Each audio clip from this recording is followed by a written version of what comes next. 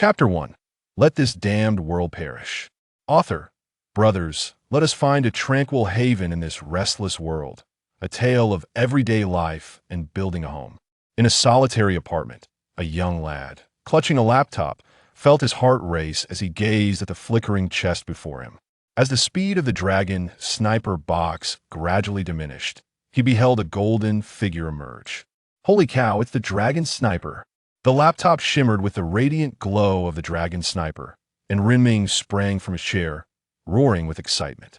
His pale skin flushed bright red, and his somewhat long hair cascaded to his shoulders.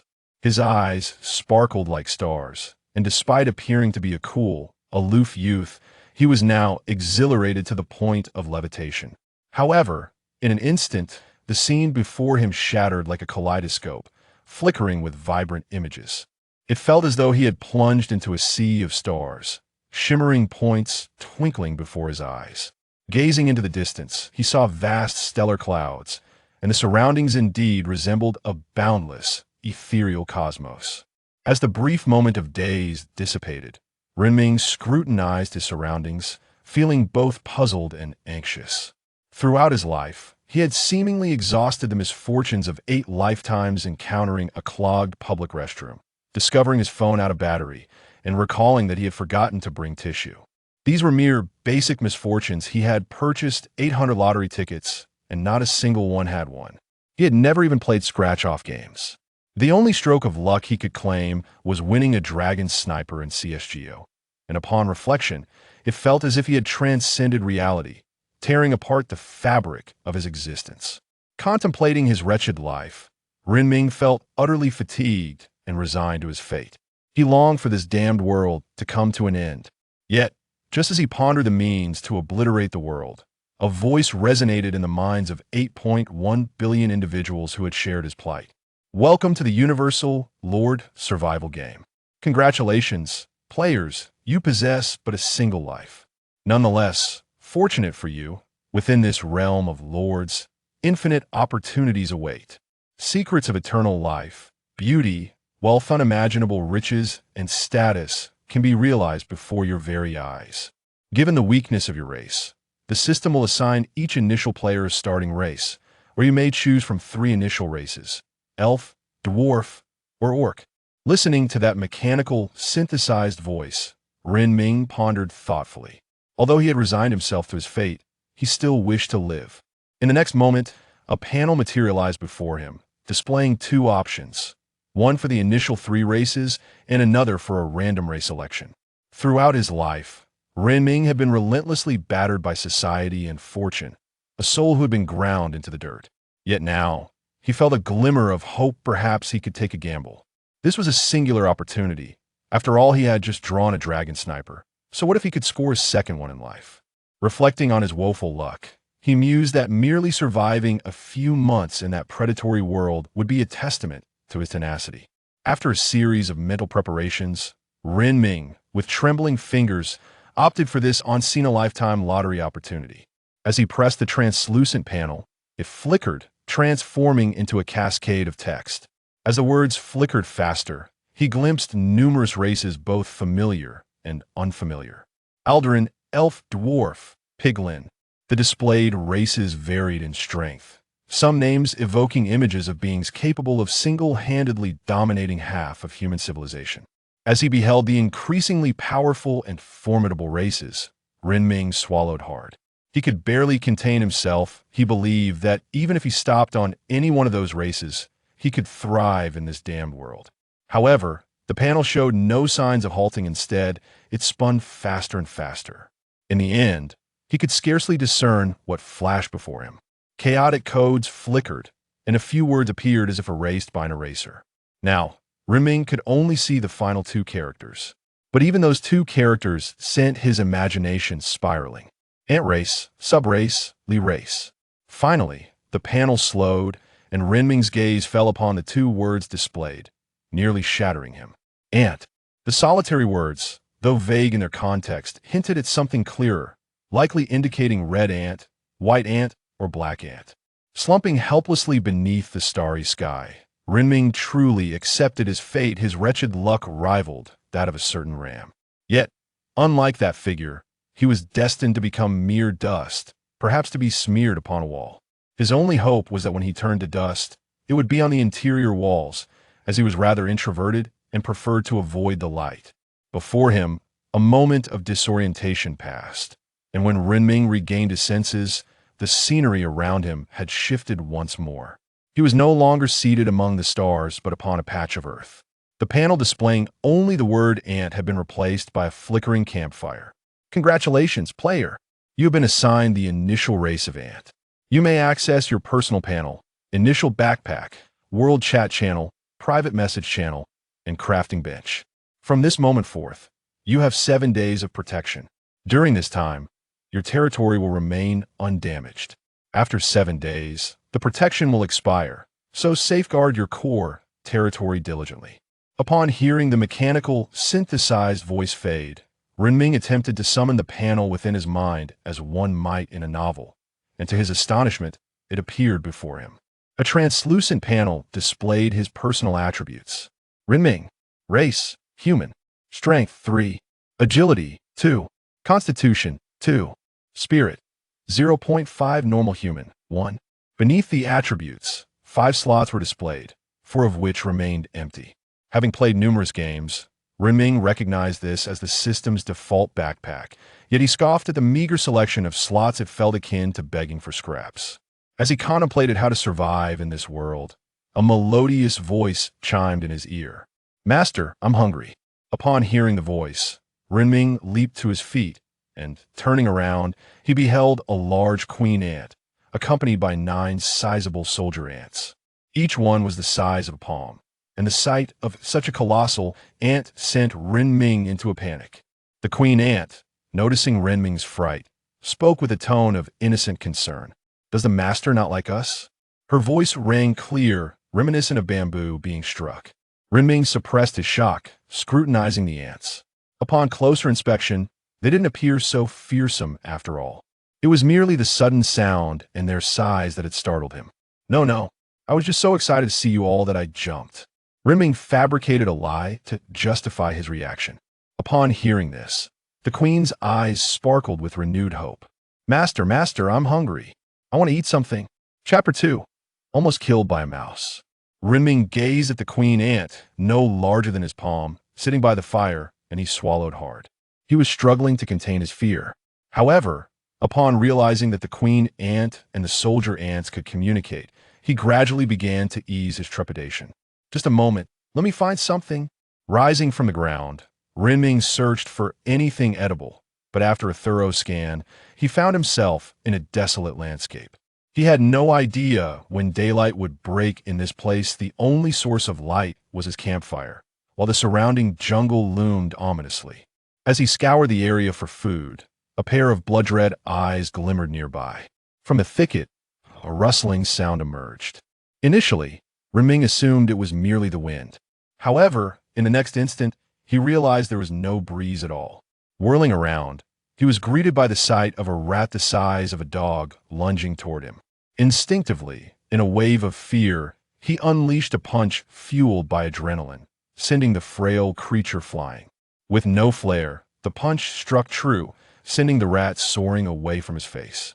After the initial shock, Renming's anger surged. "Damn it! After 20 years of life, I nearly got killed by a rat." Having endured a lifetime of misfortune, Renming had developed skills in self-defense. He dashed forward, lifted his foot, and stomped down on the rat's abdomen. With a forceful push, the sickening crunch echoed in his ears.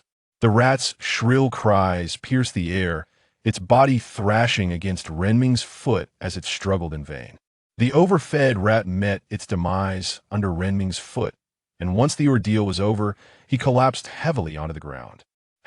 A mere rat is hardly worth my concern." Panting heavily, Renming seized the lifeless rodent by its tail and dragged it back to the campfire. The queen ant and her 9 soldier ants cheered upon witnessing their master single-handedly defeat such a formidable foe. "Master is truly remarkable. Master is the strongest." The cacophony of sounds reached Renming's ears, and for reasons unbeknownst to him, he found himself rather pleased to hear this colony of ants singing his praises. "You all must eat your fill quickly when you grow up. you shall protect me. Casting a large rat into the circle of ants eagerly awaiting their feeding, Renming pondered for a considerable time before bestowing a name upon it. You shall be called Xiaoyuan, for you are round and plump. He gently tapped the head of the queen ant, who, upon hearing her new name, turned her body and brushed her still bloodied antennae against Lynx's hand. The name given by my master is the best. However, upon touching Xiaoyuan's antennae, a panel suddenly appeared before Renming. Name: Queen Ant. Level: First Order 010. Strength: 0.5 attack power. Constitution: 1 vitality. Agility: 0.5 speed. Spirit: 1 skill power. Skill: Greedy breeding. Consuming food grants energy. When energy is full, it can ignore racial limits to lay eggs. Current energy: 0-100. Description: You would not want to send her out to battle if you truly desire that. Oh, what a dreadful idea it would be. After perusing the panel, Renming stroked his chin, realizing that this little creature might possess quite formidable capabilities. Yet, this thought was fleeting after all. No matter how many tiny ants there were, they could not withstand the fiery wrath of a dragon. Casting aside the strange notions in his mind, Renming proceeded to name the remaining soldier ants, albeit in a more rudimentary fashion. You shall be called Dazhuang, you Erzhuang, you Sanzhuang, you Xizhuang, you Wuzhuang, and you Liuzhuang. During this naming process, he opened the panel of one soldier ant. Name: Soldier Ant. Level: First Order 010. Strength: 1 attack power. Constitution: 2 vitality. Agility: 1 speed. Spirit: 1 skill power. Skill: Devour. After feeding, the body randomly inherits 1 attribute or skill from a consumed creature. Current energy: 0-100. Description: If he possesses only his current strength, he certainly would not make a good warrior. However, should you endeavor to nurture him, he might surprise you in unexpected ways.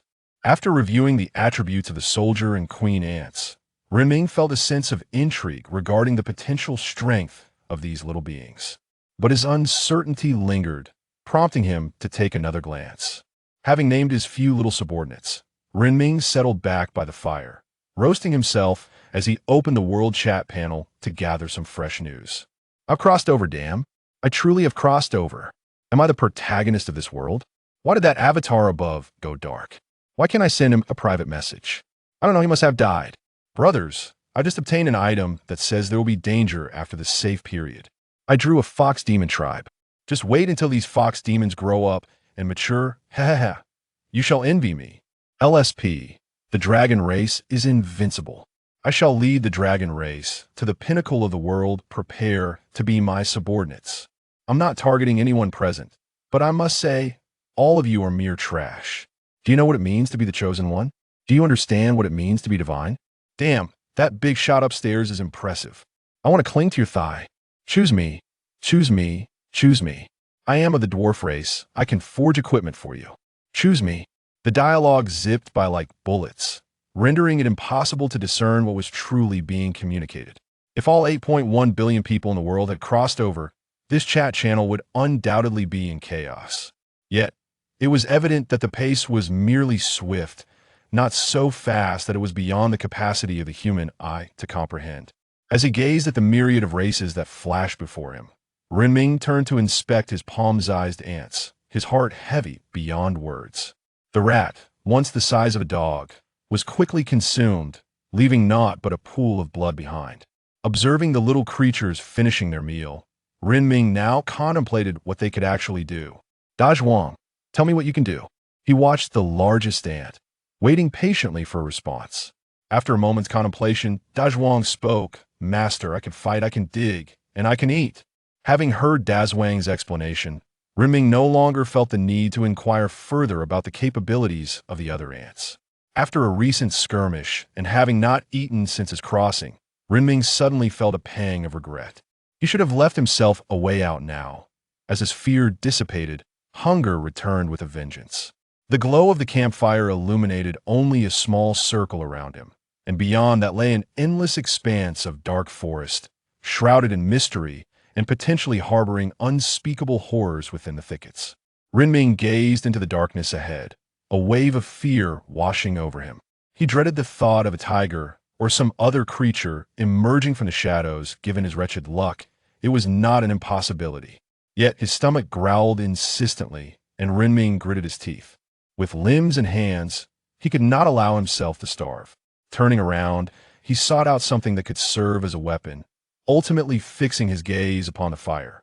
The flames, at the very least, illuminated the path ahead, revealing the true nature of what lay before him. What if the beasts of this world feared fire as well?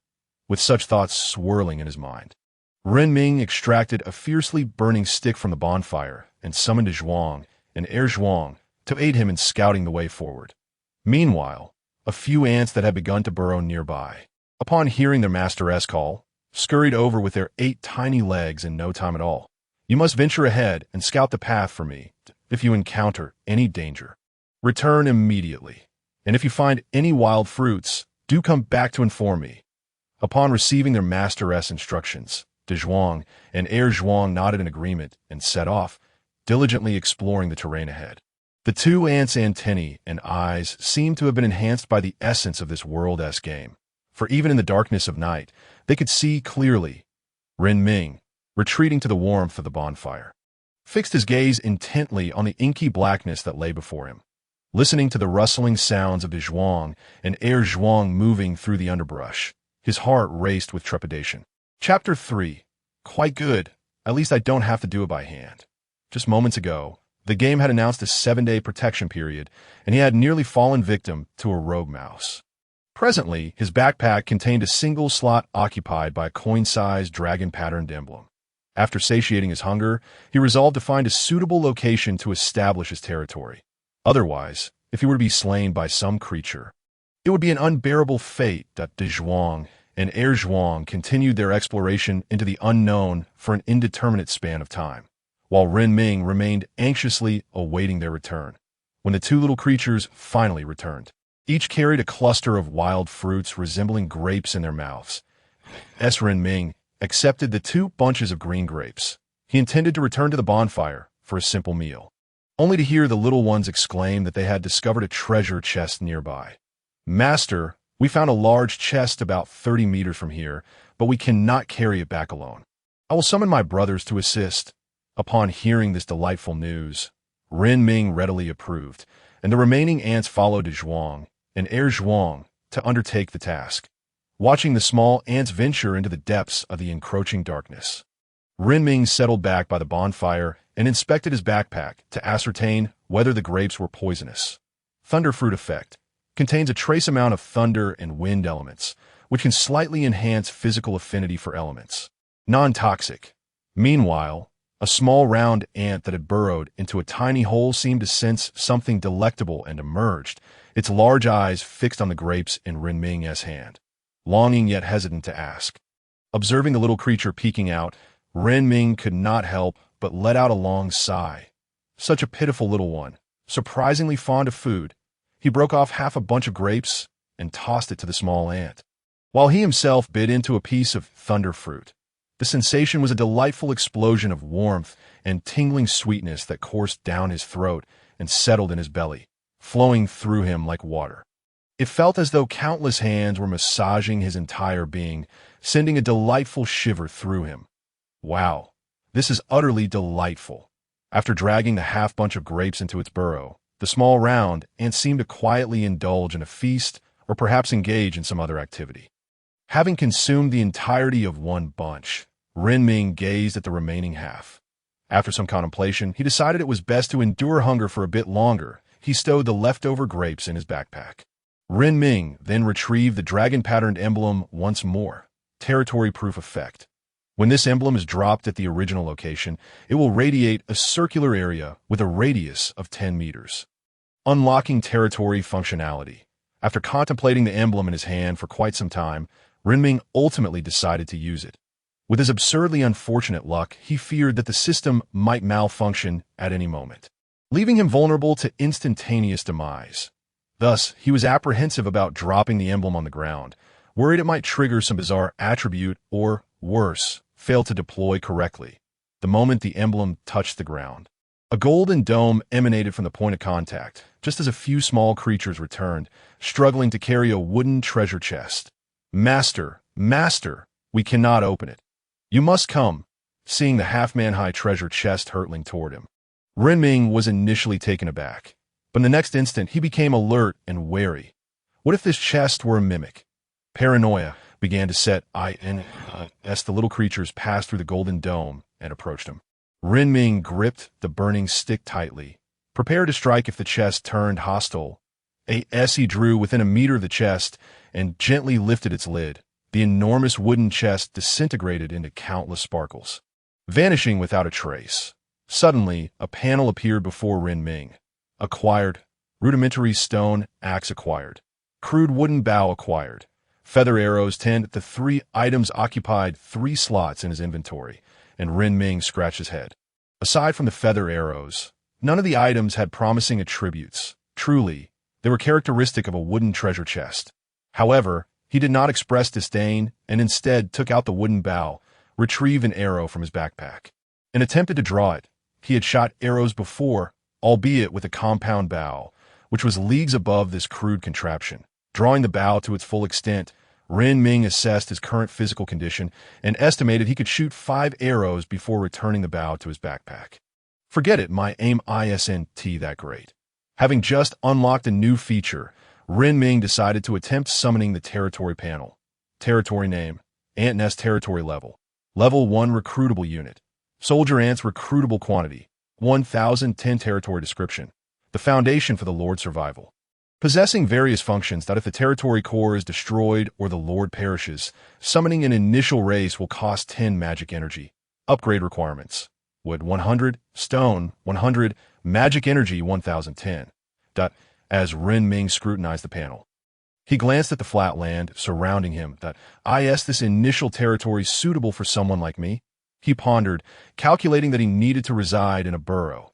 Yet, where was the territory core?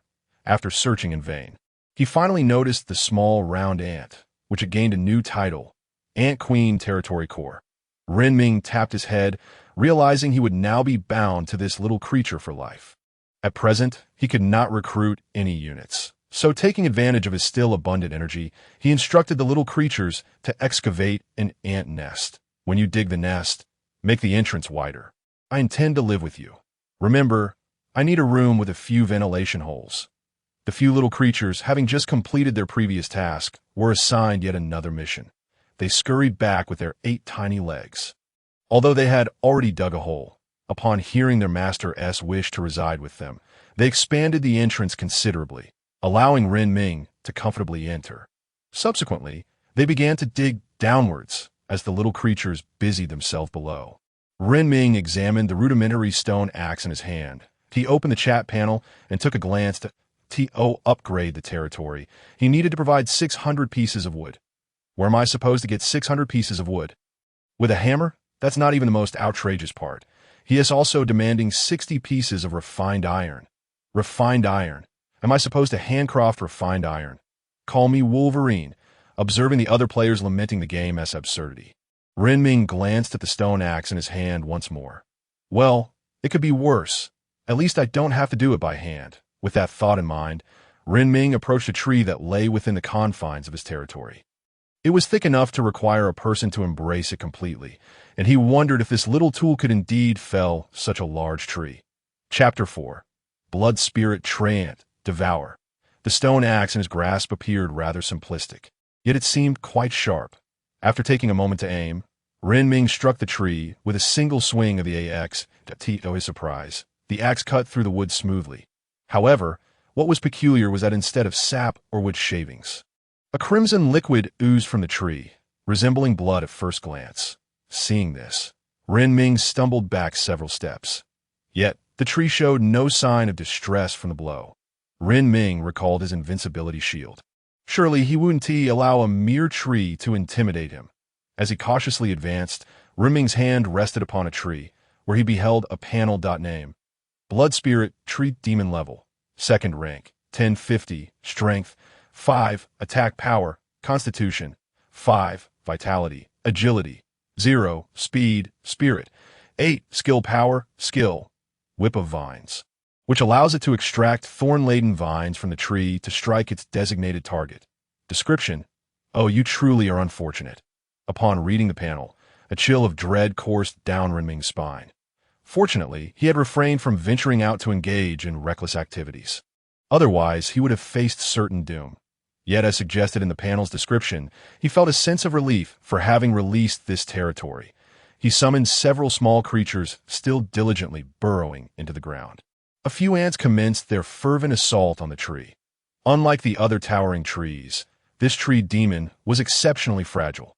Even the ants gnawing would likely topple it within a minute. While Renming contemplated letting these little creatures handle it, he moved to another tree nearby. This tree was significantly thinner than the previous one, but the moment his hand touched it, he encountered another panel. Name: Blood Spirit Tree Demon Level. First rank, 310, Strength, 2, Attack Power, Constitution, 3, Vitality, Agility, 0, Speed, Spirit, 5, Skill Power, Skill, Whip of Vines. Capable of extracting thorny vines from the tree to strike its designated target. Description: Oh, you truly are an unfortunate soul to have encountered this. Fortunately, you are under protection. It cannot assault you within the sanctuary. Upon gazing at this panel, Renming swallowed hard. He moved on to the next tree, another Blood Spirit Tree Demon, and the one after that, yet another Blood Spirit Tree Demon, within a radius of 10 meters. Only one tree remained normal. The rest were tree demons. The tallest among them was on the brink of ascending to the third rank. Renming stared into the distance, enveloped in profound despair. Surely, he could not find himself amidst a horde of blood spirit tree demons. The sensation of hopelessness clung to his heart. Should he venture outside the protective zone, he would be utterly surrounded. His plight was reminiscent of Xiang Yu's demise, far more tragic, just as he sank deeper into despair. A few little creatures finally succeeded in bringing down the blood spirit tree demon.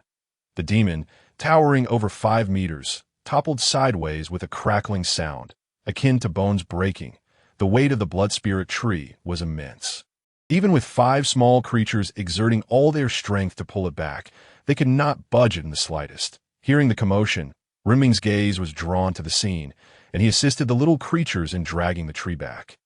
He just heard the notification: You have slain a second-rank blood spirit tree demon, earning 5 magical energy points. The 10 magical energy points on the territory panel transformed into 15. However, at that moment, Renming found little use for such energy. Yet, motivated by self-preservation, he resolved to eliminate all nearby blood spirit tree demons. That he and his 5 little companions began chopping down trees one by one, while the others frantically dug tunnels below. The sound of splintering would echo again as another blood spirit tree demon fell. You have slain a first-rank blood spirit tree demon, earning 1 magical energy point. You have slain a first-rank blood spirit tree demon, earning 1 magical energy point. You have slain a second-rank blood spirit tree demon. After toppling all 10 trees in the vicinity, Renming gazed wearily at the heap of blood spirit tree demon corpses.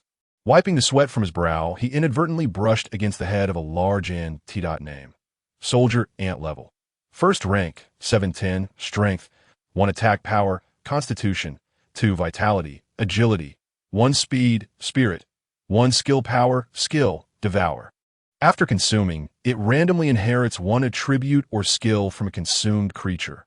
Current energy, 45100. Description: If it were to remain at its current strength, it would not be a formidable warrior.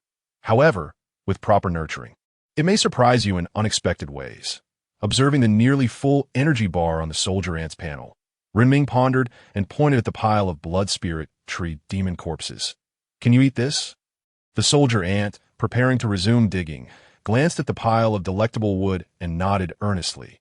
Yes, master, it's quite delicious. Upon hearing that they could indeed feast, Renming waved his hand, summoning all the workers from below to join the feast. Today, they would dine on the second-rank blood spirit tree demon. The diligent ants, hearing the call for a meal, scurried out. The smallest among them, with a noticeably round belly, eyed the blood spirit tree demon and dashed over at lightning speed to begin its feast. Watching the little creatures revel in their meal, Renming swallowed hard and, wielding his axe, sliced off a sizable chunk from one of the blood spirit tree demons. The demon's body, though wooden in texture, bore an unmistakable sanguine aroma. Uncertain of his luck, Renming chose to examine the item panel. Blood Spirit Tree Demon Chunk Effect can be used to craft a Blood Spirit Tree Demon bracelet. However, should you choose to consume it, be forewarned that its flavor is rather difficult to describe, though it is indeed edible. After perusing the panel, Renming glanced at the now dwindling campfire and gathered some remaining normal branches to stoke the flames. He then found another branch and skewered the chunk of Blood Spirit Tree Demon to roast it. Within moments, the 10 little creatures devoured the entirety of the second-rank Blood Spirit Tree Demon. The chunk Renming was roasting was now ready. The once bloody piece had transformed into something resembling a well-cooked steak, though its flavor was reminiscent of soybeans. Taking a bite felt akin to gnawing on a charred steak that had been left out for a few days. It was not particularly appetizing, but it was passable. Habitually, he reached for his phone to order something more delectable, only to remember that it had been confiscated by the game. Resigned, Renming opened the World Chat channel to see what others were discussing. "I'm so hungry." At the start, I had 8 orcs, each one a ravenous glutton. After finally catching a few fish, they devoured them in an instant. "You're better off than me. My dragon is practically a pig and refuses to listen to me. Help! I'm going to starve. Why are the rabbits I raised looking at me with such strange eyes? Help! Help! These rabbits are attacking me, and I am their master." Reflecting on the blackened avatars, Renming contemplated his own little companions. While their combat prowess was lacking, their loyalty was unwavering, and having a few individuals with whom he could converse in this desolate wilderness was a blessing. As he finished consuming all the Blood Spirit Tree Demon flesh in hand, he turned around to find that his little companions had transformed back into eggs. It appeared that Suen had also laid another egg. Chapter 5. Inheritance. Renming observed that, aside from Xiaoyuan, all the little creatures had reverted to their egg forms. Puzzled, he opened the panel for one of the eggs and soon understood. Inheritance in progress. The panel displayed only 3 large characters. Renming dismissed any further thoughts and placed the eggs down. He needed to devise a plan to acquire more wood. He considered carrying Xiaoyuan to see if he could somehow move the invincible shield forward. However, it was clear that the base did not equate to an invincible barrier. While contemplating how to procure wood from the outside world, he suddenly heard a series of thuds. Turning his gaze towards the source of the sound, he discovered a gathering of at least 7 or 8 large rats, each the size of a dog, with the largest towering nearly 6 feet when standing upright.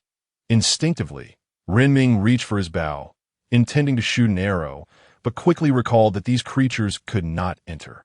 Instead, he squatted near the barrier, taunting them. "Come at me. I'm right here. You can't reach me." As an old, cunning creature, the outside rats grew irate at the sight of their food taunting them from within the shield. The lead second-rank rat, infuriated, turned and fled, seemingly to summon reinforcements. Watching the largest rat retreat, Renming returned to the campfire. Contemplating how to gather more wood soon, he recalled the multitude of individuals in the chat. Perhaps some might possess a viable solution. Spare my life. I find myself amidst an expansive plain, a vast stretch that seems to have no end in sight. Who knows how many kilometers I've traversed upon my bloodwind wolf, only to gather a mere 6 twigs. Your situation appears more favorable. My mechanical kin granted me a starting bounty of 100 refined iron. The crux of the matter, however, is that my initial race is none other than the mechanized bird. Where on earth am I to procure 100 refined iron? Life is unpredictable, akin to a sausage encasing another. Right from the outset, they demand an energy crystal from me, and I have no inkling of what that even is. Upon glancing at the world chat, a jubilant atmosphere pervades the conversation. Renming, scratching his head in confusion, wonders why the topic of treasure chests has not arisen in their discussions. As he sifts through the chat for useful information, one of the neatly arranged eggs behind him suddenly cracks open. Then, with a series of sharp cracking sounds, the entire egg bursts forth. Emerging from within is a robust creature, larger than before, now at least the size of 2 palms. Its exoskeleton appears even more formidable. Were it not for the extraordinary sight before him, Renming might have assumed they had merely acquired an enhancement. However, a terrifying phenomenon occurs. A vine suddenly extends from within the creature's body, only to retract moments later. Witnessing such a miraculous occurrence causes Renming's pupils to constrict, and he leans in closer to scrutinize the little one, nodding in acknowledgement. The creature now bears several openings on its body for the vine's emergence. How it inherited plant-based abilities is beyond his comprehension. The remaining eggs also burst open, but apart from the robust one, the others merely display increased size. Finally, the last small orb hatches, revealing a delightful surprise for Renming. The newly emerged ant, though still diminutive, glimmers with electricity and scurries at an extraordinary speed. Renming, upon observing the little creature, names it Ten Zhuang. The newly born Ten Zhuang tentatively touches Renming's hand with its antennae. In turn, Renming opens his panel. Name: Soldier Ant Level. First stage, 0-10, Strength. 2, Attack Power, Vitality. 3, Life Force, Agility. 3, Speed, Spirit. 1 Skill Power, Skills. Devour. Upon consumption, the body randomly inherits 1 attribute or skill from a consumed creature. Current Energy, 0-100 Skill. Pounce. Charges forward for a distance, then pounces, delivering an attack based on agility and strength. Description: truly a fortunate yet unfortunate little rascal. Possessing such a formidable early game champion, you are bound for success. After perusing the panel, Renming affectionately pats Ten Zhuang's head. With this motley crew of little ones, how can I worry about gathering wood? You 10, venture forth and procure some wood. If danger arises, retreat, should you encounter 1 or 2 foes that you deem beatable. Then engage, dispatching all the little ones. Renming tidies the corpses of the tree demons and sets them aside in a corner. He then opens the territory panel to assess what he currently lacks. Territory name: Ant Nest Territory Level. First stage recruitable units. Soldier Ant Recruitment Quantity. 11-10 Territory Description: the foundation of the Lord's survival, endowed with various functions. Destruction of the territory core leads to the Lord's demise. Upgrade requirements: Wood 30100, Stone 110100, Magic Energy 4510. Upon seeing the wood shortage on the panel, Renming lets out a long sigh and kicks a nearby corpse. Look at you all, not even worthy of being considered wood.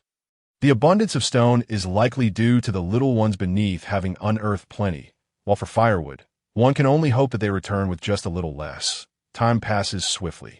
Having severed a small segment from the tree demon's body to use as a pillow, Renming reclines on the hard ground, basking in the warmth of the nearby fire, savoring this rare moment of leisure. Traversing to another world has its pros and cons. The advantage is that he will never need to work again. The downside is that he might end up losing his job altogether. He could even sleep indefinitely. Yet, scarcely 10 minutes have passed when he hears a voice calling out, "Master, run. There's a colossal creature behind you." At the sound of the warning, Renming springs to his feet, retrieving his bow from his backpack and drawing the arrow back to its full moon. Just then, 10 little ones, carrying 2 hefty loads, charge towards the golden shield, a towering black bear, over 3 meters tall. Bellows in fury as it slams into the golden barrier. The shield ripples with waves, and Renming swallows hard at the sight of the massive creature. Where did you all find the wood? The robust creature, whose exoskeleton has sustained numerous cracks, crawls to Renming's side. "Master, didn't you say to gather some wood? I remember seeing plenty during my last outing, so I rallied my brothers and went for it. I hadn't anticipated that the creatures here would be so formidable. We couldn't hold our ground, but we did bring back some wood upon hearing that these little ones almost lost their lives for the sake of gathering wood." Renming feels a swell of emotion and turns to look back at them, only to be struck dumb. Chapter 6. Random unit card. If I am not mistaken, there are 2 wooden treasure chests, one of which is edged with iron. Renming swallows again, casting a glance at the furious bear outside, which seems intent on demolishing everything in its path. He cannot ascertain what sort of entity has provoked such a creature, but judging by the bear's ability to effortlessly snap a blood spirit tree demon in half with a single swipe, it must be at least a 3rd-tier creature. Renming feels a chill run down his spine. However, the little ones who just returned with the treasure chests observe Renming's complex expression, a mix of excitement and a hint of peculiarity, and their clever little minds instantly comprehend his thoughts. "Master, is it still insufficient? Fear not, Master. Once that creature departs, we shall venture out again to gather more for you. Seeing that this group has already sustained injuries yet remains full of spirit, Renming cannot help but smile. You all go and have something to eat. As for gathering wood, we shall wait until that creature outside leaves. Upon hearing that they would wait for the creature to depart, the little ones surrounding him hurriedly scoured the pile of blood spirit, tree, demon corpses, selecting one at random to feast upon with great zeal. Watching the enormous beast outside, which continuously pounds the golden shield, Renming mockingly taunts, "Go ahead, come in and try me."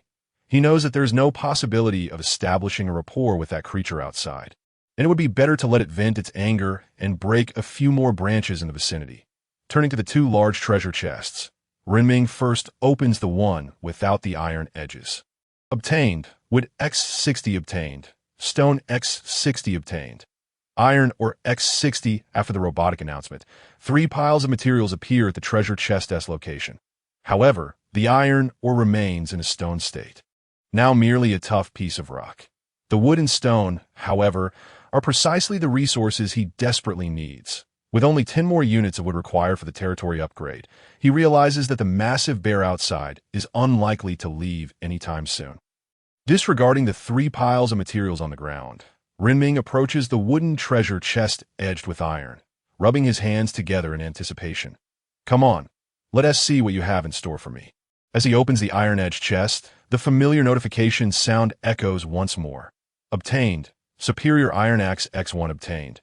Superior Machete X1 obtained. Random Unit Card X1. The 2 pieces of equipment previously acquired had already left Renming exceedingly satisfied.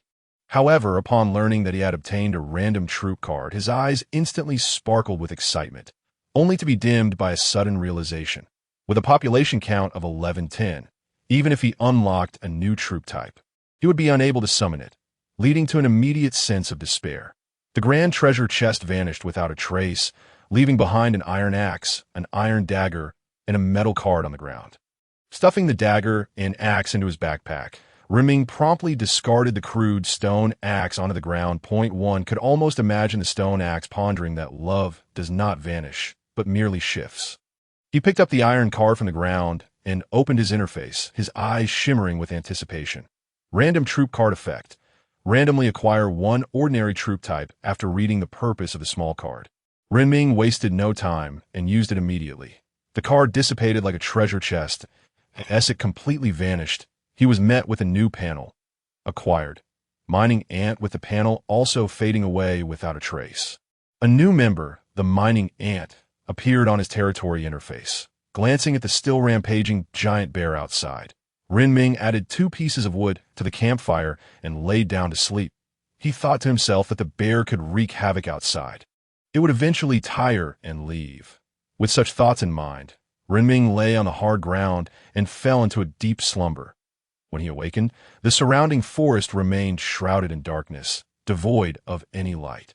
The giant bear, after demolishing a considerable area of trees, had either fled out of frustration or gone to seek its elder brother, possibly to return and continue its rampage. However, with the bear gone, Renming felt compelled to respectfully attend to the wood and the corpse of the blood spirit tree demon on the ground. Zhuang. Zhuang. Get to work, he called, taking a deep breath as he called out the names of all the little creatures. Yet, aside from Zhuang and San Zhuang, the others seemed oblivious to his summons. Confused, Renming inquired and soon learned that the little creatures had ventured out to gather wood while their master was in a deep sleep. Upon hearing this news, Renming's heart trembled, but he quickly realized something else. With so much wood outside, why hadn't they taken it? Zhuang and San Zhuang, upon hearing this question, explained matter-of-factly that their master did not favor the wood lying about. He preferred the neatly squared pieces. After all, why else would his eyes light up every time he saw such wood? After listening to Zhuang's explanation, Renming couldn't help but chuckle, but since the little ones had already gone out, he refrained from calling them back. Instead, he took Zhuang and Zhuang to move the wood and corpses from outside back to their home. As he surveyed the scene outside, a sight of devastation greeted him within a 10-meter radius. Trees were snapped as if by a giant hand, and the blood spirit tree demon lay in a pitiful state after being bitten. Renming, akin to a logistics officer on the battlefield, frantically scavenged for resources. If the other players were to learn that while they struggled to stave off hunger, someone was already able to scavenge bountifully, they would surely be envious, dragging a tree as thick as his waist back home. Renming suddenly heard a rustling sound. In an instant, a dagger appeared in his hand, and he retreated several steps. Jumping back in his home, I could see that moment, a rat the size of a dog emerged from the bushes. However, before it could react, De Zhuang struck it down with a whip-like attack. With another swift strike, the rat's head was obliterated, leaving behind a warm corpse. As De Zhuang dispatched the large rat, a golden light erupted above his head. Chapter 7. Poison Sting Ant Level Up to Second Tier. Seeing the golden light emanating from De Zhuang's head, Renming hurried over and placed his hand atop the little creature's head. Name: Soldier Ant Level. Second Tier, 050, Strength, 7, Attack Power, Constitution, 4, Vitality, Agility, 3, Speed, Spirit, 3, Skill Power, Skills, Devour.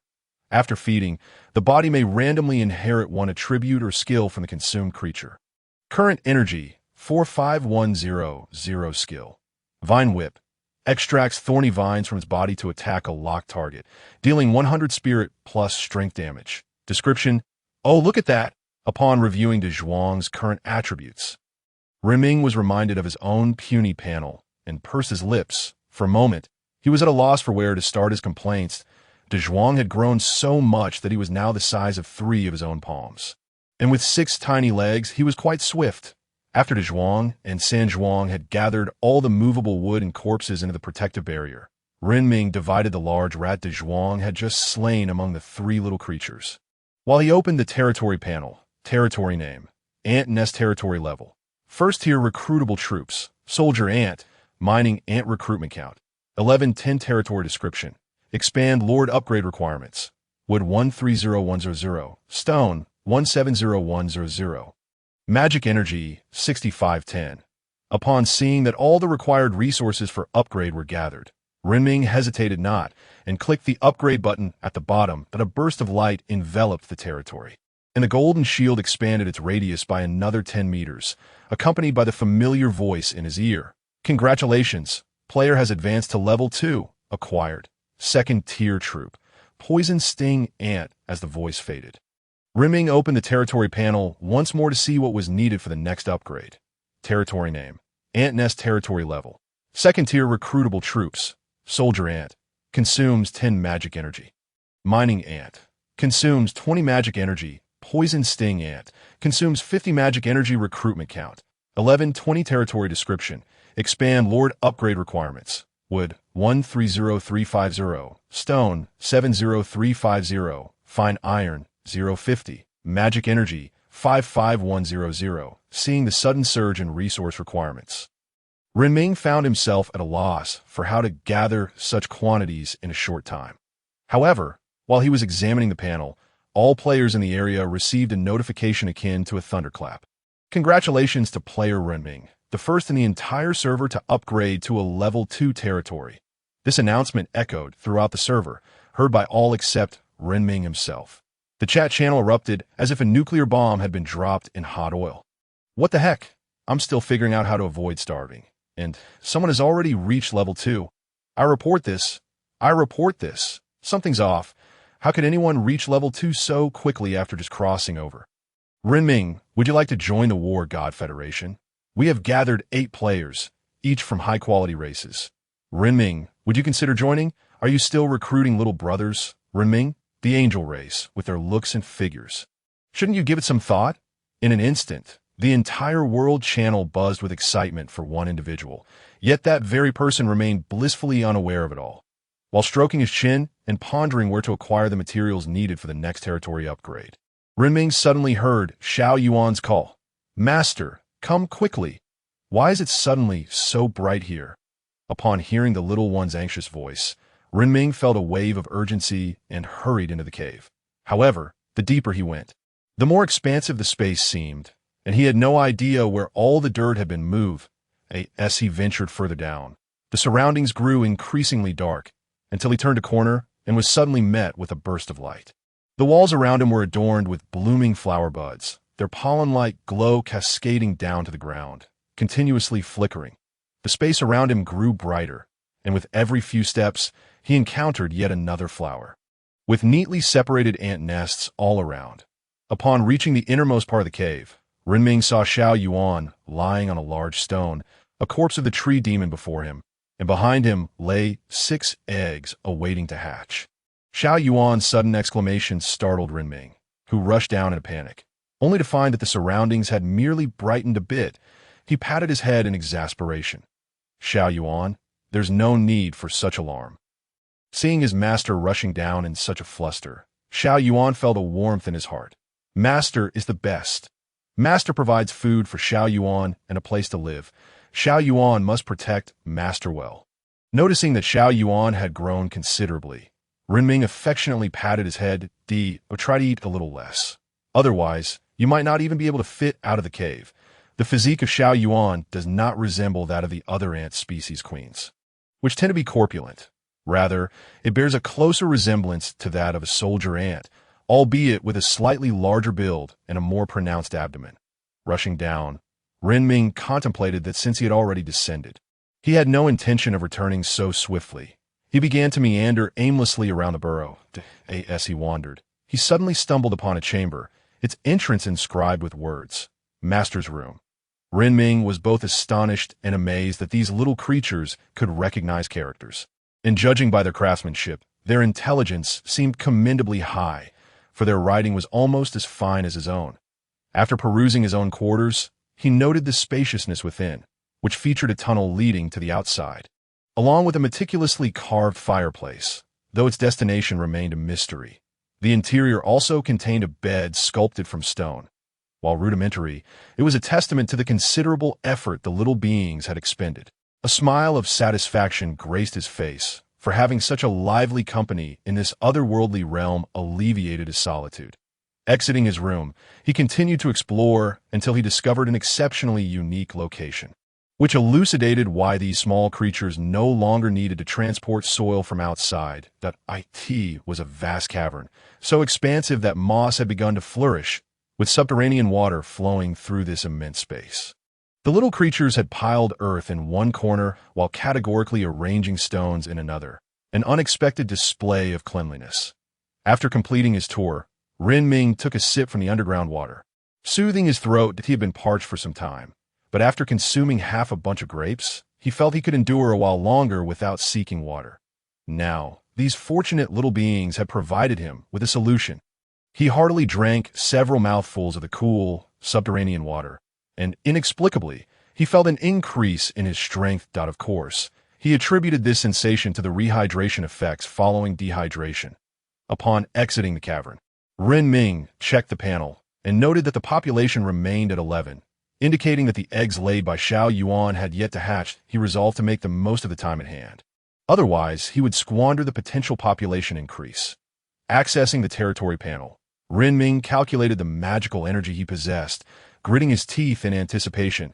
He was genuinely curious about the 2 newly added soldier types. However, he could not afford the 70 magical energy required, so he decided to summon a combat-capable creature first, eager to discover what the venomous stinger ant might be like. Chapter 8. A Good Grief. Another trouble awaits. As Renming clicked on the territory panel and selected the venomous stinger ant, the ground shimmered with radiant light, and as the glow dissipated, an egg appeared on the ground.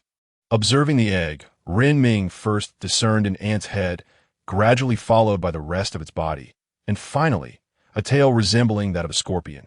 Gazing at the newly emerged venomous stinger ant, which bore an additional tail atop the soldier ant's form, Renming gently patted the little creature's head.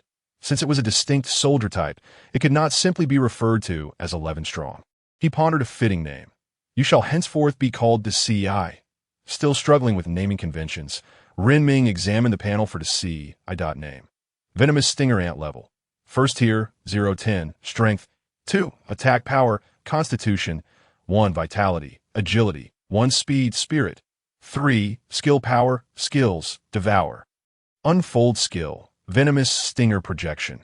When this skill is activated, the stinger at the tail's end launches a venomous spike toward a locked target, inflicting 100 spirit damage. Description: if its current prowess is all it possesses, it may not excel as a marksman.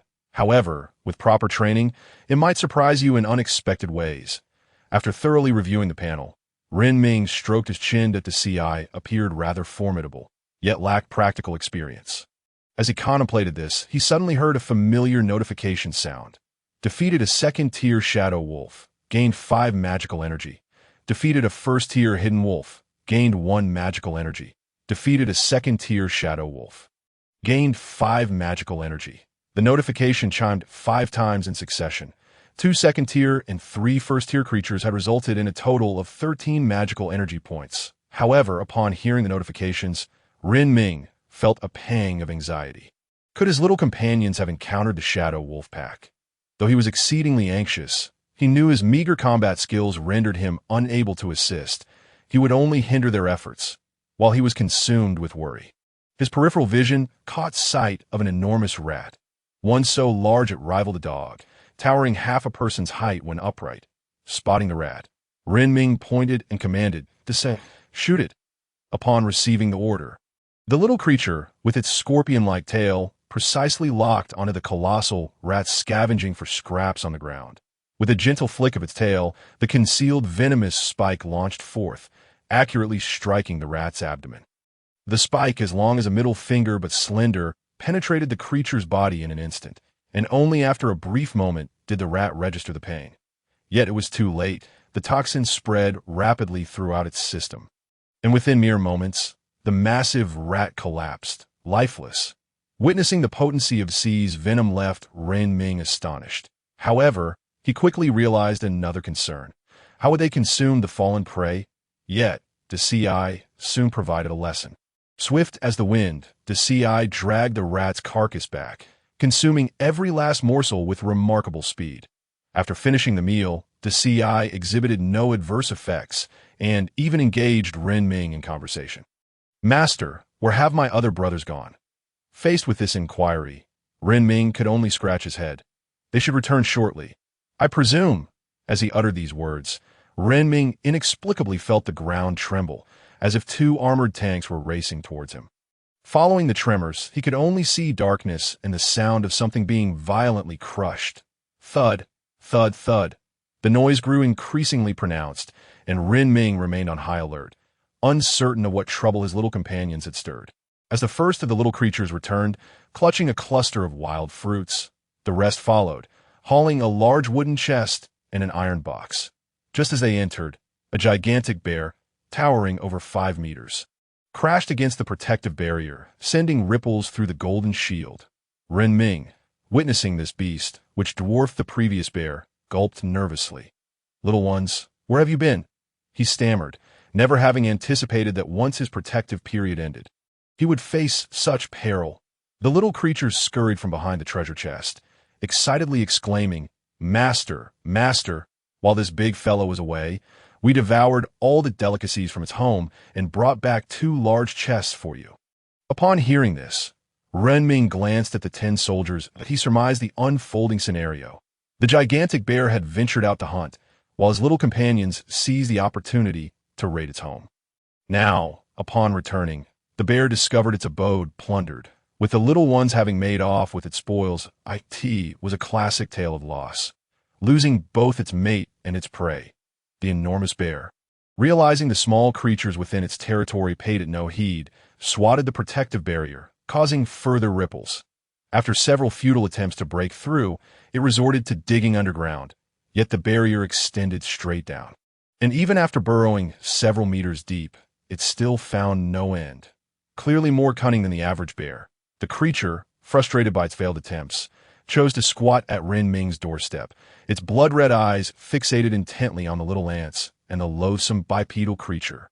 Realizing the threat posed by this massive beast, Ren Ming felt a wave of trepidation. Judging by its size and the damage it inflicted, it was clearly at least a 4th-tier creature, far beyond what his current army could withstand. Yet Ren Ming's mind was agile. If they could not overpower it, they could exhaust it instead, especially since he had a ranged attacker that said, "Shoot it. Rest when tired. Eat when hungry. As long as it remains within your firing range, keep shooting."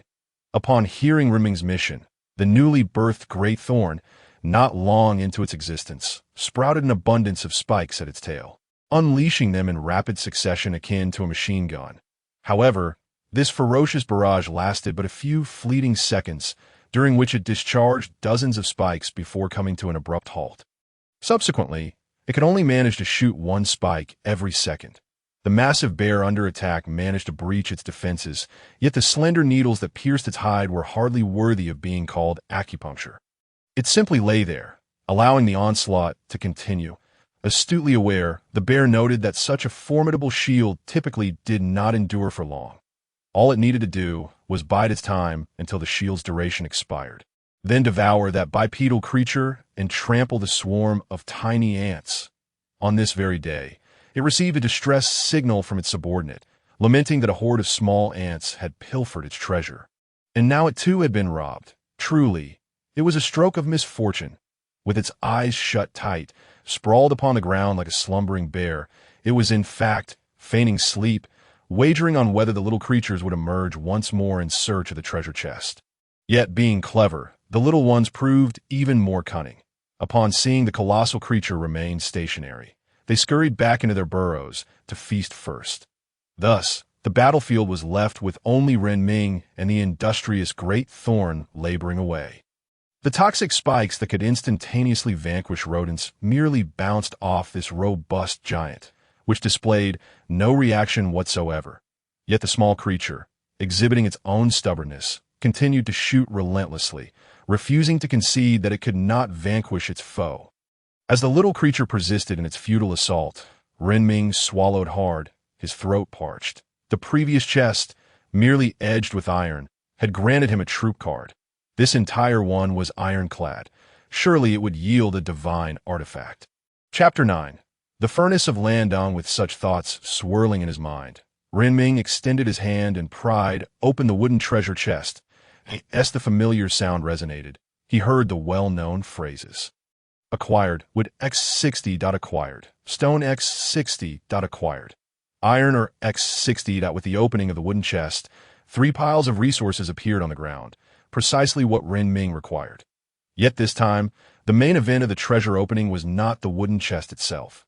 His heart raced like a drum, and Renming took several deep breaths. The pure iron chest, regardless of how garbage its contents might be, was undeniably a formidable presence in the early stages, and it was soon to be his.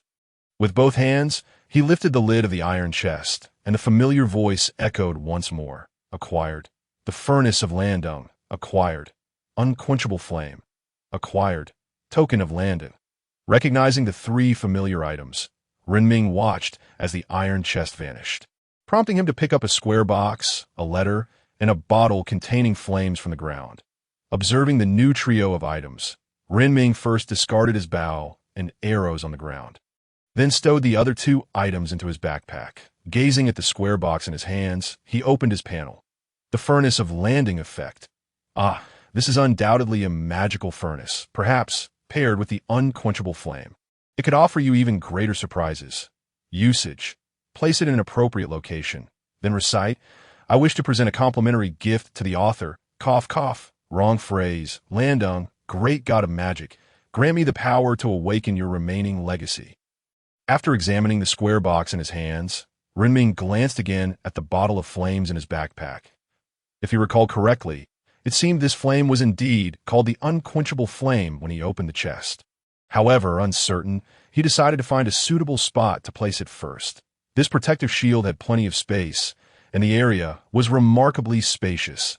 Discovering a corner with ample space, Renming set it down, contemplating the invocation words within the panel, and spoke somewhat bashfully. Landong, great god of magic, grant me the power to awaken your remaining legacy. Such slightly juvenile, yet somewhat endearing lines were hard to imagine as the whims of a grand sorcerer.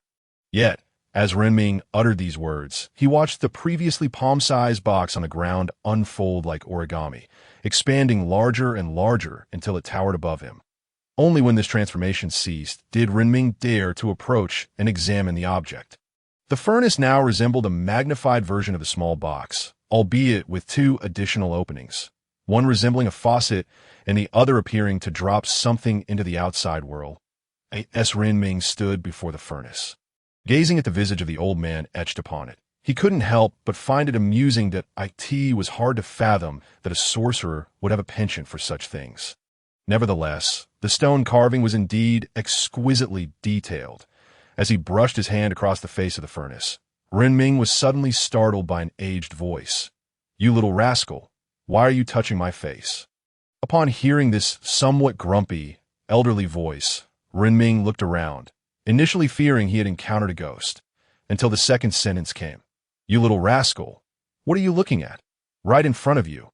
Upon hearing these words, Renming finally focused his gaze on the face of the furnace. "You little rascal, have you any wood? Quickly stuff a couple of pieces into my mouth. I was suffocated in that little box." Hearing this, Renming scratched his head and retrieved a piece of wood from the pile that had just spilled from the wooden chest, tentatively placing it into the old man's mouth. The entire piece of wood fell into the elder's mouth, and instantly, the previously dormant face sprang to life, animatedly displaying expression. Flames danced along the walls of the furnace as Renming marveled at this miraculous scene, feeling that his journey to this world had not been in vain. Was this not far more exhilarating than watching any special effects blockbuster? Yet soon, the old man's voice rang out once more. "You little rascal, my age, can't you spare a bit more?" However, Renming shook his head repeatedly. No, I still need these for upgrading my territory. Why not give the unquenchable flame a try?" Upon hearing Renming mention the unquenchable flame, the old man's voice brimmed with resistance. "Not palatable. It loses its flavor after a while." But Renming's mind was quick. "You ought to consider it this way. If you don't eat now, you'll have nothing to eat and will be starving that if you consume the unquenchable flame. You'll have something in your belly, so you won't be famished." The old man pondered Renming's words for a moment, and, after some contemplation, begrudgingly conceded, Very well. Renming then retrieved the unquenchable flame from his backpack and tossed it directly into the old man's mouth. The sound of the glass bottle shattering echoed, and Renming could only watch as the wood, which had been burning slowly, ignited in an instant, vanishing without a trace in the blink of an eye. The old man sighed in resignation. This wretched thing, even competing with me for food, but Renming had already tossed in the unquenchable flame, and now he needed to ascertain what else this old man could accomplish. "You still lack a name, do you not? How about I call you Furnace Old Man?" Upon hearing Renming's rather ludicrous name, the elder found himself utterly devoid of words. "Let be, just call me Iron Old Man. It's been so long since that old fellow called me by that name. I somewhat miss it." However, Renming was not particularly intrigued by the tale of a sorcerer and a furnace. "Iron Old Man. Can you smelt ores? By the way, can you purify them, turning iron or into iron?" Iron Old Man, upon hearing this little rascal inquire if he could transform iron or into iron, couldn't help but chuckle in disbelief. "As a grand magical forging furnace, if I cannot melt iron today, I shall self-immolate on the spot." After Renming had acquired sufficient understanding, his eyes brightened. "Iron Old Man, I have some ore. Can you assist me in processing it?" Upon hearing that this impoverished young man had ore, Iron Old Man burst into laughter. "Having ore is splendid. I can finally feast. By the way, you little rascal, what's your name?" Renming had already resolved to summon the little creatures to haul thee, or when he heard Iron Old Man's inquiry and replied, "I am Renming." After answering Iron Old Man, Renming called into the cave, "Dazhuang, 5 zhuang." He invoked the names of 5 little creatures, yet after a while, only 4 zhuang and 5 zhuang ascended. The 2 little creatures that climbed up appeared transformed. For instance, their physiques had significantly increased, at least half a palm's width larger, and their massive jaws were evidently much sharper than before. Master, Dazhuang, and the other brothers are still inheriting. It will take some time for them to come up. Upon hearing that Dazhuang was still inheriting, Renming felt a genuine sense of joy for them. The 2 little creatures that had emerged clamped the large pile of iron, or with their jaws, and, with their short legs, ran to Iron Old Man, lifting their heads to toss the iron ore inside. Iron Old Man hummed a tune in enjoyment. "You little rascal, if you lack molds, I could directly forge them into large iron ingots for you." Upon hearing that he could directly help forge large iron ingots, Renming had no objections whatsoever. Instead, he gazed over at the great thorn, which was still shooting spikes while simultaneously undergoing a transformation, culminating in the formation of an egg. A great bear, sprawled at the entrance of Renming's abode, suddenly sensed the tingling pain that had enveloped its body dissipate, feeling rather uncomfortable in its prone position. It lifted its head for a glance. After surveying the surroundings, Renming concluded that there was indeed nothing left for him to occupy his time with, so he settled down beside the fire. He picked up a piece of meat from the blood spirit tree demon. Chapter 10. Remember to exert yourself. O fortunate little creature. As he diligently roasted the meat in his hands, Renming suddenly felt as though his hand had been nudged. However, when he rose to look, he saw nothing amiss. Instantly, every hair on his body stood on end. Come on, not again. I've already traversed into this damn world and made a complete mess of things. Now, do I have to contend with a vengeful spirit tormenting me? With such thoughts swirling in his mind, Renming felt a chill, but soon he heard a familiar voice.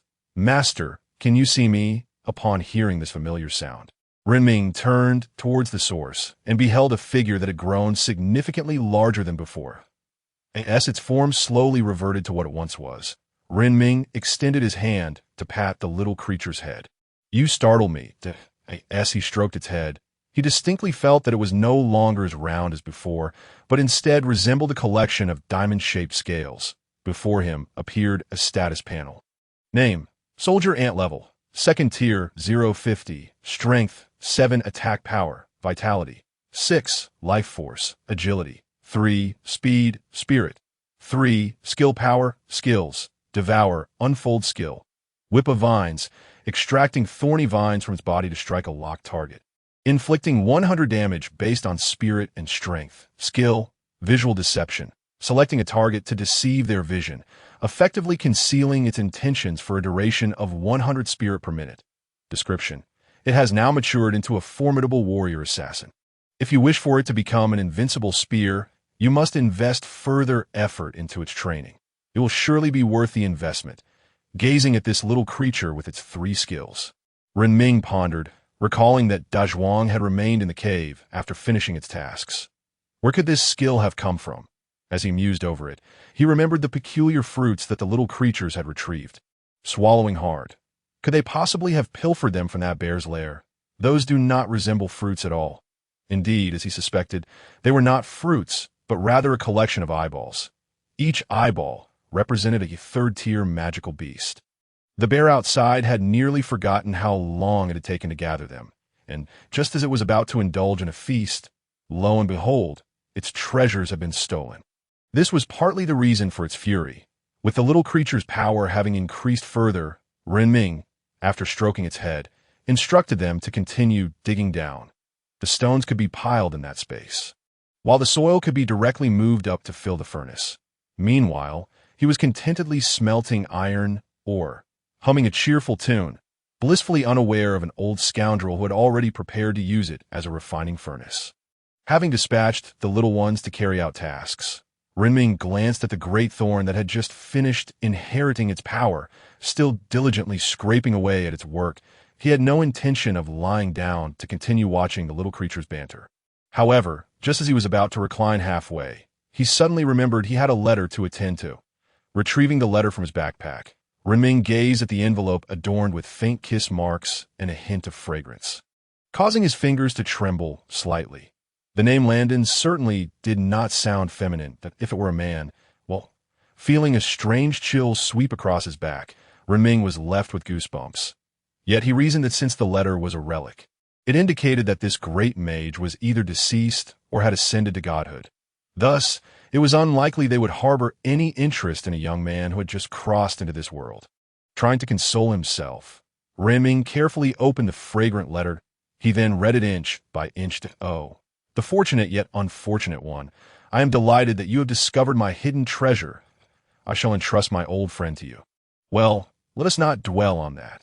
The unfortunate little fellow, upon opening this letter, you have been cursed. For the next 24 hours, the scent of this letter will attract all magical beasts within a 10-kilometer radius. But fret not. If you can endure for 24 hours, you will receive the map to my other treasures. Remember to put in the effort, O fortunate little creature. Having finished reading the letter, Renming stroked his chin, recalling that he possessed an invincible shield, which brought him some comfort as he reclined back onto the floor. What a joke! If today that invincible shield fails me, and I am obliterated, I shall accept it. With such thoughts in mind, Renming calculated how many days remained for his protective shield. After some rough calculations, he concluded that it still had 4 days left. He needed to devise a plan to either drive away the massive creature outside or eliminate it within this time frame. With these considerations, he lay back down, feeling quite fatigued. The number of tree demons that had fallen at the paws of the previous bear was considerable, even with 30 little ants and himself.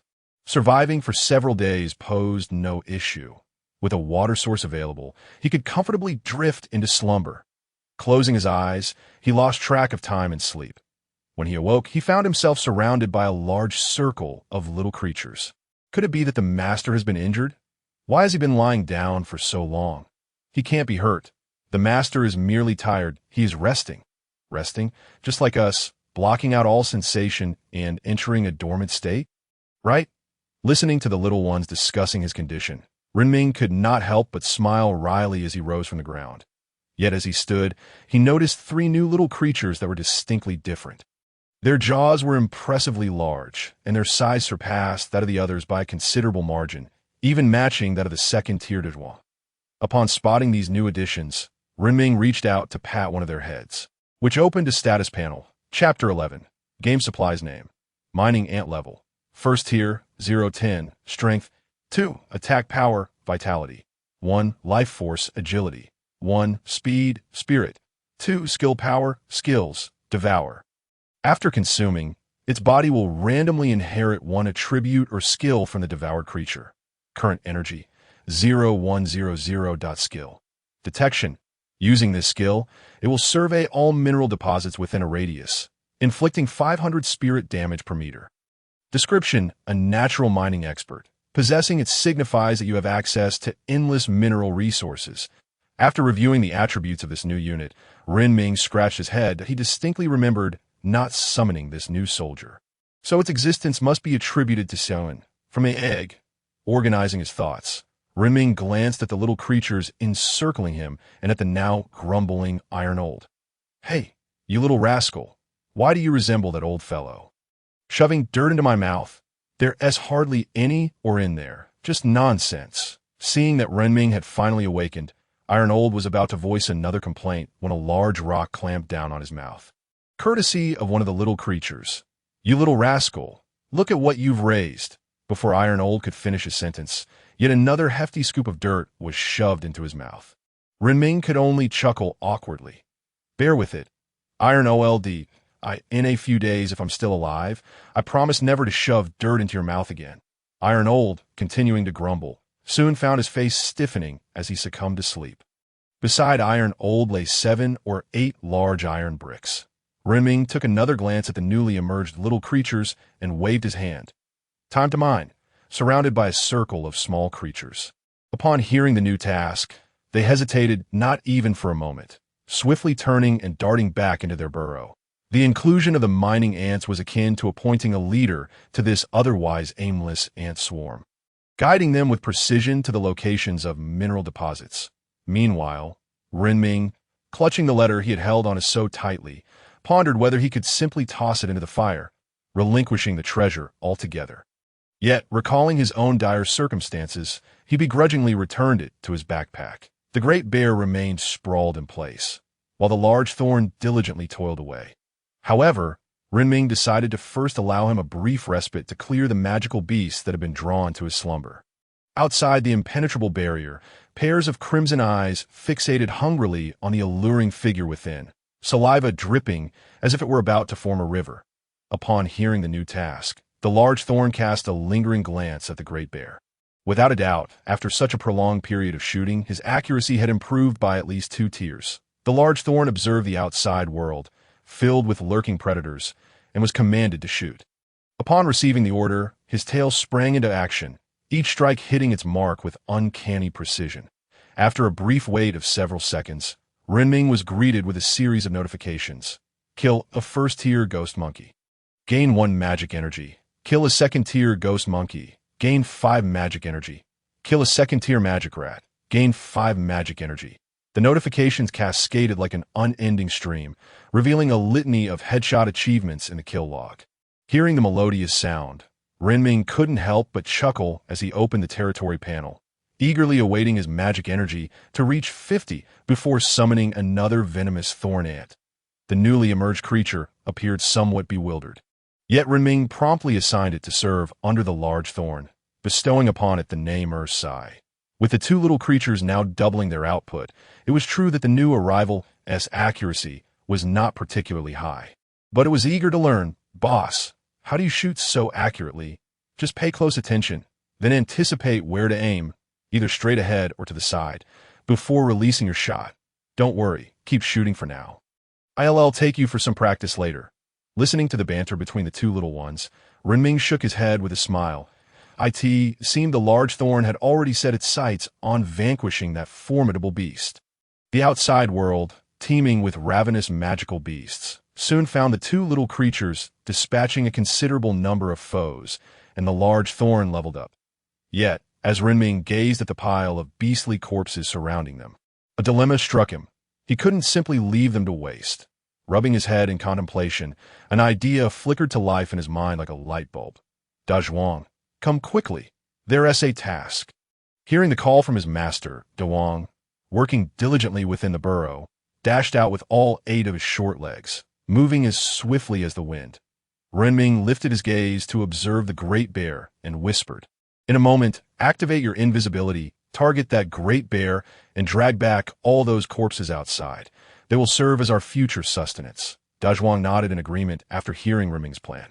Renming looked upon the well-organized piece of land he had cultivated with satisfaction. After laboring for so long, he finally remembered to create a large wooden block, hollowing it out for water storage. His chopping knife became a sculptor's chisel as he relished this rare moment of tranquility. Within no time, a wooden bucket was expertly fashioned. However, upon opening his eyes, he was greeted by a beam of light emerging from the distance, drawing closer. Familiar sounds reached his ears. "Congratulations, players. We will be deploying 100 supply drops in each area, filled with abundant materials, weapons, and blueprints. Wield your weapons and compete for them." Renming, spotting the supply drop less than 2 kilometers away, glanced at the great bear with a furrowed brow. "How am I to manage this? The bear is blocking my exit, making it impossible for me to venture out." With a long sigh, Renming selected a higher-level corpse from the heap and sent it to the two busy little creatures. Upon seeing the carcass, the duo began devouring their meal with great fervor. As Renming remained unable to exit, he resorted to observing the frenzied competition in the World Channel. "Is that running ahead? Put down the supplies, or I swear I'll open fire. How dare you steal from me and attempt to flee? I'll break your legs today." They snatched and ran. "My Wind Shadow Wolf has 4 agility points. Even if you sprout 2 more legs, you won't outrun me." "Second Lieutenant, where's your Italian cannon? Blast them to pieces. What kind of overlord can cast magic? Where did that fireball come from? Stop fighting, stop fighting." "I'll withdraw, all right." The World Channel devolved into chaos, with a constant stream of combatants, victims, thieves, and the wronged. After observing their tumultuous escapades, Renming could only sigh deeply. Just as he was about to close the World Channel, the large thorn unexpectedly hatched once more. Renming, gazing at the newly emerged creature, couldn't help but exclaim, "This little one truly has an insatiable appetite." Chapter 12. Resource points, server-wide announcement time, slipped away unnoticed. Renming stared blankly at Sai, who was busy shooting at the great bear. After a brief moment of stupor, the large thorn hatched yet again. This time, however, it was different. The tips of its wings appeared to have developed a tuft of down. Intrigued, Renming approached and opened the little creature's panel. Name: Venomous Thorn Ant level. Second tier, 650, strength. 3, attack power, vitality. 2, health, agility. 1, speed, spirit. 8, skill power, skills, devour. Engage in feeding, skills, poison thorn projection.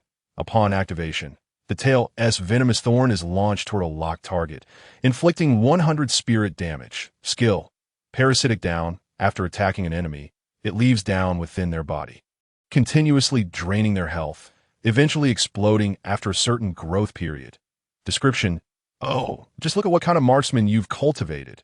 After reading the newly acquired skills, Renming felt a surge of excitement. This was essentially a stacking buff. With a sufficiently high stack, it might indeed be capable of obliterating that formidable beast outside.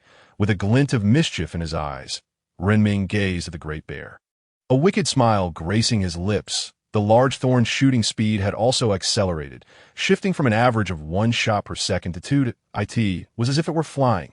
After stretching and planning to rest a bit longer, Renming realized that although he hadn't done much, staying in such a confined space for an extended period was undeniably tedious. Uncertain how long he had slept, Renming awoke to find the beam of light still shining in the sky, leaving him somewhat puzzled. Soon, however, the conversations in the World Channel captured his attention. Have you all been to the forest where that beam of light is? That place is not for humans. I'm an orc. Second-tier orc? I went in and was gone in 5 seconds. The trees inside are alive, and they can't be set ablaze. That it's incredibly brutal. Brothers, don't go there. Observing the lively discussions within the chat, Renming glanced up at the dark, foreboding place around him. If given the chance, I must find another location to dwell. I cannot remain here for even a second longer. Grumbling to himself, Renming returned to the burrow, sipping some refreshing spring water. Suddenly, his eyes caught sight of a stone shimmering with a brilliant blue light. As he approached and picked it up, rinsing off the dust in the water, he opened the panel.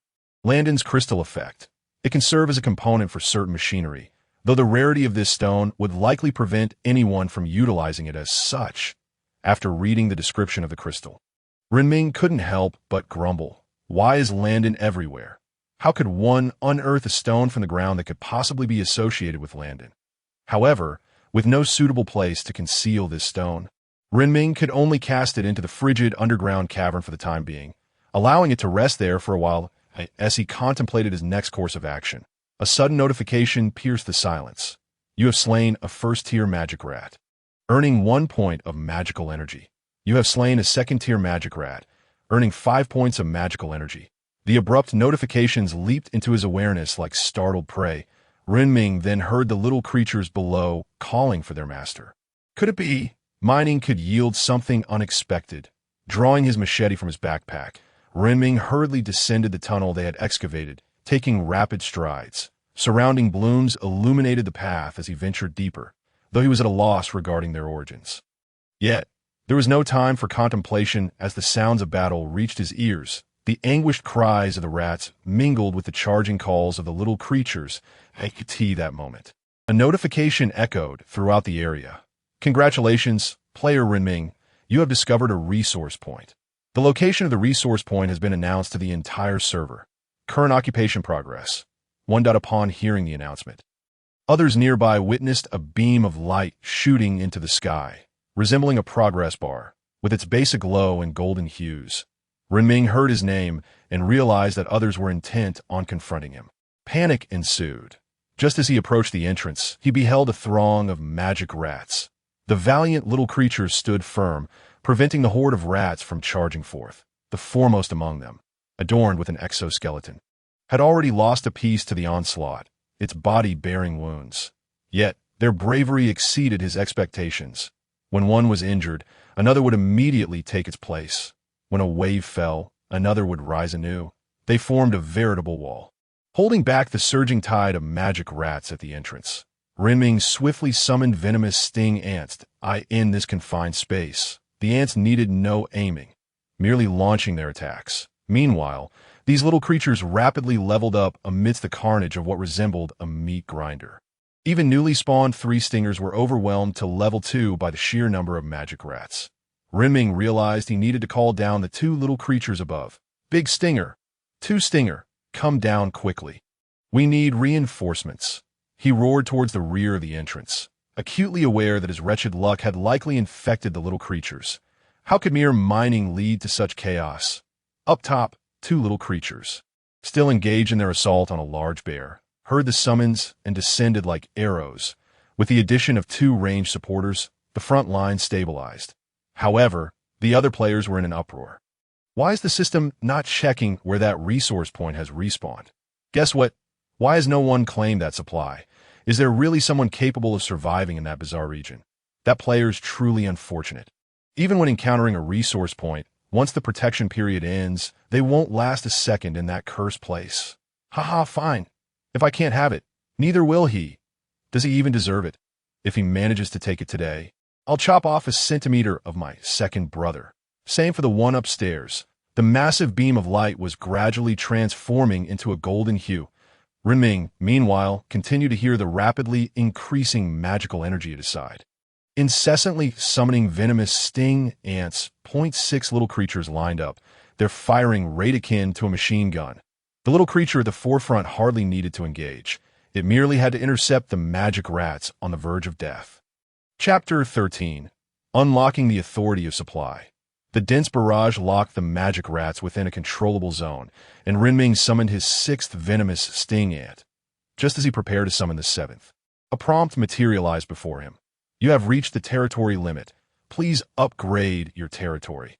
Counting carefully, Renming discovered there were indeed 21 little creatures present. Some must have rushed to the battlefield from the moment of their birth.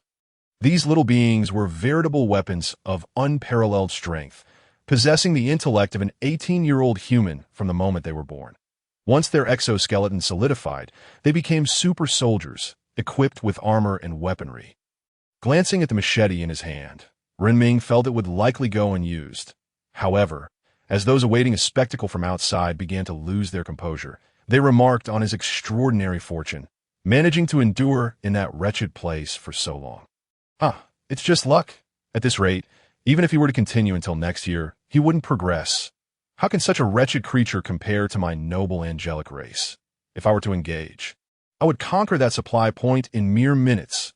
Damn, the big shot upstairs is clinging to the powerful. Want to join my angelic race as a lackey? Once I rise, you'll feast like kings. I promise to impart my wisdom daily to the angelic race. Renming's gaze remained fixed on a particularly large rat at a distance. Just as he prepared to rally his troops to eliminate it, he witnessed the rat perform a classic gesture of surrender. I surrender. Hearing the rat's plea, Renming waved his hand for the little creatures to cease their assault. Not approach yet. What makes you worthy of surrender? Why should I not simply let you starve? The large rat scratched its head, pondering the question. Soon, it provided and answered, I can help you dig tunnels. I dig very quickly. All these tunnels were excavated by me alone. Moreover, I can assist you in governing this resource point. All the magical energy obtained will automatically transfer to your account. Considering the rat's conditions for surrender, Renming stroked his chin to you have any treasures? If so, present them all. Perhaps they might earn you a reprieve. Upon hearing that its life could be redeemed merely through treasures, the large rat promptly turned and scurried away, soon returning with a large iron chest. I stole this from another magical beast. Can it buy me my life? Seeing the chest and the anxious expression on the rat's face, Renming nodded. Very well. From now on, you shall manage this area and cooperate with these little ones in mining. He gestured towards the little creatures at his feet. The large rat glanced at the little beings who had nearly been its undoing, nodding vigorously. Renming then approached the iron chest, opening it with anticipation. Acquired. Landon's magic tower blueprint. Acquired. Landon's workbench. Acquired. Landon's keepsake. 3 familiar items. 3 familiar names. Upon hearing those names, Renming felt as if the timeline converged. Damn, it seems that old Landon has stuffed every iron chest with his belongings. How is it that every chest I open is filled with his treasures? I hope I don't end up finding something utterly bizarre in the end. Casting aside the peculiar thoughts swirling within his mind, Renming gazed at the multitude of corpses strewn about. Feeling a twinge of concern, it seemed there was an abundance of food, perhaps too much. Any further increase would verge on wastefulness, as he pondered how best to maximize the benefits from these remains. A mechanical voice resonated in his ears. Congratulations, player Renming, for successfully occupying the resource point. You have unlocked a new feature, the trading market, exclusively available to players who have captured resource points. Support points will now be permanently visible and can be contested indefinitely. As the announcement concluded, the yellow beam of light above transformed into a brilliant gold. All players in the server could see this dazzling light, and each player's interface displayed a new trading section. However, aside from Renming, no other player was able to list items for sale. Upon realizing he had unlocked such a formidable privilege, Renming was so elated that he could hardly contain himself. This signified a direct control over the resources of others. After all, what he deemed unnecessary could be highly sought after by someone else. Should they wish to purchase, they would have to navigate through his channels, and he alone held the power to sell across the entire region. He had effectively acquired a monopoly. With a keen understanding of economics, Renming was all too aware of the immense value of this opportunity. Yet soon enough, the game system delivered a dose of reality. Congratulations, player, you have unlocked the right to list items. Each item listed will undergo a system review to determine the maximum resource value it can fetch and trade. Chapter 14. The Magic Tower, the third treasure. Some individuals, upon witnessing the acquisition of a resource point, could no longer contain their excitement. Brothers, gather your forces. We march towards the jungle. We must seize this resource point today. This represents not merely a daily accumulation of materials and magical energy, but a significant influx of resources. My comrades, with this privilege, we possess the capital to trade with all players in the server. Charge forth, Black Dragon Cavalry. We are recruiting. 3 members have joined, and once we gather 8, we shall set off together. The chat channel erupted in a frenzy. Renming, noticing their intent to band together against him, scratched his head in confusion. How dare these foolish children challenge him? Did they not realize that even a sturdy tree here was a second tier? Murmuring to himself, Renming disregarded their antics, hoisting a corpse from the ground and beginning to sell it across the region. Value assessment in progress. Please select the resource you desire. Touching one of the corpses, Renming watched as a panel suddenly appeared before him. Without hesitation, he selected wood. He was in dire need of timber. With sufficient wood, he could immediately upgrade to a third-tier territory. Value assessment in progress. Assessment successful. Maximum value, 50 wood. Rising from the ground, Renming felt a pang of melancholy upon realizing that a corpse was worth merely 50 wood. However, the thought of the mountain of corpses he had amassed quickly dispelled his gloom. Selecting another corpse, he initiated a value assessment, this time opting for iron ore rather than wood. Value assessment in progress. Assessment successful. Maximum value, 30 iron ore. The value of this tier's corpse was only 30 iron ore, which did not surprise Renming. However, he noted that there were also second-tier corpses on the ground, yet he had no intention of selling these. He needed them to enhance the attributes of his little companions. Selling them was out of the question. After trading away a significant portion of the corpses for wood and iron ore, Renming handed the axe to Dazhuang. Dazhuang, please take this back to my room. The little creature wrapped the axe in vines and scurried away in a flash. Renming then took the time to collect the 3 items from the ground. The workbench, much like the previous furnace, resembled a small cube when not in use. Yet, Renming found himself intrigued by the blueprint in his possession. Magic Tower Construction Blueprint. Effect, place it on the workbench to unlock crafting. Required materials will automatically be displayed. Having perused the panel, Renming instructed his little companions to transport the surrounding corpses into the designated storage area. He then took a moment to survey the locale at last. He understood why this place was designated a resource point. A peculiar plant grew on the walls. When harvested, it transformed into magical energy and directly deposited into his account. Furthermore, following the path that the large rat traversed led to a location far from his home. Though it remained shrouded in darkness, it offered the prospect of gathering supplies without the hindrance of the Great Bear. At a resource point that served multiple purposes was simply splendid. He had even acquired a little helper to assist in mining. Truly a case of killing 3 birds with 1 stone. As Renming exited the tunnel, he noticed Asai leading 5 of his little companions in a frenzied attempt to poison the Great Bear. He couldn't help but chuckle. Let them practice their marksmanship. Asai's shooting speed had significantly increased, and his damage output was now far greater. The Great Bear, having sustained injury, began to feel the effects of the assault.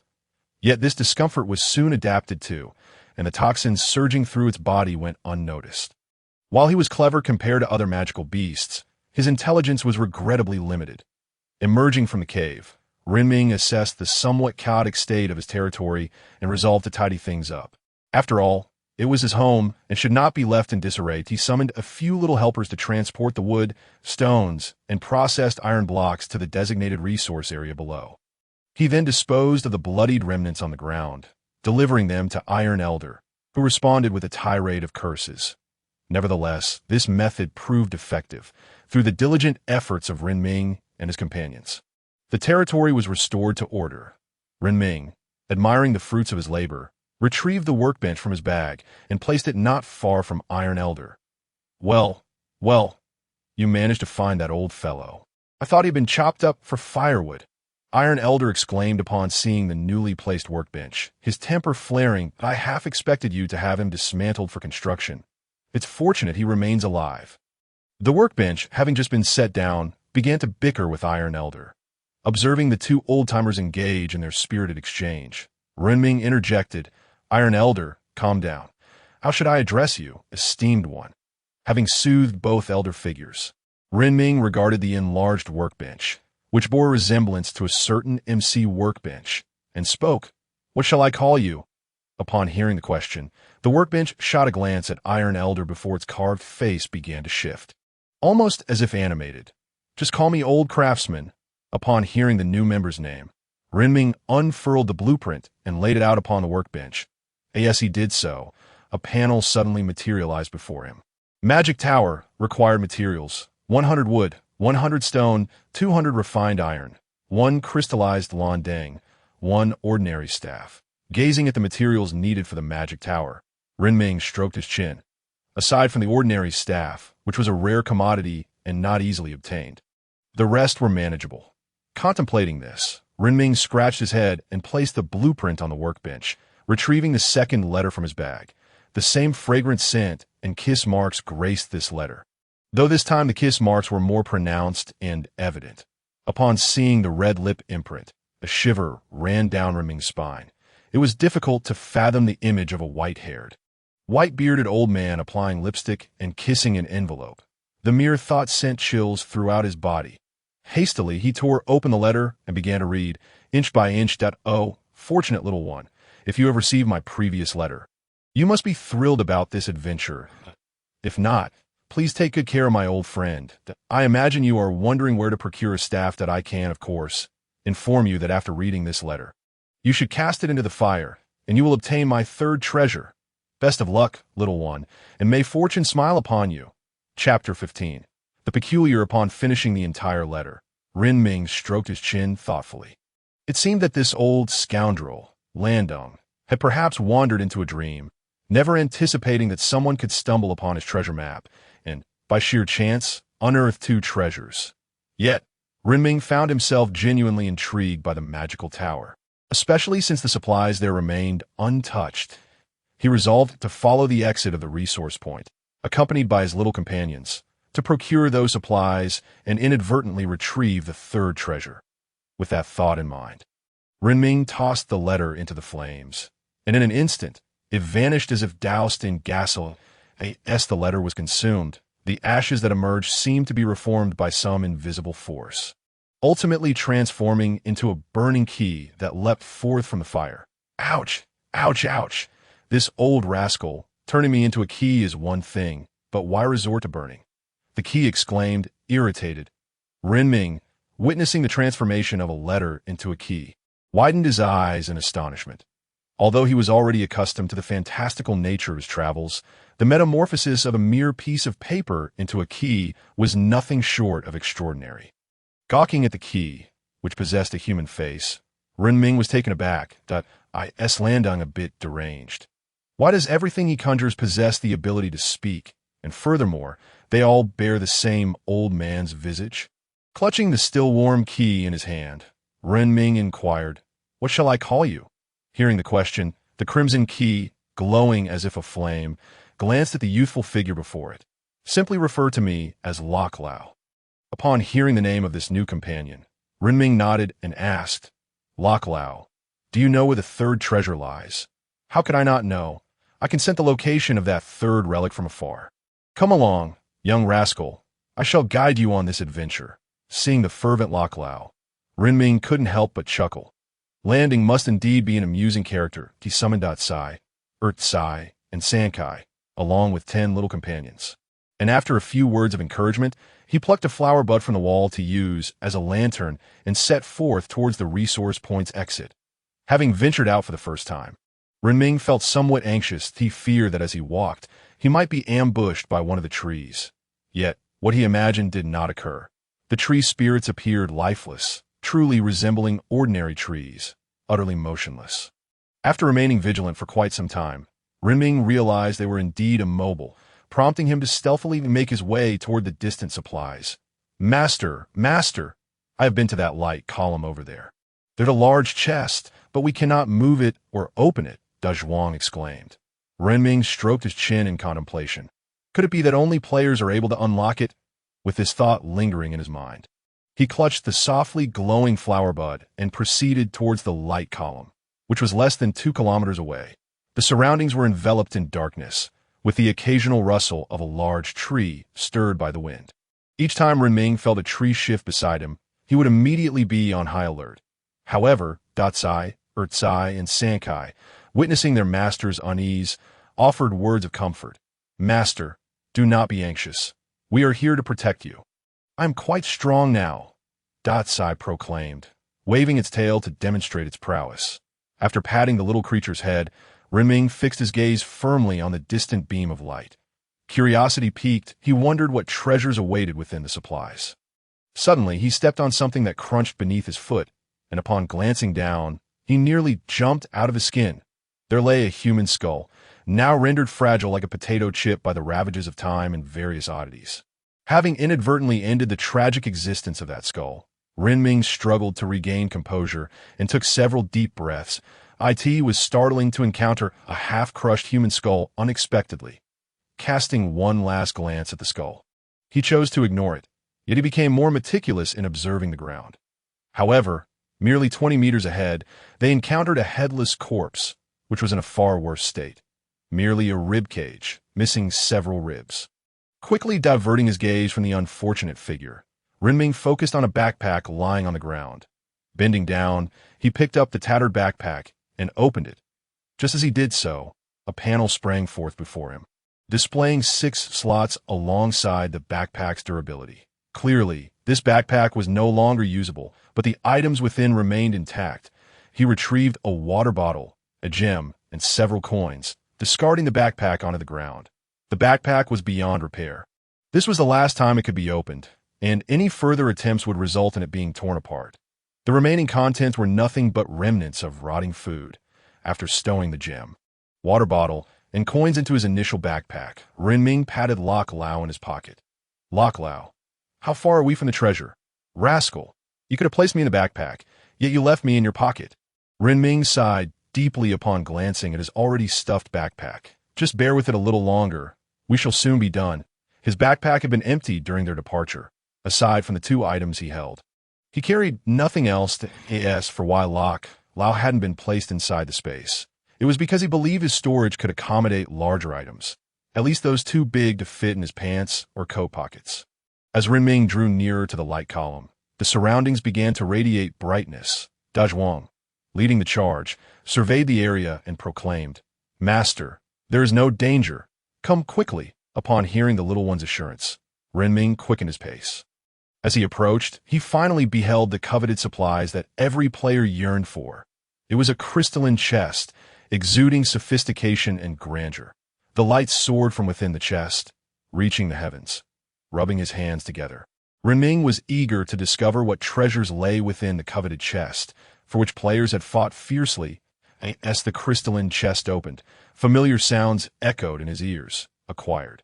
High-level random troop card acquired. Inheritance crystal, the 2 notifications signaled the emergence of extraordinarily high-quality items. Gazing down at the small shard of crystal and a pale gold card, Renming's heart surged with excitement. A high-level troop card. Simply the name sounded formidable. And then there was the inheritance crystal. Though its purpose was unclear, it too seemed remarkably powerful. He stuffed the golden card and crystal into his pants pocket. After a moment's reflection, he resolved to return his dagger to its place. With his meager combat skills and unfortunate luck, he feared that if enemies approached, he might not even manage to exchange a few blows before meeting his demise. taking Lok Lao from his pocket. Renming observed the irate little elder with a hint of embarrassment as he scratched his head. Lok Lao, let us proceed. Finally breathing in fresh air, Lok Lao glared at Renming before closing his eyes and twitching his nose. Towards the west. Yet, Renming, gazing into the impenetrable darkness surrounding him, had no idea where the west lay. Upon realizing the young rascal's inability to discern directions, Lok Lao sighed and clearly indicated straight ahead, following the direction indicated by the elder Lok. Renming pressed onward. The anticipated dangers failed to materialize, and the surroundings were eerily tranquil. Renming found himself at a loss as to the cause of this calm. However, the absence of peril was undoubtedly a blessing. Who would willingly contemplate enduring a beating for no reason? The surrounding darkness and dense trees not only disoriented him, leaving him unable to discern the cardinal directions, but also rendered him unaware of how far he had traveled. Soon, he would have to rely on the little ones to autonomously navigate their way home. As Renming sought the third treasure, a group of 8 had already gathered, preparing to confront him. The collective force, numbering over 100, was indeed a sight to behold, comprised entirely of second-tier lords. With such privileges, the brothers were poised to amass great wealth. A young man with tousled blonde hair stood atop a large rock, bellowing at the crowd below with a swagger that unmistakably marked him as a delinquent. The other 7 lords, standing on the rock alongside him, were either middle-aged or elderly, regarding the young man with a detached gaze reserved for cannon fodder. Their ulterior motive for recruiting him was clear. He belonged to the goblin tribe, which boasted a sizable population. After the young man's impassioned speech, the 8 lords, equipped with their entire fortunes, resolved to take the plunge. The allure of potential rewards was simply too great. Just yesterday, Renming had elevated the treasure's value to its peak, only for it to be cleared away in less than 10 seconds. The ambitious souls found themselves irresistibly drawn to the prospect of such immense value.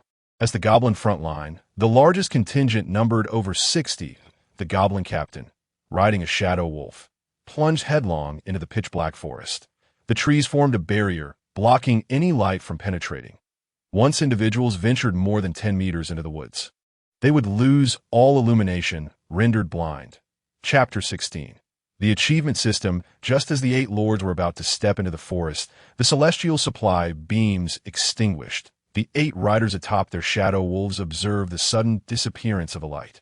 Their brows furrowing in concern, it seemed they needed to hasten their pace, as others had already entered the jungle, preparing to hunt. A middle-aged man, his hair streaked with gray, yet muscles bulging, furrowed his brow in apprehension. The remaining lords shared his sentiment. They believed no single individual could venture into the jungle, where even second-tier beasts struggled to survive for more than a few minutes and emerge with supplies. If someone dared to claim otherwise, they would likely burst into laughter. Was that not a tall tale? The main force plunged into the jungle, only to be met by a swarm of blood spirit trants wielding their vine whips, eager to ambush. Yet before the attack could reach them, a shimmering arrow imbued with holy light pierced through the assailants that a plump man among the lords, witnessing the prowess of his angelic kin, could not help but hold his head high. The others joined in applause and cheers, recognizing the value of such a powerful ally. They were determined to seize the resource point, hopeful for a share of the spoils, as they advanced, slaying foes. Their progress was slow and costly. Nevertheless, the blinded ambition of the crowd overshadowed any concern for loss. Death was an acceptable risk if it meant securing resources for profitable trade later. Meanwhile, Renming continued his search for the third treasure. Having already turned several corners, would Elder Locke still be able to locate it? If not, they could always return home and ponder their next move. Leaning against a tree, Renming gazed at Elder Locke and softly inquired. Hearing the young rascal express doubt in him, Elder Locke inhaled deeply. This time, it shall be correct. If not, I shall relinquish my title as the universal key upon hearing Elder Locke stake such a significant wager. Renming felt it unwise to voice further objections and rose from the corpse of the blood spirit treant behind him. They had been ambushed earlier, but when the enemy struck, the deluge of thorns had created an opening. As he traversed this path, he finally discerned why no one had attacked them. To simplify it, the gains were minimal while the risks were exceedingly high. Despite being monsters, they still possessed some sense. The meager rewards hardly warranted the potential loss of life. After realizing this, Renming couldn't help but ridicule these creatures for their cowardice. Following Elder Locke's indicated path, he encountered wild beasts that, upon nearing within 3 meters, were swiftly transformed into pincushions by his thorn projectiles. Accompanied by his small companions, Renming navigated through the jungle with an air of audacity. After traversing nearly 5,000 to 6,000 meters, he heard Elder Locke exclaim, "Found it! Found it! It's right in this cave." Upon hearing the good news, Renming felt an overwhelming sense of joy. The treasure belonging to the old rascal was indeed quite substantial. However, the stout man leading the group suddenly shouted, "Master! Master! Isn't this the home of the last formidable creature?" The realization that they had inadvertently trespassed into another's domain sent a shiver down Renming's spine. What if something strange were to emerge from within, forcing him into a precarious situation? Nevertheless, the stout man proposed a clever idea. "Master, I can go in to retrieve it while you all prepare an ambush outside." Impressed by the little one's tactical acumen, Renming affectionately patted his head. Be cautious. Lure the enemy out first. We shall eliminate them before claiming the treasure." The stout man nodded earnestly and dashed into the cave with his short legs. The dark cave nestled against a mountain, and Renming, along with his small companions, lay in ambush on either side. The moment the great bear emerged, they would deliver a shocking surprise. The stout man barely entered when the thunderous footsteps, akin to a tank's approach, resonated from afar. Like a sharp blade, he suddenly burst from the cave, pursued by a roaring bear, its teeth bared in a fierce charge. Upon witnessing the enemy's emergence, Renming bellowed, "Let us get him!" In an instant, the small creatures hidden in the grass and behind rocks surged toward the great bear, their bodies larger than dogs. Those armed with thorns struck with their vine whips, while others relied solely on their bites. Each of these little ones, having inherited their strength thrice over, could inflict significant damage with just a single bite. The ones hiding beside Renming, known as Thorn 1, Thorn 2, and Thorn 3, unleashed their fury in unison, creating chaos akin to a Gatling gun firing. The furious bear, filled with rage, was caught off guard by the sudden onslaught, leaving it dazed and bewildered. Despite its tough hide and thick flesh, it realized it could not win against such overwhelming numbers. In a moment of misguided cunning, instead of breaking free, it charged back into the cave, but a group of small creatures clinging to the bear refused to relent, their grips unyielding. Seeing many of his little companions hanging on for dear life as they were dragged into the den, Renming raised his voice. "Charge! Brothers are in danger!" The little ones, with determination, raced into the cave. Renming, lacking their agility, could only stride quickly, trailing behind. By the time he reached the innermost depths of the cave, the great bear lay motionless on the ground, while a few injured little ones lingered beside its lifeless form. Renming gently stroked their heads, his heart aching at the sight of their broken limbs. "Don't worry, little ones. I will find a way to heal you. Trust me." Hearing their master's reassuring words, the trembling little ones nodded resolutely. Placing the injured companions in the center of the cave, Renming, along with Thorn and a few uninjured ones, ended the great bear's life once and for all. Kill the 4th-tier Dark Berserk Bear. Earn 40 magic energy points. Unlock achievement. Junior, Fearless Warrior. Reward of 100 magic energy points. Upon witnessing the notification panel and the accompanying chime, Renming stroked his chin in contemplation. An achievement system? Yet he had never heard the players in the World Channel mention it. Confused, he pondered the purpose of this achievement system when Thorn tugged at his pant leg, urging him to flee the cave. "Master! Master! It's going to explode." Chapter 17. The heavy burden. Upon hearing the little creature exclaim that something was about to explode, Renming was initially filled with confusion. However, it suddenly dawned on him that the little one possessed a skill capable of causing explosions. Renming, eager to escape the impending danger, hastily darted forward, wishing he could fly to safety. Just as he had covered nearly 100 meters, a resounding blast echoed behind him. The corpse of the giant bear had detonated. The shockwave knocked Renming to the ground, and he could also hear the sound of something collapsing in the vicinity. As the remnants of the explosion dissipated, he rose from the ground, brushing off the dust. The air here was rather unpleasant, even somewhat bizarre, but he bore it for the sake of treasure. He called the little creatures outside to join him for a meal. Renming gazed at the tunnel that had been blasted open beside him, swallowing hard as he decided to summon Dash and Dajwang. Not wanting to dwell on the unknowns of this eerie place, where visibility was nearly non-existent, he felt a sense of trepidation. Who knew what peculiar entities might leap out from the shadows? Dajwang, being the warrior, led the way, while Renming and Dash kept a vigilant watch.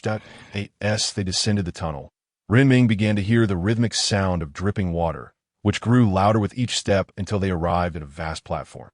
In the center of the platform sat a treasure chest, from which droplets of water continuously emerged. Above the chest floated a gigantic flower bud, magnificently illuminated, casting a dreamlike glow around it. That mischievous little creature, yes, that treasure chest, was a favorite of that old rascal Randang, who relished in such oddities that not fear. Simply approach and unlock the chest with my key. Renming recalled the aged instructions of the key as he cautiously ascended the steps. Reaching the very center of the platform, the chest was a mesmerizing azure, adorned with strange engravings, and the blue gems glimmered exquisitely, prompting one to believe it was a work of art. After exploring the chest carefully, Renming discovered the keyhole and gently inserted the key. Yet the key emitted a peculiar sound. Ignoring the key's distressed murmurs, he twisted it cautiously. With a crisp click, the chest lock sprang open, but an ominous notification echoed throughout the realm. Treasure hunt mission.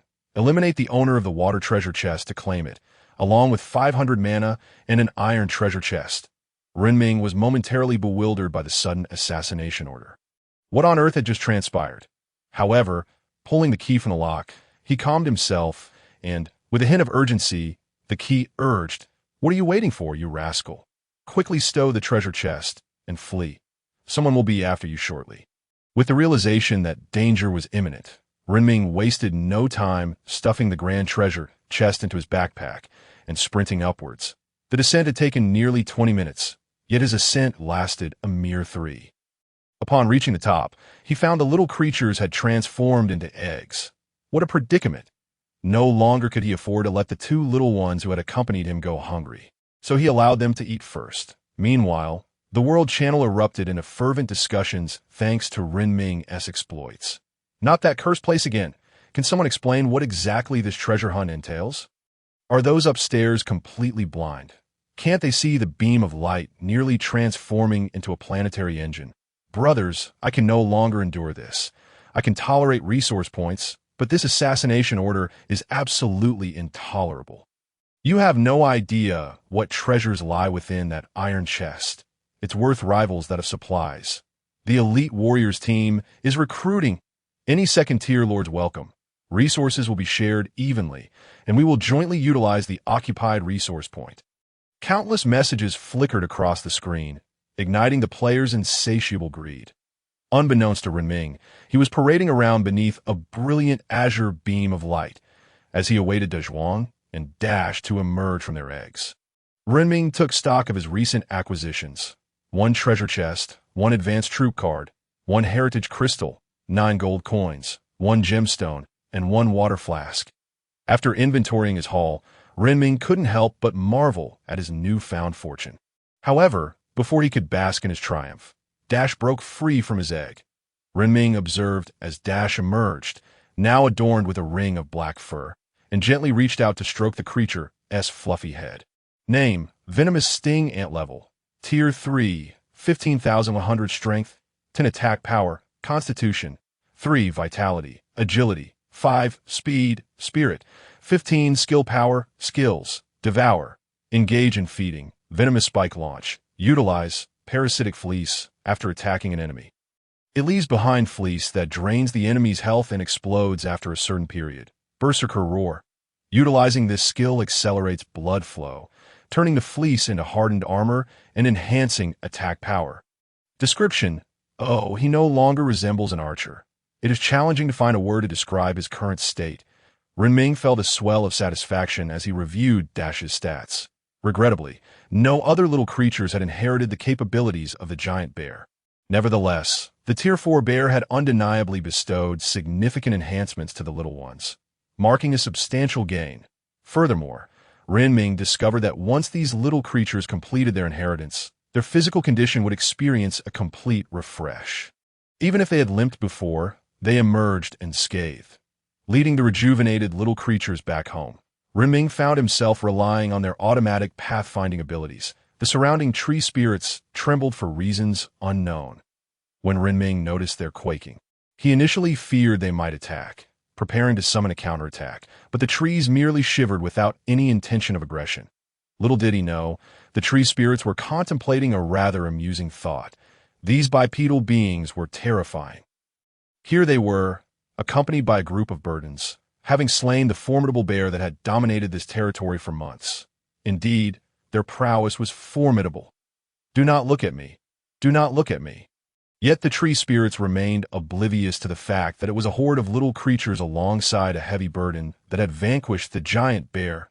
Chapter 18. The ultimate escape. The little creatures led Renming at an astonishing pace. While they had been cautious on the way there, they now dashed back with great vigor.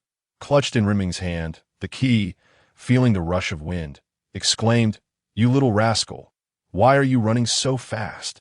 I feel nauseous. No, I feel dizzy from all this speed." Hearing the key's outcry, Renming glanced at the 8 short legs, seemingly racing alongside the soaring Dezhuang. "Hold on a moment, just a bit further," he replied. Quickening his pace, the little creatures dashed forward. Their movements were accompanied only by the rustling of leaves, while Renming's footsteps echoed loudly, crunching twigs and leaves beneath him. He paid little mind to what lay beneath his feet. His singular focus was on fleeing. With a bounty on his head, he knew he needed to move quickly. If a group of players managed to assemble a party of 20 or more, they could very well track him down. Meanwhile, the Black Dragon squad had plunged deep into the jungle, covering over 3,000 meters. Even the so-called invincible angel race, as described by other players, seemed to falter in this treacherous terrain.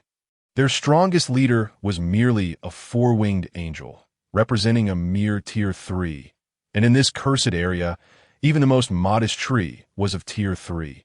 This was a place where they had been forced to rely on sheer numbers. The leader, with his golden hair, had already fallen victim to several attacks. With his subordinates wiped out, retaining him was of little significance, especially since he possessed materials still coveted by others, in his final moments. The golden-haired leader was filled with disbelief, unable to comprehend why his trusted allies had betrayed him, why the very friends he had conversed with so amicably now watched him with cold indifference. With his heart heavy with confusion, he perished, leaving behind his materials to be divided among the remaining few. The team's numbers had dwindled to merely 71, and without their leader, Bruin, now serving as cannon fodder. They pressed forward. Their progress slowed as they approached within 3,000 meters of the radiant beam, knowing that with a swift effort, they could reach the resource point in just a couple of hours. As for safeguarding the resource point, few had even considered such a possibility. All they desired was the power that came with it. Meanwhile, Renming dashed towards the entrance of the resource point, moving with the swiftness of a gale, and leaned against a tree, panting heavily. "Slow down. I can't run anymore." The terrain of the jungle was tortuous and intricate, with thickets appearing sporadically, making it a scene even a dog would shake its head at. Yet, Renming, a living being, had traversed 3,000 to 4,000 meters through the jungle, merely gasping for breath, which attested to his remarkable physique. However, before he could steady his breath, he heard a familiar thundering sound. The cacophony of what resembled a tank's charge mingled with the distant crash of trees falling, leaving Renming in a state of shock. What a stroke of misfortune! My life has been battered to the core, and I am 100% certain that the colossal creature rushing from afar is nothing short of a catastrophe. "Run, Dezhuang! Lead the way!" Dezhuang darted forward like a released arrow, his speed remarkable. Renming, clutching the flower bud in his hand, followed closely behind, wishing he could sprout an additional pair of legs.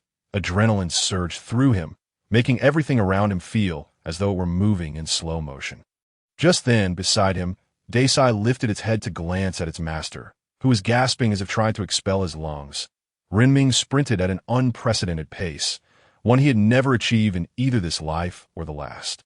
If only he had exhibited such speed during his physical assessments. Even the PE teacher would have been left speechless. The thunderous roar of the massive bear behind him reverberated, and upon hearing that roar, Renming's adrenaline skyrocketed to an unprecedented level, showcasing what it truly meant to be an unfortunate soul. Even in the pitch darkness, illuminated solely by the flower bud in his grasp, Renming moved with remarkable speed. With every sharp turn Zhuang made, Renming leveraged the roots of the trees to propel himself sideways, maintaining his velocity without faltering. He had never felt such intense focus before. However, it seemed as if Renming was running with an enhancement. As the members of the Black Dragon squad, witnessing the colossal figure and the roaring sound drawing nearer, felt their legs quaking with fear. Should we still proceed? Longo, that creature must be at least tier 4. If we encounter it, we will suffer devastating losses. An elderly man, his face lined with deep creases resembling a multi-layered pancake, looked at the noticeably younger man beside him, his own gnarled hands trembling. Why are you panicking? When we were at Qinglong Bay, you weren't afraid at all. Death is simply part of the game. Let's avoid any unnecessary gunfights with the police. But Longo, shut your mouth. The leader, known as Longo, felt a tremor of fear himself, having narrowly escaped being shot by the police for drug dealing. Now, with a second chance at life, he accepted the possibility of death. Despite his own shaking hands, he maintained his composure for the sake of morale and led the team towards their target. Hidden among the trees, the blood spirit tree demons refrained from attacking the group, standing still as if they were ordinary trees. The moment Wangu, the leader, noticed that these obstructions weren't attacking, he quickened the pace of his team. Little did he know, the very lord they sought to eliminate had just darted past him like a great black rat. Renming, utilizing both hands and feet to gain momentum, was willing to exploit anything that could aid in his acceleration. Just as Longu and his crew debated whether to advance, Renming circled around them. Of course, the brilliant light beam above his head was far too dazzling, preventing all 7 from being completely blinded.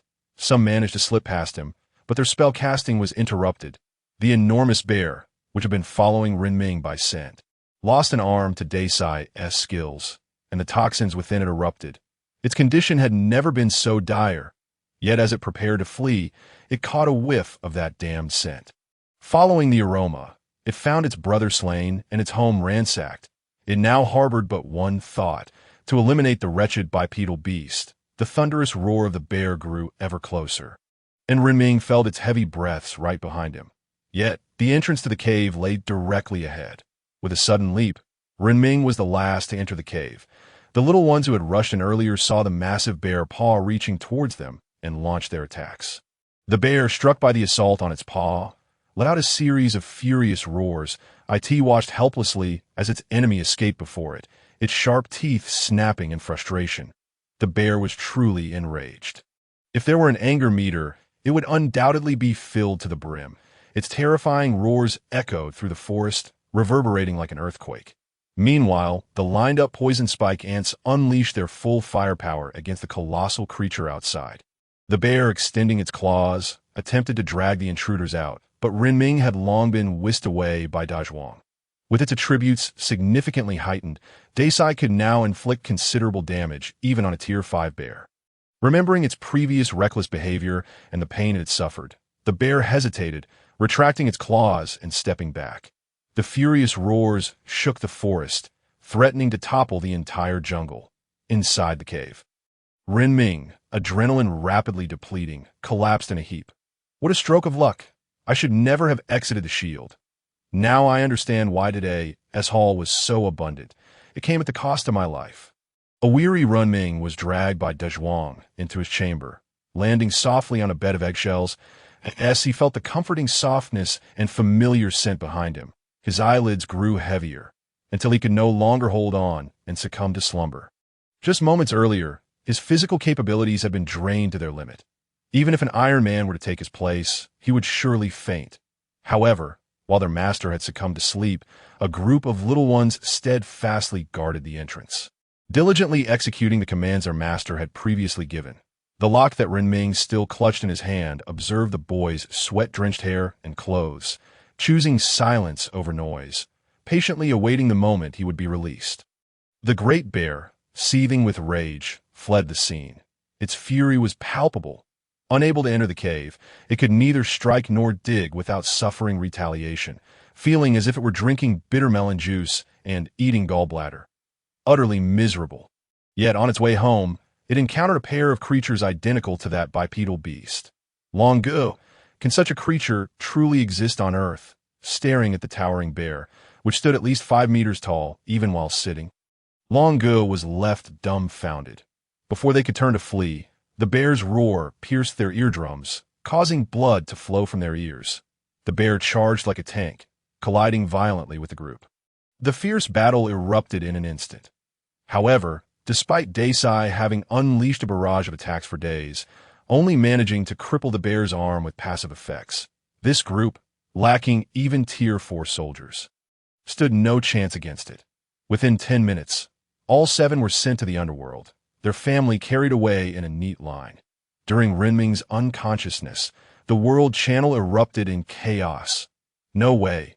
How can the defenders of this resource point be so ferocious? A Tier 3 poison color crocodile just dashed in and, bam, gone. Is this truly a defense force that mere mortals can possess? We 12 lords brought hundreds of people, yet we couldn't even breach the entrance. Damn, this is a true powerhouse. I want to cling to their coattails. Let me do anything. I'm willing to admit my previous errors. Come on, it's just a bit of luck and powerful units. I've got 30 lords, and I could outlast them. As some ambitious players finally grasped the meaning of a firepower net, they were left in disbelief. Shields were utterly useless. Even iron objects would be pierced through as that slender needle penetrated the body, ensuring that within 5 seconds, one would meet the goddess Mangpa for a bowl of soup. Meanwhile, Desai, hailed by these players as a singular force capable of holding back multitudes, saw its experience points soaring. Other players considered digging another tunnel beside the cave, but while doing so, they received a prompt: unauthorized excavation of another's resource point is prohibited. Thus, they were left with 2 options, either to launch a direct assault on the resource point or to wait for the protection period to end, then eliminate the lord occupying it. Clearly, the majority of lords rejected the notion of a direct attack. Is it feasible for the boss to stay here? Why do I feel an ominous chill in the air? A youth with a center-parted hairstyle and clad in a pair of suspenders cast a disdainful glance at the subordinate beside him. Throughout my life, I, Kunkin, have never feared anyone, whether on the basketball court, dancing, or rapping. I am invincible. This mere resource point will fall to my might as soon as its protection period expires. I won't even need 3 seconds. The subordinate, witnessing his leader's confidence, couldn't help but purse his lips. 2 flowers bloom, each displaying its own elegance. Lying on a blanket crafted from eggshells, Renming had been sound asleep for an entire day, only to be roused by the incessant notifications ringing in his ears. Kill a first-tier bouncing rabbit, gain 1 magic energy. Kill a second-tier orc, gain 5 magic energy. Kill a second-tier bouncing rabbit, gain 5 magic energy. The notifications echoed like a relentless barrage as Renming transitioned from a state of grogginess to clarity. He sprang up from the blanket. Yet before he could rush to the resource point, an unbearable dryness gripped his throat, as if it were about to ignite him. Fortunately, the little ones had anticipated his dry mouth upon waking and had placed a large bucket of water beside his bed. Gazing at the bucket, Renming gulped down more than half of it in hearty swigs. With his somewhat weary body now revitalized, he set off towards the resource point.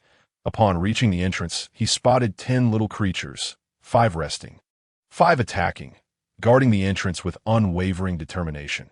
The foremost little creature, akin to a porter, repeatedly transported slain bodies back. Blinded by greed, the lords were driven to madness, their eyes fixated on the nearly overlapping beams of light right before them. The roars outside the cave were clear enough even for Renming to hear. If you do not launch an attack on him, tomorrow the assault will be upon you, that if you wish to win. You must attack. A middle-aged man, sporting a handlebar mustache and resembling a certain dictator, was delivering the most elite mental assault to the dozens of lords surrounding him. As the lords listened to this demonic voice, a red glimmer flickered in their eyes. Attack. They must attack. This is for the nation, for the future. What I do is not mere aggression. It is to save this world. This corrupt world needs my salvation. One individual led the charge, and behind him, a throng of followers raised their fists in fervent support. The leader standing before them radiated madness, having escaped from a mental institution, claiming the title of mental illness slayer. His most glorious achievement was brainwashing a director of a psychiatric hospital into madness. Chapter 20. Well, this is quite the predicament. Upon reaching the group of little creatures, Renming beheld a food storage piled high, and 5 little ones resembling harvesters. He swallowed hard. It seemed these little creatures had managed to hold the resource point through sheer firepower. Judging by their appearance, those from the outside must either be mad or foolish. How could their troop types not cost anything? Renming found it perplexing, so he decided not to dwell on it. Observing the diligent labor of these little ones, Renming casually plucked a rabbit from the storage, expertly skinning and deboning it in a fluid motion. The flowing underground water alleviated his concerns about contaminating the water source while cleaning the food. Holding the now delectable rabbit, he settled beside the fire, adding a few logs to the blaze before skewering the rabbit and placing it over the flames to roast this moment. Renming took a moment to reflect upon the fruits of his recent endeavors. He retrieved the treasure chest of water, marveling at the continuous stream trickling from it. He pulled out the lock old from his pocket. Can I simply open it? Being carelessly tucked away, Lock Old noticed that this impudent boy had finally thought of him and was on the verge of unleashing a torrent of curses. However, after a moment's contemplation, he refrained and instead shot several sidelong glances at Renming. I asked that even a question. Of course, just lift the lid. Upon hearing Lock Old's assurance, Renming wasted no time and indeed lifted the lid. Suddenly, a towering column of water shot skyward, and simultaneously, 2 voices rang in his ears. Hunt complete. Congratulations, you have obtained a treasure chest X1, gaining 500 magic energy. Received. Land's spatial well. Received. Land's token. Received. Ordinary staff. Familiar items appeared, but just as he finished opening the treasure chest, another iron chest manifested beside him. Looking at the newly appeared iron chest, Renming sensed a flurry of keen gazes directed his way. When he turned to look, he found players concealed in the grass, their teeth grinding in suppressed rage. You little brat, don't let me catch you, or you'll wish for death. Opening a treasure chest right in front of me. Flaunting your accomplishments. Just wait. Don't let me get my hands on you. The low, furious voices echoed ominously. Renming surveyed the 3 new items on the ground, feeling somewhat overwhelmed. The rewards he had received seemed abundant. He still had a legacy crystal and a high-ranking random troop card. Such sought-after items were too plentiful to accommodate. The outside lords gazed at him with envy, their eyes gleaming green with desire. Renming picked up the 3 items, dismissing the staff without a second glance, tossing it onto the workbench. The remaining 2 items were much easier to decide upon. Grasping the diamond-shaped box, Renming opened its interface. Land spatial well. Effect. Surely, you must know what a well is for. It is a well that will never run dry. Seeing that he had painstakingly acquired such a well, Renming couldn't help but smirk. But having obtained it, he couldn't let it gather dust in the storage, that he placed the well beside the workbench. And with a gentle sound of flowing water, bricks began to materialize from thin air, swiftly forming a well. The spectacle was far more dazzling than any magic trick, leaving Renming in awe. An ancient voice echoed in the air. Oh, several old fellows, you're quite resilient, still alive. You old codger. It saddens me that you haven't perished yet. Perhaps you should take your bucket of water to the afterlife? Ah, old chap. Unexpectedly, I thought you might actually facilitate tearing down and rebuilding houses. Come on, stop the verbal sparring and let us settle this in a duel. The familiar bickering resumed, and Renming watched the newly emerged well, pursing his lips. After a brief negotiation, he finally learned its name. Predictably so. Placing Lock Old on the workbench to let the old fellows squabble amongst themselves, he turned his attention to the crafting panel on the workbench. Land's magic tower. Crafting materials. Wood X100, Stone X100, Iron X200, Land's Crystal X1, Ordinary Staff X1. Craft. Gazing at the crafting button at the bottom, Renming did not hesitate and pressed it gently.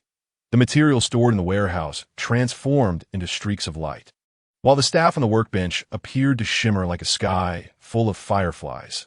Lost in the dreamlike spectacle, Renming marveled at the whimsical nature of his journey through this alternate world. When the light reached its zenith, it converged into a miniature magic tower on the workbench. The tiny magic tower was only as large as a thumb, resembling an ancient three-story pavilion. Renming examined the small object in his hand and opened its interface. Land's Magic Tower. Effect: the unparalleled choice for becoming a magician, though you must possess magical talent to enter this tower. If you attempt to force your way in, prepare to be struck by lightning. Reading the effects of this small item, Renming rubbed his hands together. What boy wouldn't he dream of becoming a grand magician? Scanning the surroundings for a relatively flat area, he gently placed the small object on the ground. As the magic tower settled into place, the ground trembled slightly. When Renming regained his senses, a tower had emerged in the vicinity. The sudden appearance of the magic tower was quite startling, prompting the elderly figures behind him to erupt into a flurry of sarcastic remarks. How many years has this old geezer been dead? Still making such a show? How'd he die again? Oh right, it was that old rascal Land who set him ablaze, and I heard he was struck by lightning. The clamor behind Renming did not disturb him in the least. He was currently engrossed in contemplating how to open this door. Why was it so immovable? As a transmigrator and a dignified creator, was he truly unable to gain entry? Puzzled, Renming pushed against the door with all his might, only to find it still would not budge. He then attempted to pull it outward, but to no avail, causing several dark lines to form on his forehead. Good heavens, after all this effort, it really is intractable. The few old fellows behind him, witnessing Renming's struggle, erupted into even louder laughter. Renming cast a languid glance at the old men behind him. If you think you can do better, then go ahead. With those words, he effectively silenced them. Chapter 21. The heart of evolution. The old men fell silent, and Renming found himself in a quandary as he surveyed the tower. If he couldn't learn, was he to expect the little ones to? Constructing it would be tantamount to futility. As these thoughts swirled in his mind, he watched in astonishment as a small creature managed to push the door open, peering inside before turning back. Master, it opened with just a push. Why can't you come in? The pure, untainted voice struck Renming like a bolt. Lu Zhuang, how did you get in? What did you find inside? Did you hear any strange sounds? Renming's mind raced with bizarre notions akin to movie transmissions. Despite his inability to enter, it was a relief that his little brother could. So it wasn't a total loss. Lu Zhuang shook his head after a moment of contemplation. There was a voice speaking to me about something strange, but doesn't seem too difficult. Master, please wait a moment. I want to listen further. Renming watched as the little creature earnestly leaned down, seemingly intent on listening to something. He scratched his head, wondering if these little ones had any auditory system. However, he quickly dismissed that notion. Here he was, a transmigrator, still pondering the laws of science. Seizing the brief moment while the little one was busy learning, Renming retrieved a crystal from his pocket. Inheritance Crystal Effect contains the secrets of a great sorcerer. Forcibly elevates a biological entity by 1 level. Effective for levels below 4. Upon seeing the effect, Renming stroked his chin. The rapid-fire ability he had just witnessed surely belonged to a 4th level being. There were few who could wield such power, so he decided to give it to Lu Zhuang. Having made up his mind, he pulled out a card adorned with a golden border from his pocket. Gazing at the golden card in his hand, Renming rubbed his hands together and took several deep breaths. Yet, while he was anxious, those outside were even more so. A few discerning players, upon catching sight of the golden card, nearly leaped from the bushes. Goodness, I've seen that thing before. A player got one during a supply drop, and that player has been wreaking havoc ever since, taking down anyone in their path, the others concealed in the shadows. Hearing about this formidable item, could hardly contain themselves. However, an impenetrable barrier stood before them, preventing their entry. All they could do was watch helplessly. Using the card, a familiar panel popped up before Renming. Acquired, Magic Ant. As he eagerly opened the territory panel, he was met with a wealth of information. Territory name, Ant Nest territory level, 2nd recruitable units, Soldier Ant, consumes 10 magic energy. Mining Ant, consumes 20 magic energy. Poison Sting Ant, consumes 50 magic energy. Magic Ant, consumes 100 magic energy. Recruitable quantity, 35. 20 territory description, Lord expands upgrade requirements. Wood 1300350, stone 1450350, refined iron 40050. Magic energy 850100. Upgrade, gazing at the vast array of materials available. Ren Ming swallowed hard. He now understood the terrifying potential that such power could bring. It was as if a continuous influx of materials flowed into his storage. He could even profit handsomely by simply raising the prices of wood and stone to their maximum, pocketing the difference. Ren Ming gulped again, but for the moment he couldn't dwell on that. He needed to bolster his own strength first. With a gentle tap, he initiated the upgrade, but suddenly the ground trembled beneath him, leading him to believe there was an earthquake. Yet his attention was soon captured by the panel before him. Acquired. Heart of Evolution Ren Ming felt a newfound weight in his hand. And when he looked down, he found a heart-shaped cookie had appeared. Staring at the cookie and the name Heart of Evolution, he found himself at a loss for words. However, since he had acquired it, he was determined to discover its purpose, especially with a pack of ravenous players outside eager to tear him apart. Heart of Evolution effect. When consumed by a special creature, it enhances all attributes and randomly grants one evolutionary ability. Upon reading the panel's description of specific creatures, Ren Ming immediately thought of Xiao Yuan. After all, aside from Xiao Yuan, who could be considered special, the other little ones also had their quirks. Everyone in his territory was indeed unique. However, with only one cookie at his disposal, he chose to give it to Xiao Yuan, while the others could accompany him on his adventures. After all, Xiao Yuan had been cooped up at home alone. This cookie would serve as a form of compensation. With that thought, Ren Ming disregarded the iron treasure chest on the ground and hurried down the tunnel. But as he departed, the gathered lords eyed the chest with glimmering eyes. Treasure, right before them, yet unattainable. I have never wished so fervently for protection to hurry up. The heavy breaths and the glimmering green-eyed players reached a consensus. They could fight amongst themselves, but they first had to eliminate the one within. They couldn't rest easy knowing that such a wealthy individual was hoarding treasure, even forgetting to open a chest. It was unimaginable how rich he must have become. With such assets, he was undoubtedly a far greater attraction than the chest itself. However, as Ren Ming strolled down the path with the small cookie in hand, he suddenly sensed something was amiss. Why had the ground transformed into a stone path, and why were the walls so impeccably smooth? Where had the staircase come from? As he rounded a corner, light flooded in, and he finally discerned that this place seemed to be under a magical transformation. The stone path beneath him had been laid down at some point, and though the walls remained composed of earth and stone, reinforced by the unique methods of the little ones, they were now far more level than before. Ren Ming's eyes gleamed as he took in the surroundings. Xiao Yuan's voice rang out. Master, Xiao Yuan's home has changed again, with Xiao Yuan's melodious voice echoing. Ren Ming strode forward along the smooth path, soon encountering a significantly larger Xiao Yuan. Now, Xiao Yuan stood taller than Ren Ming, and even when crouched, was still as tall as his calves. Observing this little one morphing into a formidable creature, Ren Ming affectionately ruffled Xiao Yuan's familiar head at still as familiar as ever. Xiao Yuan, I've brought you something delicious. Come, eat this. Upon seeing her master produce a heart-shaped cookie, Xiao Yuan's eyes sparkled with delight. Master, it's for Xiao Yuan. Xiao Yuan loves it. Chapter 22. Magic Ant, 3rd level Lord Xiao Yuan, who had dashed over on her tiny legs, opened her mouth to receive the cookie from Ren Ming's hand. In no time, she had devoured it completely. Watching the little one enjoy her treat brought a smile to Ren Ming's face. Take your time. No one is going to snatch it from you. He had developed a special bond with these little creatures. Although their time together had been brief, their sincere affection was unmistakable.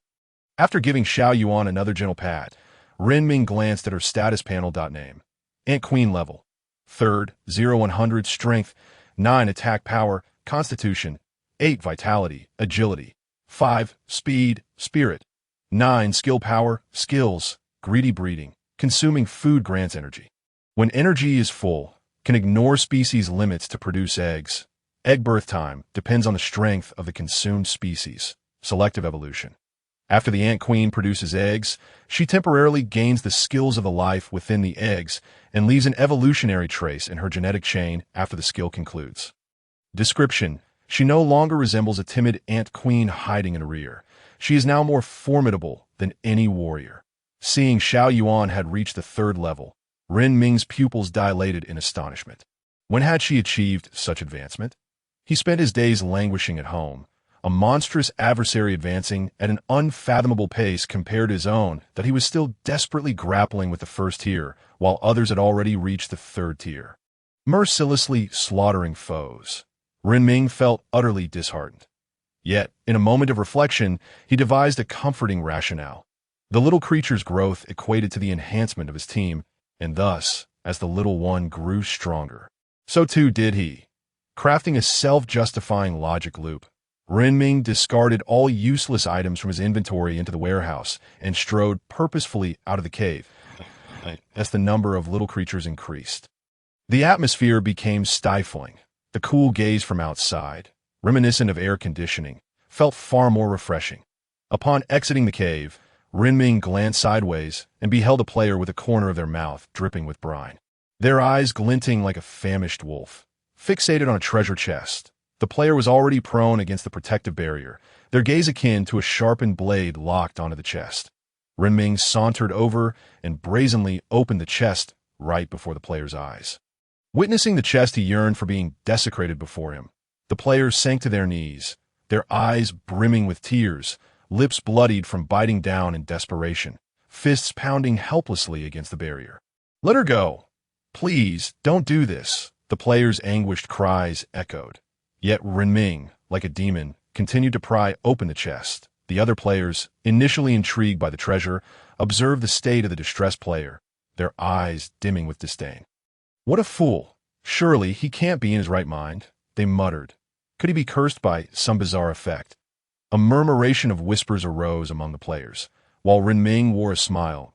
At last, the iron chest bestowed items that were not remnants of the infamous landing. Acquired, used magical stockings acquired. Basic staff, although the iron chest yielded only 2 items. Ren Ming felt a surge of joy. Landung was indeed a perverse anomaly. He had developed an irrational belief that every iron chest discovered in this jungle was a relic of Landung's. Yet the items contained within seemed far from legitimate. On the ground lay a pair of black thigh-high stockings adorned with strands of golden thread, beside which rested a petite staff. The staff, a mere twig seemingly plucked from the roadside, was topped with a crystal. Picking up both items, Ren Ming chose to avert his gaze from the stockings and instead examined the staff's details. Basic staff effect. When wielded, it allows the casting of spells, While it cannot amplify your magic, it enables precise targeting of foes. Ren Ming was overwhelmed by an intense desire to voice his disdain. What on earth is this absurd staff? No. What kind of ridiculous treasure is this that includes used stockings? His lament echoed far and wide, but among those concealed in the grass, a lord perked up at the mention of the stockings. "What stockings? I'll pay for them. I desire the original essence." The lord, his eyes glimmering with greed, suddenly realized the inappropriateness of his outburst and quickly amended, "Come out. Let us discuss." The other players, having grasped the intent behind his words, could not help but applaud him. What a good soul! He sacrifices his dignity for the collective benefit. Yet in a corner unseen by all, his fists were clenched tightly. "Damn it, I want those stockings. What kind of beauty would wear such things?" Ren Ming, however, had no inclination to spare another glance at the stockings. He summoned 10 sturdy warriors to toss both the stockings and the staff into the warehouse to gather dust, and in a single stroke, he elevated his standing to the 4th tier. Observing the little creatures depart, Ren Ming once more accessed the territory panel. Territory name: Ant Nest Territory Level. Tier 3 recruitable units. Soldier Ant. Consumes 10 mana. Mining Ant. Consumes 20 mana. Poison Sting Ant. Consumes 50 mana. Magic Ant. Consumes 100 mana. Recruitable quantity: 3550. Territory description: the foundation of the Lord's survival, possessing various functionalities. Destruction of the territory core results in the Lord's demise.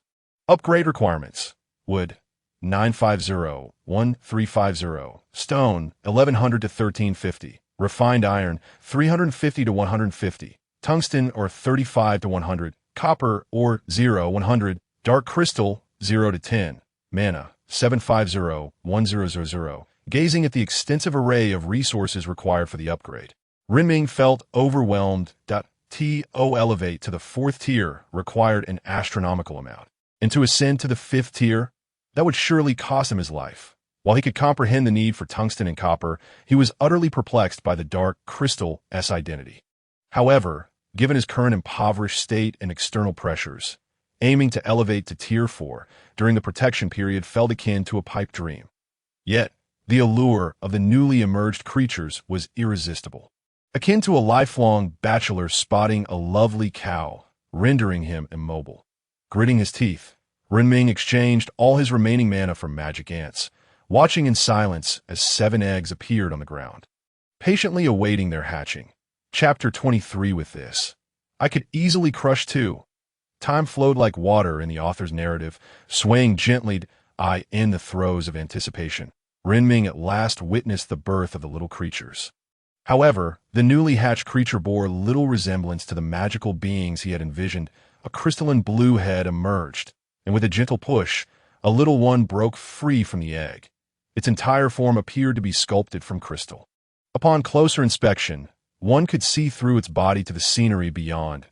As it spoke, a peculiar rhythm resonated, as if it were inherently attuned to the very fabric of existence. Master, master, the little creature, with crystalline eyes fixed upon its master, nudged against Renming's pant leg affectionately. This innate fondness seemed etched into their very souls. After a prolonged moment, Renming extended a hand to stroke its icy head, contemplating for quite some time before bestowing upon it a name. There, you shall be called Demo. The still somewhat bewildered creature, upon hearing its new name, joyfully nudged Renming's leg again. Yet the rigid crystalline material against Renming's leg was decidedly uncomfortable. Renming then opened the little one's panel. Name. Magic Ant level. Tier 1, 0-10, Strength, 1 Attack Power, Constitution, 1 Vitality, Agility, 1 Speed, Spirit, 3 Skill Power, Skill, Devour. Expand Skill, Magical Affinity. It learns all magic and casts spells faster than other beings. Description: it is truly a natural-born magician, a remarkable work of art birth for the sake of magic itself. Upon observing the little one's skills, Renming stroked his chin, glancing at the newly constructed magic tower. It was a classic case of a blessing in disguise. However, the outside lords, upon seeing these crystalline beings, burst into uncontrollable laughter. This little creature is a high-tier unit. I could easily smash 2 with a single blow. Don't speak for your kind. Even I, as an elf, could simply shoot arrows from afar. How could those short legs catch up to me? Who just claimed these high-tier units were formidable? Come out and face me. You said they were fearsome, yet this little thing dares to bite me. The unrestrained laughter from outside reached Renming's ears. He felt a flicker of anger rising within him. He had long grown accustomed to the ridicule and scorn thrown at his miserable life. Yet, these innocent little creatures did not deserve such derision. As the other newly hatched little ones sensed Renming's discontent, they instinctively gathered around him. After naming each of the little creatures, Renming pointed toward the magic tower. My little ones, you must enter. Inside, a voice will teach you how to learn magic. Be sure to study diligently. Like a benevolent father, Renming ushered the still bewildered little ones into the magic tower, then turned his gaze fiercely towards the mocking crowd outside. Just wait. Upon uttering those words, he dashed into the warehouse, retrieving the long-neglected bow and arrows that had accumulated a thick layer of dust. Aiming at a lord whose face bore a look of provocation, he drew the bowstring taut and loosed an arrow in his direction. Some sought the lord's demise, should he hesitate any longer. Even the Virgin Mary would pale in comparison to his cowardice. With a swift whoosh, the arrow flew through the air, striking a shield with a resounding thud. The lord, concealed behind an orc, provocatively gestured towards Renming, beckoning him forth. Come on, you little brat. Aren't you supposed to be formidable? Step up for a duel. Whoever flinches first is a coward. What is the matter, afraid to face me one-on-one? Observing the ruffians encircling him, Renming bent his bow again, pivoting to target another adversary. Another whoosh resonated, yet this time, there was no orc to raise a shield in defense. A dull thud echoed as the arrow pierced the man's abdomen. The blade sank deeply into his flesh, and blood gushed forth uncontrollably, reminiscent of a dam bursting. The other lords, witnessing the accuracy of Renming's shot, instinctively began to retreat. However, many others gravitated toward the injured lord's position. A solitary, wounded lord was akin to a prize ripe for the taking, a veritable treasure chest walking among them. Realizing his precarious situation, the injured lord quickly rallied his troops to break free from encirclement. Hunters, long hidden in the shadows, sensed the scent of blood and raised their rifles. The palpable tension in the air was ignited by an arrow that seemingly materialized from nowhere, setting off a chain reaction. The closest to the fray, an experienced hunter, surged forward with his dwarven kin, diving into the melee. Despite his battle-hardened demeanor, the seasoned hunter inflicted minimal casualties on the enemy, sustaining only superficial wounds himself. However, some impetuous youths, witnessing the onset of battle, recklessly charged out from their hiding spots to seize the spoils. The old hunter, seizing the opportune moment, withdrew to await the skirmish's conclusion, ready to reap the rewards. The entire conflict had erupted due to a single arrow. Renming gently lowered his bow, reflecting on the absence of former laws in this otherworldly realm. The darkness and avarice of these individuals were almost inscribed upon their faces. Renming was not foolish. Inciting discord among these brigands would facilitate his own offensive. In truth, many players had already ceased their assaults on resource points. It was futile to charge in and waste manpower, especially when the corpses would explode, potentially leading to greater losses without yielding any benefit. Finding a tree stump, Renming sat back to observe the chaos of dog-eat-dog, craving a handful of sunflower seeds. Yet before he could fully enjoy the spectacle, a small voice reached his ears. "Master, master, I did it. I can now conjure an ice spike," turning to see the 6 stout figures emerging from the magic tower. Renming's eyes sparkled with interest. "Really? Let me see." Although he couldn't wield magic himself, he found it fascinating. The small one, encouraged by his master's request, found a sufficiently tall stump to perch upon, aiming at an orc in the distance. What followed was a series of cryptic incantations, chanted melodiously from the little one's lips. In less than 2 seconds, an ice spike materialized before him, and with another arcane utterance, it shot forth. The orc, roaming the outer circle in search of opportunities to ambush, was suddenly impaled, collapsing lifelessly to the ground. Chapter 24. Surrounded by enemies, the chaos of the battlefield rendered the sudden demise of the orc unnoticed, even by his lord. Yet Renming marveled at the potency of the magic, his eyes alight with wonder. "How long until you can cast it again?" After pondering for a moment, the little one provided a somewhat uncertain estimate. "About 3 seconds." The prospect of such a rapid casting thrilled Renming to the point of nearly leaping with joy. However, the little one's next statement felt like a thunderclap. "That I can keep casting the spell. But the release time is about 3 seconds. That I just learned it and am still not very proficient." The little one's aptitude exceeded Renming's expectations. Soon after, more small figures emerged from the magic tower, eagerly approaching. "Master, master, I can shoot 3 ice spikes at once." And the voice inside said, "I'm a very talented child." Renming smiled, his lips curving upwards. "You are all amazing. Be sure to study hard and review. Do not let the golden barrier fall. That if you wish to practice, you may aim at those outside." With that, Renming affectionately ruffled the little one's head before returning to the nearly extinguished fire, hastily adding 2 logs to rekindle the flames. His roasted rabbit had turned into a soggy mess. If he didn't add more fuel soon, he would have to resort to primitive methods to reignite it. The flames quickly blazed to life, while the little ones lined up and diligently practiced their skills against the foes outside that TO them. It was merely play. The novelty and excitement captivated their attention. And these little ones were remarkably clever, displaying an admirable persistence. Time flew by, and Renming calculated the remaining days of his protection period, exhaling deeply. Only a day and a half left? This is quite vexing. Finishing his deliciously roasted rabbit, Renming found his way to the cave designated for material storage, eager to test his hypothesis. Value assessment in progress. Please select your desired resources. Value assessment successful. Maximum value.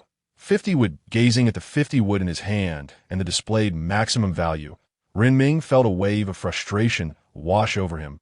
He had hoped to discover a bug, only to realize they had anticipated this all along. Wood could only be exchanged for wood, and wood for stone held the same value. It seemed everything was capped at a maximum value, as if items within this tier all adhered to a limit. Yet Renming remained unfazed.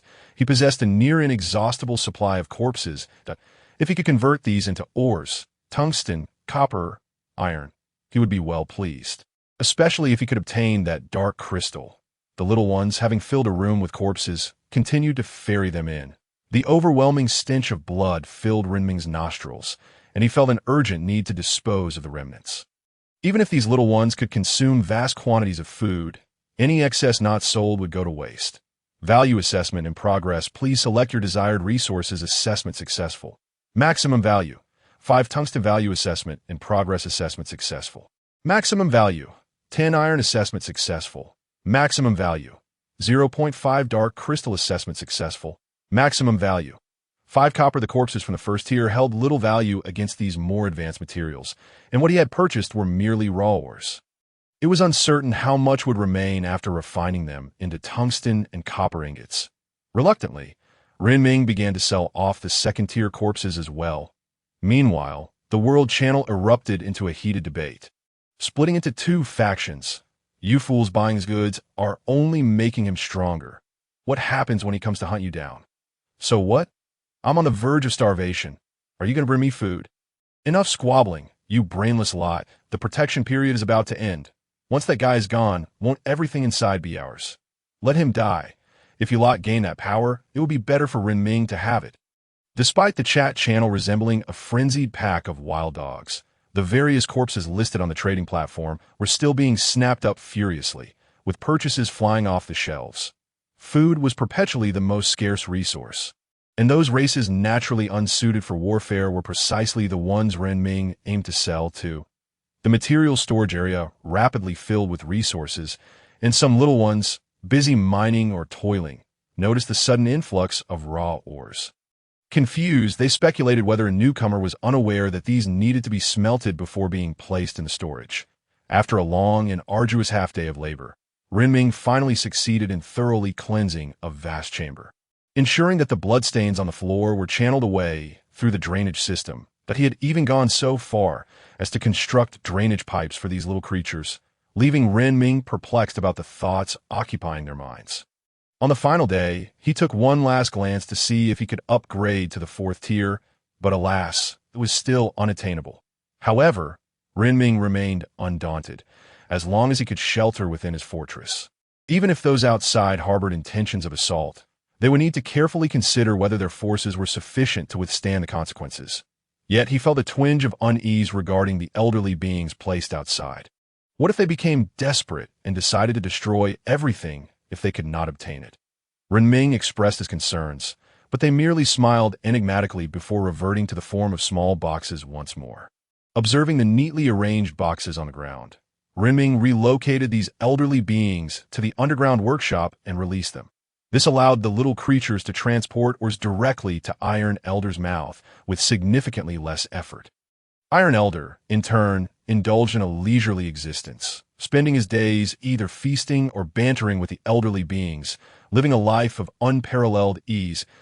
As Renming gazed upon the towering structure, he contemplated its attributes, hoping that none would harbor ill intentions towards it. His curiosity piqued about what it would be like to be struck by heavenly thunder. However, he was soon drawn away by the voice of Great Demon. "Brother, I have devised a spell that allows for continuous magical release, though it necessitates an extensive recovery period afterward." Observing the excitement of Second Demon, several little creatures gathered around him, bombarding him with questions. Chapter 25. The final day, Second Demon seemed to have stumbled upon something intriguing and eagerly shared it with his companions. Before long, the little beings unleashed spells at a staggering speed, akin to a weakened Gatling gun. Renming was left in awe as he witnessed an entire swath of forest being obliterated before his eyes. He could not help but swallow hard. Yet this rapid and ferocious assault lasted less than 30 seconds before it ceased. In that brief period, several little creatures ascended to the 2nd tier, a testament to the sheer ferocity of their firepower. Renming surveyed the extensive, fan-shaped area before him, where every corpse lay with gaping wounds or burst chests. The recent skirmish had forced a number of leaders to halt their advance, not for any other reason than their commander had fallen. "Kunkin, Captain Kunkin, please don't die. You are our pillar of strength. What shall we do without you?" The cries of despair echoed, and Renming found himself momentarily unable to discern who the true villains were. The remaining leaders, who had hoped to take advantage of the chaos, were similarly silenced by the onslaught. As the fierce exchange of fire continued, the surrounding leaders retreated nearly 100 meters, only daring to whisper once they were beyond the range of these little creatures. What happened to those who thought they could crush them with a mere finger? Come out and speak. I don't know. Where did those boasting individuals go? I have no idea. The leaders, who had previously been so confident, were now drenched in cold sweat, acutely aware that had the firepower swung their way even slightly, survival would have been a mere fantasy. With hostilities halted, Renming surveyed the area, coldly declaring, "I believe some among you still wish to live. If you do not, feel free to approach. Let me see if your bodies are as resilient as you imagine." With that, he allowed the little creatures to take their positions. The protective shield would remain in effect for another day, and he intended to utilize this time to amass more magical energy. He aimed to produce several magical ants, whose firepower resembled that of heavy machine guns. With dozens more, they could unleash a barrage of fire that would leave their enemies no room for negotiation.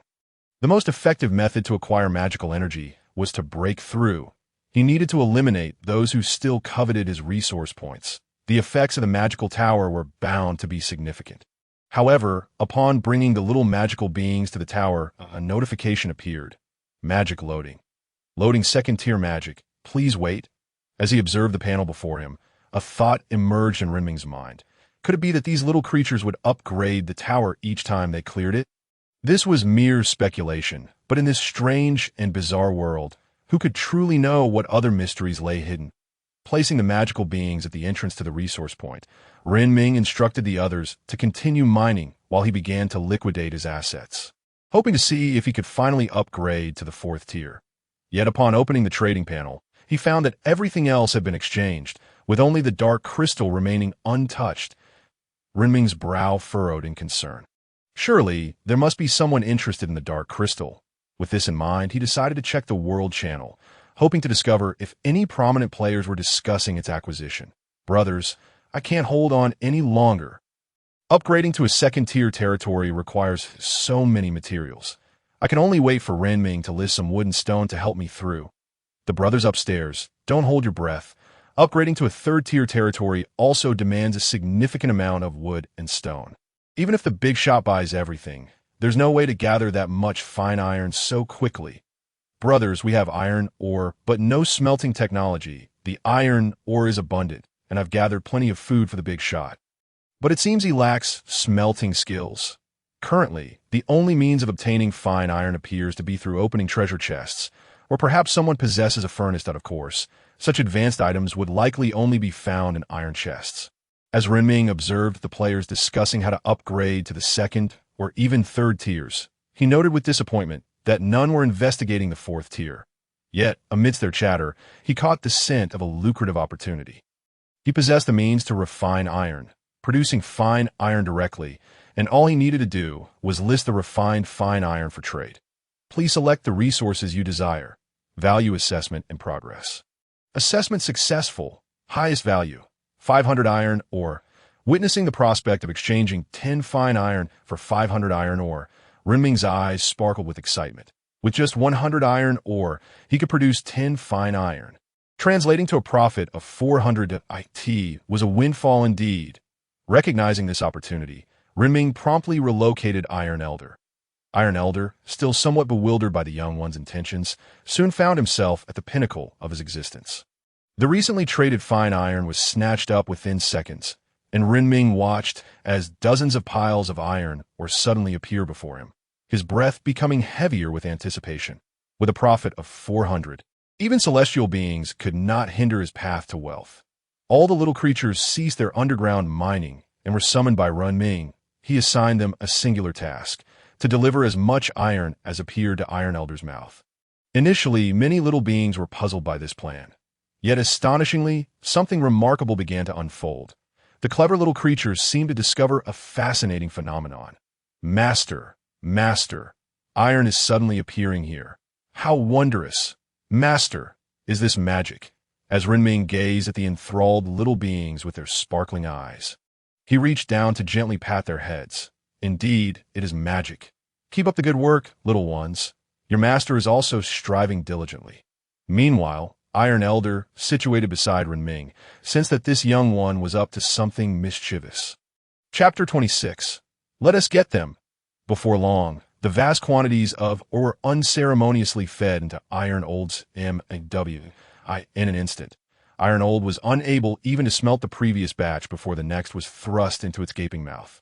This delightful dilemma sent Iron Old soaring with joy, while that wretched lad, Lon Deng, was both impoverished and miserly, smelting only a meager amount of materials at a time, and those were always so haphazardly mixed. It was hardly satisfying, unlike that scoundrel who seemed to possess an entire iron mine at his disposal. You scoundrel, wait a moment.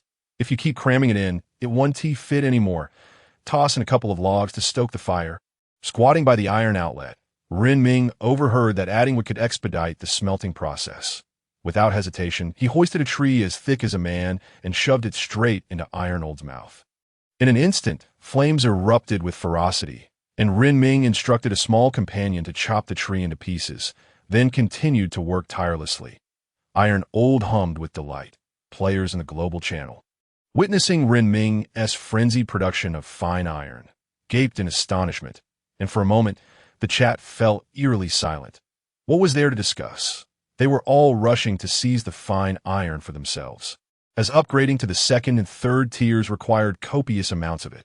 Besides purchasing from the Great Master or opening treasure chests, there was no alternative, under this frenzy akin to restocking. The profits soared to 400, and before long, the entire warehouse was overflowing. Despite the small one's diligent efforts to feed Iron Old, the pace still lagged behind. Yet, this was precisely what Renming desired. With vast amounts of iron at his command, he began trading the fine iron for tungsten, ore, copper, ore, and dark crystals, directly funneling them into the high-end market. Nevertheless, even amidst this, players continued to forsake the so-called precious minerals for their own ascension. Clutching dark crystals tightly, knowing they would be invaluable later, players hastily sold them off. Without the early game, how could there be a late game? Players had warned that once the protection period ended, danger would ensue. As for how great that danger might be, no one knew. They could only bolster their strength before the protection wore off to avoid being obliterated, with resources pouring in disproportionately to one individual. Renming stood as the sovereign of this region, with everyone dependent on his iron, and no one could contend with him. Outside, players anxiously awaited the end of the protection, their eyes reddened at the rapidly vanishing materials and resources. Yet they all harbored the same thought. Once the protection ended, he would be mine. Renming, observing the burgeoning resources and the dark golden crystal in his hand, couldn't help but lament his tumultuous life, marveling at this rare moment of glory. Not long after, the warehouse brimmed with various materials, piled high into small mountains, leaving no time for meticulous sorting. Even the small river in the middle was nearly overwhelmed. Iron Old truly exemplified what it meant to work efficiently, swiftly, with no other requirement than a fierce flame. Even Sun Wukong himself would be transformed into iron blocks, after feeding another substantial batch of fine iron. Renming ceased the influx, not out of greed, but because the small ones were genuinely overwhelmed. After toiling for 4 solid hours, Renming finally refined all the overflowing iron ore into perfectly shaped iron blocks.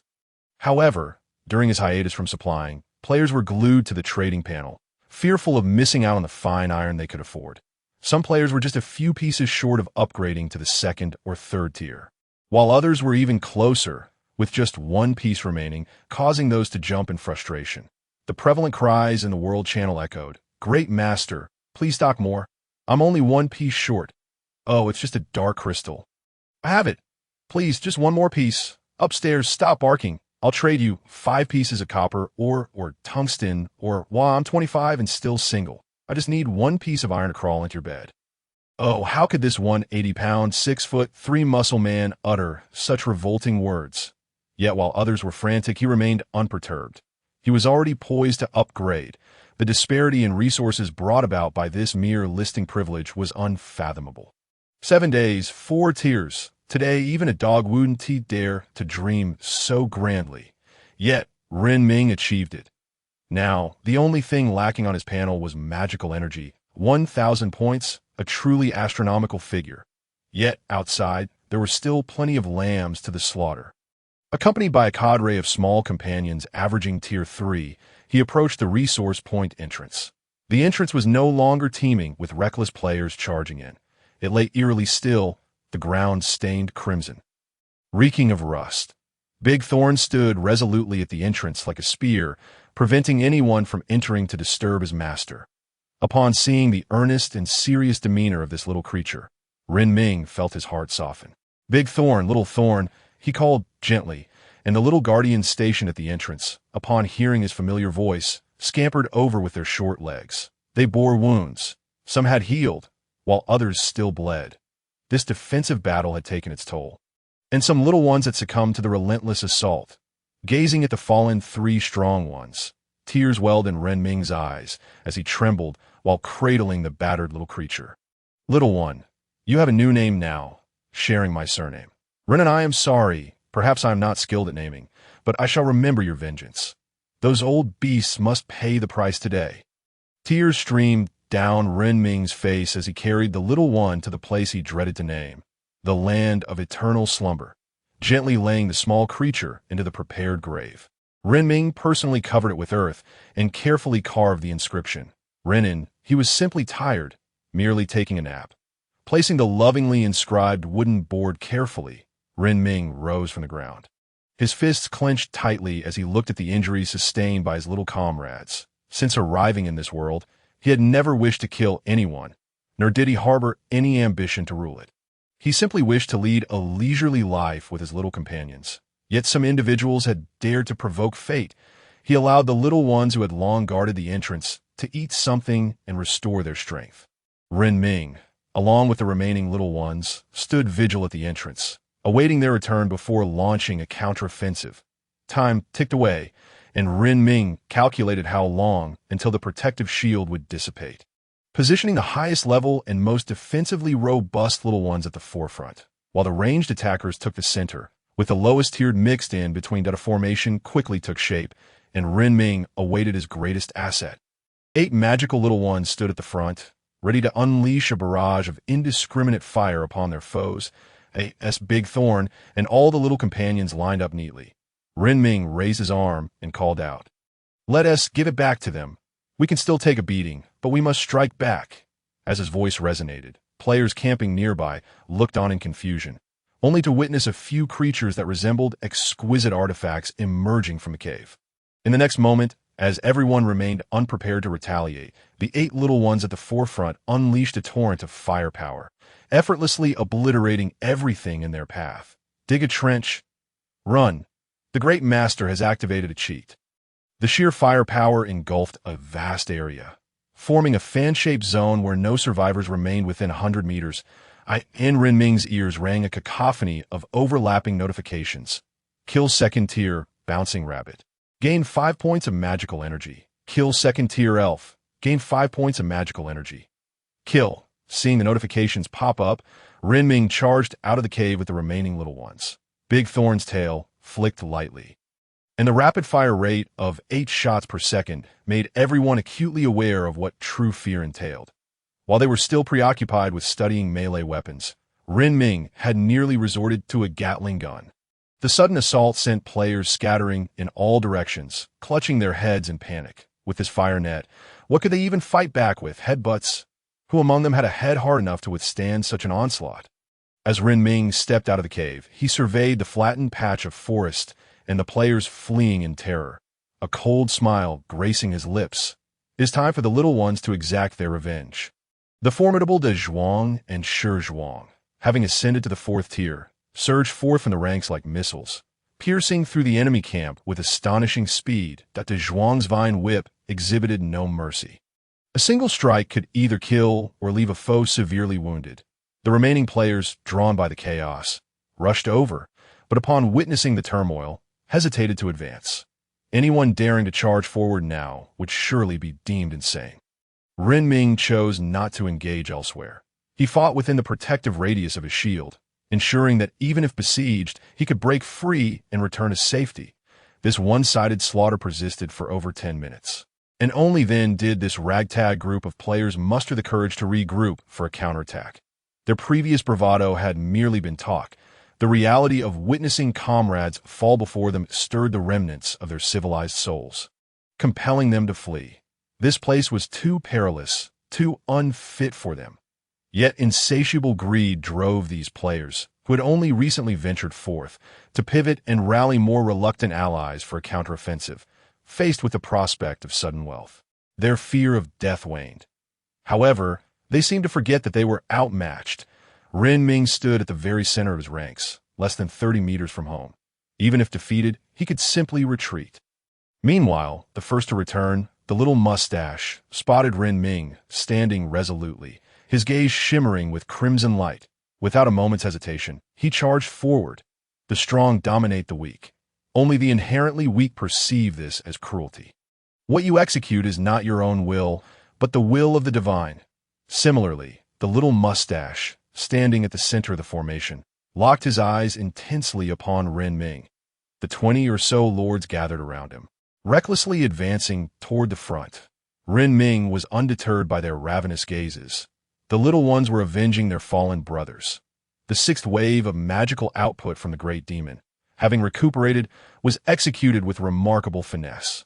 Even against a throng of brainwashed foes, he showed no signs of retreat. Their growth surpassed all expectations. As third-tier mages, they had extended their spell-casting duration by over 30 seconds if this group of little ones employed a rotation system. They could maintain continuous offensive output. Each ice spike could fell 1 or 2 enemies, and with a stroke of luck, even penetrate a third. The unique magical force of this world was so formidable that it instilled fear in everyone. Yet, the greater their terror, the more fervently they sought to eliminate Ren Ming. How long had this fellow been developing? Just 7 days, and he had already reached a level capable of confronting over 20 lords. If he were allowed to develop for a few more months, this district could very well bear his name. The rough-skinned, tough-skinned orcs charged forward with bloodshot eyes, their minds consumed by a singular thought. They were not fighting for themselves or their lords, but for the supreme deity, executing the divine will. Over 300 reckless warriors charged headlong, a terrifying force that could crush any lord. Even Ren Ming understood that these fearless fighters had been indoctrinated into mindless zombies by the little mustache. The long-range output from the CI ultimately succumbed to the tidal wave of enemies. Yet De Zhuang and a cadre of higher-level little ones held the front line, fighting fiercely with their vine whips at close quarters. However, many of the advancing enemies were already affected by poison, their attacks lethargic that a pallid orc with dilated pupils raised a heavy hammer, only to slump backward, utterly drained. The C skill activated at just the right moment. Boom, boom, boom. The jungle, now a desolate expanse ravaged by ice and fire, was left with only the faint glimmers of dwindling flames surrounding the recently ambushed camp, shrouded in darkness. Even as soldiers charged, their torches were extinguished by the violent explosions and torrents of blood. Yet, the little ones seemed to possess night vision, their ranged attacks nearly unfailing. The simplistic notion of overwhelming Ren Ming with sheer numbers began to dawn on the little mustache as they lost nearly a quarter of their forces. This was no longer a matter of merely sacrificing lives. It was a dramatic disparity between firepower and levels, akin to an insurmountable chasm. Retreat. We need to recuperate. The little mustache, positioned at the rear of the army, could not discern the heaps of corpses, yet the blood-soaked air was thick enough to become mist, invading his nostrils like a dagger slicing through his throat and into his lungs. The brutality of war exceeded all expectations. The remaining lords, hidden nearby, waiting for the perfect moment to strike, felt their breaths quicken at the sight of such carnage. They began to fear, having crossed from the civilized world to this one just days ago. They had witnessed countless deaths. If witnessing the death of troops could be rationalized, What if seeing a lord perish before their very eyes? Ren Ming, observing those aged lords attempting to retreat calmly, thought, how audacious. The CI, spotting that small cluster of individuals hiding at the back, commanded, shoot him. Even if you can't kill him, just hit him. The little ones, upon hearing their master's voice, glanced at the distant figures retreating while pushing further away, and after a moment's contemplation, nodded. They were at least 400 or 500 meters away now, far beyond Decee's range. Yet Deci still aimed with determination, adjusting the range to its maximum potential. Before unleashing a barrage of indiscriminate fire, the distance was too great for precise aim, but Deci was unwilling to disappoint his master and could only fire wildly, as the retreating lords trailed behind the little mustache. Resembling a band of loyal servants, they remained oblivious to the rain of needle-like poison darts falling around them. Suddenly, one lord felt a prick on his arm, only to realize he had been attacked. But it was too late. Chapter 28. Death. A torrential downpour of attacks cascaded down, the whistling winds sounding like the requiem of death, serenading the sins of these greedy souls. The wounds inflicted by the poison needles quickly began to decay and rot, with countless filaments sprouting within, binding the injuries tightly. Where are the shield bearers? Come out and save us, cried a lord, his voice rising above the din. Yet all that came in response was the resigned sigh of another lord. The shield bearers had long since exhausted their strength in the previous assault. Where could they find more? Run! If we don't move quickly, we shall surely perish. As the lord's words fell, everyone beheld a figure sprinting forward, hoisting a corpse. Even with his torch extinguished, he charged ahead, heedless of what lay before him. If he collided with something, it would merely sting, but if struck by a poisoned needle, it could cost him his life. The lords advanced another 100 meters under the protection of their troops, finally escaping Decee's farthest range. Meanwhile, Ren Ming turned away from the blood-soaked ground strewn with flesh, his stomach churning at the acrid scent. With a cadre of little ones, he had decimated 200 enemy soldiers without sustaining any losses. The lords, who had remained hidden and witness to this brutal slaughter, chose silence. This young man's firepower was truly overwhelming. Was he even human? The ice spikes he unleashed, akin to 12mm armor-piercing rounds, could bore holes through trees. A single shot to a small target could transform them into a larger one, broadening their horizons. Back within the protective shield, Ren Ming pressed a hand to his racing heart, that he was, after all, merely an unfortunate ordinary individual, witnessing for the first time a wave of bodies collapsing like chaff before him. For the first time, he witnessed a person explode before his eyes, showering the area in a deluge of blood. The most brutal and sanguinary experience of his life had been a mere robbery encounter where a knife merely grazed a victim's abdomen. Compared to this, that was child's play. Yet, Ren Ming felt no remorse, nor did he ponder the reason for his actions. He bore not a trace of guilt. He was a man of reason. The enemy sought his death, so it was only logical that he would slay them in turn. Returning to the protective shield, Ren Ming glanced at the magical energy he had amassed from this wave of output. Yet, one glance reveals a shocking reality. This recent endeavor has astonishingly amassed nearly 800 units of magical energy. After a brief respite, it is entirely possible to launch another assault. However, just as Ren Ming, accompanied by a group of diminutive companions, had barely concealed themselves in a burrow and secured 2 entrances, a familiar voice echoed through the air. Congratulations on successfully surviving the 7-day protection period. You must continue to strive for survival. New functions have been unlocked, and players possessing resource points can freely manipulate the value of items. Listening to this well-known voice, Ren Ming felt a sense of bewilderment. Yet in the next moment, the sounds of battle erupted from outside. The roars of numerous lords resonated ominously. Run! What are you thinking? Where did so many third-tier magic wolves come from? We can't hold them back any longer. Retreat. Let those magic wolves attack. That wretched kid is inside the burrow. Retreat, retreat. The unforeseen influx of magic wolves swiftly sent the 40-odd surrounding lords fleeing. Ren Ming, listening to the chaos outside, found himself leisurely contemplating the situation. How splendid these magic wolves are, he mused. They have rescued him from peril.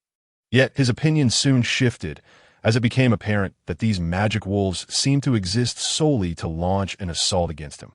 Their recent actions were not to protect Renming. Rather, they were driving away any who dared to feast upon their spoils. Intent on enjoying the bounty themselves, the leading magic wolf outside let out a low growl, and with it came an unsettling premonition for Renming. In the next instant, both entrances were besieged by a massive wave of magic wolves. Like a tsunami, they surged forth, more relentless than even the brainwashed soldiers. It seemed their very existence was dedicated to ending Renming's life. In an instant, Renming was left dazed by the overwhelming assault of the magic wolves. Yet, the diminutive guardians employed their steadfast tactics to block wave after wave of foes. The magic wolves surging in from outside soon filled the entrance with their fallen brethren. Renming reacted swiftly, exchanging all remaining magical energy for venomous sting ants. He needed more ranged support to defend the two access points. The additional small creatures dispersed to both entrances. In his urgency, Renming drew his bow, releasing arrows. However, against magic wolves that could be easily breached by the small one's attacks, his arrows failed to even pierce their skin. The cacophony of footsteps outside, merging into a singular mass, hinted at the sheer number of enemies poised to devour him. Yet, panic bore no fruit. He could only judiciously allocate his elite forces. The robust and formidable ones each guarded an entrance, while the powerful magic and the stalwart united to defend the resource point. 10 of the stalwarts, upon sustaining injuries, retreated to recuperate. 6 stalwarts. You are the communications unit. I shall command from this entrance. If that side falters, you must call for me, with an orderly command structure in place.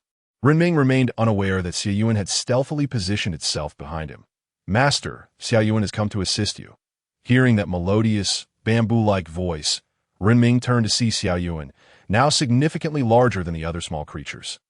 However, in its current form, it possessed all the traits of its kin: a crystalline exterior, a constantly swaying crystal tail, formidable jaws, and a resilient body. Renming, upon seeing Xiaoyuan, was reluctant to involve it in the fray. Yet the other small creatures, upon spotting Xiaoyuan, seemed invigorated as if imbued with newfound energy. The king has arrived. The king fights alongside us. Brothers, hold the line. Xiaoyuan swung its crystalline tail, chanting spells while continuously launching ranged attacks.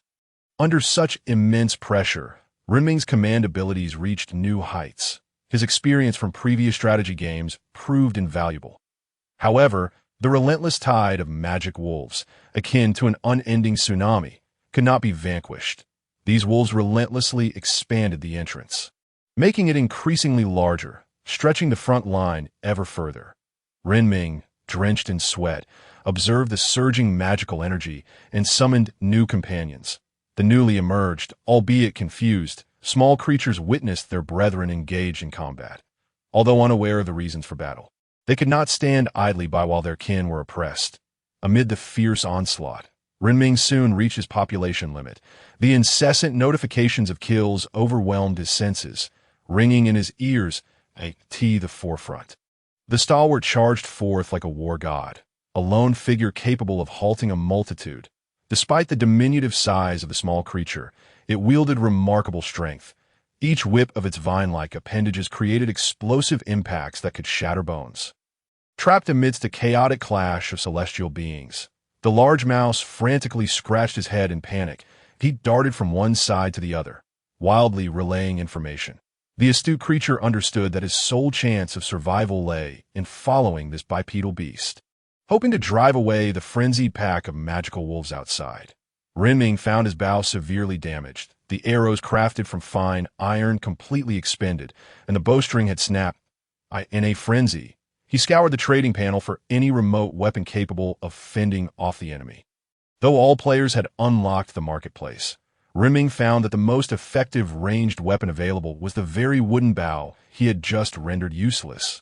The corridor was strewn with corpses, the walls soaked in blood, as a relentless tide of magical wolves, driven mad, surged through the barricade of bodies toward Renming. Most of the wolves barely managed to rush forward before succumbing to poison barbs or being felled by a single ice shard. Once he stabilized this front, Renming turned his attention to another line of defense. Just as he stepped forward, a resounding thunder echoed through the forest. The rumbling persisted for quite some time, leaving Renming momentarily dazed. How curious it was that he had not committed any wrongdoing yet was met with divine retribution. However, he soon recalled the presence of a magical tower nearby. Surely, the wolves were not attacking the tower out of spite for its encroachment. Though he was unaware of the exact cause, the magical tower had activated its protective mechanism. The booming thunder and the mournful howls of the wolves were, in fact, a welcome sign. For 5 or 6 minutes, the thunder roared, and Renming could distinctly sense a significant reduction in the number of wolves. The thunder unleashed by the tower had greatly assisted him. Without it, holding the fort would have taken much longer. After a wave of thunderous cleansing, Renming discovered he could mount a counterattack. The number of magical wolves had drastically diminished, and some seemed so frightened by the thunder that they began to retreat. Little did he know that the recent thunderstorm had obliterated all the 4th-tier leaders, effectively decapitating the enemy's command. Leading his team forward, Renming soon charged back to the entrance. The retreating wolves, now devoid of their leader's commands, began to turn on one another, vying for dominance in their ranks. The simple-minded creatures had yet to realize that a demon had already poked its head into their midst. The magical tower still stood tall, surrounded by dozens of fallen wolves. Over 100 wolves clashed fiercely, each vying for the position of their leader. After tidying his lines, Renming watched the fray outside, unable to resist the temptation of spectating. The little fellows had exhausted much of their stamina after such a prolonged battle, and if the over 100 magical wolves continued their assault, casualties were inevitable. Renming sat at the cave entrance. Indulging in the spectacle, players in the global chat boasted of their rewards that I faced over 30 second-tier water ghosts. Had it not been for my strategic commands, I might not have survived. Huffed. You only encountered water ghosts. I faced magical foxes that could cast spells. Those second-tier magical foxes are vicious. My team was nearly wiped out before we won. Enough of that. Let us compare rewards. I just received a troop card. Envy me. Darn it, why'd I get a shovel? I received a magical orb, but I don't know how to use magic. The familiar chat channel erupted into chaos. Many seemed to forget that one player was contending with an average of 3rd-tier magical wolves. Alongside 10 4th-tier leaders, hidden in a corner, Renming eagerly watched the unfolding drama. Should a magical wolf attempt to ascend to leadership, he would unleash a barrage of poison darts, as long as the leader remained absent. The magical wolves would continue their relentless brawl until only one remained or a wolf king emerged. However, these not-so-clever wolves failed to notice the bipedal beast stirring up trouble. After merely half an hour of waiting amidst the self-inflicted chaos, Renming observed that only a handful of battered magical wolves remained. Yet their average level was still 4th tier, with the strongest among them reaching 5th tier. It was then that Renming finally spotted the 5th-tier magical wolf lurking silently in the shadows. Chapter 30, Global Announcement. The 5th-tier wolf's eyes sparkled with a glimmer of intelligence, yet its body was drenched in the blood of its foes, with scarcely a drop of its OWNAS. Renming, still hiding and watching, realized that the wolf intended to attack him. He contemplated calling for his comrades to retreat when a familiar sound approached, akin to the rumble of a tank. The injured giant bear, having recuperated in its lair, was about to venture out in search of food when it caught wind of the new 5th-tier presence. This sudden incursion into its territory was akin to a declaration of war. And this particular bear was the sovereign of this domain. A thunderous roar shattered the forest silence, and the bear, having nursed its injuries for so long, swung its massive paw with the force of a frying pan, knocking the newly ascended Wolf King to the ground. The Wolf King, enraged by the ambush, rose with a growl of warning, as if to threaten the bear, but the enormous creature, sensing its territory was under siege, interpreted the growls as a challenge. Without further ado, the two combatants clashed. Despite its injuries, the formidable bear struck with such might that each blow sent tremors through the ground. Meanwhile, the agile Wolf King danced between attacks and evasions, engaging in a deadly duel. This small section of Renming's domain had transformed into an arena of combat. Yet, Renming was utterly unconcerned. In fact, he found himself cheering. Yes, strike him, bite him. Even if you lose, you won't come to harm. Go on, aim for his head, peering from his hiding place. Renming watched as the two beasts battled, his excitement surging as he imagined himself as the bear, delivering a couple of slaps to the Wolf King. The epic confrontation between the two titans frightened several fourth-tier magical wolves, who retreated a fair distance, waiting for the outcome of the battle. Should one emerge victorious, they would return to consume the task target below. Should they lose, they would flee. Yet the wolves had not anticipated the third possibility that was unfolding. Gathering all his little comrades, Renming observed the fourth-tier demons and the fourth-tier poison darts, a sinister grin spreading across his face. He could not afford to miss the two fifth-tier beasts. Beyond the magic energy they would yield, the experience alone warranted his intervention.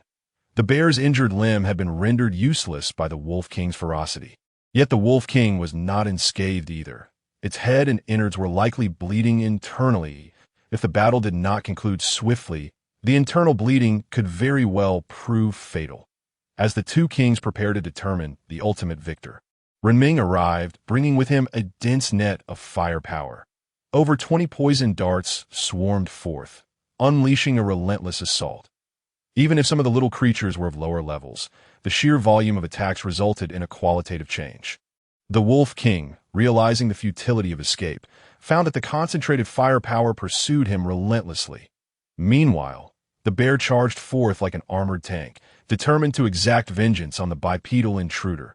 This was no longer merely about sustenance. It was a matter of pride as the ruler of this territory. As the colossal bear bore down on Renming, he remained unfazed, even clapping his hands in delight, with the sound of his claps. The demons and their remaining 8 companions showcased the dawn of a new age. The terrifying firepower pierced through the bear's defenses in an instant. The fourth-tier demon not only possessed enhanced firepower, but could unleash 2 attacks at once. In no time, the fearsome barrage sent the bear crashing to the ground, barely clinging to life. Renming pointed at the fallen Wolf King, and as the demons joined the fray, the mighty wolf succumbed, collapsing in defeat. The final blow from the poison darts extinguished the once glorious life of a Wolf King that a familiar voice echoed in Renming's ears. You have slain a 5th-tier magical wolf. You have gained 500 magic energy. Achievement unlocked. The Fearless One. Reward. 500 mana points. Desai has also vanquished the formidable magic wolf and has finally ascended to the 5th tier. Dazhuang delivered the final blow to the great bear. And as the colossal creature succumbed, Dazhuang too reached the 5th tier. Slaying the 5th tier magic bear awarded him 500 mana points. Thus, 2 5th-tier companions were born. World announcement. Player Renming achieves the world's first kill of a 5th-tier creature, earning the title of the Fearless One. As Renming stared at the notification panel and listened to the announcement echoing in his ears, he felt a sense of numbness wash over him. Indeed, he had become renowned across the globe. Players in other regions, upon hearing the announcement, were left pondering the identity of this remarkable figure, Renming. With a global population of 7 billion, everyone was curious about who Renming truly was. The World Channel was ablaze with excitement. Wow, Renming is incredible. Wow. Despite my lack of knowledge, I can only exclaim in awe. Our region is fortunate to have such talent. While I'm still struggling at the 2nd and 3rd tiers. This master has already slain 5th-tier monsters. Wow, master, I want to bear your offspring. Incredible. In an instant, all the players in the area celebrated their identity as part of Renming's region. Even those who considered themselves proud or exceptional could not resist commenting on the public screen. Renming, you are undoubtedly a worthy adversary. Currently, I am unable to slay 5th-tier creatures, but I will grow strong enough to defeat you one day. Yet, Renming remained unaware of the revelry in the World Channel.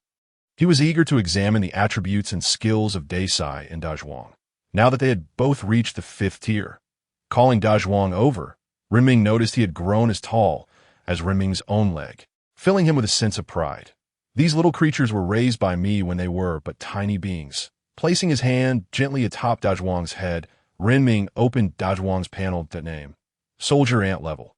5th tier, 0-300 strength, 45, attack power, constitution, 31, vitality, agility, 23, speed, spirit, 27, skill power, skills, devour. Activate skills. Whip strike, activate skills. Visual deception, activate skills. Rapid charge, lunges forward, inflicting 50 speed plus 100 strength damage. Description: he has now become a competent warrior, a resilient spear in your hands, capable of piercing through all. Chapter 31. Surviving is quite challenging. Dazhuang's 5th-tier attributes are undoubtedly a testament to his strength. His strength surpasses his spirit by nearly 20 points. To say that Dazhuang resembles an ant-shaped hydraulic press would not be an exaggeration. After reviewing Dazhuang's panel, Renming summoned Desai and opened his panel as well. Name: Poison Sting, Ant level 5th tier, 15300, strength 25, attack power, constitution 20, vitality, agility 36, speed, spirit 45, skill power, skills, devour. Engage in feeding, activate skills. Poison Sting projection, use, activate skills. Parasitic fur, activate against enemies skills. Berserk bear roar, enhances blood flow throughout the body, hardening the fur into armor and increasing attack power, skills. Hallucinogenic toxin.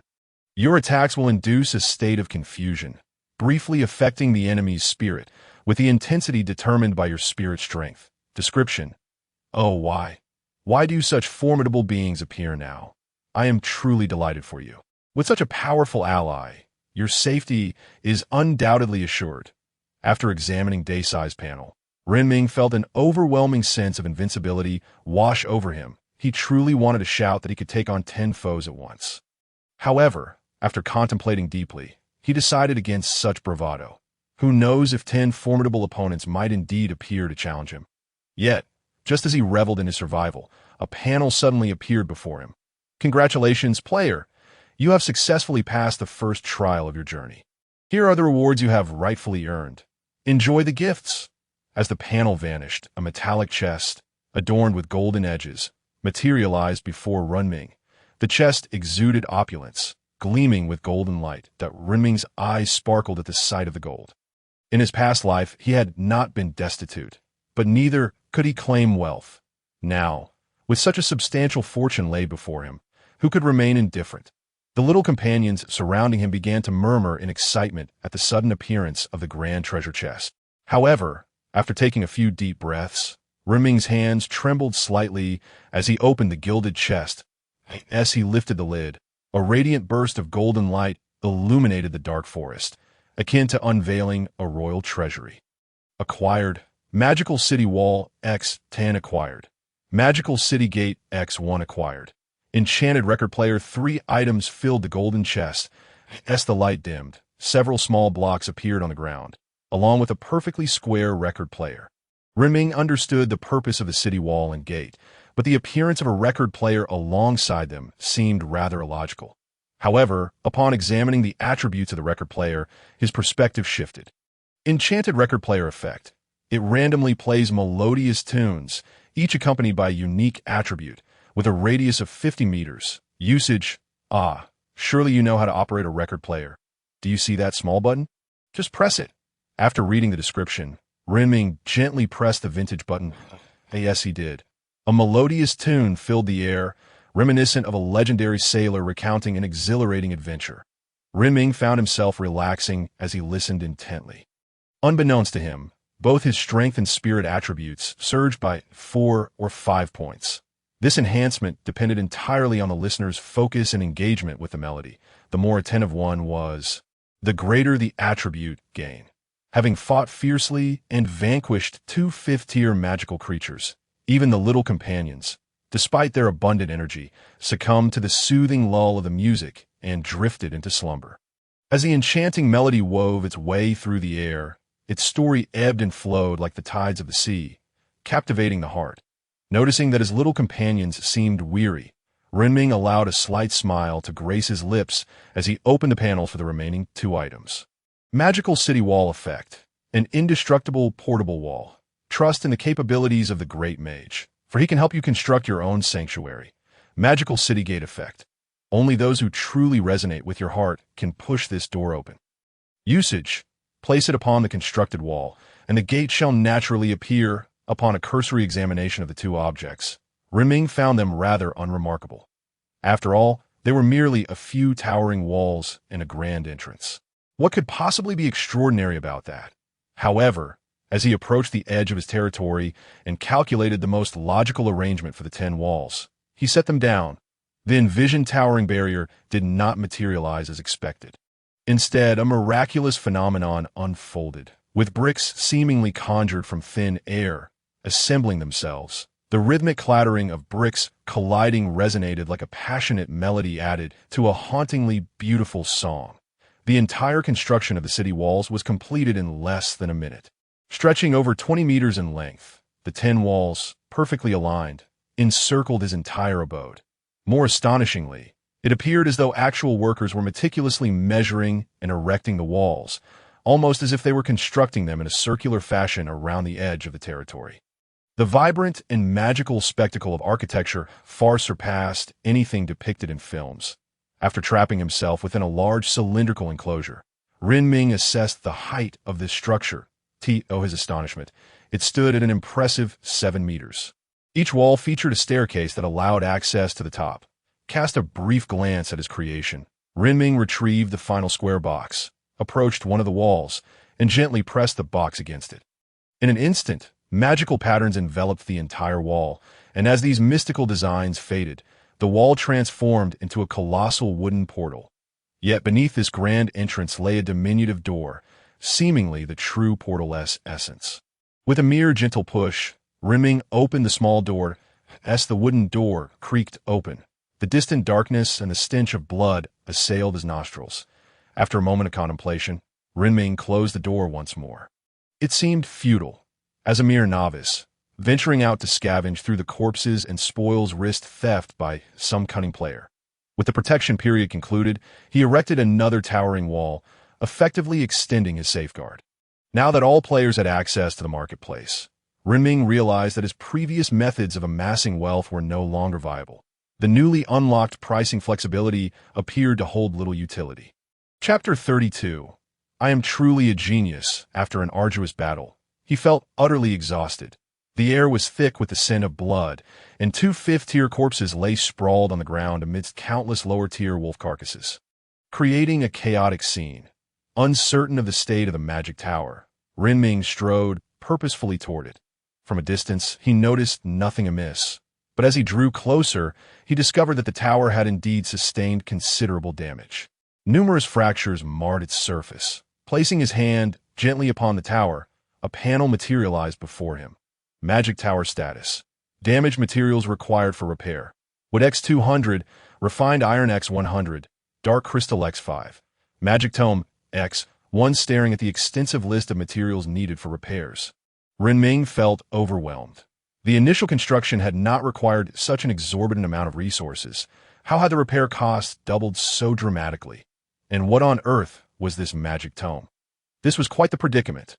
The sheer volume of materials required made Renming's head spin, and the peculiar nature of the items only added to his dismay, especially since he had no idea what the magic tome entailed. Yet repairs were essential. Those little ones who had learned magic had significantly boosted their combat prowess, making it an undeniably profitable venture.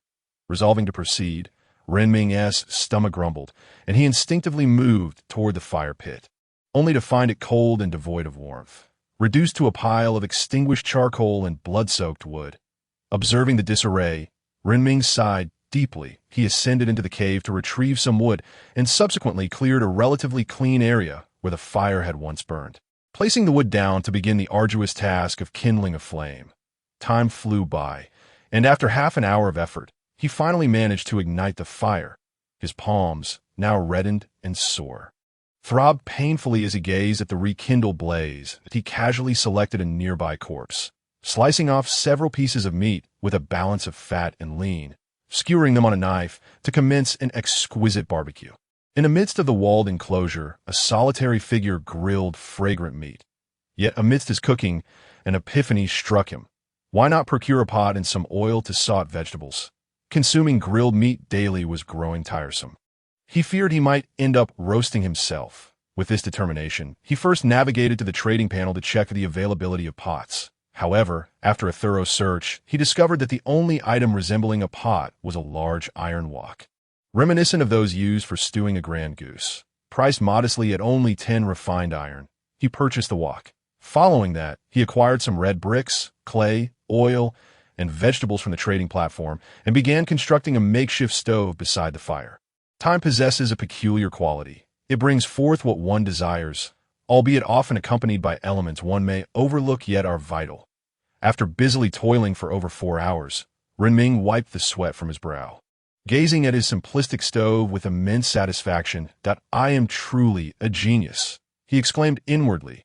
Placing the large pot atop the stove and adding firewood beneath, a still burning stick was placed into the pot.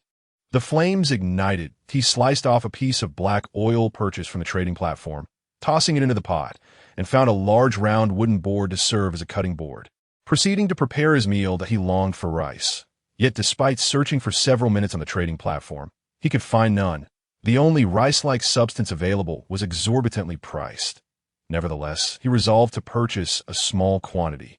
Intending to celebrate surviving this wretched world, as the oil reached the perfect temperature, he added his ingredients to the pot, and tendrils of steam wafted upward. Even in the pitch-black jungle, amidst the carnage of corpses, Renming could not forget the taste of home. Once the rice was prepared, he placed it in a wooden bowl, setting the vegetables before him.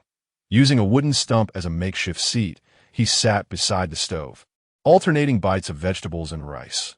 However, as he ate, tears began to spill from his eyes. He missed home, but a wanderer cannot forget the comforting taste of rice, nor the increasing wrinkles around his mother's eyes, nor the weight on his father's shoulders as he bore the burden of the family. After finishing the delectable meal, Renming turned to glance at the small ones still peacefully slumbering. Quietly, he tidied up the dishes, washing them before sitting on the wooden stump, watching the little ones as they slept soundly.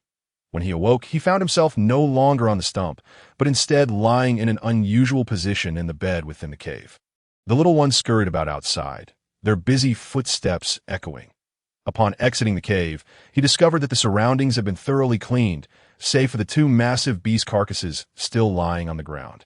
Observing the nearly consumed skeletons of the beasts indicated that the little ones had likely gained a significant boost in attributes. Renming returned the old fellows, Gong Lao and Sua Lao, back to the fold. Upon seeing that Renming was unharmed, the old ones sighed in relief. Though this young lad was somewhat foolish and clumsy, at least his character was commendable. He did not mistreat the elderly. Suddenly, Sua Lao, who had been resting atop Gong Lao, sprang to his feet. "Ah, young lad, I sense the presence of the old man. Come, let us embark on an adventure." Observing Sua Lao's excitement, Renming glanced at his now pristine territory. He resolved to upgrade the territory before proceeding, believing it prudent to reach level 4 before venturing forth. With this decision in mind, Renming opened the panel, his heart racing with anticipation as he gently pressed the upgrade button at the bottom of the interface.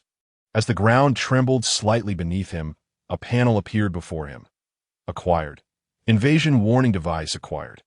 Heart of Evolution, as 2 items manifested in his hands. Renming examined the familiar cookie and another device resembling a radar. Opening the panel for one of the items, he scrutinized its effects. Invasion warning device effect. Binds to territory. Upon enemy intrusion, send an invasion signal to all territorial beings. Upon observing the effects displayed on the panel, Renming nodded in agreement.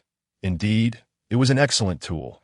If it could provide early warnings of enemy movements, his little companions would not be caught off guard by sudden attacks, thereby minimizing casualties. The radar device was positioned beside the record player, which continued to serenade the atmosphere with its melodious tunes. Chapter 33. A new journey with the territory back on track. Renming accessed the territory panel to ascertain what was required for upgrading from level 4 to level 5. Meanwhile, the players across the entire server were left bewildered. They speculated that this global channel had likely been created solely for Renming. Otherwise, how could he consistently secure first place?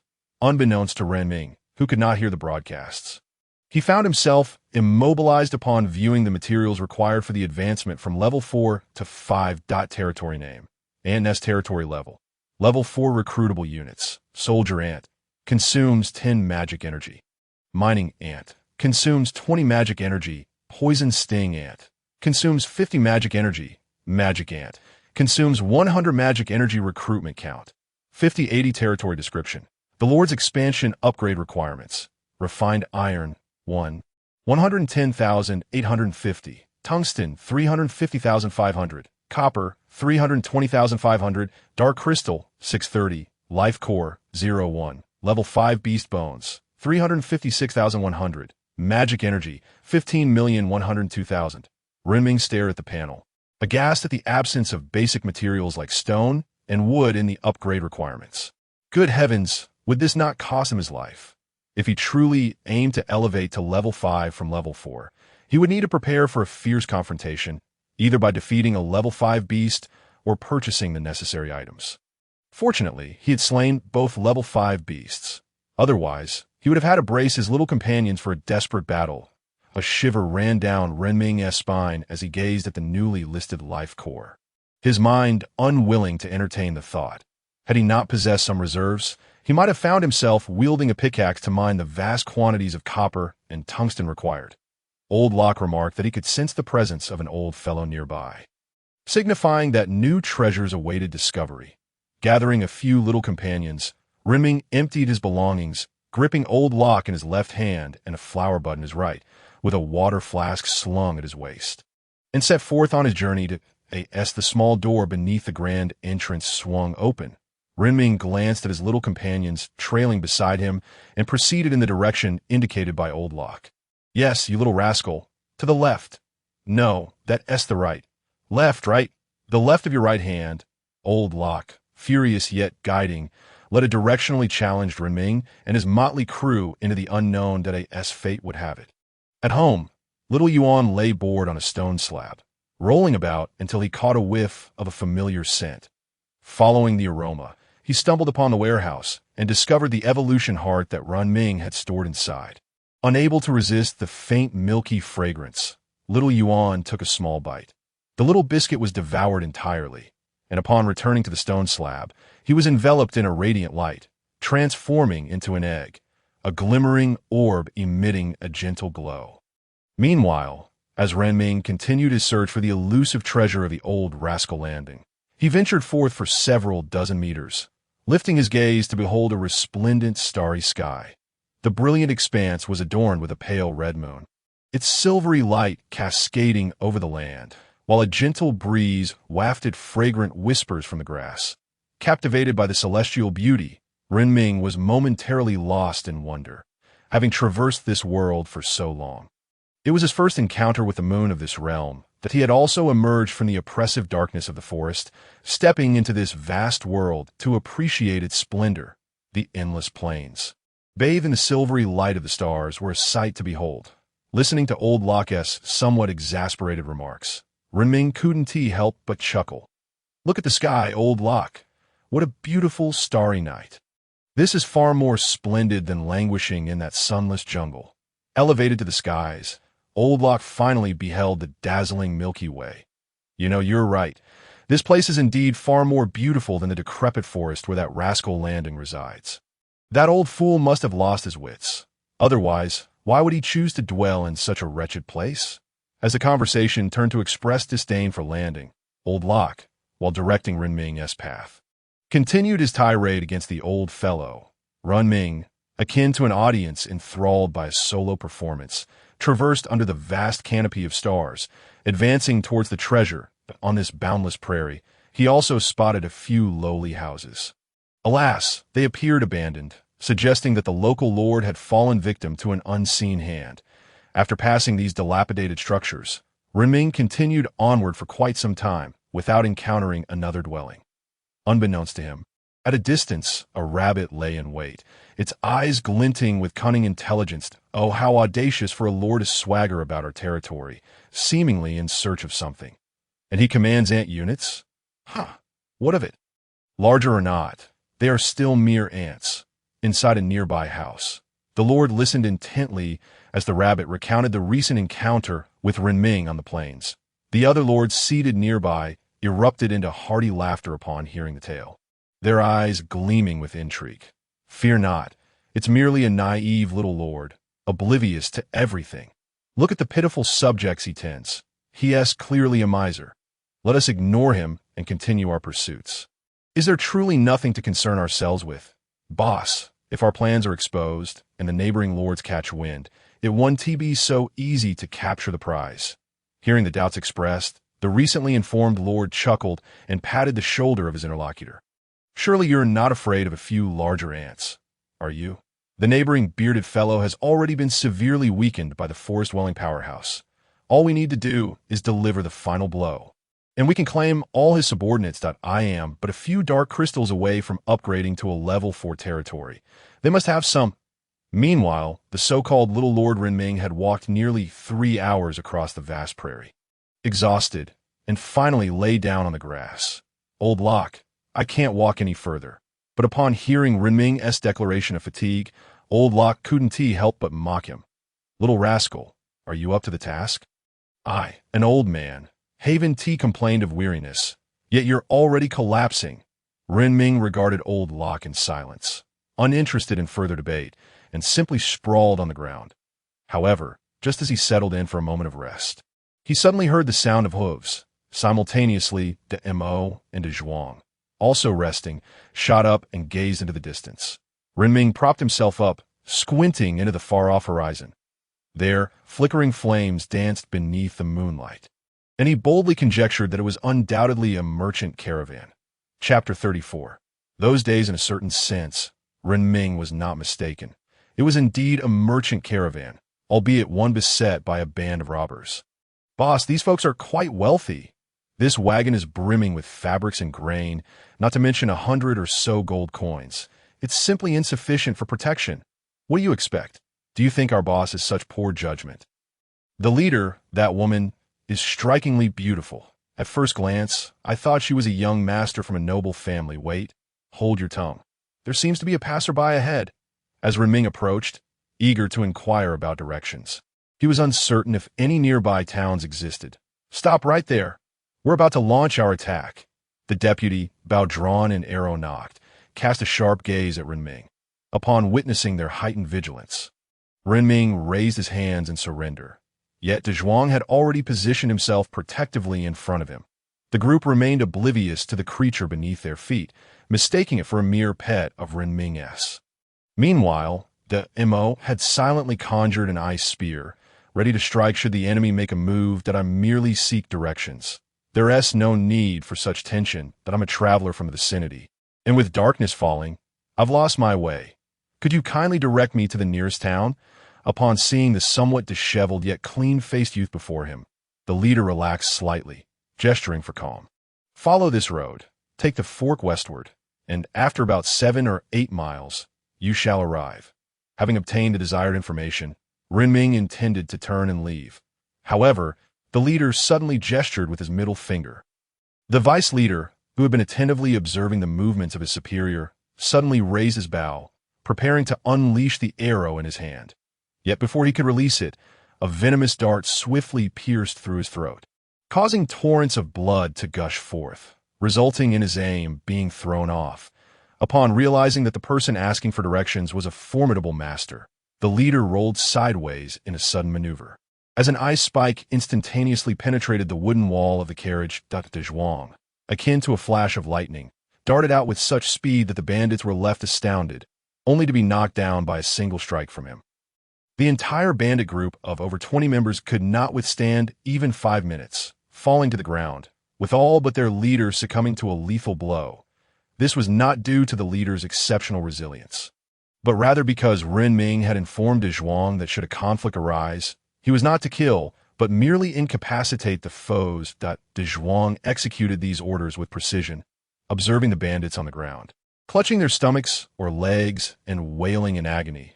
Renming paid them no further heed and instead approached the leader, squatting before him. You are certainly not a merchant group. Tell me, what are you? Renming's clear gaze fixed upon the leader, who, upon seeing the person who had asked for directions approach him, felt a slight alleviation of his pain. We are merely local horse bandits. We only rob goods and do not kill. We have tied the people in a cargo box. Please spare us, noble hero. Upon learning that they were merely horse bandits, Renming rubbed his nose in surprise that he had not anticipated that he would play the role of chivalrous hero. And it was rare for him to perform a good deed. Lifting the curtain of the carriage, Renming beheld a group of individuals bound hand and foot, tossed into the cramped confines of the carriage. Struggling helplessly, upon seeing Ren Ming, those bound individuals instinctively recoiled into a distant corner. Fear not. The horse bandits outside have already been dealt with. With that, Ren Ming fumbled for quite some time, attempting to open the door. However, the complex structure, combined with the presence of a large lock, rendered his efforts futile. Attempting to dismantle it by hand was akin to chasing a mirage. De Zhuang, come and assist me. De Zhuang, who had been guarding against the horse bandits, heard his master's call and rushed over in no time, his short legs moving swiftly. With a gentle swing of his vine whip, a muffled thud echoed as a hole was blasted into the wooden cell. The sight of this terrifying scene caused the captives to widen their eyes in shock. Ren Ming climbed in to help each individual free themselves, subsequently removing the gag from their mouths. As the merchants crawled out of the carriage, they recoiled at the sight of the oversized creatures, more massive than dogs. Observing the fear in the eyes of the captives towards the Mo and De Zhuang, Ren Ming couldn't help but chuckle. You need not be afraid. They are all my family.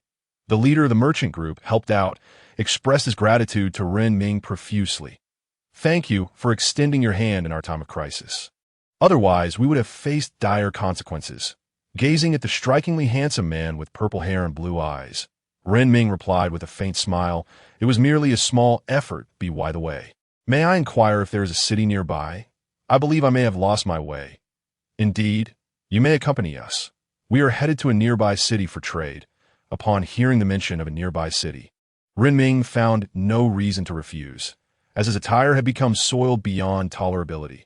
With no means to clean it, he endured the foul odor of sweat daily. Engaging in pleasant conversation with the leader of the merchant group, Ren Ming learned his name. That I sincerely apologize for mistakenly addressing you as a man all this while, Lady Zyland. Ren Ming's voice carried a note of casual ease, yet Zyland seemed unperturbed. It's quite all right.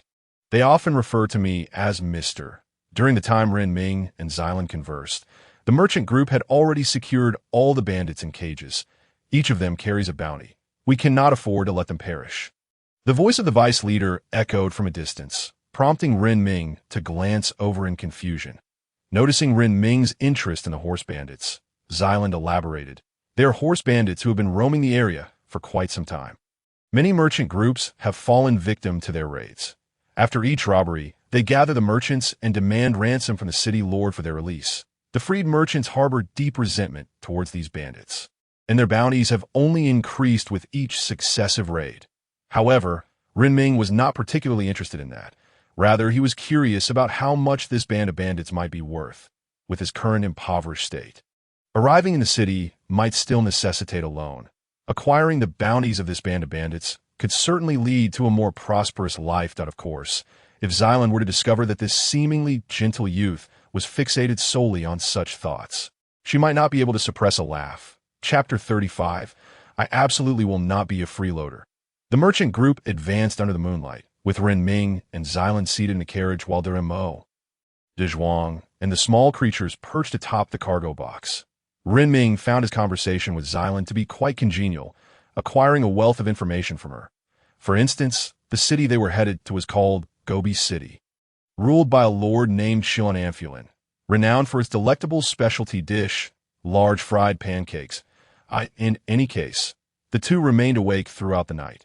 When morning arrived and they emerged from the carriage, Zyland yawned repeatedly, clearly fatigued.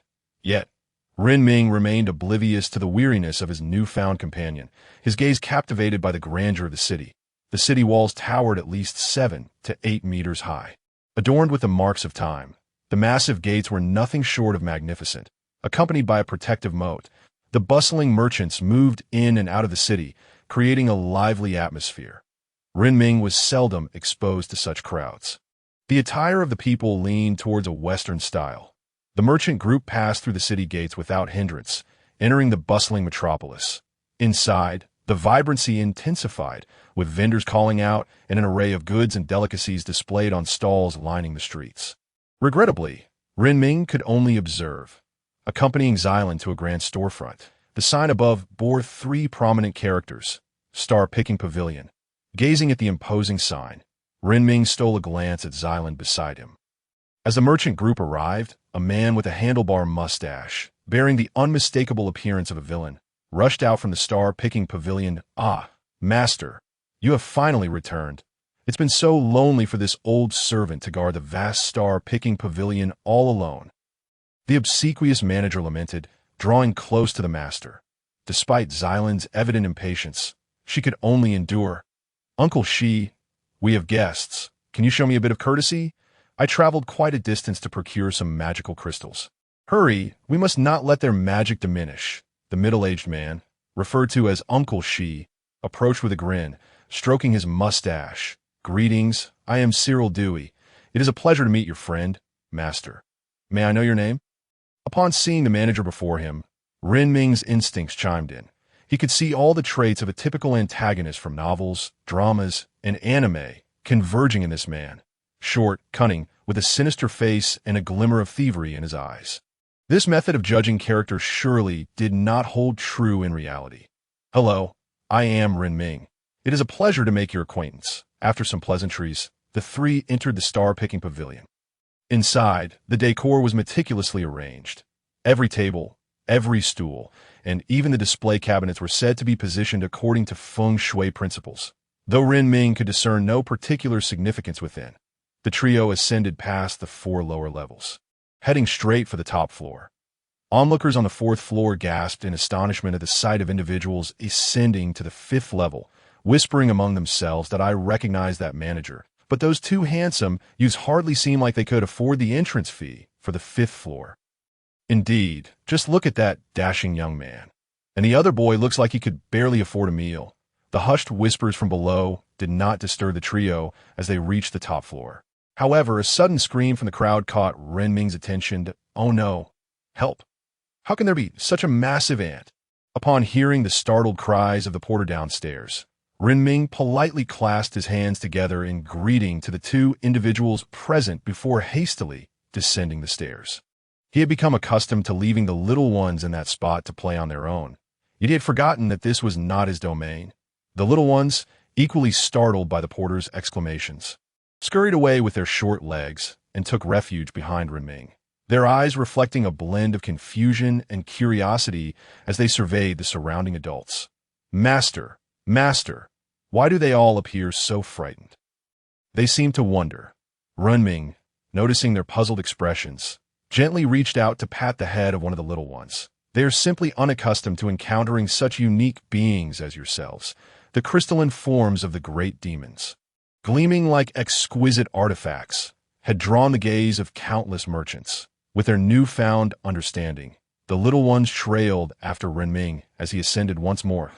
As they passed the 4th floor, the merchants' expressions had shifted from curiosity to sheer astonishment. These esteemed traders were nearly left speechless at the sight of the animated crystal, their jaws almost dropping to the ground. "Good heavens, if I am not mistaken, is that a moving crystal?" one exclaimed. "Am I dreaming? A moving crystal? What level of magical creation could this possibly be? Curse it, had I known, I would have spent a little more to secure a spot on the top floor. What a rare opportunity to interact with a magician." The wealthy merchants below lamented their mischance. Meanwhile, Renming, leading the group of little ones upstairs, noticed the innkeeper's eyes filled with confusion and trepidation. He offered an apologetic smile. "I may have startled you, but they bear no malice. They are quite well behaved." After a gentle pat on the head of the sturdy one among them, Renming caught sight of Cyril Dewey, whose ever-changing countenance now bore a hint of perplexity. Yet, Xylan spoke up, suggesting it might be somewhat inconvenient to have them along. "They surely have not eaten yet. Uncle Shi, please take this group of little ones to have something to eat." Cyril Dewey, still in a daze, nodded at Xylan's words and moved towards the other side. Renming instructed the little ones to follow the kind uncle, after which he and Xylan began to wander leisurely around the top floor of the star-picking pavilion. "I am truly grateful for your assistance. You may select a few items from this top floor," Renming expressed, genuinely taken aback by Xylan's generosity. The layers of protection surrounding each item within the individual cabinets spoke volumes of their considerable value. However, Renming found himself more captivated by a particular garment and a tome than the eclectic assortment of treasure surrounding them. Noticing Renming's keen interest in the attire, Xylan chuckled. Mr. Renming, you possess an excellent eye. This outfit was procured during our exploration of a distant western ruin. While we remain uncertain of its capabilities, its dust-repellent quality has garnered much admiration from the elite. Zilland's explanation struck Renming's heart like a heavy blow. I cannot accept this gift without offering something in return. Please, enlighten me on the worth of this garment. Should I be able to afford its price, I shall certainly purchase it. Chapter 36. Fishing in Troubled Waters?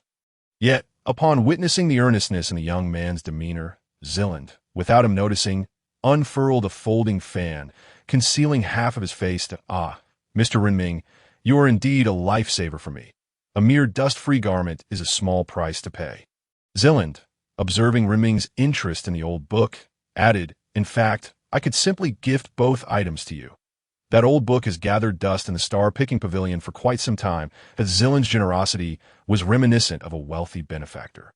The collection of items on the top floor numbered no more than 40 or 50, yet the pavilion master had offered two without hesitation, leaving Renming feeling quite bashful, for he possessed nothing of significant value to reciprocate. Miss Zilland, I have nothing of worth to offer you in return. However, this is a unique bud from my homeland. It emits a gentle glow at night and can thrive in water, demonstrating remarkable resilience. As Renming produced the bud from his equipment, he felt a twinge of embarrassment, for while Zilland offered dust-free garments and ancient tomes, he presented a mere flower. Yet, Zilland received the bud with great delight. This is truly a variety I have never encountered before. I must thank you for your generous gift, as it adds a rare treasure to my collection. Seeing Zilland genuinely pleased with his gift, Renming smiled. The mutual exchange of gifts among friends transcended monetary value. It was the sentiment that mattered. The two carefully wrapped items were placed in a carriage, while Renming changed into a new azure outfit, adorning himself with an exquisite jade pendant, resembling the scion of a noble family. As Renming and Zilland strolled through the bustling streets of Gobi City, they were enveloped by the vibrant atmosphere of vendors hawking their wares and children darting about. Their conversation meandered from trivial matters to the depths of ancient poetry and artistry. Although Renming's misfortunes seemed to linger, the minor setbacks served as a unique seasoning in the tapestry of life. As the sun dipped lower in the sky, wisps of spring mist began to waft along the streets. The two young gentlemen walked along the cobblestone paths, the setting sun casting elongated shadows behind them. The youth, holding a folding fan, pointed into the distance, as if recounting tales from long ago. Renming, gazing at the fading light, bowed slightly to Zilland. Thank you for your gracious hospitality today. However, Zilland patted his shoulder and remarked, what need is there for thanks between friends? You can simply treat me to a meal when you earn some money. Their rapport felt effortlessly harmonious, akin to long-lost friends reunited. They stopped at a street stall for a bowl of noodles, enjoying a simple dinner before settling at a vantage point to await Gobi City's signature nighttime spectacle. As the sun fully relinquished its light, the city lord stepped out from his tower, traversing the void towards the sky. With a sudden flourish, a pale golden staff appeared in his hand, and his incantations echoed far and wide.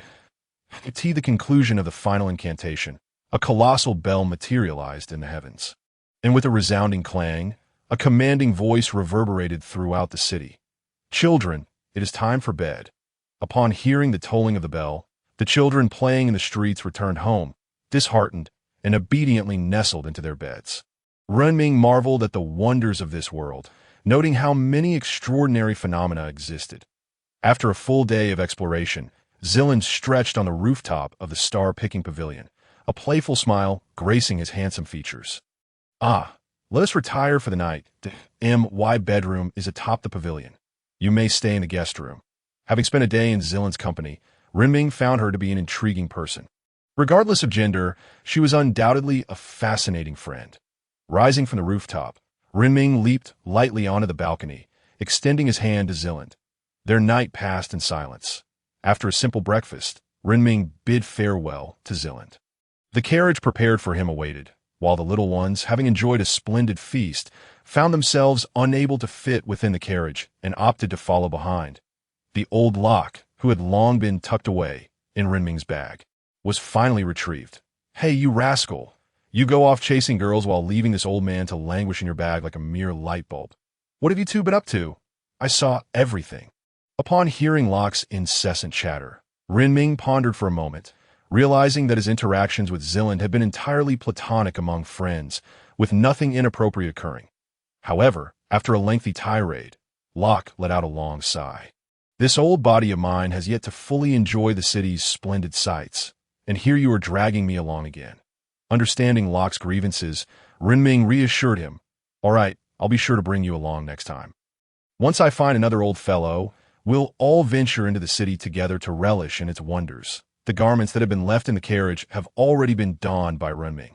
The coat, adorned in hues of black and gold, clings to Renming's form without a hint of bulkiness. Rather, it bestows upon the handsome youth an air of enigmatic beauty. Setting forth at dawn, Renming journeys towards the direction indicated by Soal. Time flows like a swift current, fleeting in its passage. After half a day's travel, Renming commands the horse to halt for a moment's respite, allowing it to graze while he dismounts and reclines upon the grassy expanse to rest. It is worth noting that driving the carriage and running oneself, though one engages in motion while the other does not, proves equally exhausting. Renming appears utterly fatigued, yet the small companions trailing behind the carriage seem unbothered. Frolicking across the vast prairie like a whimsical assembly of tireless sprites, Renming observes these little ones gamboling freely on the grassland, leaning against the wheel of the carriage to fan himself. A sudden commotion erupts. Tai Lao sniffs the air, exclaiming, "There are old fellows nearby. Let me take a whiff." They are likely to the southwest in the direction of your right hand, upon hearing that the treasure is not far from him. Renming dismisses any further rest and resumes the journey with his small companions in tow. However, ahead of him, two factions have already engaged in a fierce clash. They charge forth for the sake of the divine. For glory! In the rear, the leader with the mustache commands the battlefield, and despite facing a numerical disadvantage of 100 men, he still manages to instill terror in the opposing players. These fools must be made of iron. My elf's sword pierced that orc, yet it seems driven mad, determined to take a bite even in death. They are all lunatics, and I suspect the enemy's troops have had their brains extracted. For how else could they be so fervently devoted to that mustached leader? Chapter 37. The Treasure Hunt Pursuit. The enemy's brutality and mindlessness leave the players astonished, their scalps tingling in disbelief. They have never encountered such a valiant army, charging at them in a manner that defies description, even with a disparity of over 100 men. The leading youth gazes towards the distant figure standing atop a stone platform, a cigarette between his fingers, exhaling clouds of smoke. His molars clench tightly. If I don't employ some secret equipment today, I might truly be bullied.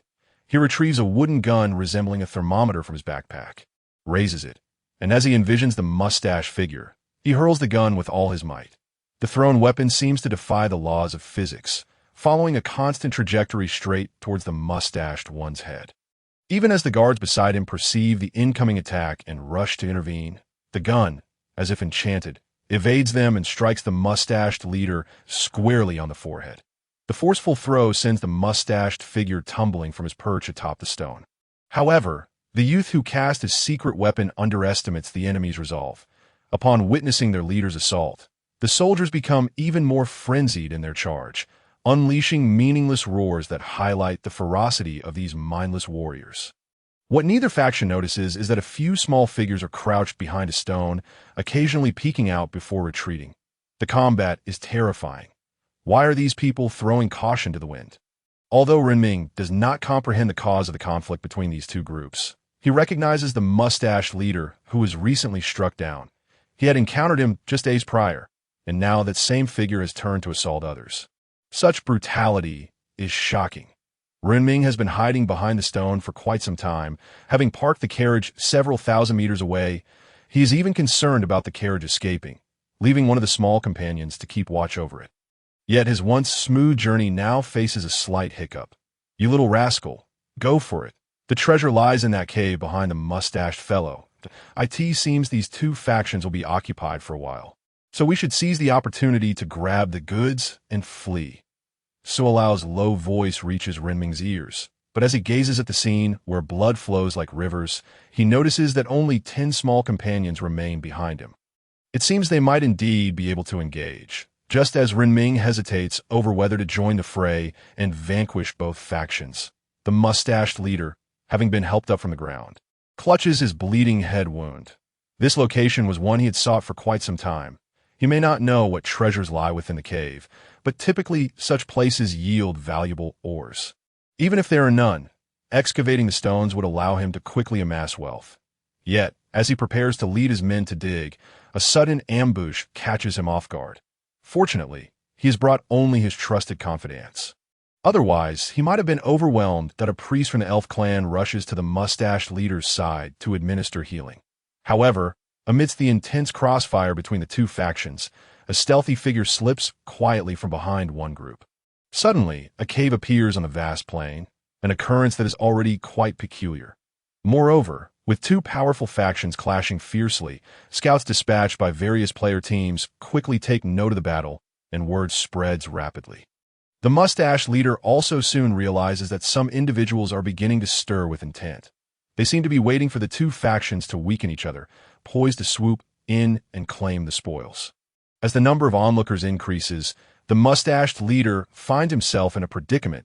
If he orders a retreat now, the already frenzied youth across from him will undoubtedly charge recklessly, seizing all his resources. Conversely, if he presses on, the likelihood of being devoured by these ravenous eyes is equally high. Of course, none of this concerns Renming, who has already delved into the cave in search of treasure. It is pitch black inside. The cave is enveloped in an absolute darkness, devoid of any light. Renming scrambles through the complex tunnels like a blind man, relying solely on touch to navigate in this impenetrable blackness. After bumping his head several times, he finally succumbs to frustration and purchases a torch. Yet a second problem arises. He has no fuel for the torch. Thus, he buys a fire starter as well. Spending a total of 40 fine iron on just these two items feels extravagant. However, once illuminated, the cave reveals a scene reminiscent of a dream. Surrounding him are crystals of various colors, blue, red, and a myriad of hues, each radiating a captivating glow in the torchlight. Renming gazes in awe at the diamond-shaped and other uniquely shaped crystals, momentarily spellbound. He never anticipated such hidden wonders within the cave. Meanwhile, Solao, noticing the crystals, seems to recall an old friend and bursts into hearty laughter. That old fellow is still alive. You truly are fortunate, my boy. Upon regaining his senses, Renming hears Solao proclaiming his good fortune, leaving him bewildered. Yet no matter how he inquires, Solao remains reticent. Renming can only bow his head and continue advancing through the crystal cavern. The crystals grow denser, compelling him almost to crawl along the ground. Solao, however, is busy sniffing the air, as if he has caught a whiff of something fragrant, becoming enraptured.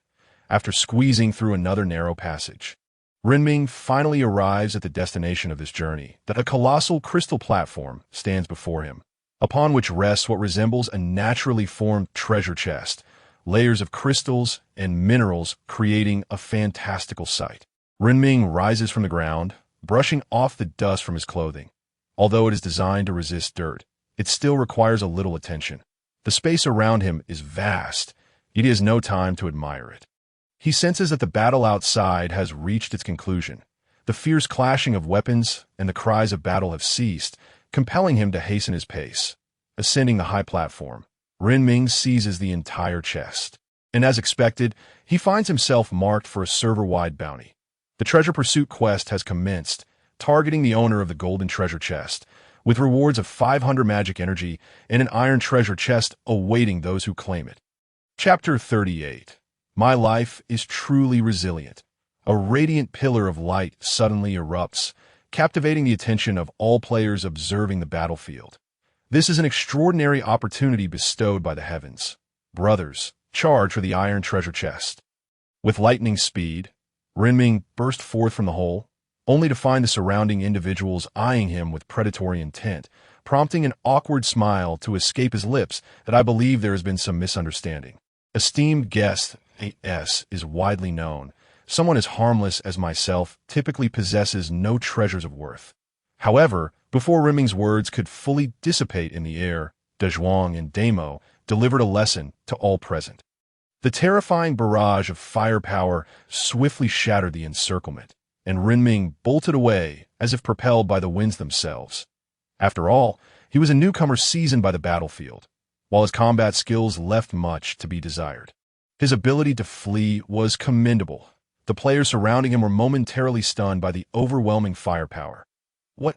My third-tier orc is gone, just like that. What the hell? The Lord, witnessing the boy dart past him, could not help but roar in fury. Chase him down. Brothers, take him down.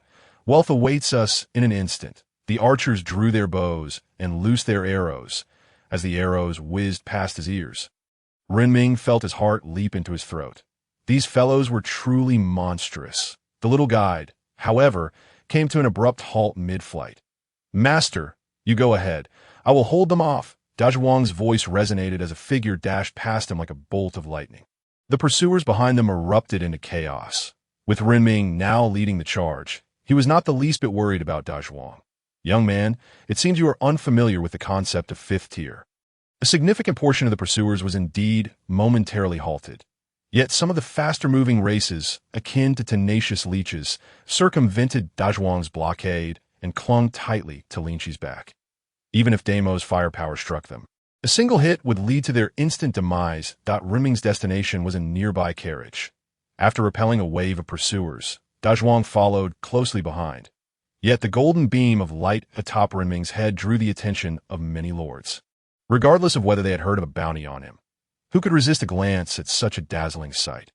As Renming leaped onto the carriage, the pursuing foes dwindled to a few exceptionally swift lords. However, most were quick but unable to land a hit. Renming was like an exquisitely delectable piece of meat, one that not only ran but occasionally leaped to deliver a sharp kick. This tantalizing morsel was irresistible. Even after a significant number of wolves had been driven away, more would inevitably approach, eager to merely observe and savor the aroma. Renming, like a seasoned driver on Xiaoming Mountain, showcased his equestrian skills to the utmost. Casting a glance sideways at the closely pursuing foes, he grit his teeth and leapt onto the horse's back. Dazhuang severed the reins connecting to the carriage. Upon hearing his master's command, Dazhuang acted without a moment's hesitation. Raising his whip and deftly snapping the ropes in two, the steed, long restrained by the carriage, now experienced the taste of freedom for the first time. With the burden lifted, the horse surged forth, leaving Renming's rear in pain. Riding bareback was quite jarring, yet it was too late for regrets. He could only grip the reins tightly and lean low on the horse's back, allowing it to gallop freely. The pursuers, witnessing the carriage abruptly discard its compartment, grew even more exhilarated. Brothers, he's nearly done for. The treasure will go to whoever reaches it first. A middle-aged man with a menacing scar across his face and a cigarette dangling from his lips grinned wickedly, his scar writhing like a centipede. Let me see how fast you can run, little one. The wind shadow wolf beneath him leapt as if flying, its fourth-tier speed surpassing all others. Unbeknownst to him, a bullhorn bow had materialized in the middle-aged man's hands, its string drawn taut and aimed at the distant figure. Farewell, prey. The bowstring released, propelling the arrow like a bullet. Sensing imminent danger, Dezhuang turned, witnessing an enemy lock onto his master.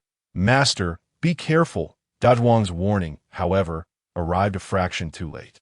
The arrow, drawn to its full potential, was poised to pierce Renming's back. Yet, a miraculous event unfolded.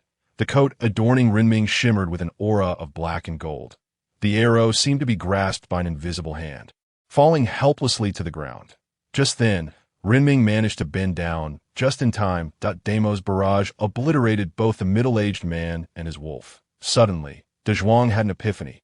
Everyone, maintain a distance of 50 meters from the master and form a circle. That way, he will be safe from attacks. The other little ones, upon hearing the strategy, rushed in their respective directions, swiftly establishing a secure perimeter. Under the protection of this motley crew, Renming carved out a path through the throng of lords. In the distance, the outline of Gobi City emerged, and upon sighting the city, Renming couldn't contain his exhilaration, bellowing, "I swear, my life is truly hard to take. If only my parents had recorded my birth details." I might have been able to sell them. His wandering thoughts were abruptly redirected by a volley of arrows. The dense rain of arrows crashed down like waves, yet despite their quantity, not a single one found its mark. Startled by the sudden onslaught, Renming turned to see an elegant gentleman, but a wide berth separated the surrounding players from the man clad in a tailcoat, white gloves adorning his hands. Upon noticing Renming's gaze, the gentleman removed his top hat. "Good day. It is a pleasure to meet you, Mr. Renming." At that moment, Renming found himself unable to ascertain whether the man was an indigenous person or lord. If he were an indigenous person of such prowess, what was the point of playing? If he were a player even stronger than himself, what was the point? The city lay several kilometers away. And at such a distance, if the man could control arrows over such a vast area, even if he lacked precision, a few more volleys would surely leave Renming riddled with arrows. Realizing this, Renming ceased his galloping and allowed the horse to slow its pace. The suited man, observing Renming's gradual deceleration, could not help but chuckled. "I harbor no ill intentions. I simply wish to meet someone renowned even in the world channel." Chapter 39. An alliance? As the man's words reached Renming's ears, he surmised that this individual was likely another player. However, given the recent barrage of arrows, he must have had at least a dozen or more individuals with him. Yet now it appeared he was accompanied by only a handful of soldiers. Each soldier was extravagantly adorned, exuding an air of opulence. Shall we not engage in a bit of self-introduction? It would be rather impolite otherwise. Adopting a tone reminiscent of the gentleman, Renming spoke, inadvertently striking a chord with him. "Oh, how rude of me. Allow me to formally introduce myself. I am Owen Newman, though you may call me Sir Newman. Today, I mean no harm. I simply wish to discuss matters of collaboration with you." As the man spoke, he drew closer, closing the distance to within 50 meters, nearly face to face with Dazhuang. The few attendants beside him seemed to regard the ground-dwelling ants with disdain. Instead, keeping a vigilant watch on the surrounding predatory gazes, Dazhuang felt as though he was being overlooked and, in a fit of indignation, declared, "You shall not come any closer." The little one's voice drew the man's attention, and the ever-present smile on his face widened upon seeing the diminutive creature. "What a charming little fellow! So, Mr. Renming, have you considered collaborating with me?" Dismounting from his mount, Renming brushed off the dust from his clothes and strode forth with unwavering confidence. The little ones, glancing between their master and the crowd, formed a few groups to accompany Renming. This sudden stranger resembled a prophet appearing out of nowhere. Who knew if he was a wolf in sheep's clothing? But since he wished to converse with Renming, they would see what he had to offer. "Mr. Renming, let us join forces. Together, we can lay claim to the entire region." Upon hearing this bold proposition, Renming nearly burst into laughter. "I am curious to know just how powerful you must be to claim dominion over an entire region, that if you lack the strength, then merely boasting of it is no different from me declaring that I could rule the entire world."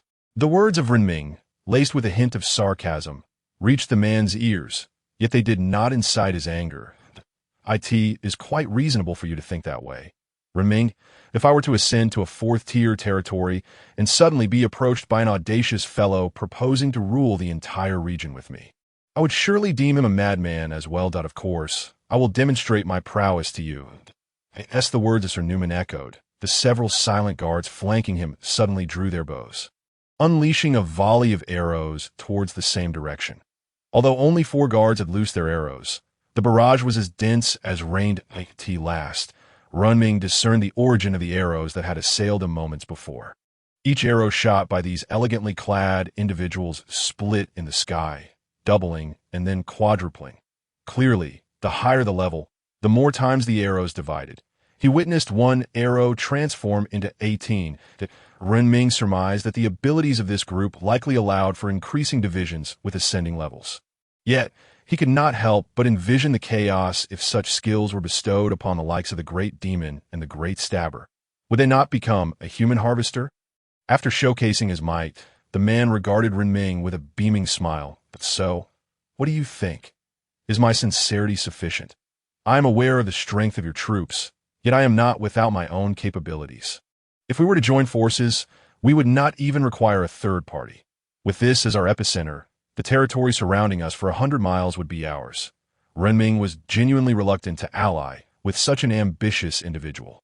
Who could tell whether such a schemer might suddenly betray him? However, to engage in direct conflict with this man at present would be far from a prudent choice. There was a circle of players awaiting their turn. And should he provoke a battle with Owen Newman, the nearby players would not hesitate to seize the opportunity to, of course. I shall consider it. You may wait for me in Goblin City. Owen Newman's smile broadened. Certainly, Mr. Rinming. You are bound for Goblin City as well. May I accompany you? Rinming looked at the man's outstretched hand, smiled warmly, and shook it before proceeding toward Goblin City. The surrounding players, witnessing these two peculiar individuals together, ground their teeth in frustration. Fight, fight. If you two do not clash, how am I supposed to enjoy myself? What kind of game is this, you banana? The lord who had been tailing them pounded his chest in exasperation, wishing he could dispatch both of them on the spot. The two, each leading their own troops into the city, became the most striking sight along the way. The two men, exuding entirely different auras, walked ahead, followed by 8 guards clad in golden armor, exuding opulence that de Zhuang and de Mo were regarded by onlookers as top-tier magical beasts, sparking endless discussions. Meanwhile, on the top floor, Zilland, languidly awaiting the arrival of merchants, was soon to receive news. Lord, your newly acquainted friend is seen walking alongside a gentleman reminiscent of a Western noble. Upon hearing such a curious tidbit, Zilland rose from his seat, fanning himself, and made his way to investigate. Upon entering the city, the two parted ways, with Owen Newman seeking a nearby inn while the financially strained Rinming could only turn to his old friend Zilland. Where is that friend of yours from the West? Zilland, having dashed down from the star-picking pavilion, constantly peered around, but aside from a few wary little fellows, he saw no one else. Rinming noticed Zilland's keen interest in Owen Newman and raised an eyebrow. He merely dresses in a Western style. In truth, he is much like me, both black-haired and dark-eyed. Zilland felt a twinge of disappointment upon realizing their similarities. Yet soon his attention was captivated by de Mo, a wondrous creation that bore no visible signs of machinery or engravings. Yet the crystals seemed alive. De Mo hid shyly behind Rinming, prompting Zilland to reach out, teasing the creature. Observing Zilland's fascination with the little beings, Rinming interjected, "Let us ascend. It is rather bothersome to be observed by so many." Zilland, just realizing their public setting, opened his fan and resumed his persona of the noble gentleman. Chapter 40. Being hunted like me? The surrounding crowd of onlookers failed to notice the nobleman who, as if intoxicated, suddenly rose to his feet. Unbeknownst to Rinming, who was ascending the top floor alongside Zilland, he had unwittingly become a beacon, announcing to the entire server that he was a plump target. Upon reaching the top floor, Rinming surveyed his surroundings and, finding no outsiders, retrieved a treasure chest from his backpack. Zilland, having brought Rinming upstairs with a smile, turned to inquire if his friend had found what he sought. Yet upon turning around, he was met with a grand crystal chest before him. Rinming held a talking key, inserting it into the lock and twisting it. Regardless of the chest's origins, Zilland was immensely curious about the source of the key's peculiar voice. Tear. Oh, tisk tear.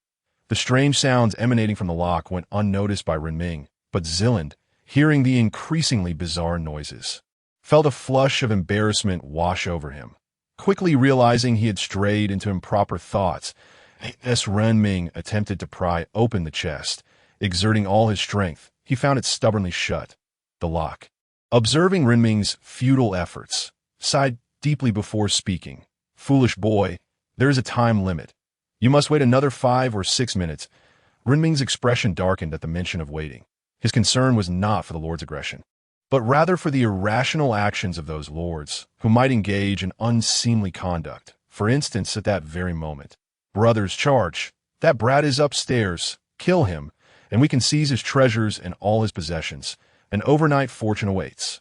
The clamor below, accompanied by the clash of weapons, signaled the onset of troubling events. Rinming offered a sheepish smile, filled with indignation, as he descended with his little companions that a crowd had gathered below, consisting of elves, orcs, and half-beasts, while the staff and guards of the star-picking pavilion were embroiled in a fierce battle with these troops. Zilland, upon hearing the sounds of conflict, descended with a grim countenance. Yet before he could reach the entrance, Renming, accompanied by his little companions, returned. The wounded staff and those unscathed gazed in terror at the swarm of ants, akin to witnessing a primordial beast. What had they witnessed? Such a massive orc, poof, vanished. Such a grand elf. Gone in an instant. The players pursuing them seemed to overlook one crucial detail. Renming was possessed of ample martial virtue, and their meager band of fewer than 60 stood no chance against Zhuang, who effortlessly dispatched them all. Noticing Renming's lingering displeasure, Zilland refrained from questioning, instead stepping outside to observe the writhing figures on the ground. Butler, summon the city guards and throw these ruffians into the dungeons. They seem to have forgotten who holds sway in Goblin City. Zilland's voice resonated coldly. The butler, fighting alongside the staff, trembled upon hearing the Lord's icy tone. The Lord was truly angry.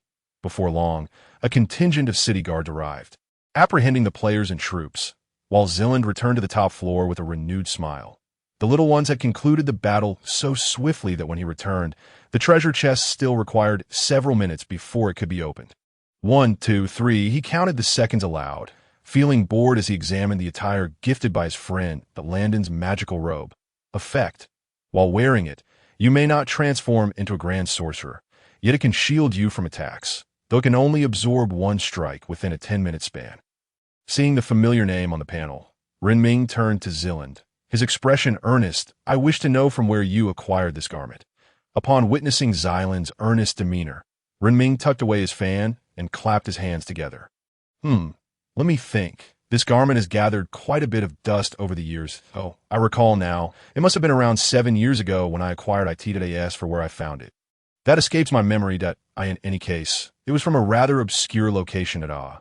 And the book I gifted you also came from there. Xyland's response caused Renming to swallow hard. He retrieved the book from his backpack. Xyland gazed at the suddenly materialized ornate box and the almost magical scene before him, his mouth slightly agape. Such wondrous occurrences had eluded him even during his encounters with magic. However, Renming chose to momentarily disregard Xyland's curiosity and, with a slight tremor in his hand, lifted the lid of the ornate box, resting one hand atop the book. The Book of Magic by Landon Effect. A marvelous tome of spells, if your magical prowess is truly considerable. What you perceive may not merely be a blank book. The mention of that old rascal's name left Renming feeling numb. He realized why this old man seemed to linger like a haunting specter. It was as if his footprints were imprinted across the entire world. Yet, Renming soon returned the book to his spatial equipment. Xyland, do you happen to know a magician named Landon?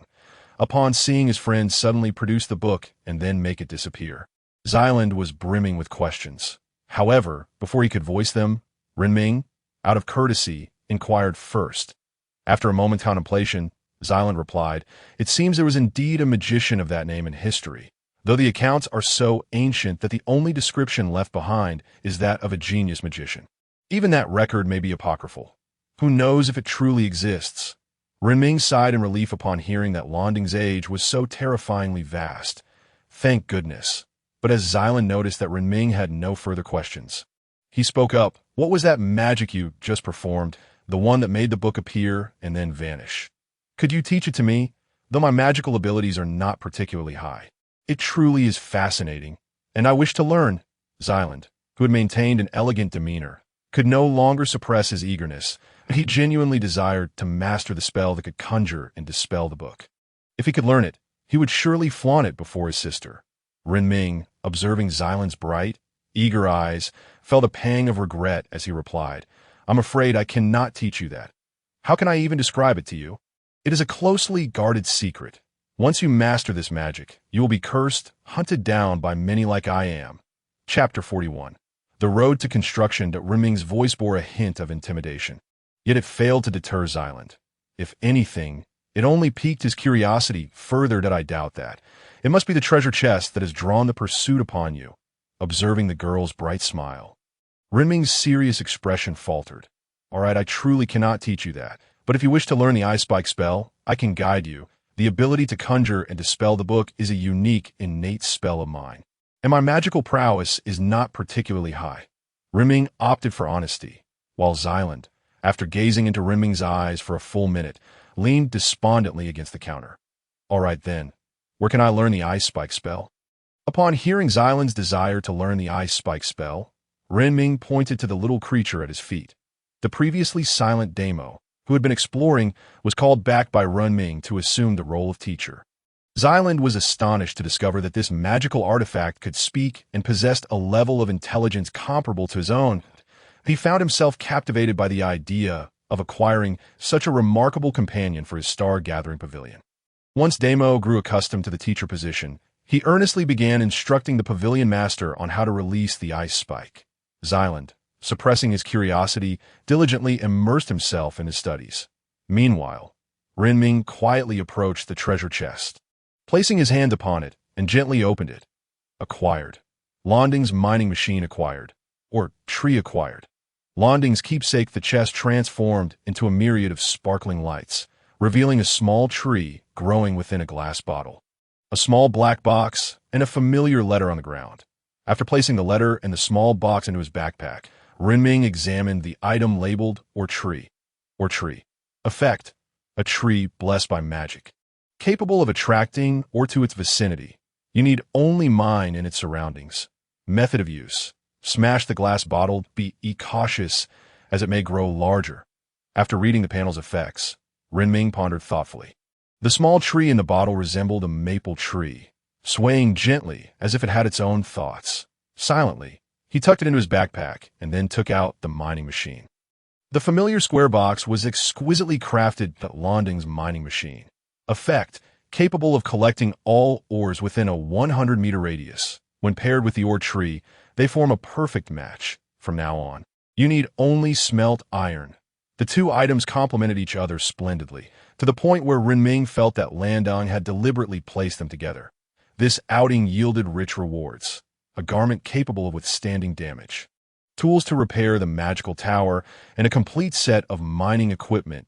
AS for the letter. Xylan's magical aptitude proved remarkably high. Within less than 20 minutes, he had learned to summon an ice spike. Yet, even with such a rapid learning pace, Xylan remained frustrated. Sigh. If my sister were here, she could probably learn it in 5 minutes. Xylan's voice carried a hint of dejection as he conjured one ice spike after another. Practicing his proficiency. Observing Xylan's method of practice, Damo spoke up. Such practice is futile. You need to focus on accuracy in your attacks. Otherwise, you may miss your target. The little creature's earnest voice reached Xylan's ears. Inexplicably endearing. All right, I understand. Little fellow, what is your name? Xylan squatted down and gently tapped Damo's head with his finger, asking curiously. Upon hearing the inquiry, Damo returned to his innocent tone and replied, My name is Damo. Isn't it a lovely name bestowed by my master? Xylan nearly burst out laughing upon hearing the name, casting a bemused glance at the bashful Renming hiding in the corner. Mr. Renming, your naming skills are truly commendable. Xylan teased, making Renming feel even more embarrassed. Although he knew his naming abilities were rather poor, he had contemplated this name for several minutes. After opening the special treasure chest he had claimed, Renming proceeded to open the iron chest gifted by the system. Acquired. Dark Crystal X30 acquired. Magic Energy X500. The two items were neither particularly good nor bad. After gathering all the items on the ground into his backpack and borrowing some gold coins to purchase rice and vegetable seasonings, Renming departed from Gobi City in his horse-drawn carriage. The ever-observant Damo led the way, while Renming followed closely behind, laden with 2 cartloads of rice and various food supplies. The little creature trotted ahead, guiding the carriage through the expansive plains, where only their solitary figures remained. Time flew by swiftly, and in the blink of an eye, half a day had passed. Renming gazed at the forest ahead, and then glanced back at the fully loaded cart. What shall I do now? The terrain within the jungle is far too complex to describe. It would not be an exaggeration to say that one could lose themselves in just 10 steps. Yet, he could not possibly carry back an entire cart of food he had borrowed for 500 gold coins. Renming finally grasped the significance of road construction. The wheels of the cart were specially crafted, allowing traversal over the most rugged paths. Now he had no choice but to build a road for his future. Dazhuang, go home and summon the brothers. The command from Renming had just been issued, and Dazhuang vanished from a spot like a bullet from a chamber. Renming first secured 2 horses on the prairie before leading the little ones into diligent labor.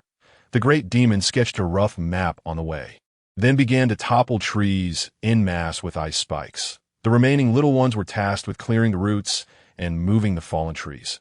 Meanwhile, Renming picked up a small twig from the ground and roughly drew the map as described by the great demon.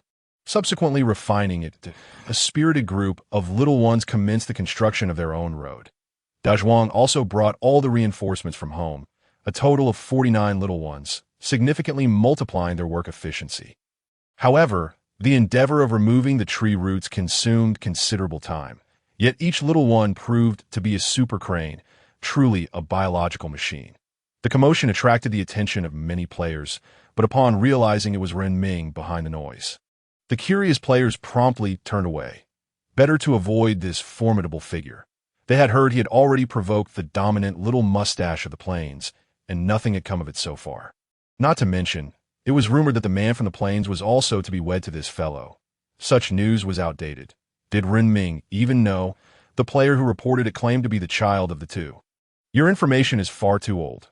Meanwhile, the industrious Renming remained oblivious to the fact that in the mouths of others, he had transformed into a legendary figure with 6 children, 8 marriages, and 72 romantic entanglements.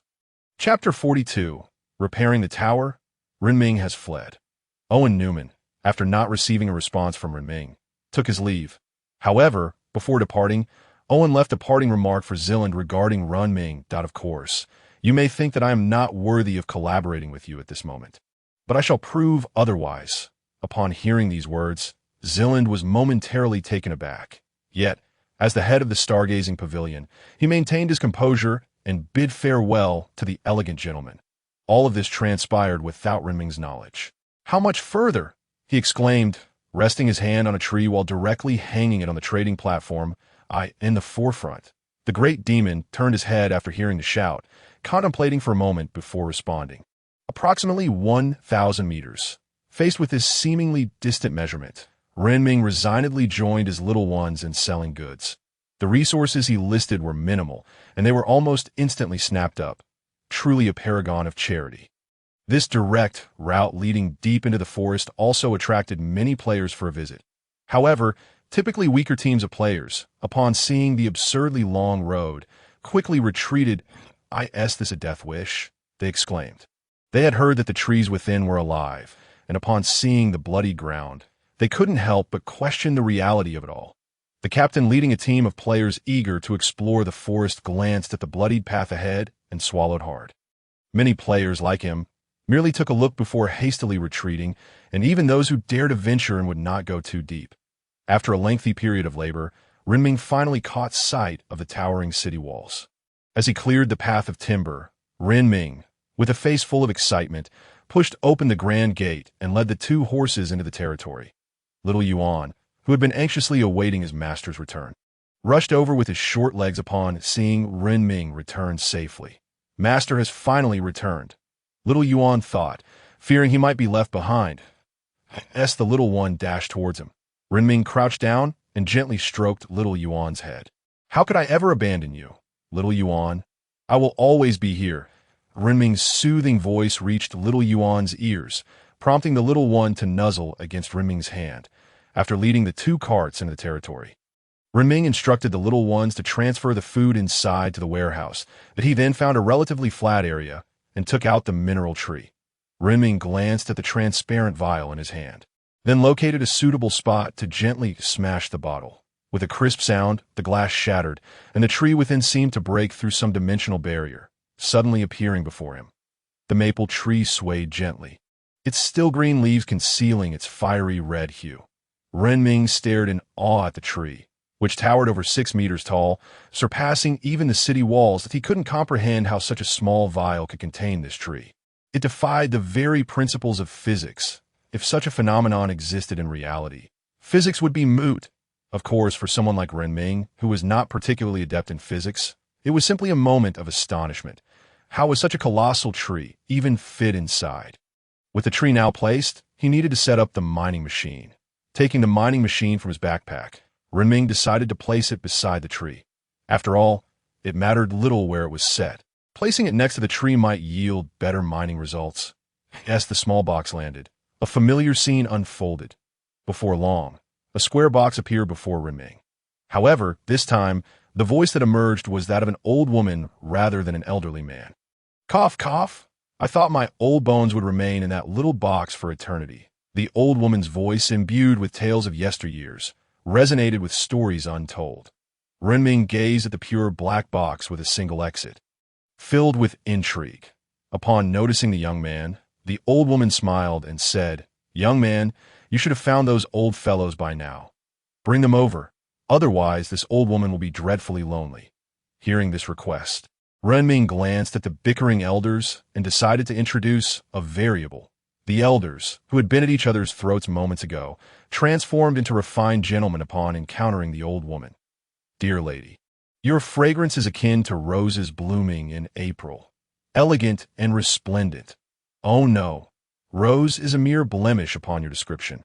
You are more like a crystal blossoming in the endless depths of the sea, mysterious and evoking boundless imagination. No, no, no. You should bloom within my heart like a passionate lily, radiant and captivating." Watching the elderly men utter flowery words, Renming cast a glance at the old woman. Indeed, the quarreling had ceased, replaced by what felt like a literary debate. Not wishing to let Elder Su be overshadowed, Renming decided to stoke the flames of this exchange. Ignoring the flattery of the elderly gentleman, he turned back to the fire pit, rekindling the flames before sitting on a wooden stool to open the letter from landing. Life is truly marvelous. If you found this letter without having seen my previous one, it proves you are exceptionally fortunate. If you have read my earlier letter, your persistence has moved me. Are you ready to embrace the waves of the coming era? Well, I cannot hear your affirmation, so I shall assume your silence is consent. Let the world hear your voice. This letter will guide you to a supreme weapon to dominate a realm. Of course. How this weapon is used depends entirely on you. Ignite the letter, and its scent will lead Elder Su to guide you. Upon seeing the crooked heart drawn on the back of the envelope, Renming felt a shudder run down his spine. Yet he quickly reassured himself. After all, the person was already deceased. Suppressing that sensation, Renming returned the letter to his backpack and then took out the spellbook. Not to mention, with his current magical prowess, even if he held onto this book for decades or centuries, mastering even a single spell would be a daunting task. That it would be more prudent to feed it to the magical tower, allowing the tower to teach the little ones. Approaching the magical tower, Renming gently placed his hand on its door, causing a panel to appear before him. Magical tower damaged. Materials needed for repair. Wood X200. Fine iron X100. Dark crystal X5. Spellbook X1 repair and upgrade. Upon seeing those 5 large characters at the bottom, Renming hesitated not a moment. With a gentle press, a flash of light enveloped the tower, transforming it before his eyes. Chapter 43. The Old Machine. In an instant, the entire magical tower was enveloped in a dazzling light, with ribbons of colorful luminescence entwining around it. As the brilliance faded, the tower was adorned with vibrant gemstones, inscribed with runes that Renming could not decipher, summoning the little ones capable of magic. Great Demon, Second Demon, Third Demon. Renming pointed towards the tower. Are you prepared to learn new magic? Standing at the forefront was the Great Demon, whose crystalline eyes sparkled with excitement upon hearing the prospect of learning new magic, resembling a scholar thirsting for knowledge. Observing the eager little creatures by his feet, Renming stepped aside to allow them passage into the grand gates of the magic tower. In a flurry, the small beings scurried inside. Renming chuckled and shook his head, then accessed his territory panel to summon 12 magical ants. He had no ulterior motive. He simply wished to create an orderly count. He intended to send the newly summoned companions into the magic tower for further training. Finally, Renming stretched and prepared to return to his chamber for a well-deserved nap. However, on his way back, he noticed a golden glimmering egg positioned beside Xiaoyuan. The egg appeared crystalline, shimmering with each ray of light, pulsating like a heartbeat, as though some creature within was breathing. Sun, lying beside it, was sound asleep, her gentle breaths and curled-up form exuding an adorable charm. Passing by, Renming watched in awe as a new life began to emerge, albeit one that seemed rather extraordinary. The newborn was nearly identical to Xiaoyuan, as if it had been crafted from the same mold. Renming gazed at the newly birthed creature, his mouth slightly agape. Yet the little one, upon entering the world, felt an immediate affinity for Renming, wobbling unsteadily towards him with its first steps. Observing the little being, which bore the characteristics of all soldier types, Renming instinctively reached out and opened its panel. Name. Soldier ant level. First stage 0-10, strength. 3. Attack power, constitution. 2. Vitality, agility. 1. Speed, spirit. 3. Skill power, skills, devour, after consuming. It randomly inherits one attribute or skill from a consumed creature. Current energy, 0-100 skills. Poison spike projection. Activating the skill launches a poison spike at a targeted enemy, inflicting 100 spirit damage. Skills, detection. This skill detects all nearby resources, covering a radius of 500 spirit per meter. Skills, magical affinity. Learns and utilizes all magic at an accelerated rate compared to other beings. Description, an ultimate hexagonal warrior. If you wish for him to dominate this world, nurture him, and he shall surprise you in extraordinary ways.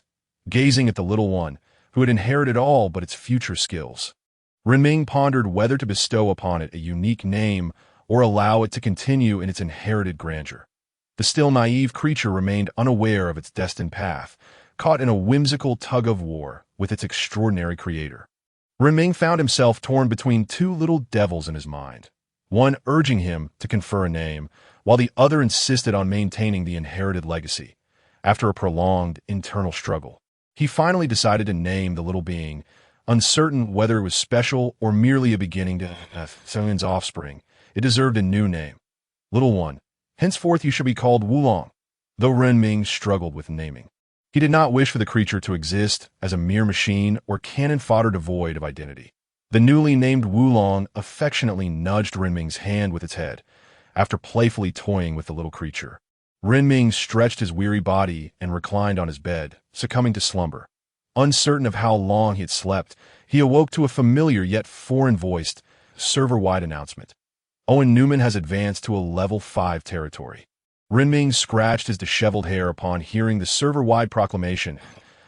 There really a broadcast for territory upgrades? Why didn't I hear it before? Puzzled, Renming recalled the astronomical materials required for a level 5 upgrade, realizing that even a hoarder like him would not ascend so swiftly. How had Owen Newman accomplished such a feat? As these thoughts swirled in his mind, Renming's eyes rolled back, and he drifted off once more. When he next awakened, he had lost track of time. After cleansing himself and preparing a simple breakfast, he finally had the opportunity to investigate the recent happenings. Oh no, someone save us. The Great One has gone mad. Wreaking havoc everywhere. The people are suffering. The world chat was filled with cries for help, and Renming recognized the grim reality. Indeed, thievery was far more expedient than laborious mining. However, he had no intention of intervening. Just days prior, these players had joined forces against him. He was no benevolent deity. If someone stabbed him, he wouldn't hesitate to return the favor. His breakfast was a lavish spread, consisting of 4 different dishes. Nearly cleaning out the serving platter, for reasons unknown, he found himself extraordinarily hungry. Yet after feasting, he did not feel the gnawing hunger return as quickly as that moment. He resembled a fully charged battery, brimming with energy. However, once satiated, Renming's mind began to race, and a realization struck him. He had forgotten something important. The new member, he still did not know its name. Yet, it was not too late to rectify that. The maple tree swayed gently, beneath which a group of elderly men passionately showcased their literary talents, eager to demonstrate the knowledge they had acquired in their previous lives. Meanwhile, a silent old woman toiled away, her thoughts unknown. Renming, with a mischievous glint in his eye, approached stealthily. How should I address you? Esteemed elder? The old woman, absorbed in her mining, replied with a warm tone, You may call me Ji Lao. Upon hearing this name, Renming froze in disbelief. Ji Lao. Is that name truly necessary? It possessed a surreal beauty, one that transcended the mundane, even shattering Renming's worldview. Chapter 44. You've gone the wrong way again. Ji Lao, are you finding your stay here to your liking? Renming asked, somewhat clumsily. The elder responded, "It's quite fine. I just don't understand what these old men are prattling on about. I have a bit of a hearing problem, and I can't seem to join their conversations."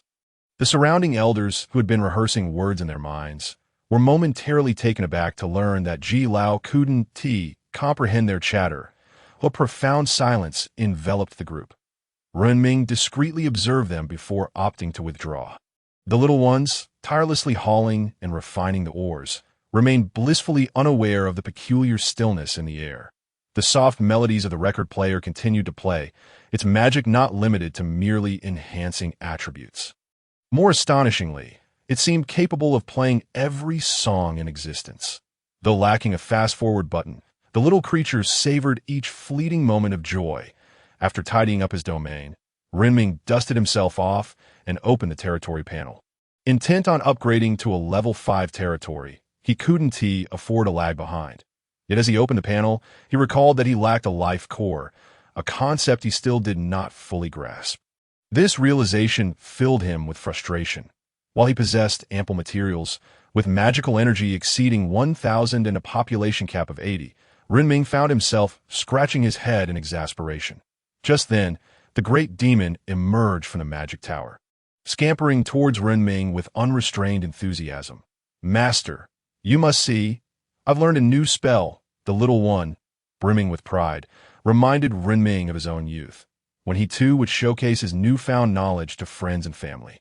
Yet the disparity lay in the fact that while Renming had merely grasped physics, chemistry, biology, and some household wisdom, this little creature was learning things that surpassed his comprehension. As he watched the little one conjure a radiant magical butterfly. Renming's mouth fell open in astonishment, his eyes wide with confusion that he truly wished to ask, "How do you do that? Teach me." However, with his own lack of magical aptitude, he quickly dismissed the notion. Not only can it fly, but it can explode too. Upon hearing the little one exclaim that this object could explode, Renming swiftly led the first batch of youngsters out through the surrounding walls. It was imperative to prevent these little creatures from blowing up their home. Should a single detonation occur, who could predict whether the fourth-tier beings might be capable of breaching the entire wall? As the summoned great demon emerged, it excitedly conjured a small butterfly radiating with phosphorescent light, which then fluttered into the jungle. As the butterfly's luminescence vanished into the verdant depths, a tree spirit, unable to restrain itself, lashed out with its vine whip in an attempt to capture it. However, the moment the whip made contact with the butterfly, a tremendous explosion erupted, illuminating a 5-meter by 5-meter area before dissipating. The tree spirit, which had initiated the attack, was left amidst a field of debris, while the unfortunate beings nearby met a similar fate. The butterfly summoned by the fourth-tier great demon could only obliterate a 5-meter by 5-meter radius, prompting a relieved sigh from Renming. It seemed the power was not excessively destructive. Even after the previous incident, it likely could not penetrate such a thick wall. Having defined this new magic in his mind, Renming watched as the great demon began to chant an unfamiliar incantation. With each line of the strange spell, dozens of butterflies took to the sky as if stirred from their nests. Each flutter of the magical butterflies stirred a radiant glow that attracted the tree spirit's ire. Yet once the explosions commenced, a chain reaction ensued. 30 butterflies detonated simultaneously, leaving nothing but ashes of the tree spirits in their wake. Renming gulped. He reconsidered his earlier assessment. The damage was not merely single target, but rather an area of effect. The remaining little creatures, though lacking the great demon's explosive prowess, could still release dozens in mere seconds, and if 20 or more of them unleashed their butterflies simultaneously, it would culminate in hundreds of butterflies. And the resulting explosions would be catastrophic. Faced with a sudden deluge of butterflies, Renming turned and fled. For if a chain reaction were to occur, who knew whether he would be caught in a fatal strike?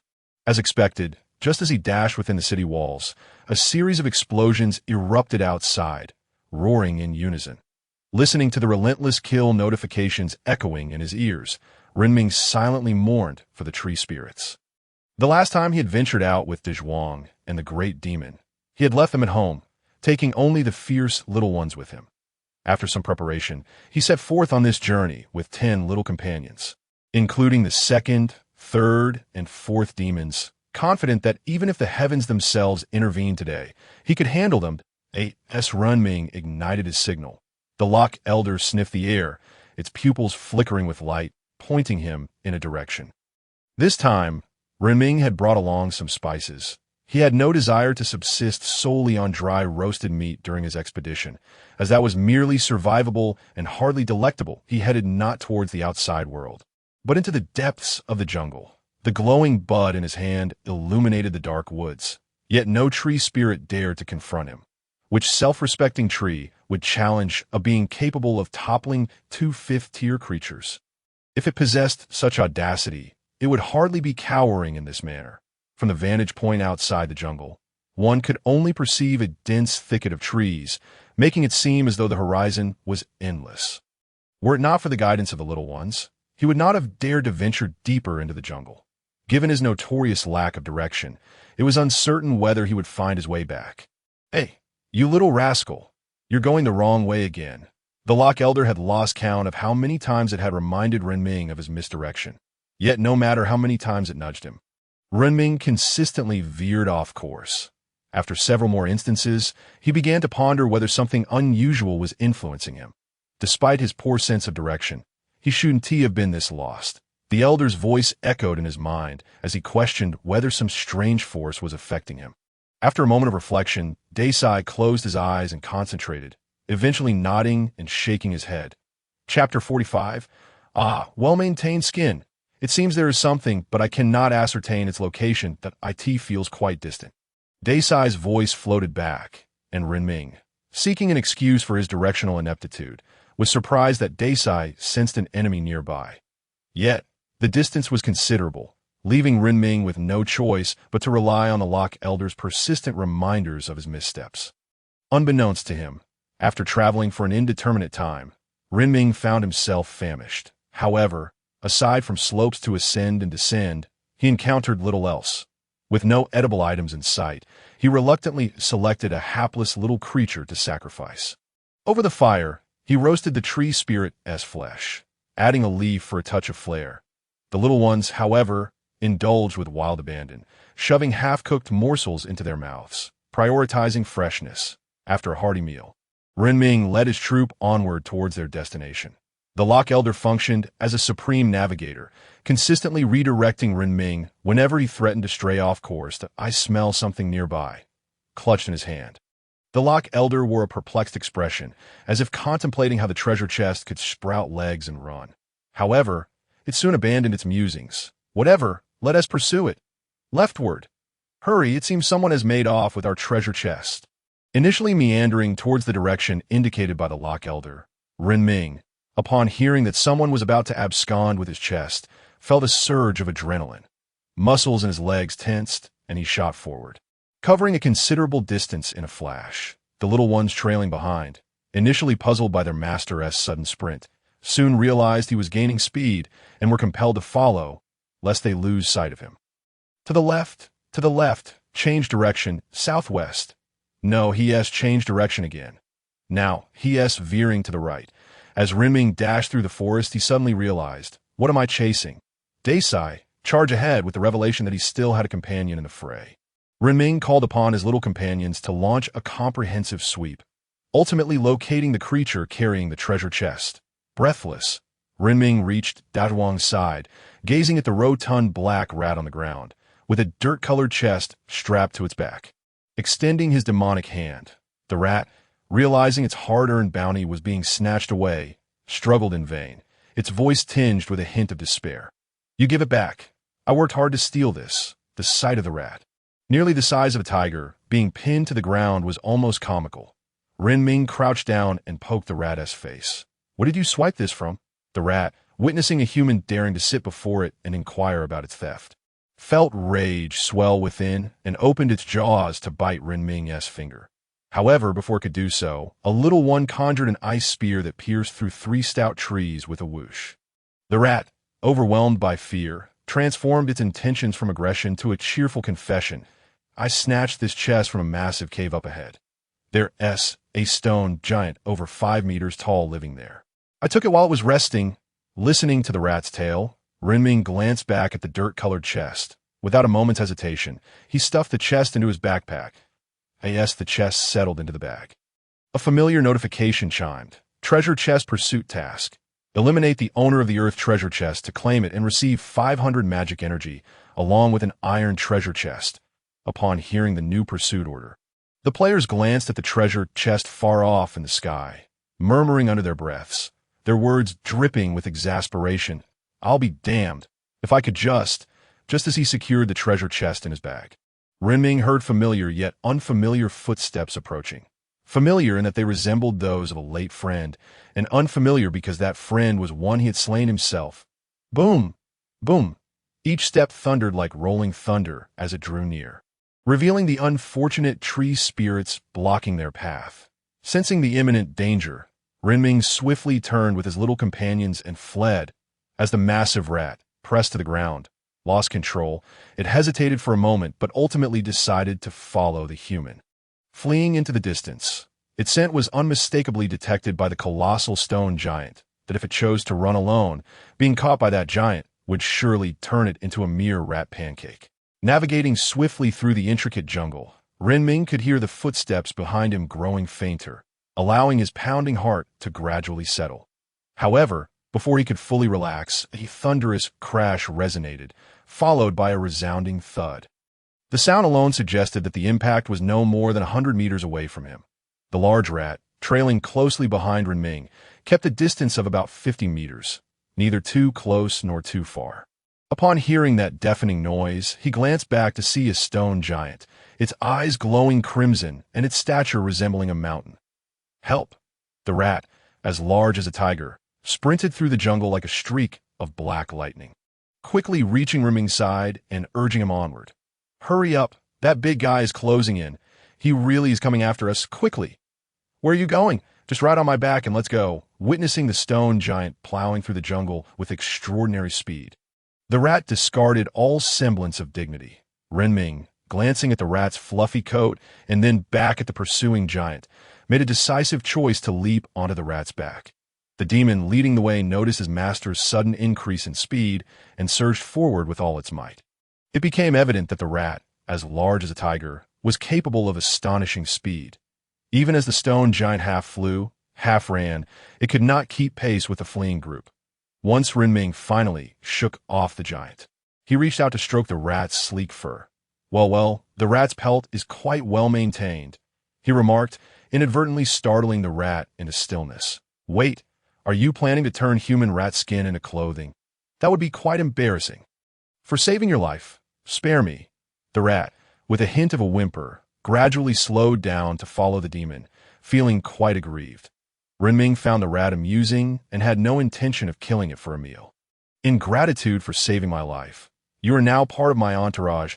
I have another rat at home that is just as large as you. You two will undoubtedly become good companions.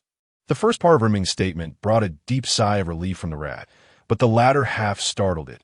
Evoking unsettling memories, I heard from my mother that my second uncle had his nest raided by a human. It was dreadful. The human couldn't be you, could it? Renming neither confirmed nor denied, not out of reluctance to answer, but rather because he truly did not know.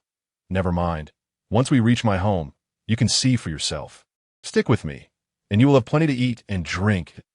As long as you don't think about running away, I will be your steadfast support. The rat listened to Renming's eloquent speech, nodding along like an enthusiastic sidekick. The little ones were also intrigued by the large rat, bombarding it with questions. The jungle terrain was complex, and Renming bumped into trees several times, so he decided to lay on the rat's back. The rat's fur was incredibly soft, even softer than mink, showcasing the wonders of this otherworldly realm. With the magical treasure chest pursuing them and the social dynamics of friends, it was a fascinating world. The journey had taken a considerable amount of time, but the return was swift. With a large rat as his steed, Renming picked up speed, allowing the little ones to quicken their pace as well. Finally dismounting, Renming brushed off the dust from his clothes and caught sight of the rat's astonished expression, eliciting a chuckle from him. How about that? Sticking with me is a wise choice. From now on, you'll dine lavishly. As the grand door swung open, none of the iron-headed players were inclined to venture into the jungle in search of treasure. Wulong had just emerged from the magic tower, and the bustling surroundings left the rat deeply astounded. Such order was absent in their rat colony. The only rule was that of the Rat King. The organized and thriving scene was something it had only witnessed in human cities, akin to a magical spectacle it had never encountered before. Renming then brought the rat to a resource point, where they encountered another large rat, one that seemed solely focused on eating and lounging about. The two large rats rushed towards each other, exclaiming, "Nephew! Uncle!" They embraced, tears streaming down their faces. Renming quietly slipped away, allowing them to reminisce. He retrieved a treasure chest from his backpack, although it contained only this single chest. It was sufficient. The remaining chests from land, who knew how many there were, would be uncovered as he continued his search. As he picked up the lock, he opened the chest, and a sound echoed. Acquired. Land's letter. The chest emitted a sound, leaving Renming in a state of shock. What? His voice was filled with astonishment and confusion. However, the letter on the ground was golden, devoid of the deep red lipstick marks seen in previous letters, instead appearing extremely solemn. Picking it up, Renming felt the texture of the letter in his hand, realizing it was anything but ordinary. Yet before he could delve deeper, he had an iron treasure chest to open. As he lifted the lid, a notification chimed. Acquired. Dark Crystal X30. Acquired. Magic Energy X 500. Once again, 2 items emerged. Yet Renming had little interest in dark crystals or magic energy at this point. His family was too affluent. Having seen hundreds of dark crystals, he found it hard to care. Unbeknownst to him, others would go to great lengths for just a few dark crystals. Clearing his mind, Renming began to unfold the letter, revealing Land's handwriting. Congratulations on passing my test and arriving at the greatest gift I have prepared for adventurers. The back of this letter contains a map. If you're a friend of mine, let him take a look at the map, and he will know where it leads. Only the holder of this letter can unlock the treasure I have left behind. The surprises within will surely astonish you. The letter contained few words, leaving Renming somewhat perplexed, but he still picked up the old lock. Old lock. Do you recognize this map? The old lock, still savoring the earlier moment, lifted an eyelid, glanced at the contents of the envelope, and froze in astonishment. What the hell? It's actually here. Land, that old rascal, actually arranged for this place to be revealed. I thought he intended to keep it for his successor. The old lock's shocked voice further piqued Renming's curiosity. What exactly was the old lock? After the shock subsided, the old lock fell into deep contemplation, pondering whether to inform a young man about the location. Listen, kid, that place is extremely dangerous that I advise you to wait until you're a 6th tier being before venturing there. With your current combat power, you wouldn't even qualify to enter. The old lock's solemn warning made Renming alert. Having spent considerable time with the old lock, he understood that this quirky individual would never lead him into peril. However, ascending from the 5th to the 6th tier, who knew how many creatures he would have to slay? The little guy at the 5th tier had no experience defeating 3rd tier creatures. Only by defeating 4th or 5th tier beings could he gain any experience. But where could one easily find 4th or 5th tier creatures? Thus, he found himself troubled for a long time, unable to sleep soundly, and could only manage to eat 8 bowls of rice a day. The little ones diligently completed their tasks, eager to venture out and enjoy themselves with a few friends. Occasionally, Renming would hear the sound of a kill notification. This aimless routine continued for 2 full days. On another bright morning, Renming opened the familiar world chat channel, intending to see what the others were discussing and perhaps find some food to accompany his meal. Just as he took his 4th bowl of rice, a notification chimed. Random area, catastrophe. A random catastrophe demon has descended. Each player will face demons corresponding to the level of their territory, in varying numbers, with bountiful rewards that we hope you survive. As the game notification concluded, Renming noticed the rare sun shining down. That it was not merely that the effects of this forest had dissipated. Rather, his home had been relocated to an unknown area. This place resembled a plain.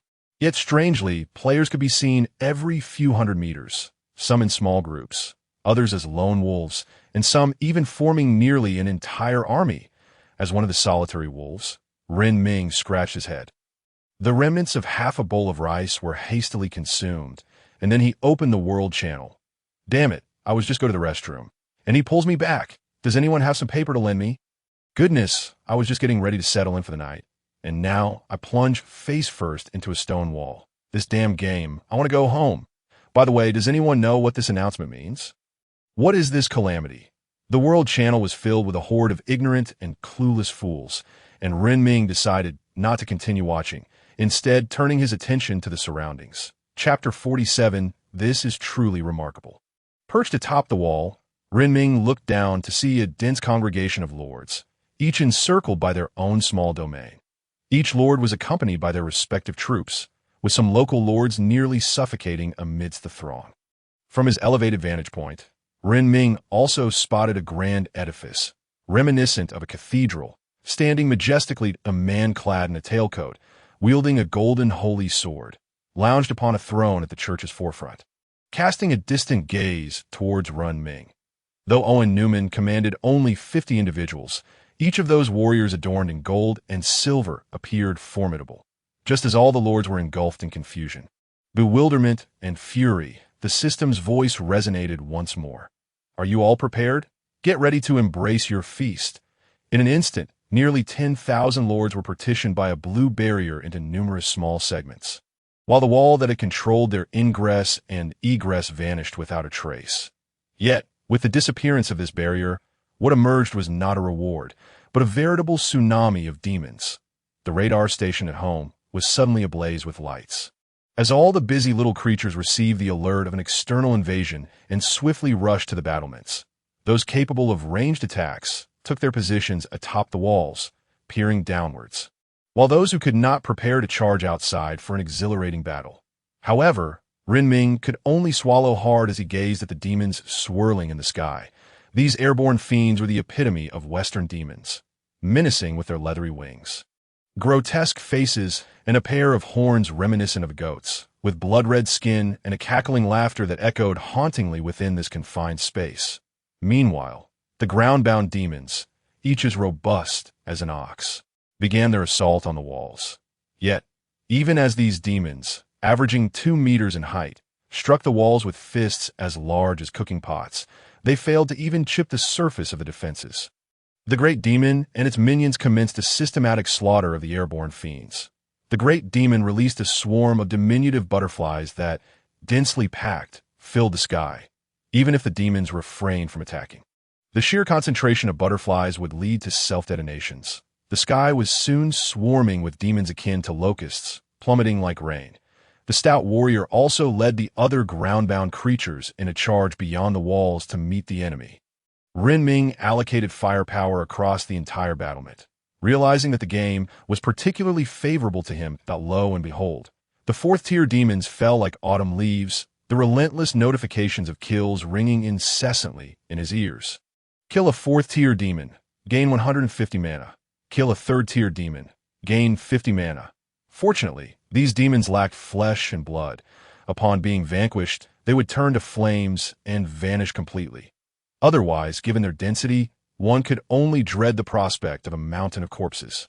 The great demon's area of effect destruction left some players, who had already dealt with the demon invasion, dumbfounded as they witnessed this pyrotechnic display. Boss, doesn't that person atop the wall look like the one from our last assault? A lord, standing at a high point and gazing upwards, turned to his companion, swallowing hard. Although they had quickly cleared their area of invading demons, they couldn't shake the feeling of unease. Ren Ming stood atop the wall, observing the demons that couldn't even approach within 10 meters. The demons here ranged from no higher than 4th tier to no lower than 2nd tier, apart from their numbers and slightly thicker defenses. They were nothing more than humanoid experience points. The great demon and its minions, akin to semi-cheat players, leveled up with astonishing speed. In just 20 minutes, Ren Ming had dealt with the demon invasion, and the great demon successfully advanced to 5th tier. Watching the glimmer of light flicker atop the great demon's head, Ren Ming opened its panel, realizing he hadn't checked on these little creatures in quite some time and was curious about any new skills they might have acquired. Name: Magic Ant level, 5th tier, 0-500 strength, 10 attack power, vitality, 25 life force, agility, 28 speed, spirit, 39 skill power, skills, devour unfold skill, magical affinity, allowing it to learn and cast all magic faster than other beings. Skill: Wild Charge, enabling a rapid forward thrust that deals 100 vitality plus 20 strength damage along its path. Skill: Rapid Release, significantly reducing the casting time of any skill. Skill: Explosion Enhancement, increasing the power of any explosive skill and inflicting 100 spirit penetration damage. Description: Oh, I truly don't know how to describe what this masterpiece has transformed into in your hands. It now resembles a melee mage, gazing at the lengthy list of skills and their peculiar descriptions. Renming was baffled at what strange substances could have been mixed into the little creature's diet. Yet acquiring skills was undoubtedly a boon, regardless of their utility. With 3 fifth-tier companions at his disposal, he could certainly claim dominion over this region, but his gaze was irresistibly drawn to Owen Newman. It was not merely the elegance of his attire or the awe-inspiring nature of his actions that captivated Renming. Rather, it was the prowess of his troops. Even when faced with fifth-tier beings, they could still overpower them from his elevated position. Renming watched as a warrior wielding a holy sword leapt high into the air, cleaving a fifth-tier demon in twain, brutality incarnate. The archers were akin to a rain of arrows, capable of downing any flying creature with ease.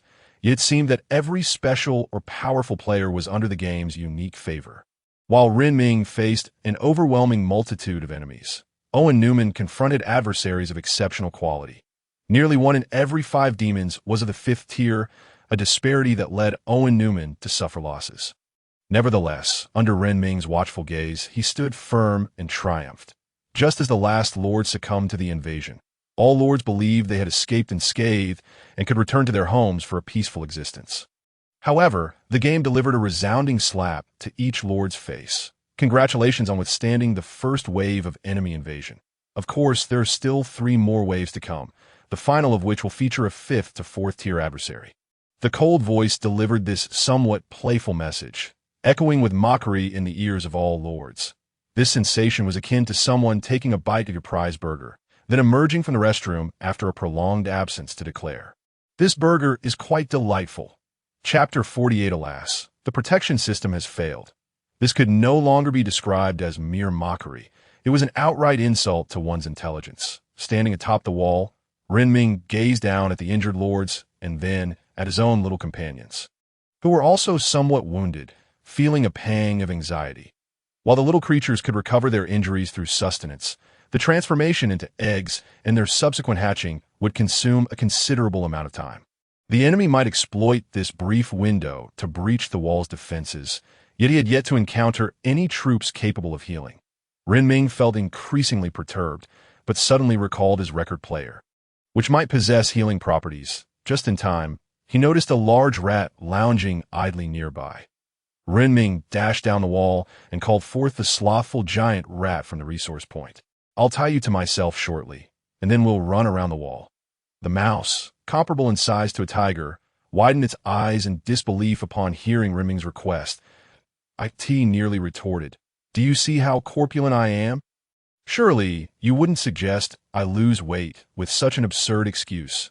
However, the lively and exhilarating music emanating from the record player made it exceedingly reluctant to depart. It had never encountered such a marvelous melody before. For reasons unknown, the moment it heard this tune, an inexhaustible energy coursed through its entire being. The large mouse transformed into an all-encompassing playback device, and Renming took a moment to check on the small creatures who had charged down alongside de Zhuang to see if anyone had been injured. As he anticipated, some of the little ones were indeed hurt, and quite severely at that. Observing that one of the small creatures had a leg nearly severed and appeared to have endured a significant blow, he hurriedly gathered numerous corpses to allow the little ones to recuperate. The unfortunate news was that some of the small creatures were injured, yet the silver lining was that the number of injured was not excessive. Once he had settled the wounded, Renming ascended the city wall once more, patiently awaiting the next wave of adversaries. The lords who had withstood the previous onslaught gazed at the vanishing figures of their fellow lords, and it was evident even to the toes of their feet that they had succumbed to a successful demon invasion. Renming and Owen Newman were undoubtedly the most magnificent duo in the entire region. If not in terms of opulence, then certainly in spectacle. Renming's towering city walls held secrets that no one could fathom.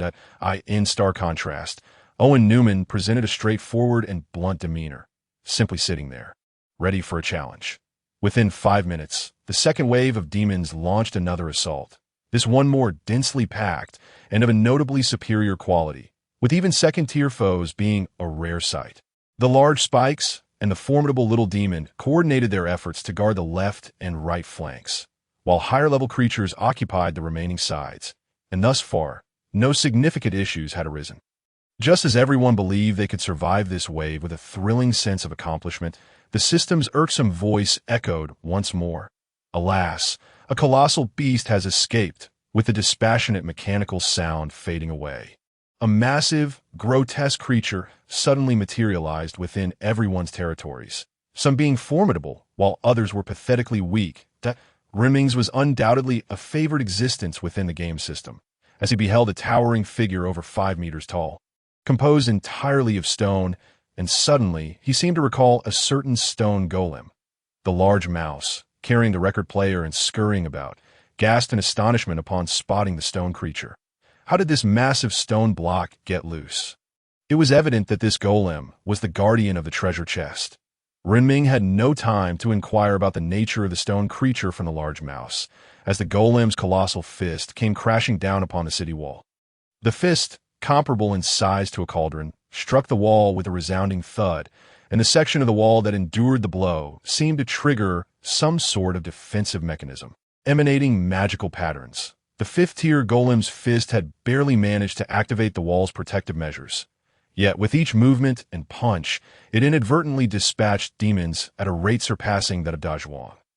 Initially, Renming was terrified upon witnessing the enormous entity, fearing that one of its punches could easily breach his wall.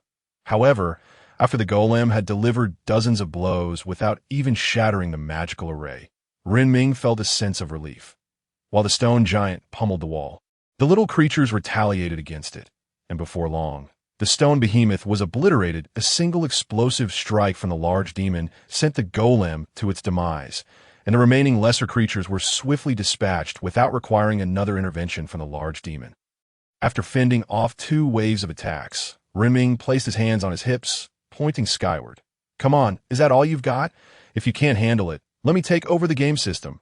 Renming felt immensely proud.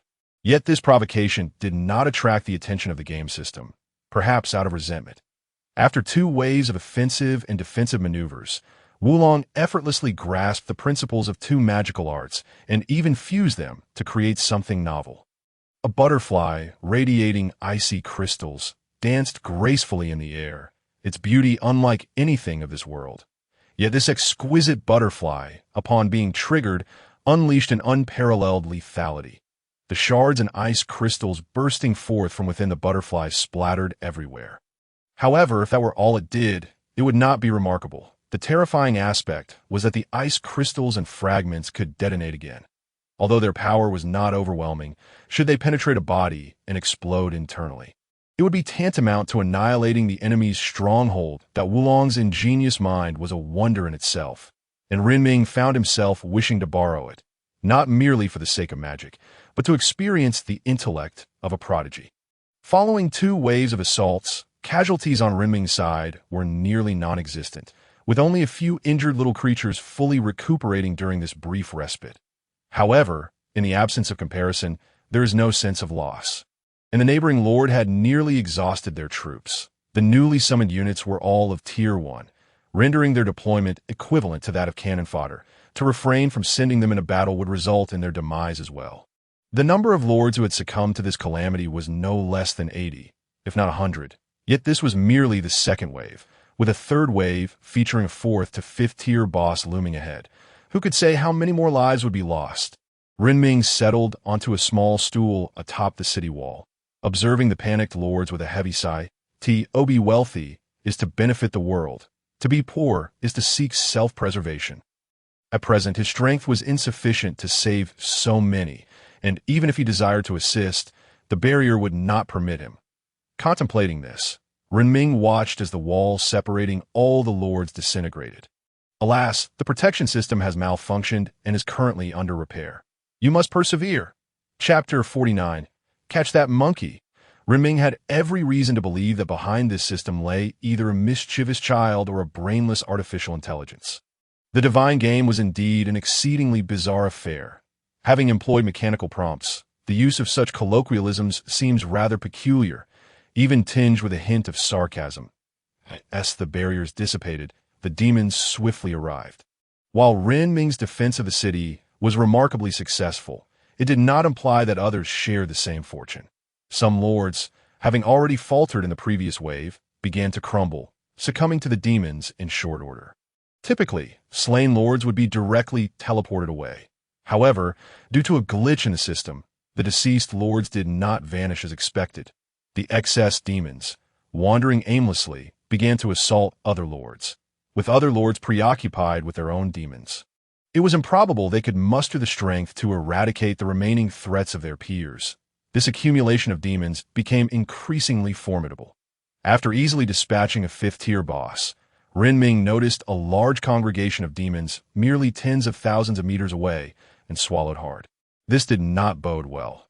The flying demons had congregated densely in the sky, resembling swarms of gnats around streetlights at night. Even from a distance, he could faintly hear the thunderous beats of their wings striking the air. This surge of power, having already decimated a significant number of lords, coalesced into an overwhelmingly terrifying force, charging straight towards Renming. The lords in their path were effortlessly crushed. It was as if Renming sensed the game's sinister intentions towards him. Time was of the essence. He needed to teach the great demon the area attack technique of the sleeping dragon. The two little creatures reached a consensus in a brief moment, and the sleeping dragon, akin to an ancient sage, imparted his knowledge on how to merge two skills to the surrounding magical ants. Each little entity was a gifted mage. However, the sleeping dragon found it challenging to convey the intricate processes and release sequences within such a short time frame. He could only provide a rough framework, leaving the rest to the little ones to comprehend. The multitude of demons encircled the city walls, climbing atop one another. The flying demons buzzed about like bothersome flies. Ignore them, and they would occasionally swoop down to attack, confront them, and the demons on the ground would surge forward. It was at this moment that the significance of the sleeping dragon's area attack became evident. The dancing ice crystal butterflies soared into the sky, unleashing explosive destruction over a wide area. Even higher-tier demons, capable of withstanding some damage due to their thick blood, would be severely injured by the residual shrapnel, requiring only a minimal amount of additional attacks to bring them down. The uplifting melodies from the gramophone resonated in the little one's ears, akin to a potent stimulant. Fortunately, the walls were heavily fortified. Otherwise, with so many demons, the previous strategies would have surely resulted in a complete breach. As the saying goes, two flowers bloom, each displaying its own branch. Clearly, Renming was not the sole beneficiary of the game's peculiar favors. Owen Newman found himself overwhelmed by waves of demons, leaving him bewildered. While Renming emerged from the previous waves with nearly zero casualties, Owen Newman could not boast the same. His forces had suffered significant losses. The two most prominent lords in the region found themselves mired in a quagmire, while other smaller factions faced varying degrees of assault.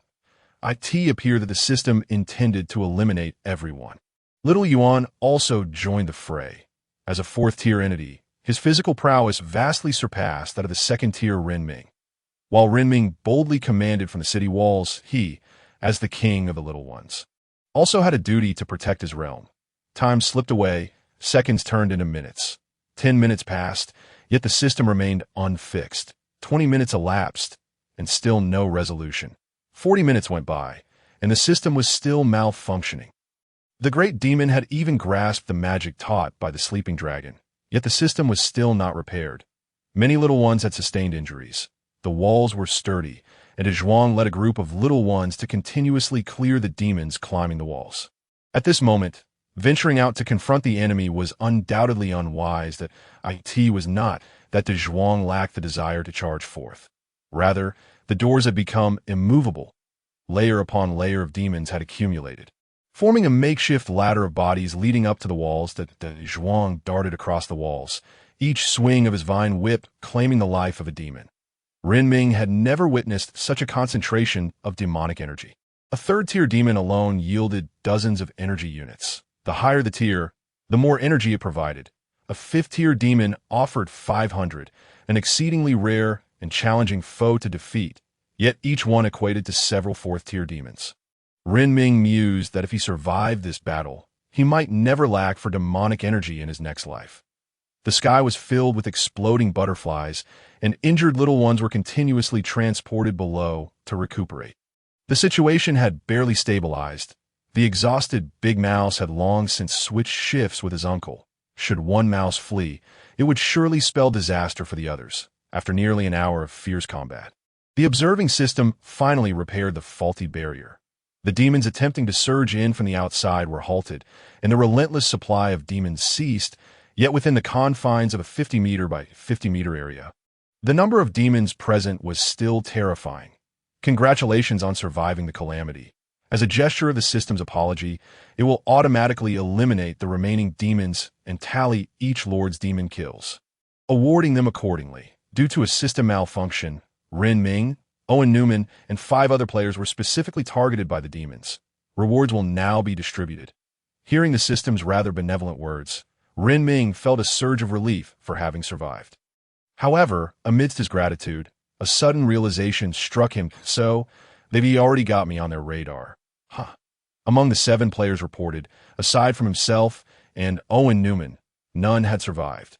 Renming had relied solely on the advantages of the terrain and the fierce firepower of the little ones to endure. Owen Newman had fought fiercely, carving out a path for himself. Yet after this encounter, his forces were nearly depleted. Returning to the shadowy depths of the jungle, Renming felt an inexplicable sense of familiarity.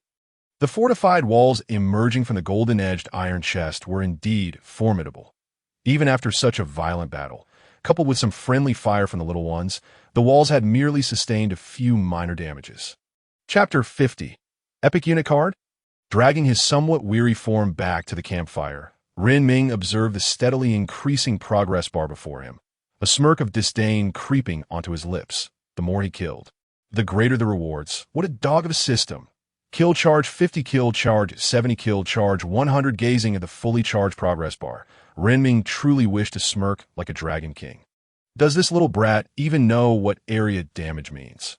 While musing this, Renming lowered his gaze to check the panel, only to be left in shock. Kill charge 120, huh? The puzzled exclamation betrayed Lin Shi's confusion. How can the progress bar exceed 120? Renming watched as the progress bar surged from 120 to 150, then from 220 to 250. The glaring 250, emblazoned with a series of numbers, evoked a strong sense of the system's malevolence.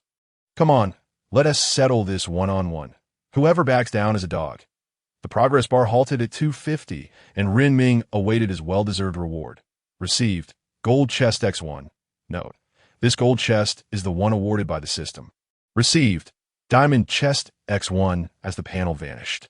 2 grand chests appeared before him. One gleamed with pure gold, while the other shone even brighter. The diamond chest, nestled beside the golden one, was adorned with an array of colorful gems, its exquisitely carved patterns and the intricately crafted diamond embellishments evoking doubts as to whether it was a mere treasure chest or a work of art. Yet, the most captivating feature was the enormous blue diamond perched at the opening of the lid. Regardless of its authenticity, who could resist such a magnificent gem? With his hands clasped together, Renming murmured softly to the heavens. Having borrowed 500 years of fortune from the celestial deities, he then rubbed his hands together and pried open the golden treasure chest. The chest gleamed with an extraordinary brilliance, and upon lifting the lid, it was as if a sun had been contained within. The intense golden radiance was blinding. What the hell? Who is that? So dazzling, he exclaimed. Acquisition. Epic Unit Card X1 acquisition. Fully automatic magical anti-air cannon X10. In that moment, Renming was overwhelmed with an indescribable exhilaration upon receiving these 2 items. This. I could care less about the anti-air cannon. The Epic Unit Card. Oh my. Tears streamed from his stinging eyes, yet his face was adorned with a broad smile. He held in his hands a small card, a delicate shade of azure, its material unknown, feeling akin to jade, though such details were trivial. What truly mattered was that this remarkable item could summon an epic unit. Beside the card lay a collection of small black boxes, each intricately engraved with complex patterns, exuding an air of superiority. The mere opening of a golden chest had yielded 2 items that could send any lord into a frenzy of excitement. In their understanding, the highest tier was advanced units. Now, they were confronted with the notion of something beyond that. Epic. Their reaction would undoubtedly be disbelief. It was simply impossible.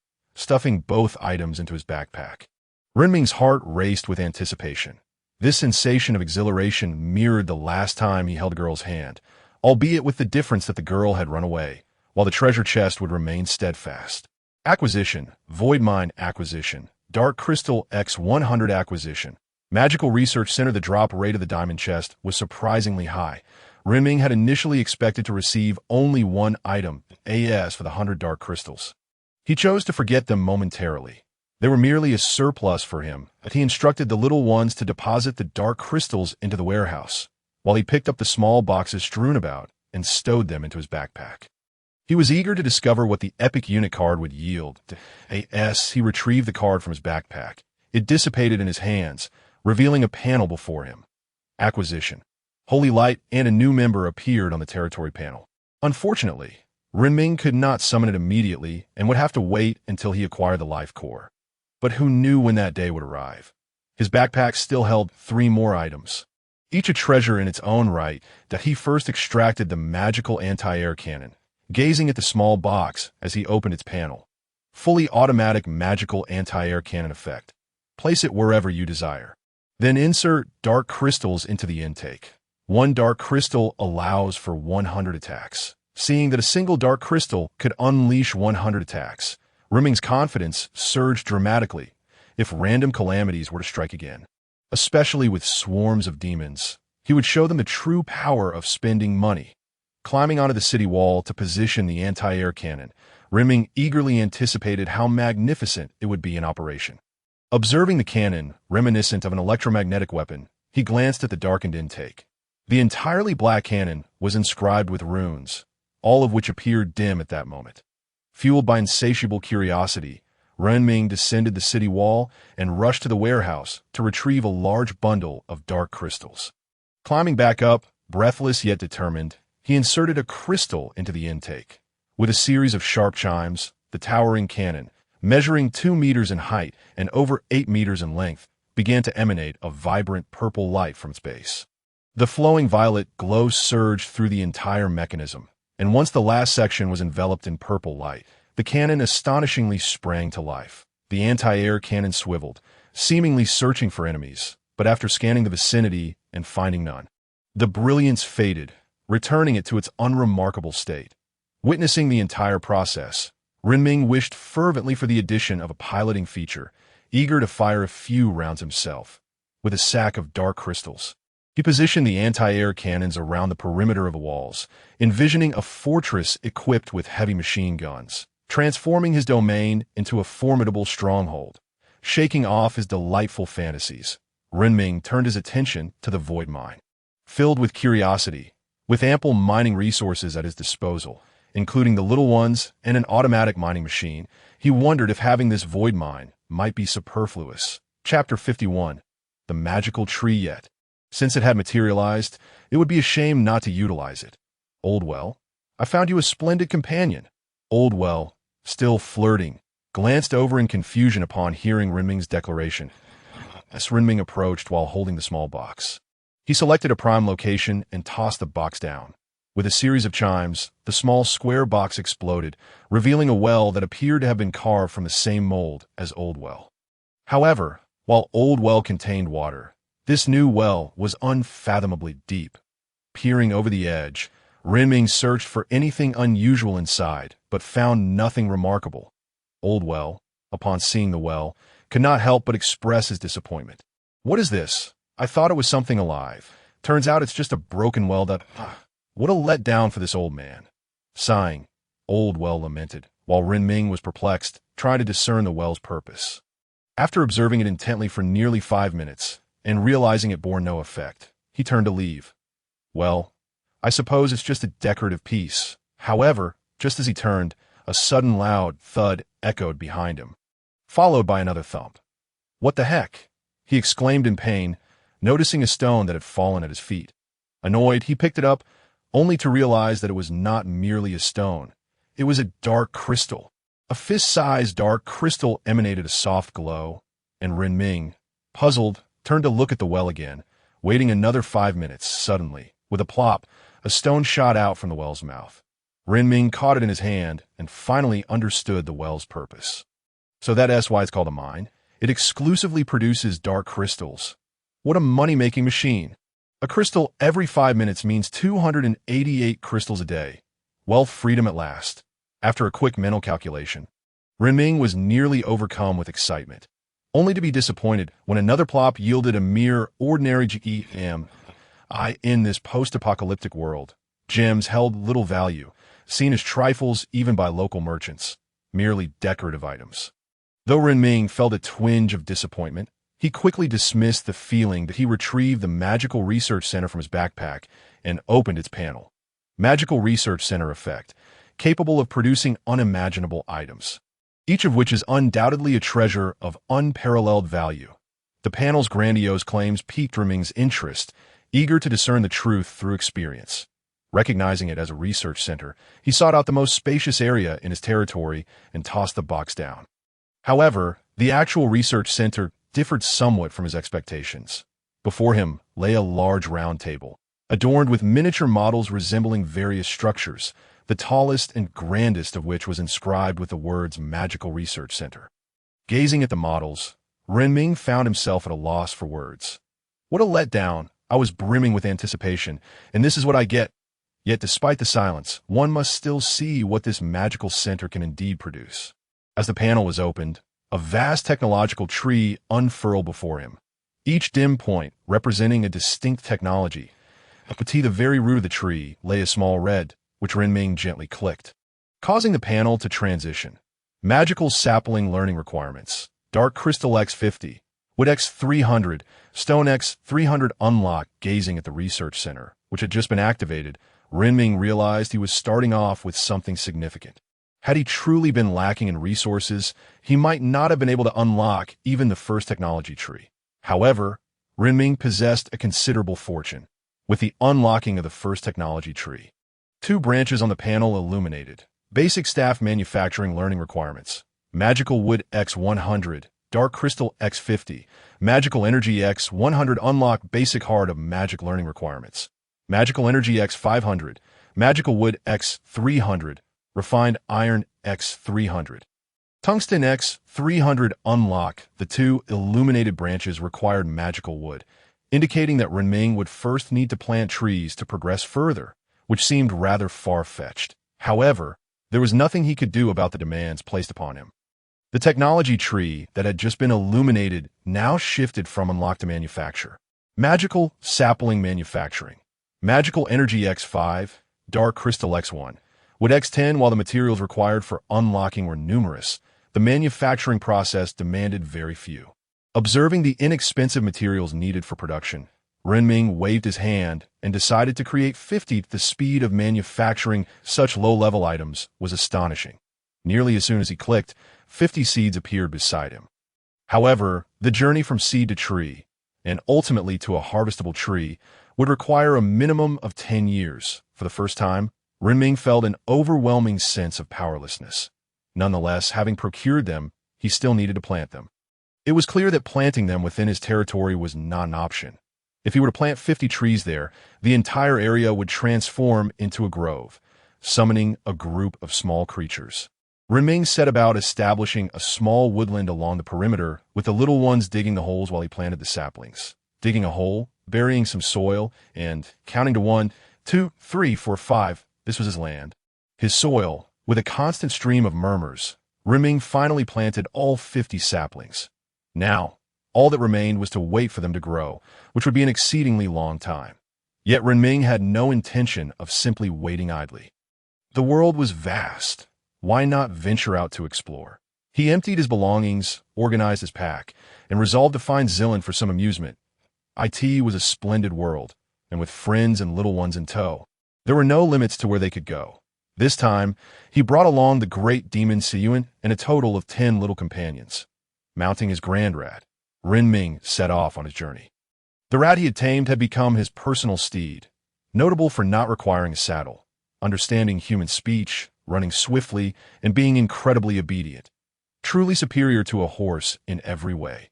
The long road he had painstakingly constructed now served as the dedicated path for Renming and his little companions' outings. This journey had no specific destination. He merely sought entertainment. Chapter 52. The Tavern. Hey. That team over there, hurry up and load the food and drink onto the cart. We're heading to a far-off place. Zilland, clad in a green robe adorned with landscapes, exuded an air of grandeur. The laborers he commanded were burdened with large bundles of various goods.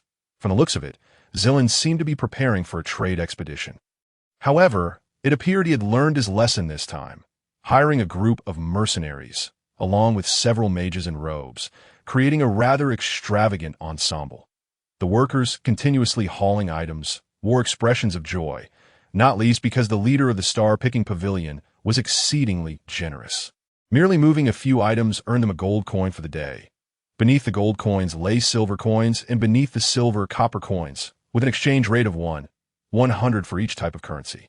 A single gold coin equated to 10,000 copper coins, a staggering sum indeed. Yet Zilland seemed unfazed. Renming, his voice rang out from afar. Upon noticing Renming approaching, Zilland's face lit up with delight. Renming, you've arrived just in time. I am about to set off on a trade expedition and explore a Western relic. Are you interested? Dismounting from the Grand Rat, Renming brushed off the dust from his attire and, without a second thought, agreed. After all, he was out for fun, and it mattered not where that fun was found. Sun and the great demon, witnessing the bustling scene for the first time, were filled with excitement, darting about joyfully. Passers-by, seeing the two sparkling creatures moving swiftly, recognized their worth. Whether they knew their value or not, it was evident these beings were not inexpensive. Some even speculated that the man conversing so animatedly with the pavilion master must possess something extraordinary. The great demon, having ventured out before, lay quietly at Renming's feet, its antennae twitching gently. Zilland, spotting the great demon once more, reached out to touch its antennae. Upon feeling the touch, the great demon startled, retreating several steps in surprise. Observing this reaction, Zilland couldn't help but chuckle. Come, let me treat you to a meal. Once we finish loading, we can set off. Renming had no reason to decline Zilland's warm invitation, given that the magical rat and the little companions were unsuitable for wandering the streets. Zilland led them to the pavilion's backyard. Zilland guided Renming to the most luxurious tavern in the city. With a moment they stepped inside, they were greeted by a scene of revelry. To the center of the circular building stood a stage, where several beautiful women danced gracefully, their sheer garments swaying and revealing enticing glimpses of flawless skin, mesmerizing all who beheld them. At first glance, this place hardly resembled a venue for a proper meal. After a fleeting glance at the dancers, Renming turned away, more drawn to the enticing aromas wafting from the kitchen than to the dazzling display. Noticing Renming's somewhat bashful demeanor, Zilland fanned himself with his folding fan, partially concealing his face. Mr. Renming, I never imagined you to be such an innocent youth. His gaze fell slightly, a smile gracing his lips, while Renming, sensing the underlying implications, felt ill-equipped to respond, given his 18 years of solitude. Zilland led him to the highest point of the pavilion, where the fewest rooms were located. Each room was adorned with delicate fabric drapes, casting flickering shadows from the firelight, creating an enchanting atmosphere that stirred the imagination. As Zilland opened a room, an elderly woman approached, her heavily powdered face appearing pallid against the wrinkles of age. Dear guests, would you like to order our signature performer? It's merely 300 gold coins. Standing beside Zilland, upon hearing the request for 300 gold coins, Renming nearly turned to flee. Paying that sum for a mere performance seemed utterly extravagant. Surely, one would have to be quite foolish to indulge in such an expense. Yet Zilland, as if a frequent patron, casually produced a coin pouch from his robes and handed it to the old woman. I believe you know who I'm looking for. The elderly woman, her face alight with delight, vanished in an instant after receiving the pouch, akin to a flash of red lightning. Renming watched as Zilin so readily dispensed 300 gold coins, though not from his own pocket. It still left him breathless with astonishment. 300 gold coins. Just as he was grappling with the shock of Zilin's generosity, the sound of a melodious gouging filled the air, its notes lingering like the gentle caress of a maiden's fingers. Seemingly accustomed to the gouging sound, Zilin's lips curled into a slight smile. Renming, do you desire a wife? If so, I assure you, she is exceptional, and to this day, remains pure to Zilin's ludicrous yet somewhat outrageous suggestion. Renming covered his face and waved his hand dismissively. Let us not. Although I have been single for quite some time, seeking love in this tumultuous world seems rather ill-suited for me. Renming was quite open-minded. Even with a beloved person by his side and having reached a relatively high position. However, if a true crisis were to arise, he feared he might struggle even to maintain his warranty, let alone contend with that damnable system that seemed to take pleasure in targeting him for no reason. Contemplating this, Renming shook his head and called out, "Is there any wine? Bring me a pot." Leaning by the window, Shalanda, who was quietly listening to the ethereal sounds of the gouging, raised an eyebrow upon hearing that Renming actually drank. Meanwhile, the person waiting outside, upon hearing the request for wine, hurriedly approached with a series of short, swift footsteps and gently knocked on the door. "Sir, your wine." Extending his hand, Renming grasped a pot of clear wine, then picked up a teacup from the tray and poured the wine gently into it. As he gazed at the bright lights and the flickering shadows below, he couldn't help but reminisce about his life before crossing over. Ever the jokester, Shalanda noticed that Renming appeared lost in thought, and quietly poured himself a cup of clear wine, savoring it while watching the shifting figures and listening to the delicate melodies, as if he too had returned to his past, a faint smile tugging at the corners of his mouth. However, while Shalanda smiled, Renming's expression darkened with every passing thought, and as he recalled something infuriating, he downed the remaining wine in one swift gulp. The clear wine slid down his throat, its lingering spiciness warming him from within, spreading a pleasant heat throughout his body, akin to the soft touch of a maiden's gentle hand caressing his chest, leaving him in a blissful haze. Chapter 53. Departure, a transition, with a hint of water to leap upon. In this dreamy state, Shalanda's voice drifted over. Let me tell you about the most talented woman in Gobi City. She has long been renowned and remains pure to this day. If you're truly seeking a wife, I can certainly help you acquire her. Just wait and see.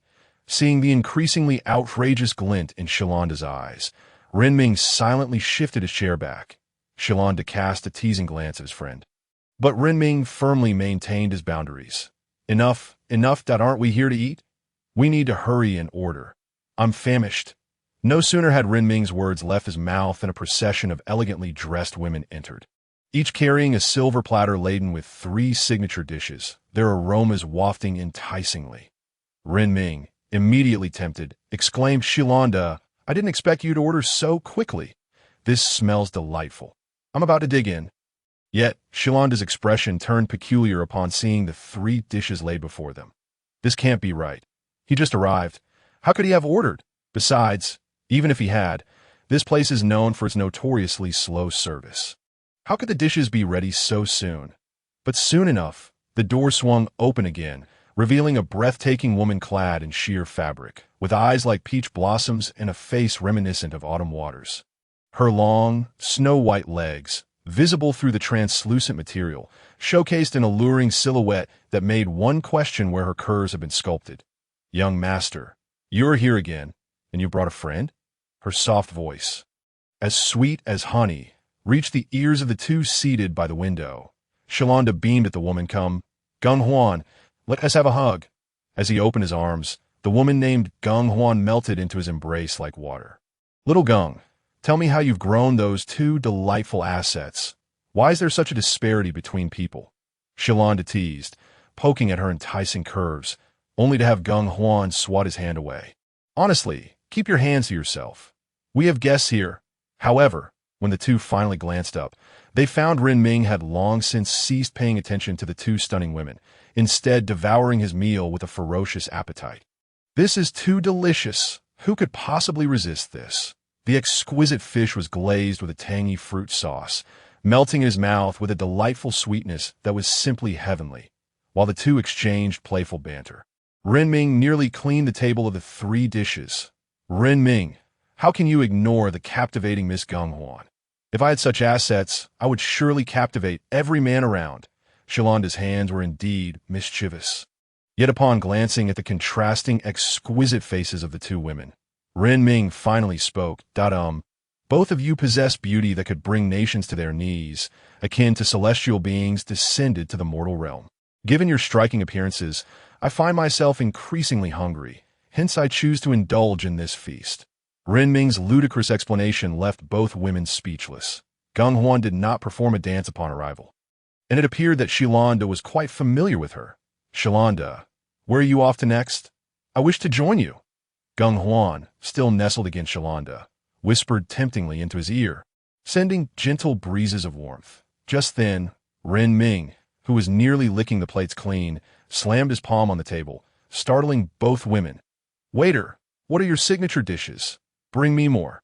Renming could no longer contain his hunger. Their meal was filled with joy, with Renming focused solely on eating, while Shilanda was more preoccupied with flirtation. Gunghuan is still pure over at the tavern. Renming, are you really not considering it? If you do, I could buy her for you as a gift from me, just as a friend. Shalanda's voice dripped with mischief, chattering incessantly as they made their way back to the star-picking pavilion. Yet Cyril Dewey rushed out in a flurry. Master, Mr. Renming, why is your pet? Never mind. Just come here. Cyril Dewey's anxious tone quickened their pace. Upon arrival, Renming discovered that the little creatures had overeaten and transformed back into their egg forms. Ah, that is nothing to worry about. It's their characteristic. Overeating causes them to revert to their egg state. Upon hearing Renming's reassurance, Cyril Dewey let out a sigh of relief. All right, you scared me. The carriage is ready, and the guards your sister arranged are also prepared. When shall we depart? Cyril Dewey rubbed his hands together, his eyes darting mischievously, while Shalanda seemed accustomed to Cyril Dewey's dubious demeanor. Once these little ones emerge, we can set off. Cyril Dewey nodded and went outside to summon the guards to bring forth the horses. After some preparation, Renming boarded the carriage. The little creatures, having broken free from their shells, waddled alongside the caravan, their tiny legs scurrying about. Inside the carriage, Renming and Shalanda engaged in a game of chess. They asked for what game could be played in this otherworldly setting. It was the magical duel. At first, Renming was taken aback by the familiar layout of the chessboard, but Shilanda seemed to be well versed in the game. He began teaching Renming how to play. But the more Renming listened, the more it sounded like some ridiculous game from a certain platform, prompting him to abandon the notion altogether. Instead, he casually purchased a book on the history of magic from the shop and began to read. Meanwhile, Shilanda, finding Renming lacking in humor, became increasingly animated. Yet while Renming appeared engrossed in his reading, he was secretly monitoring the absurd chatter on the World Channel, curious about the nonsensical banter occurring. Ah, it's been so long. The system hasn't pulled any serious moves, leaving me quite restless. Get out of here, die now. You little brat, always courting disaster. You clearly don't know what societal consequences are. Wah wah wah, you're all bullying me. I'll knock out each whimpering brat with one punch. Hey brothers, I heard there is a new dungeon. Who has been there? A dungeon? I've never even heard of such a thing. It has probably just some rumor spread by a fool. Rumors stop with the wise. People like me, who are clever, never listen to rumors. Chapter 54, Arrival. Boss, there's a caravan ahead. We've been guarding this trade route for half a month. And finally, a caravan has arrived. If no one else comes, we might just starve out here. A bandit, slender as if having escaped from a zoo, conceals himself amidst the grass by the driveway, adorned with a headscarf and gripping a curved blade. The well-trained horses also lie low in the brush, scarcely moving.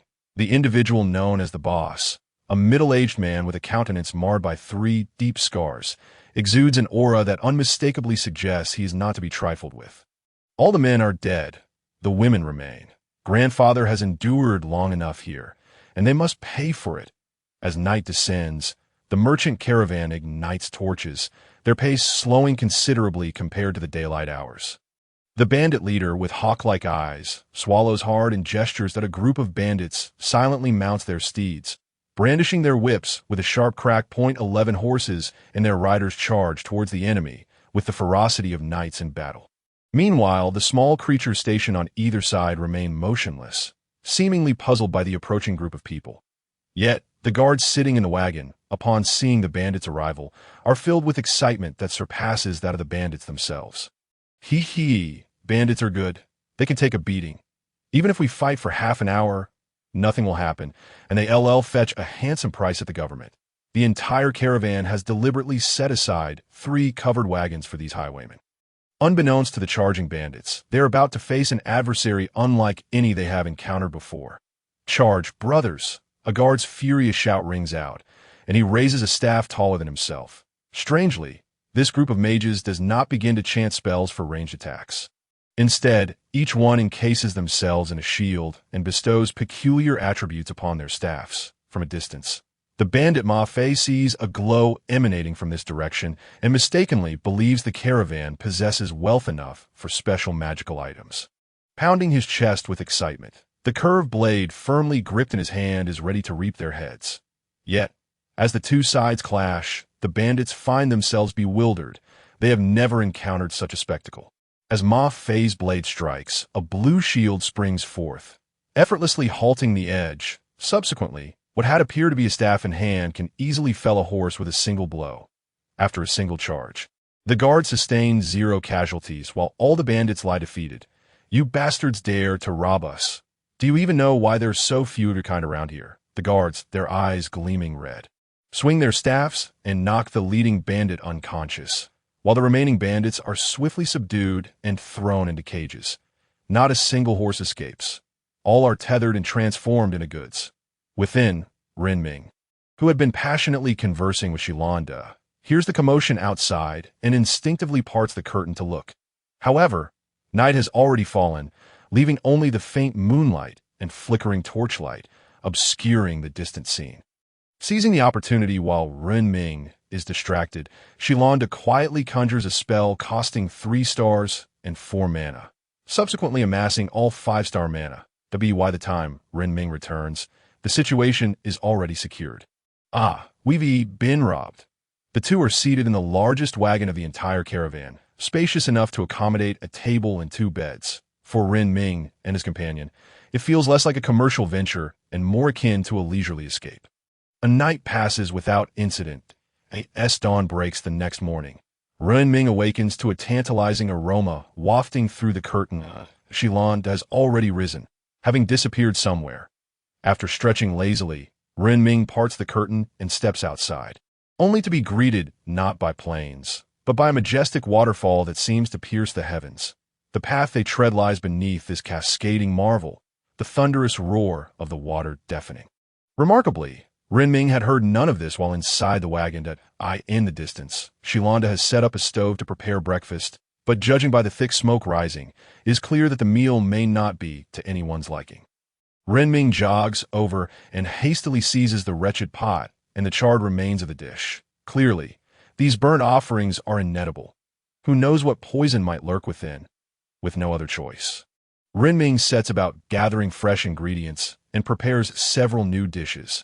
Upon witnessing Renming's remarkable culinary skills, Shilanda claps in astonishment. Truly, Renming, whoever marries you will be most fortunate. A man of such talent in poetry and cooking is a rare find. Renming prepares several plates of food, distributing them among the group, while ignoring Shilanda's playful remarks. After breakfast, instead of resuming his chess game indoors, Renming chooses to accompany the little ones, wandering across the vast grasslands. The path underfoot is one smoothed by the many merchants who have traveled it on foot, though it may well have been tread by bandits. Regardless, the road is exceptionally even. Renming, however, meanders across the prairie, exploring freely with the small companions. Shilanda, finding himself bored within the wagon, decides to join them in their adventures. Together, they collect an array of beautiful stones, reveling in the natural beauty around them. Renming had long anticipated entering this world, where life flows so effortlessly, if only he could fast forward through the first 18 years. Yet, Joyous moments are fleeting.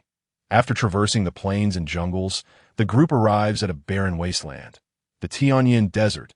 Renming had expected to emerge into another lush forest, yet stepping out reveals a stark boundary separating the verdant foliage from the endless expanse of sand. The sight fills him with awe. If only his geography teacher from a past life could witness such a phenomenon, he would surely exclaim in disbelief. Observing Renming's astonished expression, Shilanda takes the opportunity to explain. This is the Tianyin Desert, a desert nestled within a forest that on the other side of this expanse lies another forest. It is simply that this section is barren. The last time I was here, I heard many indigenous tales about this desert.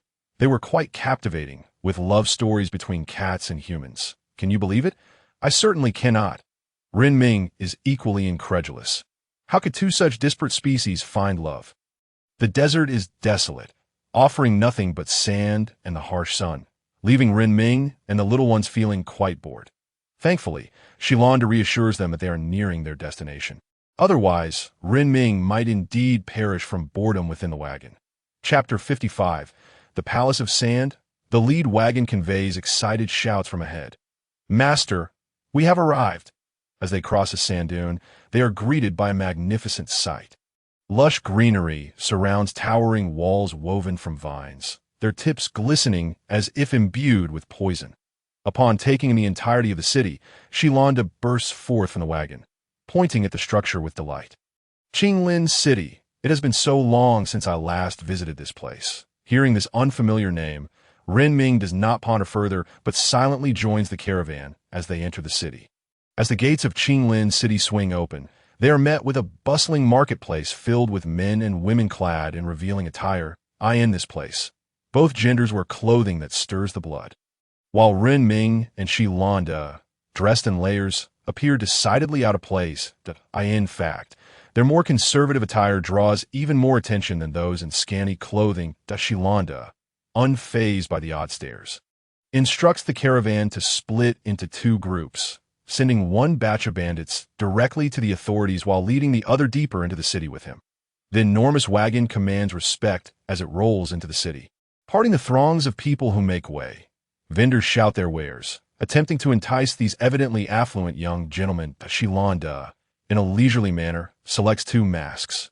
Renming accepts a cat-faced mask that Shilanda offers him. See, I told you, these masks are the local specialty. Mine is a human face, and in the stories they tell, it's about a human falling in love with a cat. Renming, dismissing Shilanda's teasing, falls into deep contemplation. How absurd, a human loving a cat. That is as improbable as a horse falling for a horse's mane. It's nearly impossible. Humanity's essence is tied to beauty, unless that cat is a cat girl. Shaking off the peculiar thoughts that were spiraling out of control, Renming watches as the wagon halts before a towering building, his mouth agape. Why is there a star-gathering pavilion here? Much like in Gobi City. Shilanda, following the caravan, calls for the porters as he casually responds. Oh, it was built back when I last visited. Shilanda's casual response echoed.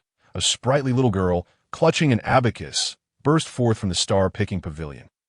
Shilan, do you have any idea how long it has been since you last visited? The petite girl, barely 1.45 meters tall, bellowed with indignation, causing Shilan to retreat several steps, as if he had heard a ghostly wail. Followed by a series of awkward chuckles. Weren't you busy? Look at the privileges I've bestowed upon you, allowing you to oversee my loft, something few are granted. However, upon witnessing Shilan's somewhat guilty demeanor, the little girl's fury ignited, and with a sudden leap, she collided into Shilan's arms. She promptly sank her pearly teeth into his arm. Shilan, for his part, allowed the girl to bite him while he continued to direct the quiet individuals around him to transport the goods. Despite their silence, the unspoken grievances of these individuals could easily fill a small essay. Renming observed Shilan's somewhat outrageous fortune with women and couldn't help but smirk, glancing at the tallest loft in the city. What an archetypal protagonist. Not long after their nostalgic exchange, Shilan, seizing on a flimsy excuse, whisked Renming away. His purpose for visiting this city was far more significant than merely delivering goods. You all come with me. In that group over there, you too, With a throng of guards in tow, Shilon eagerly slung a backpack of provisions over his shoulder and set off with a fully armed cadre of mages toward the outskirts of the city. As Renming trailed beside his somewhat unreliable friend, he was filled with curiosity at Shilon's exuberance. Yet before long, that curiosity dissipated, replaced by sheer astonishment. Before him stood the majestic palace of sand, and he gaped in awe, unable to utter a single word. That it was indeed spectacular. A grand city built atop a massive sand pit, with a towering cathedral at its heart. Well, our adventure's objective is quite impressive, isn't it? Renming offered praise at just the right moment. Seeing Shilon's self-satisfied expression, upon hearing Renming's insincere flattery, Shilon rolled his eyes and led his entourage toward the enormous royal city below that a few days ago I dispatched an advance team to explore the area. There's not much of interest, just some dilapidated houses devoid of anything valuable. However, the enormous cathedral at the center contains secret passages leading to a much larger and more expansive space, resembling an abandoned dungeon or a tomb. This exploration is bound to be exhilarating. Shilon's eyes sparkled with the thrill of adventure. Meanwhile, Renming, accompanied by 10 little companions, scurried about the various houses, rummaging through every nook and cranny. "Master, I found a golden scepter," came Xiao Yuan's voice from within a grand mansion, emerging with the scepter in her mouth, followed by the others who carried various silver and gold artifacts. Renming cast a nonchalant glance at the astonished Shilon, silently tossing the heap of treasures into his backpack, selling off what wouldn't fit. "This is impossible. The exploration team has practically scoured the ground. How could there still be undiscovered items? It's simply conjuring something from nothing." Puffing out his chest proudly, Renming strode at the forefront of the group like a victorious rooster, having sold all the gold and jewels his little companions had gathered, except for that golden scepter. For no other reason than that it exuded an air of prestige, and besides, the scepter had a small mechanism that transformed it into a slender sword with a gentle twist as the group advanced. Renming and the little ones continued their scavenging. Shilon and a cadre of mages, who had visited this place no less than 5 times, watched in disbelief as the little ones occasionally returned with golden hairpins or various bizarre materials. Their mouths agape in this seemingly valuable estate, they were just short of dismantling the door frames to sell for profit. How could there still be so many treasures? To their astonishment, there were even gold bricks. Renming, grinning from ear to ear, pulled out a small gold brick to sell, while stuffing a larger one into his backpack. Chapter 56. A peculiar tale? Renming's smile had not faltered. Shilon, somewhat bewildered, arrived at the entrance of the colossal palace. Its grand doors long since removed by some mischievous scamp. Inside was a scene of utter chaos. The desperate scavengers were eager to strip the palace bare. Yet, oddly, the entrance leading downward bore no signs of disturbance. Shilon pointed toward the passage and handed each person a crystal torch. Be careful not to break it. These things are rather expensive. His voice resonated softly in everyone's ears, while one individual present was already contemplating stashing the strange object in their backpack. Given Shilon's affluent reputation for valuable items, it was no surprise.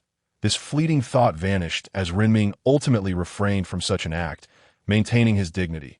The group proceeded down the winding staircase, which, if navigated too often, could easily disorient. Shilon kept his eyes shut throughout, seemingly fearful of dizziness. Eventually, they arrived at the enigmatic bunker, but contrary to expectations, no monsters or mummies sprang forth to attack. Instead, an eerie silence enveloped the space, so profound that even the sound of the wind was absent. The heartbeat of each individual could be heard if they stood still. However, Renming perceived other sounds in his ears. "Congratulations, player. You have entered the instance, the royal burial. Consisting of 3 layers, the rewards are bountiful. May you enjoy your game." As the interface vanished, a barrier suddenly materialized behind Renming. Shilon stood between the barrier and the entrance, effectively bisecting the space. Strangely, Shilon seemed oblivious to the barrier, walking straight through as if it didn't exist, even able to exit at will. The only one unable to leave was Renming. That Renming's lips twitched, but adhering to the principle of having come this far, he resolved to conquer this instance. The group advanced, traversing the corridor until they entered a vast chamber, immediately noticing a stone sarcophagus at its center. Upon seeing it, Renming instinctively recognized that he had likely entered a trap. In the next moment, the sarcophagus lid was flung open, revealing a figure clad in golden armor, gaunt and seemingly centuries dead. As the occupant rose from the coffin, several floor tiles were dislodged, unleashing a horde of skeletons, mummies, and even a few cats. Shilon was startled by the sudden appearance of the skeletal figures and mummies from the ground, as the board beneath him seemed to lift him upwards. Prepare for battle. Without a moment's hesitation, the sorcerer unleashed a barrage of icy spikes, obliterating the newly emerged mummy before it could react. The skeletons and mummies that had begun to rise retreated in haste upon witnessing their leader's swift defeat. Hastily resealing the sarcophagus lid, the trembling sarcophagus lid beneath Shilon's feet also ceased its movement, quietly retracting. Well, one could hardly call them brave. They certainly knew when to retreat. Renming could no longer contain his amusement. These mummies had truly mastered the art of retreat. Shilon, after a brief moment of panic, erupted into laughter. The group continued through the room, arriving at a fork in the path, leading to 3 distinct directions. Renming faced no dilemma in making a choice, heading directly to the left. His reasoning was simple. It matters not. If we clear all the rooms, we will have taken the correct path. The second chamber mirrored the previous one. The only difference being that instead of one sarcophagus, there were now 2, and emerging from them were not 2 golden-armored mummies, but rather 2 cats. These felines moved with astonishing speed, appearing to teleport, capable of reaching the group in mere seconds to dispatch them all. However, an area attack caught them off guard. Boom! Boom! Boom! The sound of 5 explosions resonated as the 2 cats were sent flying, their fates uncertain. Renming found himself covered in a shower of sand, and the others fared little better. This group resembled a band of unreasonable brigands, striking from a distance when they were able, and unleashing a barrage of firepower when they could not. Beneath them, the terrifying army of mummies was being mercilessly swept away under the overwhelming firepower. The alerts in Renming's ears continued to ring out. Dungeon exploration progress at 11. Dungeon exploration progress at 12. The path to the left had reached its end, leading to a downward junction, yet the markings on the wall captivated everyone's attention. Renming raised his crystal torch, gazing intently at the wall. The mural depicted a simple scene, where a cat could be discerned alongside a person. The cat descended from the heavens while the person appeared to be performing some sort of ritual. The next panel showed the cat in a palace, perched upon a throne, with the person kneeling beside it, seemingly engaged in some activity. As he glanced further down, he was met with a blank space. Frustrated, Renming exclaimed, "Damn it, the artist of these murals must be a hack." Suddenly cutting off, it was infuriating. However, Renming had no intention of proceeding directly to the lower level. Instead, he turned and retraced his steps down the central path.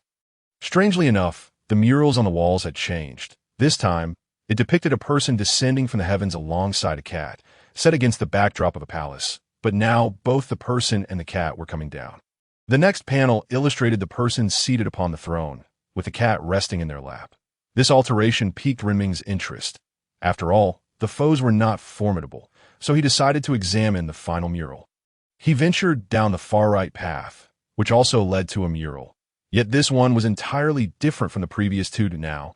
It portrayed a person descending from above, while the cat lurked in a rather inconspicuous corner. The subsequent image revealed the person seated on the throne, seemingly speaking downwards, while the cat hid outside the door. After viewing all 3 murals, Renming found the narrative intriguing, a tale of the relationship between a cat and a person. This was undoubtedly an eccentric story. After all, tales of humans falling in love with cats were curiosities in their own right. With the exploration progress reaching 32, Renming chose not to linger on this level any longer and proceeded to the next. Cylind, having observed the 3 murals, appeared deep in thought. Chapter 57. Bug Exploit. As Renming set foot on the second level, he was nearly ambushed by an unexpected attack as a massive spider with a human face suddenly dropped from the ceiling. Its bloody fangs poised to embrace Renming with a lethal hug. Fortunately, Cylind reacted swiftly, drawing a small dagger from his sleeve that pierced through the creature's body, the first to enter the room. Wang discovered his companion under attack and was consumed by fury. His exoskeleton began to glow red, and tendrils extended from his body, each swing akin to an explosion. The powerful mage unleashed a torrent of firepower, transforming the long corridor into a scene reminiscent of a heavy machine gun's relentless fire. The human-faced spider, which had been lurking in its web, scarcely had time to scream before being obliterated by massive ice spikes. The group of mages walking beside the two, witnessing this terrifying display of force, exchanged glances and swallowed hard. This must be at least a level 5 threat. I wouldn't be surprised if it were level 6. The mages standing here were all of at least level 3, yet the explosive power demonstrated by the few creatures was enough to overwhelm 100 of them. After the initial onslaught of ice spikes, the mage and his companions deemed it prudent to unleash nearly 50 butterflies within a narrow corridor, their wings shimmering with an enchanting glow that seemed magical. A mere glance at them inspired an urge to reach out and touch. Cylind and the other mages were no exception, all extending their hands in an attempt to caress the crystalline butterflies. Yet, Renming's languid voice broke through their reverie. I advise against touching them. Otherwise, we won't even be able to establish a proper burial. Upon hearing Renming's warning, Cylind hastily retracted his hand, stepping back several paces. His friend was generally reliable, and if he claimed that touching them would prevent even a proper burial, it was a serious matter indeed. As the corridor filled with the fluttering of ice crystal butterflies, pairs of blood-red eyes, hidden in the darkness, could no longer suppress their inexplicable desires and emerge from their concealed lairs, lunging towards the butterflies. Some of these creatures were human-faced spiders, partially adorned with the decaying remains of cats, their ghastly mandibles gaping wide, their backs resembling human faces that writhed disturbingly. Yet, in the next moment, the human-faced spiders that emerged were obliterated in an instant, leaving no trace behind. The butterflies erupted in a spectacular explosion, their ice crystals transforming the surroundings into a field of timed bombs, detonating collectively a moment later. The resulting explosion sent dust and debris flying, creating deep craters in the walls, while those human-faced spiders still hiding in their lairs were crushed by the penetrating ice crystals. In an instant, the corridor, once ominously terrifying, was engulfed in a cloud of dust. Renming and his companions stepped back a few paces, patiently awaiting the dust to settle. Cylind, having retreated to a corner, pressed a hand to his racing heart. That explosion. If Renming said we can't establish a burial, then we truly can't. That as time passed, the dust began to settle. Renming and his group, navigating through the haze, raised their torches and continued onward. This time, however, it was not Renming and Cylind leading the way, but rather a burly man whose muscular frame made it difficult to discern whether he was a mage or a berserker. The walls bore remnants of shattered human-faced jewels, and an unpleasant odor pervaded the corridor. The group quickened their pace, swiftly traversing the passage. Upon emerging from the corridor, they were met with a vast expanse. Before them loomed an ancient bronze door. The immense door was adorned with the marks of time, its surface stained with the darkened blood of those who had presumably passed through long ago, hinting at their grim fate.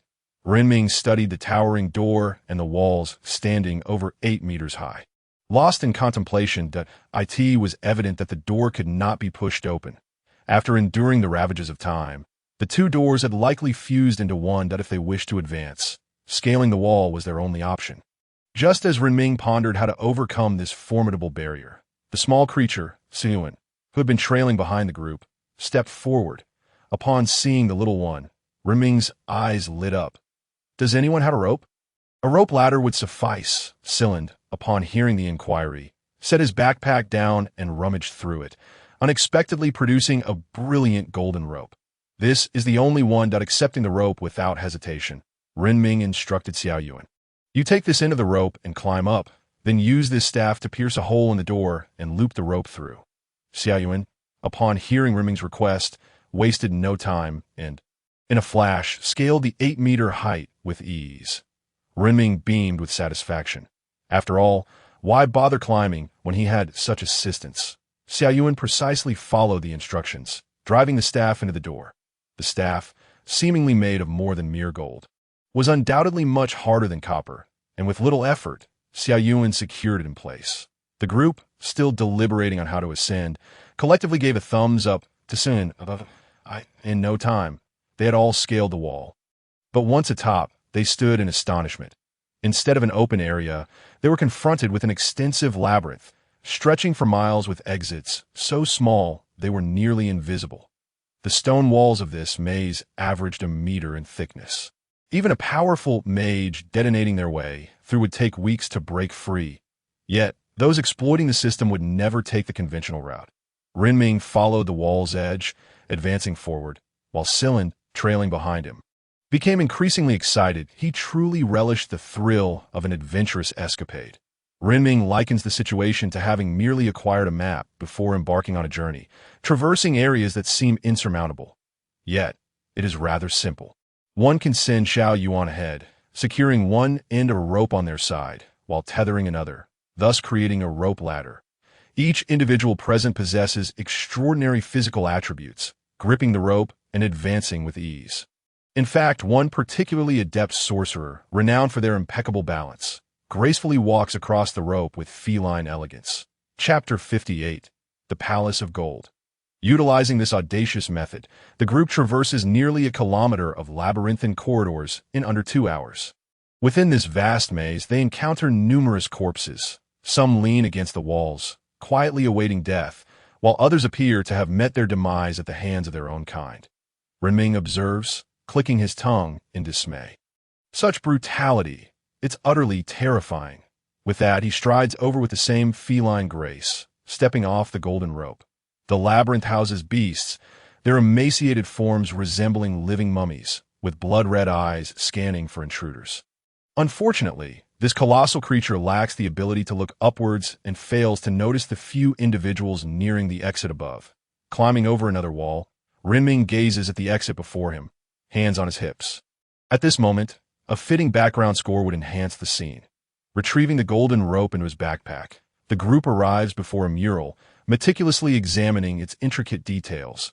The mural depicts a figure kneeling before a throne, seemingly submitting to a cat perched upon it, which appears indifferent to the display of reverence. The second mural conveys a conflict between humans and cats, suggesting a fierce confrontation. This floor has only one exit. However, upon studying the mural, Renming's brow furrows in contemplation. Goodness, this is rather taxing on the CPU. The first 3 murals from the previous floor are almost directly related to this one, if we consider the context provided by the natives. The first mural illustrates a cat descending from the heavens, betrayed and stabbed by a human. That if the second mural depicts 2 gods in combat, Renming dismisses this theory, reasoning that such a conflict would require motive. Yet, applying the narrative of the third mural alters the story significantly. A human descends from the sky, subjugated by the cat, through some means that is ultimately uncovered, resulting in a struggle between the two. Xylan's rapidly processing mind seems to be on the verge of overheating as he strokes his chin, deep in thought, while the other mages, having also examined the 3 murals, ponder in silence. Renming's cognitive speed appears slightly slower than Xylan's. This tale is utterly fascinating. The natives spoke of love between humans and cats, yet the current murals seem to tell an entirely different story. That I relish this atmosphere of mystery. Xylan's handsome, refined features break into a smile that would surely captivate many a young maiden if seen on the street. Renming shrugs, resigned to the notion that he cannot leave just yet.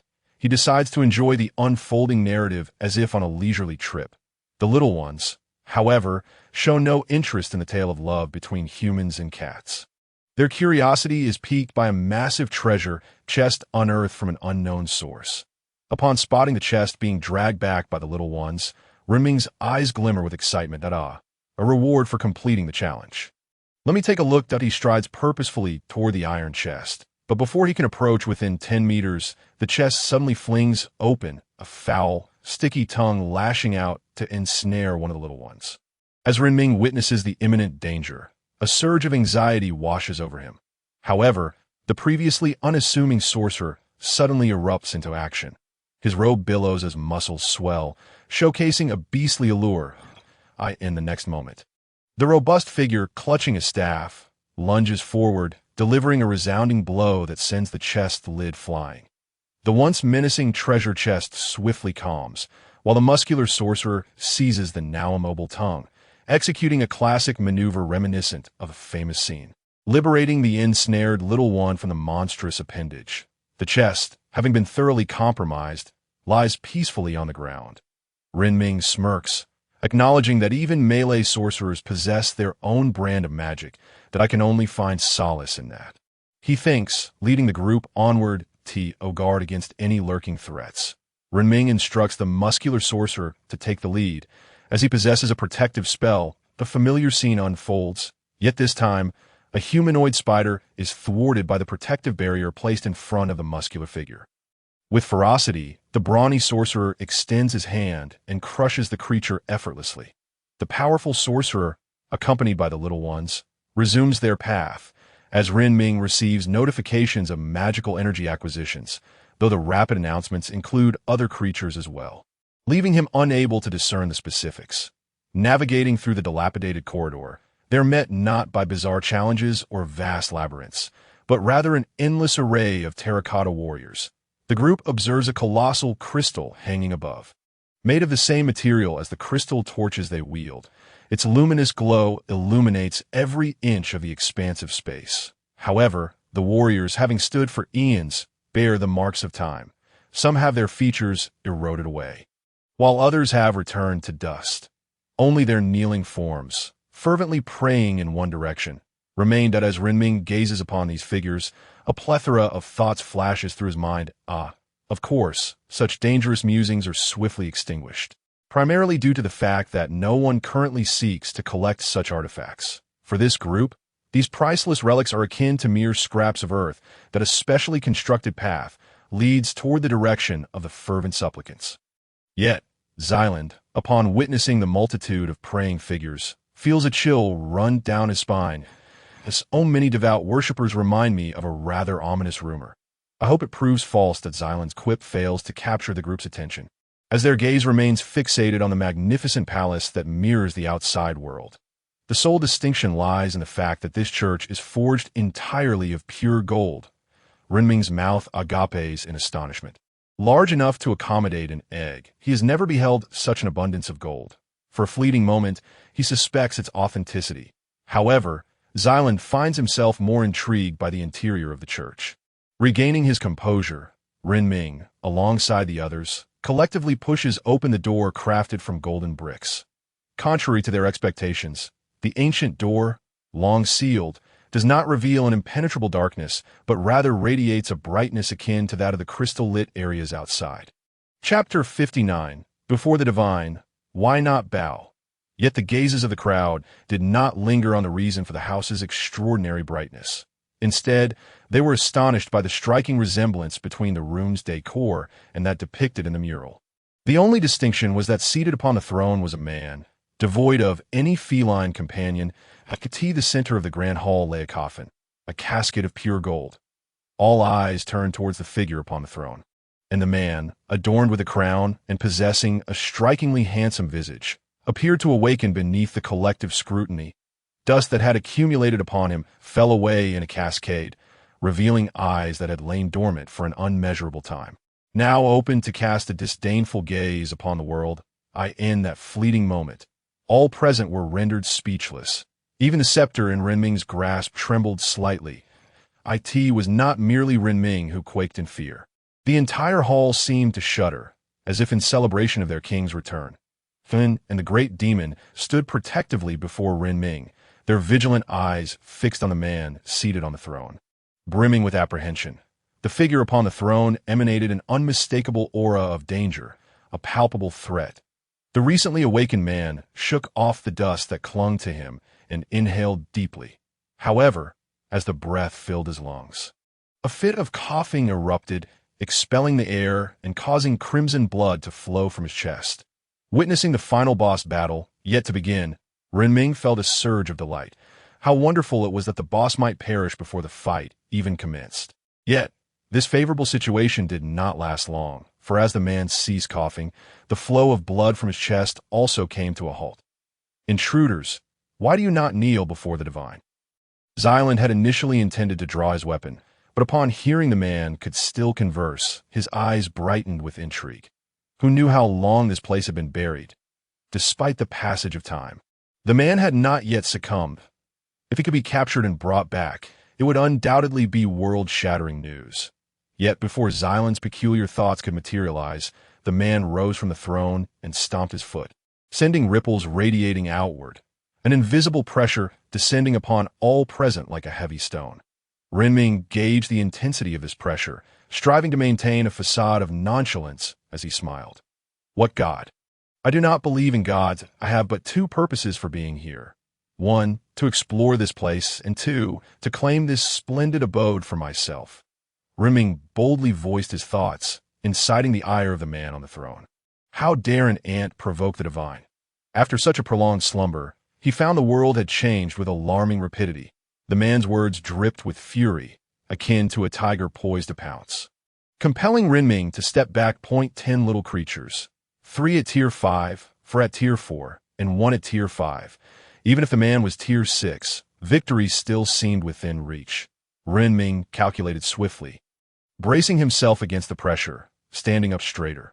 What's the matter? You're not satisfied. I see in the mural that you once kneeled before a cat.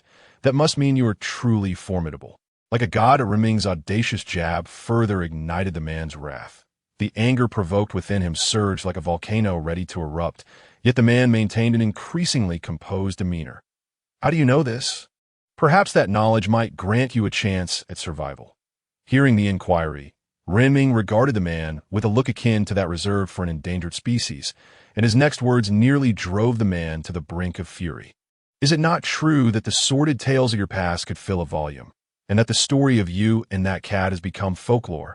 Upon hearing this, the man could no longer contain his rage. You insolent wretch, perish! The man, suddenly springing from his golden throne, propelled himself towards the crowd like a shooting star. The mages had long been prepared, and they swiftly struck their staves, conjuring a massive protective barrier that enveloped everyone. As the man soared through the air towards them, he scoffed at the semi-transparent shield that formed before him and unleashed a powerful kick aimed at it. Meanwhile, Xyland quietly produced a vial of potion and smashed it against the barrier. As the potion's effects permeated the shield, it transformed into a vibrant crimson hue. The man's strike met the barrier with a resounding thud, akin to hitting a solid wall. The overwhelming force sent dust swirling through the air, and even the decorative items surrounding them were sent flying several meters. Yet, the few at the center regarded the man with expressions of amusement, as if observing a mere muggle. This contraption is truly effective. Aside from its cost, it has no drawbacks. So, how do we proceed now that we have him contained? Xyland inquired, casting a glance at Renming, who contemplated the sight of the man's arm trapped within the barrier while the rest of his body remained outside. What if we take him back for exhibition? After all, none of us have ever encountered someone who has lived this long. Even if that fails, we could send him to join He Gung and compose poetry together. I find this man quite handsome. While a multitude debated whether to take the man alive or eliminate him on the spot, the figure with his right arm ensnared in the barrier seethed with rage. As a tier 7 being with nearly a millennium of life experience, even if he had been grievously wounded and his tier had diminished over time, he still held tier 6 status. To be reduced to a mere spectacle for a group of creatures he deemed ants was intolerable. He could never allow himself to be captured. Ropes, are they sufficient? Make sure to bind him tightly. He strikes me as quite formidable. At least tier 6, Renming directed several individuals to bind the man ensnared within the barrier, aware that ordinary ropes would be ineffective. After all, as Xyland had mentioned, his ropes could restrain even tier 7 beings without issue. Once the group had thoroughly bound the man's half-body, they gazed at the only remaining free hand, a cruel smile spreading across their faces. As the ultimate boss, he could scarcely fathom that anyone could be so barbaric. Great demon, second demon, third demon, do you see that point above his head? Should he dare move, unleash your full firepower. Renming devised a straightforward plan. If the man made any attempt at movement, they would resolve to bring back only his corpse. The barrier was lifted, yet the man chose not to resist, not out of submission to a group of humans, but rather due to the excruciating pain from his old wounds. compounded by the relentless force that had shattered a golden door in 3 seconds. Chapter 60. Do you truly not consider friends as human? Finally, after binding the man with ropes and tossing him into a corner, the group took turns posing questions. Renming, state your name, your origins, your purpose for being here, and why you remain. The others, following Renming's barrage of inquiries, soon realized they had little left to ask and fell into contemplative silence. Meanwhile, the man, bound in the corner, glared at Renming with his brilliant golden eyes, wishing he could devour him. Hold, I am the great king, Mike Landon. Renming, seeing this ancient being's pride, raised his hand and delivered a sharp rap to his head. Speak quickly. Where do you hail from? The humiliation ignited a furious blaze within Mike Landon, compelling him to struggle violently, yearning to charge at the man, even at the cost of his life. Yet Renming's second rap quelled his fury entirely. I come from a distant western land. I am here to survive, and I remain to prolong my existence. Upon hearing all the answers, Renming quietly stepped aside, prompting Xylan to advance, observing the glimmer of gold in Xylan's eyes. Renming realized that his friend would likely not pose any serious questions. Quickly, tell me about your story with that cat. I wish to hear every detail. Mike Landon's expression soured at the mention of the cat, though he soon masked his displeasure with an air of calm. I come from afar. I established my kingdom here, and as time passed, it flourished with me as its king. But time has rendered me frail. I do not wish to die, and in the protracted search for the secrets of immortality, I came upon an ancient legacy. The legacy contained the secrets of eternal life, and following its instructions, I sacrificed 1,000 souls to summon that wretched cat. He's greedy, lazy, and brutally tyrannical. In my former Tier 7 state, I found myself utterly powerless against him. I could only submit, surrendering the empire I had built. Watching as he wreaked havoc upon my subjects, my subordinates, and even my son. Ultimately, I discovered a means to confront him within the pages of that very tome. The cost of the entire royal city's downfall. I have sealed him within the confines of time for eternity. In this suspended moment, I have attained the immortality I so desired. Yet, I find myself unable to escape the very prison I have constructed. Upon hearing this tale, Xylan raised his thumb in admiration. Well done. You are indeed a formidable individual. No, you're a true wolf slayer. However, Xylan's praise only deepened the man's anguish, for he never imagined that he, once a unifying king, would find himself in such a pitiful state. Each individual posed their own burning questions, the last being particularly intriguing. Where is that cat? After much contemplation, the man divulged the answer. Primarily because he feared that if this group of individuals were to recklessly release the cat, it would spell doom for them all, granting him peace at last. However, Renming glanced at the golden coffin at the center, a smirk playing upon his lips. That the effect of that potion of yours permanent. Renming's sudden inquiry left Xylan momentarily bewildered. I suppose so. For about 30 to 50 years, those below the 7th tier won't escape. Without hesitation, Renming ordered a protective barrier to be erected around the coffin, ensuring it was just large enough to encase it, after which the coffin could rest in eternal slumber. Although Xylan felt a twinge of regret at using such a valuable potion, the thought of 7th tier beings being utterly powerless against it made the risk seem worthwhile. Renming and his companion's actions took the man by surprise. Typically, wanderers like them were known to court danger, prying into perilous matters with reckless abandon. Yet today, this group appeared to possess an exceptional level of professionalism, akin to seasoned travelers. Having neutralized a potential threat, Renming surveyed the surrounding gold ingots and coins, his eyes gleaming with thoughts of their value in the modern world. Unfortunately, in this realm, gold coins were not made of pure gold. The intricate magical patterns etched into them rendered pure gold merely decorative, thus depriving it of real worth. Upon hearing Xylan's explanation, Renming's initial excitement plummeted. Their sole prize from this endeavor was a man bound hand and foot. After perusing the final chamber, Renming ensured the exploration progress bar reached 100. Congratulations on completing the quest. You have earned 1,000 magical energy points. The brief, urgent notification nearly caused Renming to grind his molars in frustration. What a joke. After all this effort, that's all I get. Considering the countless monsters he had slain along the way, he realized that he had effectively gained 2,000 magical energy points, making the effort feel worthwhile. After all, Xylan secured the man to the back of a burly companion, whose muscular frame remained agile even with an additional burden.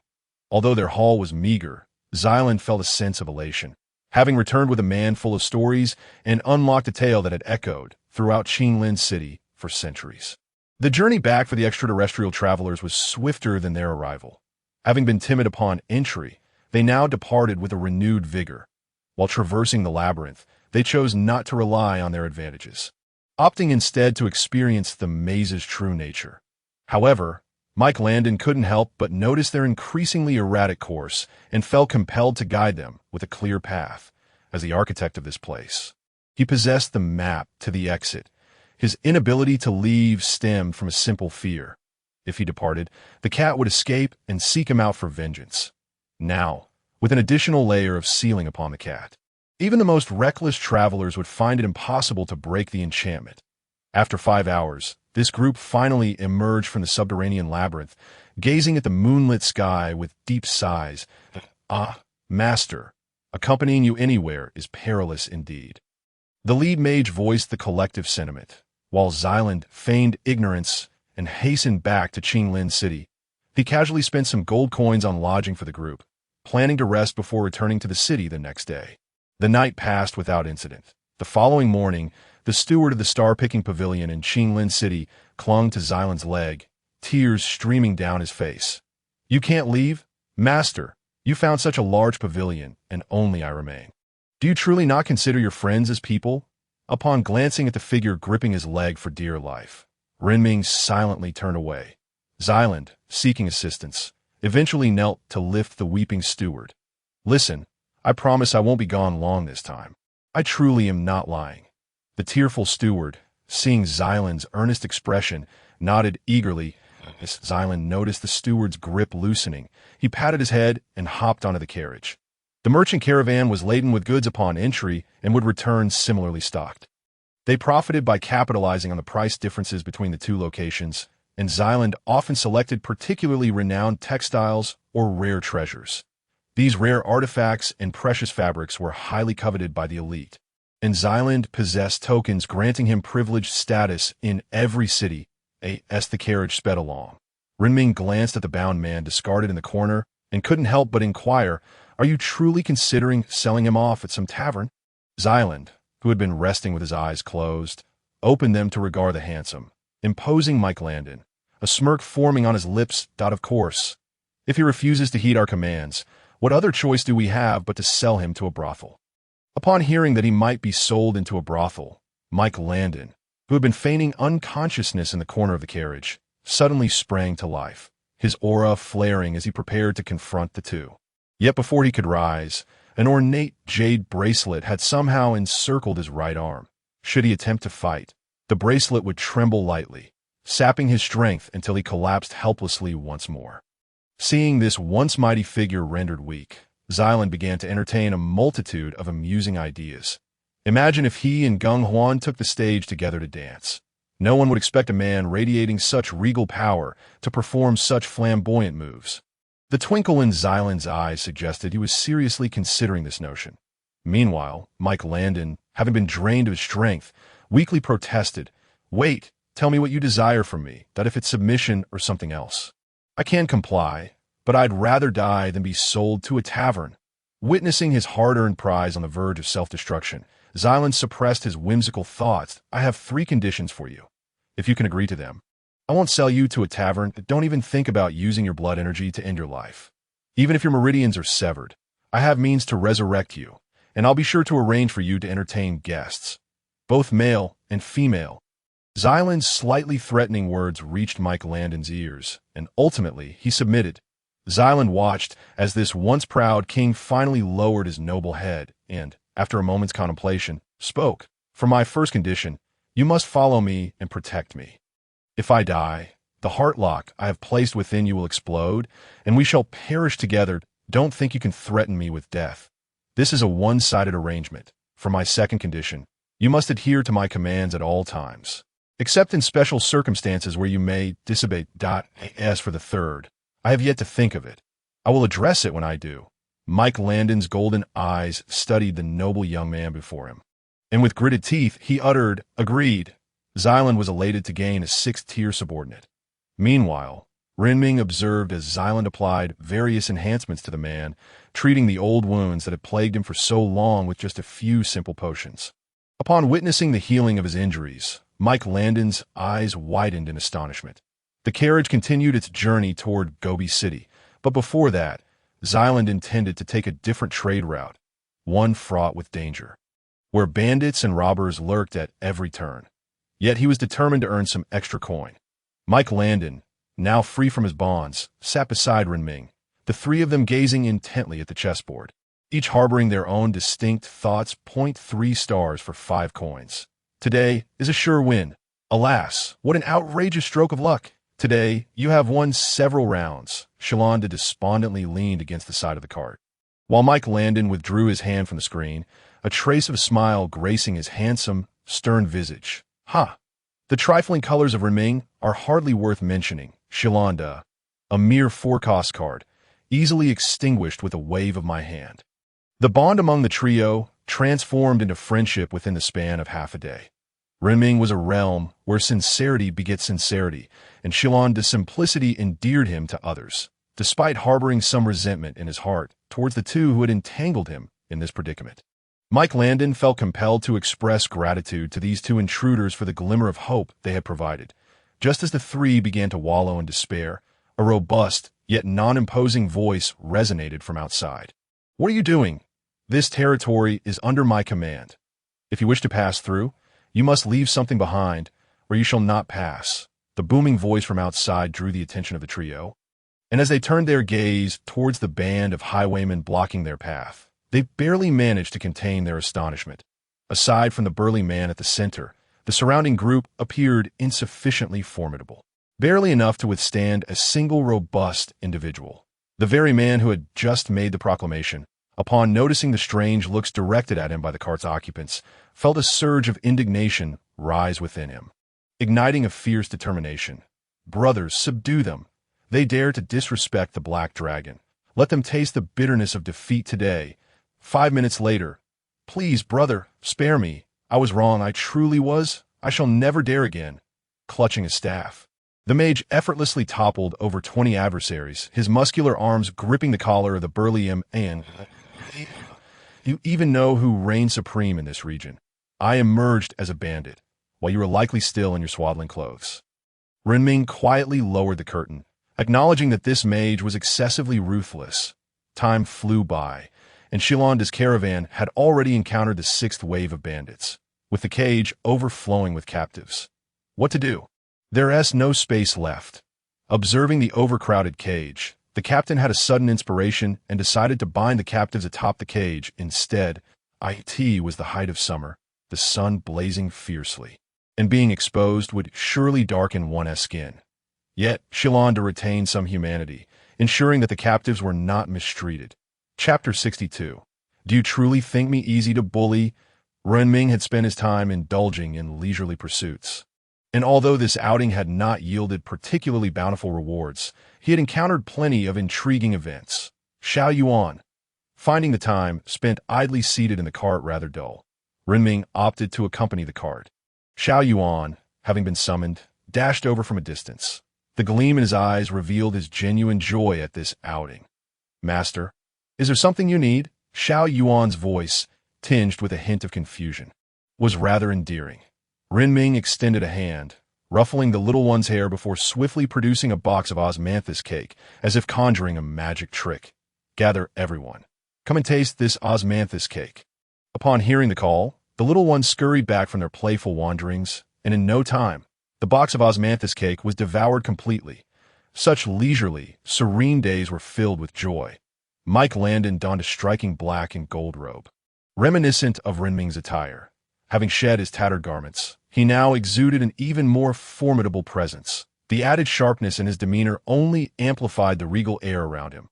Were Renming, Shalonda, and Mike Landon to stroll together down the street, they would undoubtedly become the center of attention. Each possessed a unique charm, rendering it impossible for any onlooker to remain indifferent.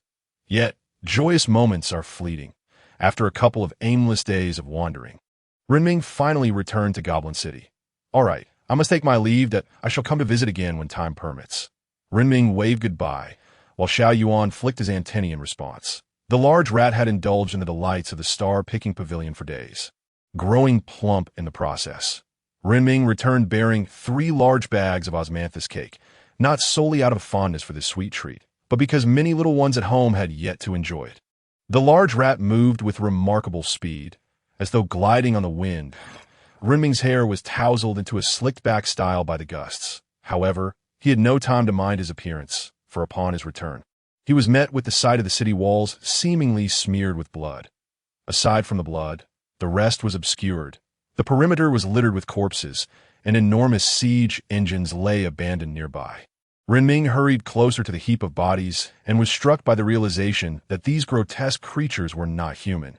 These abominable entities, with 6 legs and an indescribably hideous appearance, bore a multitude of characteristics from various creatures: bodies reminiscent of dogs, faces akin to pigs, covered in coarse black fur, and sporting 6 spider-like legs. They were utterly repulsive. The mound of corpses stood over a meter high, all composed of these unsightly beings. Renming cleared a path at the entrance and pushed the door open. Yet upon entering, he was greeted by a vast array of eggs and several exhausted little ones sprawled on the ground, fast asleep. Seeing the little ones in such a state stirred a pang of sympathy within him. The sound of the door opening roused the sleeping ones, and in a reflexive response, they sprang up, adopting defensive postures, only to relax upon recognizing Renming. "Master has returned." The little creature, Ci, called out, waddling toward him with its short legs. Renming, crouching down, gently patted the little one's head while suppressing the anger in his voice. "What has transpired?" Ci recounted the events in detail.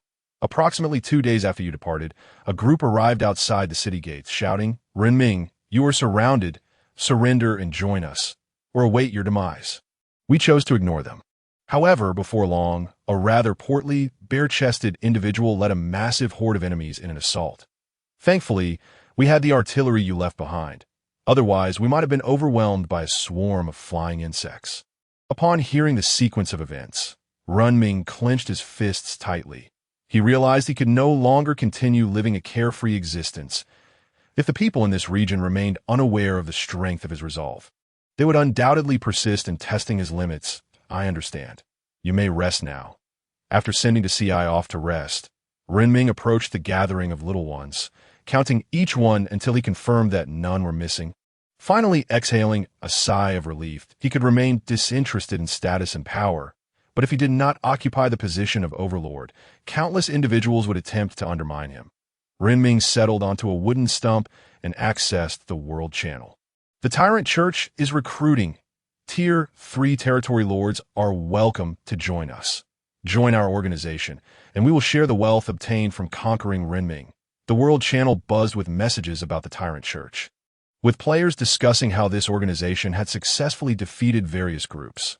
Renming merely glanced at the information before quietly typing in the world channel, marking his first, and perhaps last, communication there. "Renming, Orin Newman, I now finally comprehend the meaning of your words. Let us join forces."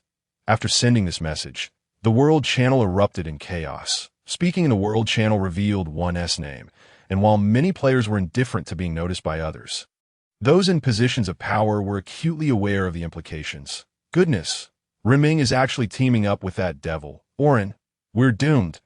Even if everyone in the server banded together, it might not suffice to withstand these 2 killing machines. Help! This is catastrophic." Renming has spoken, and he intends to collaborate with the demon Orin. "My word, the Overlord aims to conquer the world. Does he need lackeys? Count me in. I wish to join this organization. Honestly, I would willingly serve as cannon fodder." On the world channel, many lords who indulged in diving were losing their composure. Renming's private messages erupted like a volcanic eruption, rapidly accumulating to 99 in no time. Yet this private messaging feature could be set with thresholds. Renming promptly established a threshold that allowed only those of equal or higher rank to contact him, which instantly quelled the chaos in the private message channel. Only 2 messages remained visible. Chapter 63. Preparations for War. Owen Newman. Ah, you have finally come to your senses. Of course. We can proceed, but I have 2 stipulations. Our alliance shall consist solely of the 2 of us. And you must post the exact same message as I do on the World Channel. Zindikshu. Renming, I am the president of the Tyranny Church that I will grant you 2 days to collaborate with me. Or face death. Zindikshu. Renming, while I acknowledge your formidable prowess, you have yet to grasp the full extent of my true strength. I strongly advise you to comply. After perusing both messages, Renming replied to Owen Newman. Renming, tomorrow, I will bring all my forces to Gobi City that I trust you know whom I most wish to eliminate. Owen Newman, of course, Mr. Renming, I have yet to witness your anger. Renming, you should be aware of his stronghold's location. Owen Newman, indeed. With that, their conversation concluded. Renming cast a glance at Zindikshu's message and promptly blocked him. After tomorrow, he would be a dead man. Renming retrieved the osmanthus cake he had collected and fed each of the little creatures that had hatched from their eggs. After distributing the osmanthus cake, he clapped his hands, surveying the array of items that had become somewhat cluttered around him, scratching his head in mild confusion.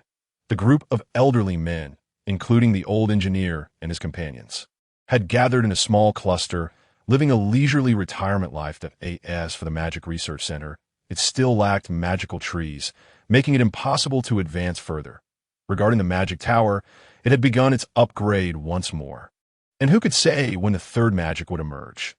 Renming conducted a thorough inspection of his territory before descending into the cave, intending to ascertain the current state of the mines excavated by the little creatures. However, despite descending nearly 200 meters, he found no end in sight. The tunnels on either side were daunting, and he dared not enter, fearing he might not find his way back out. The little creatures could navigate using scent or instinct. But for him, a directionally challenged individual, venturing into such a complex terrain would be akin to being thrown into a cage.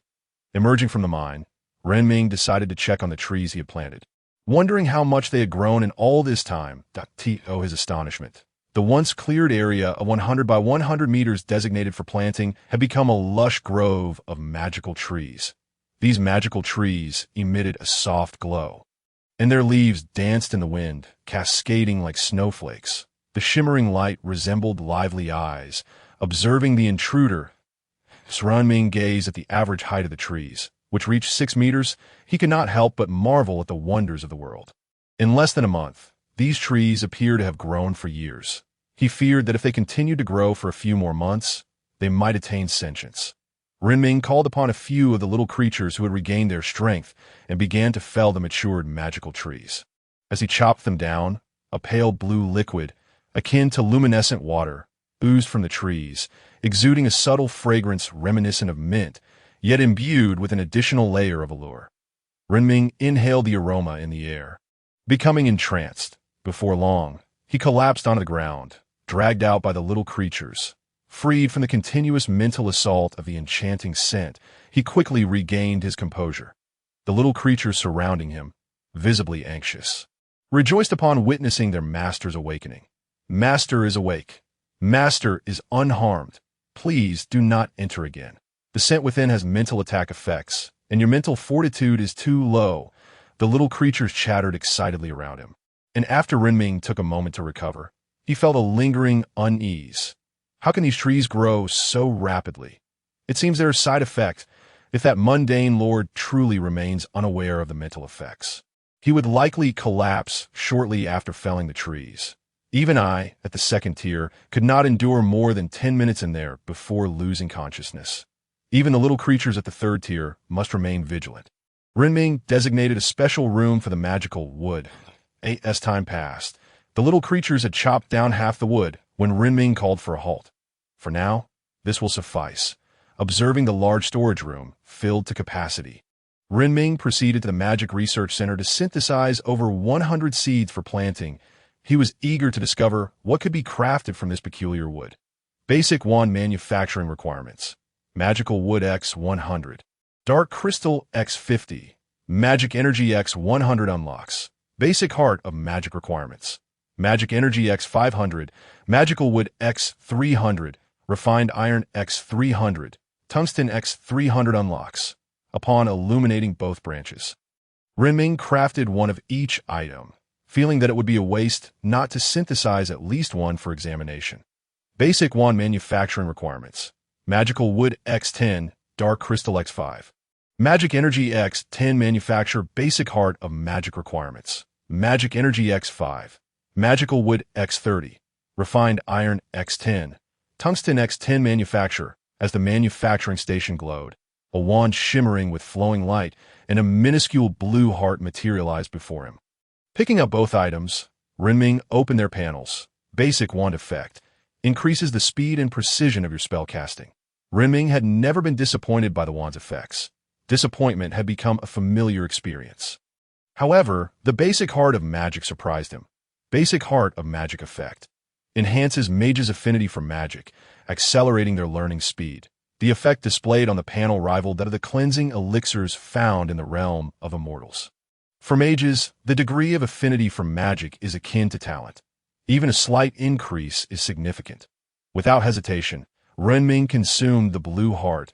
It was somewhat sweet and slightly bitter, yet as it dissolved within him, he distinctly felt a heightened control over certain aspects, albeit this ethereal sensation was scarce. However, for the little creatures like the great demon, that mere one difference could make all the difference. Renming generously synthesized 88 hearts, distributing one to each little creature, exuding an air of wealth and abundance. After consuming the tiny treats, the little creatures seemed to sense something, their eyes sparkling with excitement. Renming allowed them to play freely while he contemplated what other advancements lay ahead in the technological trees he had unlocked. Chapter 64. The assembly to AS2 technological trees illuminated, 3 branches emerged. Renming disregarded everything else and immediately accessed the branch behind the staff. Intermediate staff manufacturing requires Magical Timber X300, Dark Crystal X80, Magical Energy X300. Gemstones X2. Without a moment's hesitation, he clicked to learn. With ample resources, he was particularly abundant in gemstones. The void mine yielded not only a modest amount of dark crystals daily, but also a plethora of gemstones, including sapphires, emeralds, and amethysts. Renming even contemplated using these gemstones as coasters, although their unevenness made them rather impractical. Upon completing the learning process, a solitary node on the staff's technological tree birthed yet another new technological point. Still singular, advanced staff manufacturing, requiring Magical Timber X1000, Dark Crystal X100, Magical Energy X800, Gemstones X30, Life Core X1. Gazing at the plethora of materials required for the ultimate staff and the conspicuous life core at the end, Renming turned away without a hint of regret. He didn't possess even a single life core, let alone manufacture a broken staff, which would be futile for someone like him. The initial heart of magic subsequently illuminated 2 branches, and Renming chose to access one that intermediate heart of magic requires.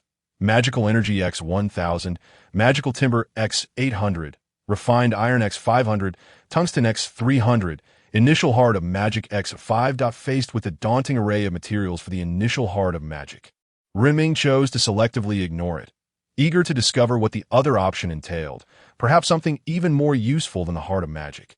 Heart of Life requires Magical Energy X300, Magical Timber X300. Learning. Renming found himself in the magical center, having expended a considerable amount of materials, marveling at the remarkable generosity of this opportunity. This was not mere benevolence. It was akin to a gift he promptly learned and manufactured. A crimson heart materialized in his hand as he opened the panel. Heart of Life. Effect. Consuming it can accelerate the healing of wounds.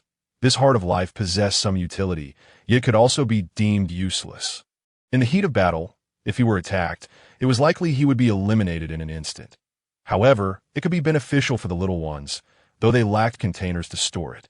Renming swiftly concluded that this item was somewhat superfluous, yet he synthesized over 30 units, as they were inexpensive and he could afford to produce more. Following the Heart of Life, another branch illuminated, and Renming instinctively clicked it open, only to feel his pupils constrict in shock. Life Core requires Heart of Life X10, magical timber x 100, magical energy x 500, territory fragment x 10.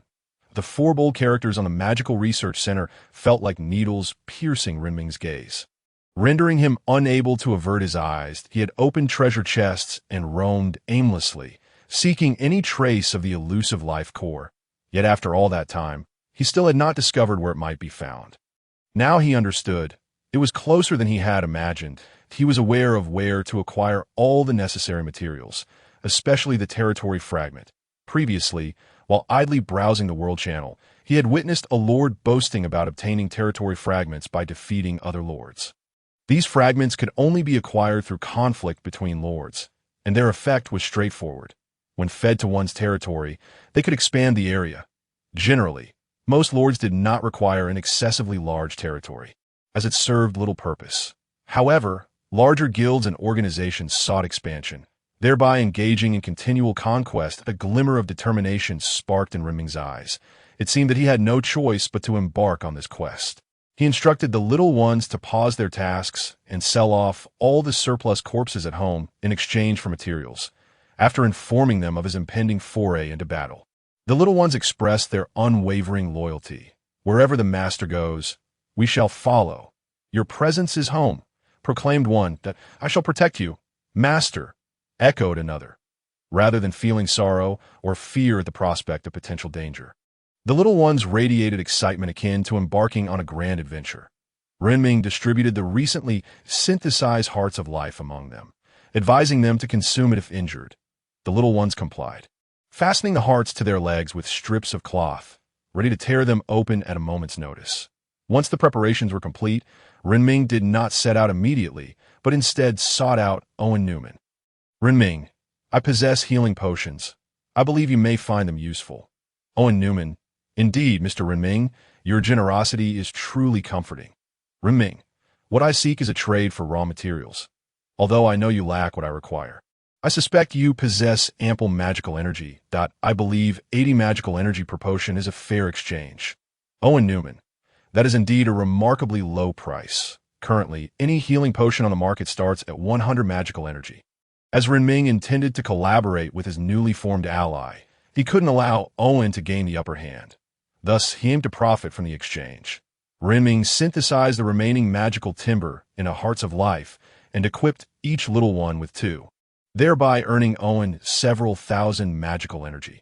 After completing the private transaction with Owen, Renming prepared the little ones for their march, leaving only those of level 2 at home, while taking all those above level 3 to battle. This time, he would launch a full-scale offensive, demonstrating to the lurking adversaries just who possessed the stronger fist.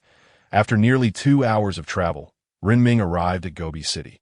There, Owen Newman awaited him, flanked by a substantial contingent of golden armored guards. Upon seeing Renming, he greeted, "Mr. Renming, your timing is impeccable." Dismounting from the giant rat, Renming brushed off the dust from his attire and shook hands with Owen. "I apologize for keeping you waiting, Mr. Newman." Their conversation, while not exactly tense, certainly lacked warmth. Owen Newman exuded a blend of elegance and danger that unsettled Renming. He preferred sincerity in relationships. Yet, Owen's presence emanated an aura that felt perilous, trusting his instincts, honed through years of adversity. Renming instinctively distanced himself from Newman, even as collaboration was essential. Owen Newman appeared to notice Renming's wariness, yet the faint smile on his face remained undiminished, even intensifying his peculiar fondness for Renming. Chapter 65. The Offensive. The sole objective of the day was to shatter the tyrannical cult and assert their dominion over the entire region. Owen Newman and Renming were ensconced between layers of protective troops, ensuring that even in the face of a 1,000-strong ambush, they could emerge unscathed. Their dialogue attracted attention, as other lords took care to avoid the 2 notorious figures, opting instead for back routes. "Mr. Renming, it is time for us to depart," Owen Newman remarked, his ever-present warm smile and gentle voice providing a sense of comfort. Renming nodded, mounting the giant rat, while Owen mounted a black steed, leading their modest force of fewer than 200 soldiers directly toward the enemy camp. The sight of the two in Gobi City caught the attention of many lords, igniting a jubilant atmosphere within the World Channel. "Hooray! Let those arrogant dogs tremble," let the big shot crush them. Wow, they are truly collaborating. Of course, once the big shot speaks, his word is law. Why does it say I'm not high enough level to message the big shot? You're only trying now. The big shot's permissions exceed ours. He has resource points, while we have nothing. Let the battle begin. I want to see rivers of blood. The cacophony of those inciting chaos within the ranks of the tyrannical church could easily plow through the organization multiple times. Yet, despite their relentless efforts, they found greater pleasure in witnessing the struggles of others rather than their own. Renming, alongside Owen Newman, was not solely reliant on his own strength to dismantle the tyrannical church. However, facing at least 10 lords alone while on the offensive would undoubtedly result in catastrophic losses for his companions, a consequence Renming could not bear. Meanwhile, the ambitious Owen Newman recognized the need for cooperation. As he too required Renming's prowess, together, they charged towards the heart of the tyrannical church. Amidst this turmoil, the church's president, Zindikshu, found himself in a state of panic. His initial strategy was to rapidly develop his power and leverage the boundless potential of his race to eliminate Renming, the prime target, before turning his efforts towards Owen Newman. However, just as he commenced his assault, the two formidable figures, already renowned within the realm, had allied against him. Now, he found himself trapped with no viable options. Advancing would mean facing overwhelming odds with a diminished force, while retreating was equally perilous, as abandoning his territory would allow the enemy to annihilate it, leading to his own demise. Thus, he was left to await his fate. Zindikshu's corpulent form trembled under the strain of anxiety, beads of perspiration cascading down his face like a torrent. Strangely enough, the members of the tyrannical church outside were even more frantic. Should we flee? Brothers, our territory remains intact. If we perish alongside that grotesque pig, I'd rather take my own life. Have you lost your mind? The area is swarming with the pig spies. Should we attempt to escape, we would undoubtedly be hunted down. Then we are to await our doom here. I wish to survive. In a secluded corner of a room, two lords conspired on a plan that would ensure their survival, albeit requiring a certain pledge of loyalty. A.S. Renming and Owen Newman engaged in casual conversation. Renming gleaned valuable insights. Zindikshu's race possessed a unique ability. With the demise of each new lord, they inherited a trait from that lord's lineage, be it a limb or an organ, rendering Zindikshu's race an amalgamation of various biological forms. When Owen Newman mentioned Zindikshu's race, his ever-present smile faltered, revealing a hint of concern. Should a direct confrontation ensue, the casualties on their side could be significant. As the two pondered their strategy against Zindikshu's forces, the ground suddenly erupted, revealing dozens of bizarre creatures, each adorned with traits incongruous to their form. Rhino horns, mantis limbs, and cheetah legs. These repugnant beings, though grotesque in appearance, exhibited formidable combat prowess. The creatures surged forth, attacking with ferocity. Some of the unprepared golden-armored soldiers suffered deep, bone-exposing wounds from their scythe-like appendages. However, the more seasoned soldiers reacted swiftly, with the Knight Commander engaging one of the fourth-tier aberrations in combat almost instantly. Renming, shielded in the chaos, remained composed, directing his companions for precise strikes. Within minutes, the newly emerged adversaries were decisively defeated. Observing the lifeless form of a third-tier monstrosity before him, Renming felt an uncanny resemblance to the rise of the insectoid race. Surprisingly hideous, yet thankfully, his companions had only inherited minor abilities without significant alterations to their forms. The injured soldiers, having been caught off guard by the sudden assault, hastily consumed the red, heart-shaped cookies distributed prior to battle, marveling at their remarkable restorative properties. Owen Newman, witnessing the cookies' efficacy, expressed his gratitude to Renming once more. Although Zindikshu's ambush was effective, it was regrettable that he had provoked a formidable adversary. The decapitation operation concluded almost as swiftly as it began. With renewed urgency, the pair hastened towards the enemy's stronghold, time slipping away rapidly. After nearly 4 hours, they finally reached their destination. I believe we have arrived, Renming stated, spotting a fortress constructed from colossal stones. Its walls seemingly bonded by an unknown material, the massive iron gate appearing as though it had been hammered into shape. Even from a distance, the fortress was imposing, albeit somewhat shabby compared to Renming's own fortress walls. The ramparts were already manned by soldiers, who, upon noticing the approaching party, swiftly raised their bows and unleashed a volley of arrows. The elven archers, with unparalleled precision, could strike targets even from 700 to 800 meters away. As the deluge of arrows hurtled towards them, Renming prepared to command his companions to unleash butterflies to intercept the projectiles. However, Owen Newman anticipated this move and acted with swiftness. "Knight Commander." Owen Newman's voice remained soothing.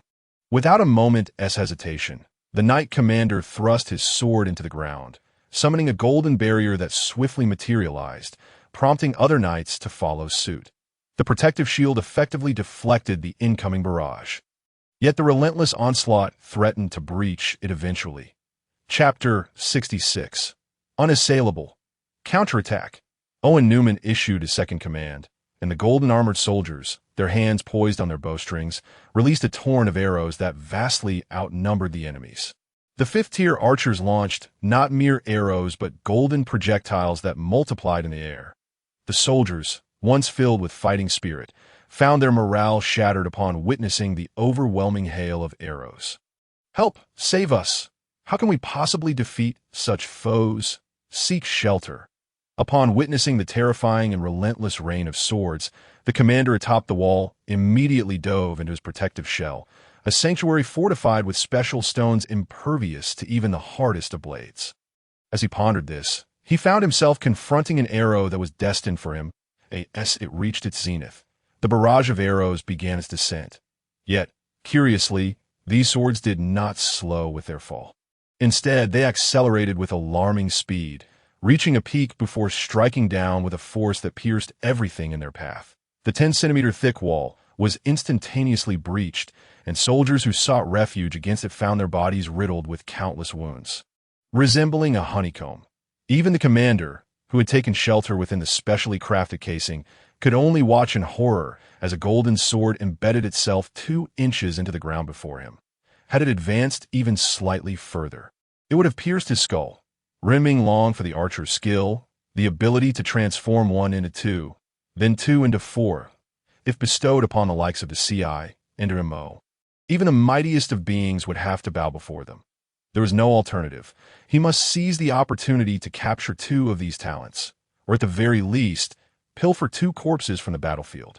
His desire for this skill was insatiable. The Knight Commander, having drawn his sword from the ground, urged the archer to maintain fire on the enemy, and alongside de Zhuang, he rallied all melee units to charge forward.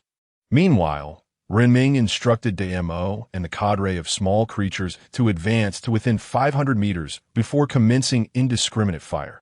Ice spikes materialized from the void, hurtling forth with a thunderous roar. The arrows loosed by the archers inflicted area damage, while the small creatures unleashed penetrating steel projectiles. A 5th-tiered MO could summon 9 ice spikes in a single second, traversing from one end to the other. Within 30 seconds, they could raise a wall to the ground. Arranged in a long line, the small creatures unleashed their full firepower, demolishing the wall before the charging troops even reached the gates. Owen Newman, enveloped in an aura of elegance, was momentarily taken aback. Renming's firepower was renowned across the world channel as being terrifyingly formidable. Generally, if one caught the attention of the formidable Renming, surrender was the preferred option. Those who refused were advised to dig a grave first. The Knight Commander, leading the charge, observed a diminutive creature sprinting ahead of him, faster than himself, and was filled with confusion. He possessed the skill to breach the iron gate. Yet even if this creature outran him, it could not enter. However, the small creature imparted a lesson to the Knight Commander. Do not judge by appearances. With a whip of vines, 6 tendrils struck the gate almost simultaneously, creating a deafening sound akin to a great bell being shattered before him. The Knight Commander, positioned less than 5 steps behind de Zhuang, was momentarily stunned by the sudden noise that reverberated in his ears. By the time he regained his senses, a corner of the massive gate lay shattered by sheer brute force. The small creature surged forward, and the Knight Commander raised his heavy sword, cleaving down with a resounding crash. As the 2 power-specialized individuals ruthlessly trampled the remnants of the door. Had he been able to speak at that moment, He would have exclaimed, "Is your door a welcome mat?" The Knight Commander and a Zhuang split their paths, commencing a thorough cleansing. Their orders were clear. Eliminate any living beings encountered. The Zhuang, no longer holding back, wielded the seemingly soft vine whips. With each strike against enemies of Tier 3 or below, they were instantly obliterated. The slaughter was overwhelmingly one-sided. As the two ranged fighters approached the city gates, Owen Newman, eager to claim the spoils of battle, was called back by Renming. "Wait, bring them all back. Be cautious of ambushes."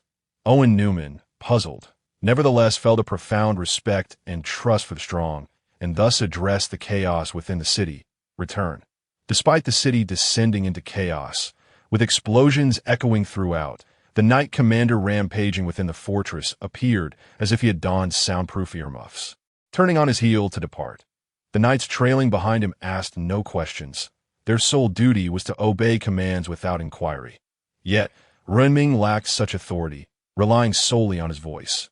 Small creatures, return. The small beings, recklessly darting about the city, fortunately had keen ears. Otherwise, Renming would have had to shout even louder. Both groups arrived before the two men almost simultaneously. After summoning them back, Owen Newman looked at Renming with a puzzled expression.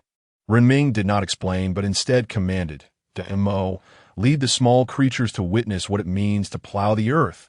Mo, who had been at Renming's side, nodded in agreement, and a flurry of agile ice crystal butterflies took flight into the city. Owen Newman extended his hand gently, catching one of the crystalline butterflies with his gloved fingers. The butterfly, crafted from shattered ice, lingered for less than 3 seconds, delicately fluttering its wings before soaring away toward the city, leaving only the glove behind, still imbued with a lingering chill. Observing Owen Newman's ability to catch the ice crystal butterfly, Renming could not help but muse, "Their lives are so fleeting, yet willingly lingered for you for 3 seconds." Owen Newman lowered his raised hand, gazing at the multitude of ice crystal butterflies swirling within the city, still filled with confusion. Yet Renming interjected, "Step back to avoid collateral damage." Owen Newman's bewilderment deepened. He was still dozens of meters away from the city. What could possibly reach him from such a distance? After unleashing a swarm of ice crystal butterflies throughout the city, Mo and the small creatures found that not a single soul dared to touch or attack them. Resorting instead to self-detonation, an ice spike shattered the main gate, instantly cleaving a butterfly in half at its center. In the next moment, the shattered ice erupted like a blossoming lotus, sending shards flying in all directions. Any surrounding butterflies, with their delicate forms, met their demise upon contact with the deadly fragments. This final display was meant to convey to the inhabitants of the city the meaning of untouchable. Chapter 67. The Living King of Hell. The ice flowers blooming within the city resembled countless open eyes. Any creature that fell under their gaze would face its own demise, with the instantaneous explosion of the butterflies. Owen Newman witnessed a grand spectacle of destruction. The already battered walls crumbled outward amidst the terrifying blast. Renming, upon witnessing this scene, was reminded of the joy of detonating cow dung with small spiders during his childhood. The cacophony of explosions resonated for over 10 seconds. When silence finally descended, the air was thick with dust, and the once mighty stronghold of the fanatical church was utterly obliterated. The astonishment on Owen Newman's face was unmistakable. He had never anticipated that such a seemingly insignificant creature could unleash such a catastrophic explosion, clearing the upper levels of the structure entirely. Renming instructed a Zhuang to scour the area once more.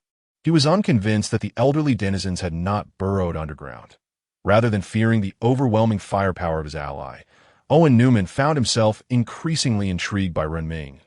If his own race could be said to possess the capability to obliterate entire regions, Renming's race was evidently even more formidable, their growth potential leaving Owen Newman unable to foresee the end. As Owen Newman's thoughts spiraled, Renming patted him on the shoulder. "What are you pondering?" "We've discovered the underground entrance. Stand back. I'm preparing to blow it open. Remember to keep your distance." Owen Newman, jolted from his reverie, nodded in acknowledgement. Renming then instructed the CI and the small creatures to focus on the hole, while the MO continued to release butterflies. After launching 3 waves of attack, the MO appeared somewhat fatigued. Each onslaught had been overwhelmingly powerful, enough to send the entire city skyward. Even should a 6th-tier creature reside within, it would be compelled to kneel and submit today. However, during the time that Renming was gathering forces above, a rebellion had already begun to stir within the depths below. Quickly, capture that fat pig. This is our only chance for survival. Dig in. That last explosion was nearly enough to collapse our tunnel. Hurry and seize him. We cannot let him escape.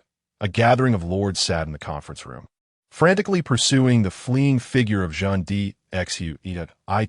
Was he who had initially incited these lords to besiege Renming, and now, with a brick poised threateningly above him, death loomed over Jean d'Exut. Such was the consensus among the assembled lords, and they acted accordingly. In mere moments, over 20 lords had managed to pin the desperate Jean d'Exut to the ground as a 2nd-tier combatant. He might have had a 30% chance of counterattacking against this throng of 1st-tier lords, but the paralyzing fear of death compelled him to flee. His forces were concentrated at the entrance. Should the enemy dare to assault them, they would swiftly be annihilated. Yet he never anticipated that his own backyard would explode as a group of lords brandished their blades against Jean d'Exut's throat. While Renming, poised to unleash butterflies, was momentarily halted by the sight of several lords carrying a man weighing at least 200 pounds. Wait, Lord Renming, we surrender. We have captured Jean d'Exut. They cried. All his supplies are in the warehouse below, and his core is hidden beneath the bed in his bedroom. Please spare us. We are truly caught in this predicament. As Renming observed a young man sliding to his knees before him, he couldn't help but smirk. The last time he had seen such a smooth act of surrender was in France. Jean d'Exut, bound and gagged, was tossed aside, prompting Renming to crouch down and chuckle. What a coincidence, we meet again. Tears brimmed in Jean d'Exut's eyes, his mouth stuffed with burlap, emitting muffled pleas for mercy. But it was far too late. Renming had never relished the act of killing. In his previous orderly life, he even considered the act of exterminating a mouse to be a sin. He had no intention of taking a life now. Sir Newman, I am not one for bloodshed. I would appreciate your assistance. Owen Newman received the heavy sword from the Knight Commander, and with a swift motion, a headless corpse fell to the ground. Newman appeared to flinch at the prospect of blood splattering onto him. Stepping aside, Renming turned to the lords present, his smile fading. I am not a benevolent man. I assure you. Here's the deal. Within 10 days, each of you must surrender 5 fragments of territory. Do not entertain thoughts of escape. I will find you, no matter where you run. That a glimmer of red flashed in Renming's eyes as he surveyed the lords crouching before him, some of whom suddenly brightened with hope. I have them. I have 10 pieces. All for you, Lord Renming. Please grant me my life. Upon hearing this glimmer of hope, the lords frantically rummaged through their bags, producing shards as delicate as glass. Offering them to Renming, he instructed them to line up, accepting the fragments one by one. To Lord Renming, here are 10 pieces. Please take them. A.S. Renming gazed at the youth before him. A fleeting sense of regret crossed his features, but it dissipated just as quickly.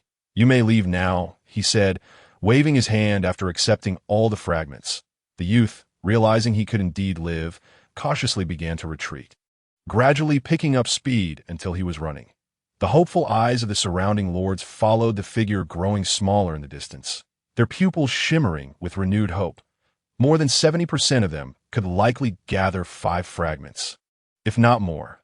Renming's haul amounted to several hundred. Meanwhile, those who failed to escape slumped to the ground, sighing in despair. Damn it, I should have hunted with them. Now look where we are, this cursed world. A middle-aged man with graying hair and a scruffy beard lifted his gaze to Renming, then lay back on the ground, staring at the sky while humming a tune, observing the despondent lords. Renming crouched beside his companion, Deci, and commanded, "Eliminate those who just left." Without hesitation, Deci sprinted out into the ruins. Renming instructed De Zhuang to venture forth and scout the path. De Zhuang was the most resilient among the small group. Even if ambushed, he would sustain minimal harm. Owen Newman had initially perceived Renming as a soft-hearted individual, unexpectedly allowing a tiger to return to the mountain, a decision that, under any rational thought, seemed absurd.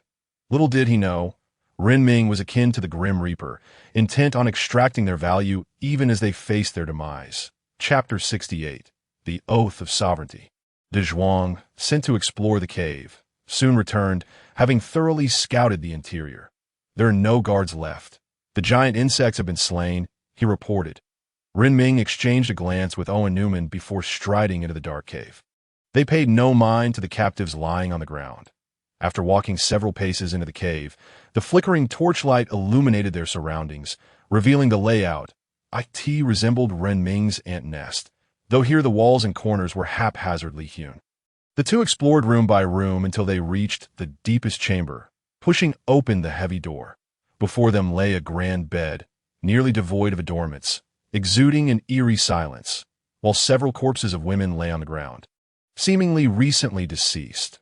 Renming gazed upon the scantily clad elven maidens, lamenting their tragic fates, and gently removed the bed linens to cover the deceased with dignity. Owen Newman halted midway in his motion, as they shared a silent understanding. Together, they heaved the massive wooden bed aside. What lay beneath was astonishing, a pulsating green heart, rhythmically beating yet utterly silent, a sight most peculiar. Owen Newman, upon witnessing the heart, spoke, "Allow me to take this final fragment of territory. I require it for some creations I wish to craft."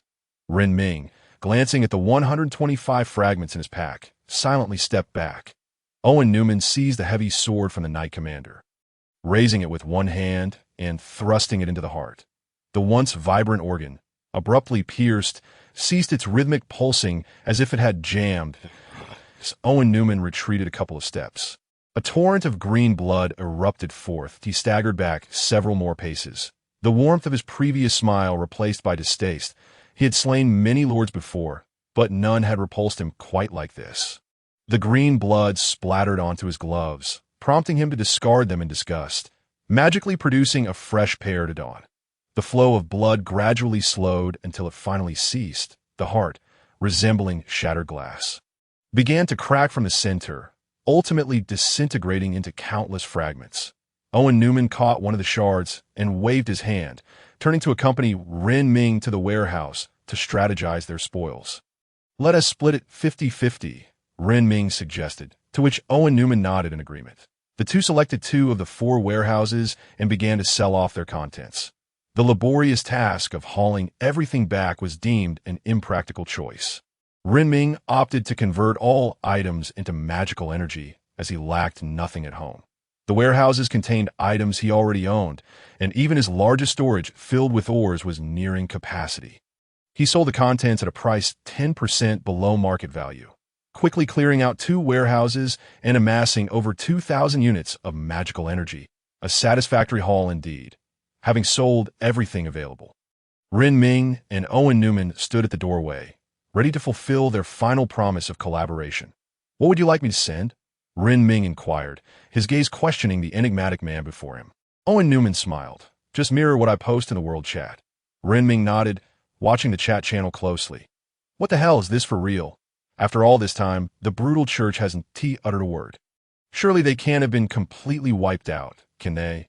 My friend, you've yet to experience the chaos of 50 lords besieging the formidable Renming and being utterly obliterated." They awaited the message from the Lord with bated breath. In the World Channel, the jesters remain as numerous as ever at long last. Renming has laid eyes upon the message he yearned to see. Owen Newman, "I shall state 3 rules. First, no large-scale slaughter of lords. Second, no massacre of civilians. Third, I, Owen Newman, along with Renming, hold governance over this territory. Should anyone dissent, feel free to confront us." Upon witnessing Owen Newman's commanding proclamation, Renming could not help but twitch his lips. Yet, having made a promise, he felt compelled to adhere to it. Although he was acutely aware that such words would likely attract hostility and incite a host of adversaries, he was a man of integrity. Furthermore, even if these lords wished to measure their strength against his, they would first need to prove capable of overcoming him. "Renming, I shall state 3 rules." He then proceeded to copy and paste this declaration, casting a glance at Owen Newman. Good heavens, he has forcibly tied himself to a sinking ship. This old fellow must possess 1,000 ulterior motives. Owen Newman's warm smile gradually vanished as he regarded Renming with utmost seriousness. Very well. I acknowledge that my actions today may have been somewhat excessive, yet I aspire to witness a world of stability, rather than one where flames of war proliferate like weeds. Although I realize that binding you to this perilous endeavor is morally questionable. Mr. Renming, I find myself in need of your assistance. Renming, observing the hand extended by Owen Newman, fell into contemplative silence that he harbored little interest in the notion of saving the world or becoming a savior. He simply desired to lead a leisurely life with his little companions. However, within that framework, what he required was a peaceful world. Renming grasped Owen Newman's outstretched hand, wordlessly leading his small companions home for an upgrade. As Owen Newman watched the figure riding the giant rat fade into the distance, he removed his top hat and bowed deeply to Mr. Renming. Thank you for your participation. As the two parted ways, players witnessing this exchange on the World Channel erupted in disbelief. What on earth did I just see? Someone has declared a decree. Wait a minute, sir. What is the difference between announcing a decree on the World Channel and mere bluster? What is stopping me from killing? I'll slay as I please. It was indeed remarkable. How did such a thick-headed individual manage to survive until now? I declare myself a loyal disciple of the great Renming. The decrees they've announced shall be my highest tenets. We shall rebuild the order of this world. Chapter 69.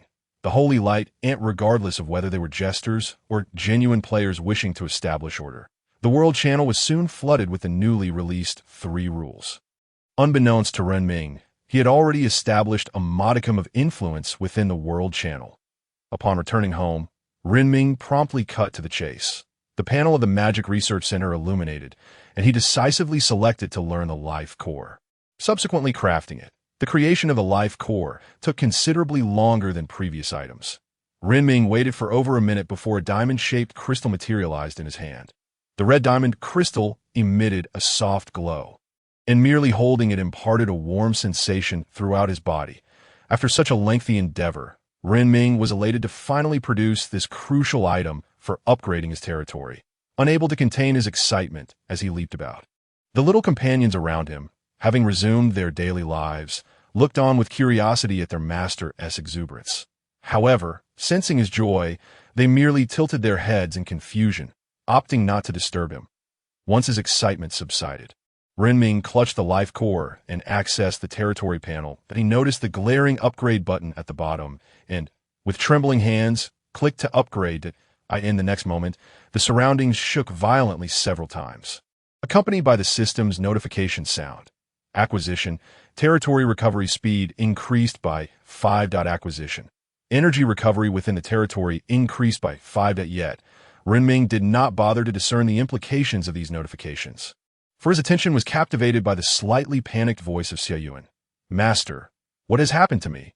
Upon hearing Xiaoyun's call, Renming swiftly made his way into the cave. Inside, there appeared to be no significant changes. The only noticeable difference was a newfound warmth in the AI. In no time, Renming found himself before the little creature, and upon closer inspection, he discovered that Xiaoyun was glowing, enveloped in warmth akin to being cradled by gentle hands.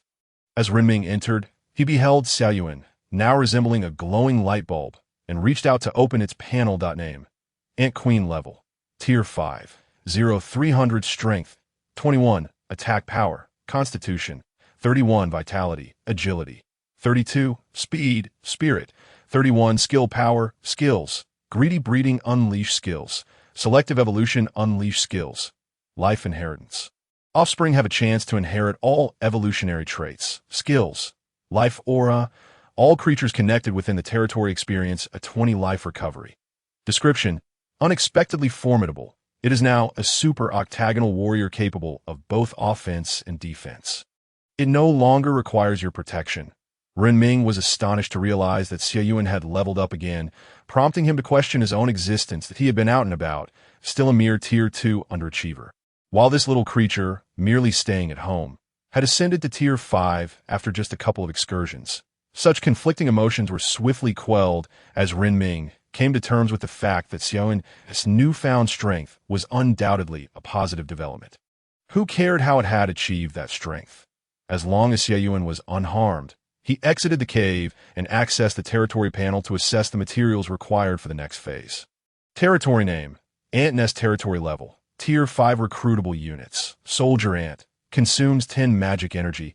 Mining Ant, consumes 20 magic energy. Poison Stinger Ant, consumes 50 magic energy. Magic Ant, consumes 100 magic energy. Holy Light Ant, consumes 500 magic energy. Recruitable quantity: 90150. Territory description: Lourdes expansion upgrade requirements: Fine Iron, 11501050, Tungsten, 1970800, Copper, 11001000, Dark Crystal, 42130, Life Core 130, Tier 5B Skeleton, 256,500. Magic Energy, 55103000.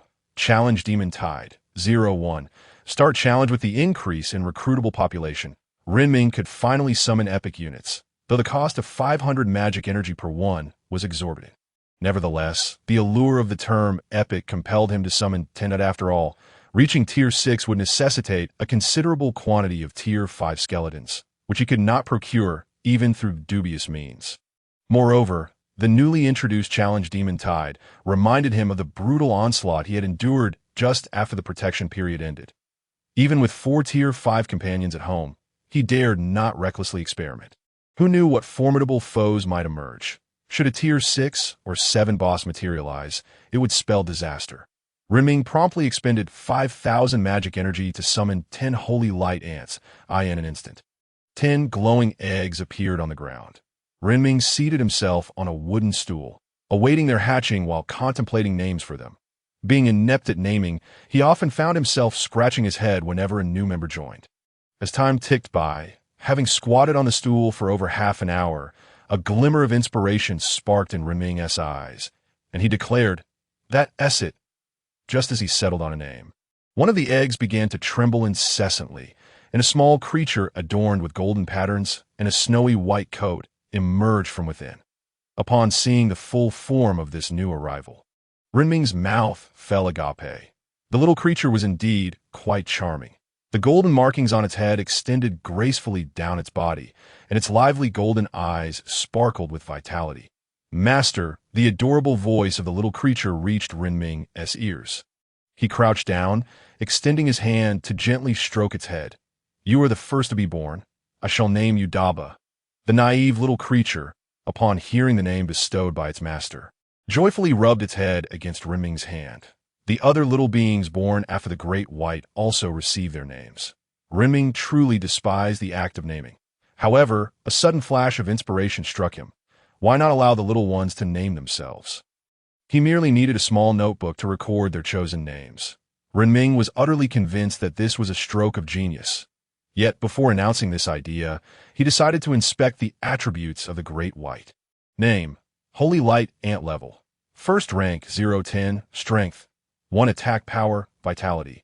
1 Life Force, Agility. 1 Speed, Spirit. 6 Skill Power, Skills, Devour.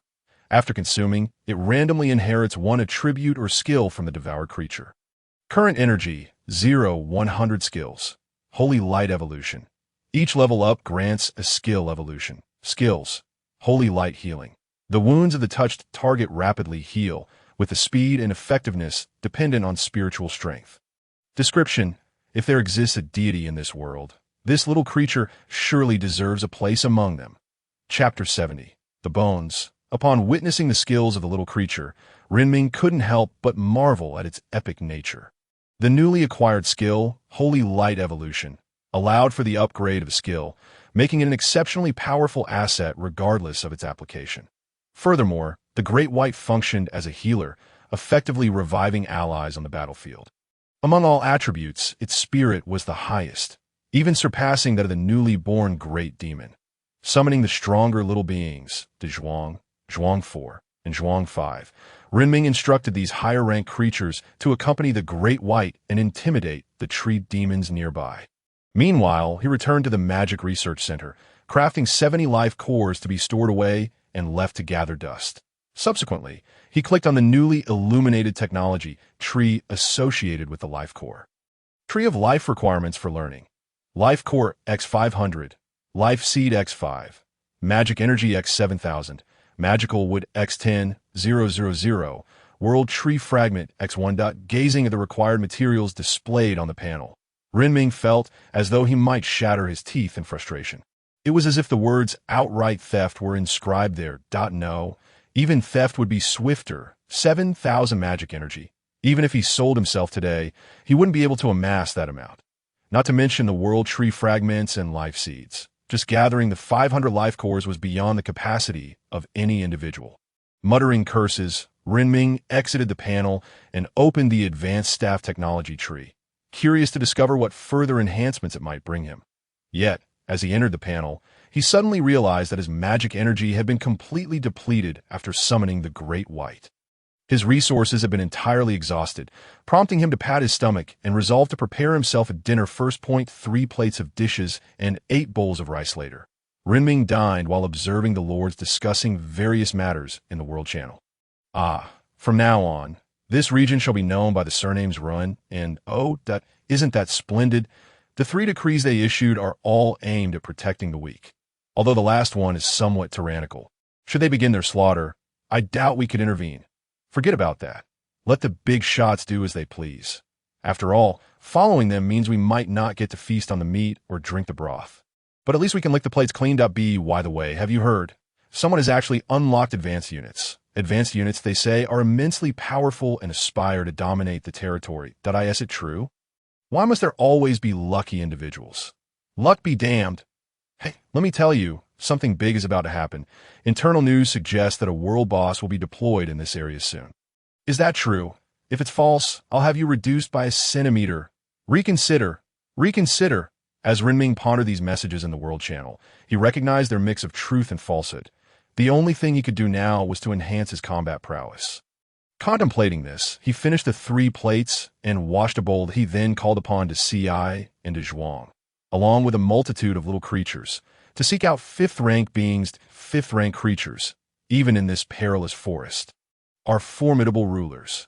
Renming could only continue advancing in one direction, relying on the 5th-rank aura emanating from the little creatures to attract foes from other regions. Otherwise, searching for 5th-rank beings in this vast jungle would be akin to seeking a needle in a haystack. With a crystal torch obtained from Xyland, Renming wandered aimlessly through the jungle, navigating the monotonous darkness and the ever-repeating tree demons, like a puzzler lost in an unsolvable maze, perpetually searching for treasure within. After wandering for over 4 hours, his legs grew numb, while the large rat accompanying him lay on the ground, bored and digging holes. The jungle's terrain was too convoluted. Riding atop the rat, Renming found himself incessantly banging his head against branches. Sighing heavily, he was overwhelmed with a myriad of emotions, utterly exhausted, and now, when he wished to find one, they seemed to elude him entirely. It was akin to searching for headphones. When you're not looking, they miraculously appear to annoy you. Yet when you seek them desperately, you might as well dig 3 feet into the ground for all the good it does. Just as Renming pondered how to locate the 5th-rank monsters, the great demon, feeling idle, began to train itself, releasing a flurry of butterflies.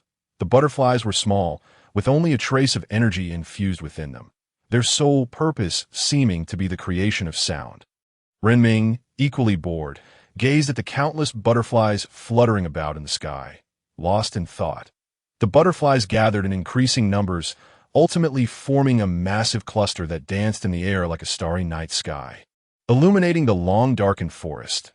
Yet, while he stood there in a daze, he seemed to faintly hear something moving, the sound growing louder as it approached. After some time discerning the noise, a spark of realization lit in Renming's eyes. The weight of the footsteps suggested a creature at least as formidable as a great bear, indicating that it was no less than a 4th-rank entity. Recognizing this, Renming called out, "Prepare for battle." The little creatures, previously idle, sprang to their feet at the command, entering combat mode. Renming leapt onto the back of the large rat, awaiting the approach of the heavy footsteps. As the sound drew nearer, De Zhuang charged forth like a bullet from a gun. The other melee-capable little creatures followed suit, rushing in the same direction. The great demon conjured countless ice spikes, unleashing them blindly toward the unseen foe. Yet, while Renming could not perceive the enemy, the great demon and his zhuang struck with precision. The giant beast let out a furious roar, akin to the roar of dragons and tigers, however, surrounded by two fifth-rank beings. And with the little creatures exceeding expectations in power, it was not long before the once fearsome roar transformed into a low whimper. Less than 5 minutes later, the whimpering ceased, and Renming stood still. Witnessing De Zhuang and the other little creatures dragging back a creature that resembled a tiger yet bore more resemblance to a bear. This colossal being was larger than both the great bear and the previous wolf king. And judging by the wounded state of the little creatures, it was evident that this battle had not been as effortless as initially imagined. The giant beast's bones were to be brought back. Yet they certainly could not haul back the entire mass of flesh. Dragging such a creature back would likely require a new path, or perhaps even more than one. Chapter 71. The Hunt. Seeing the injury sustained by the little beings, Renming could not help but feel a pang of sympathy, akin to a parent watching their child return home battered from play. Allowing the little creatures to eat first, Renming remarked, "This fifth-rank monster is still warm." The little creatures did not hesitate. They rushed towards the corpse and began to feast. Renming ignited a campfire, contemplating whether to teach the little ones to cook the meat before consuming it. Although they were accustomed to eating raw flesh, cooked meat would undoubtedly be far more palatable. However, it seemed the little ones lacked the means to start a fire. Just as Renming pondered how to instruct them in the use of fire, he heard the heavy thudding of footsteps approaching from a distance. The sound was so profound that even from afar, he felt the ground tremble. This tremor caused the little ones to pause in their eating.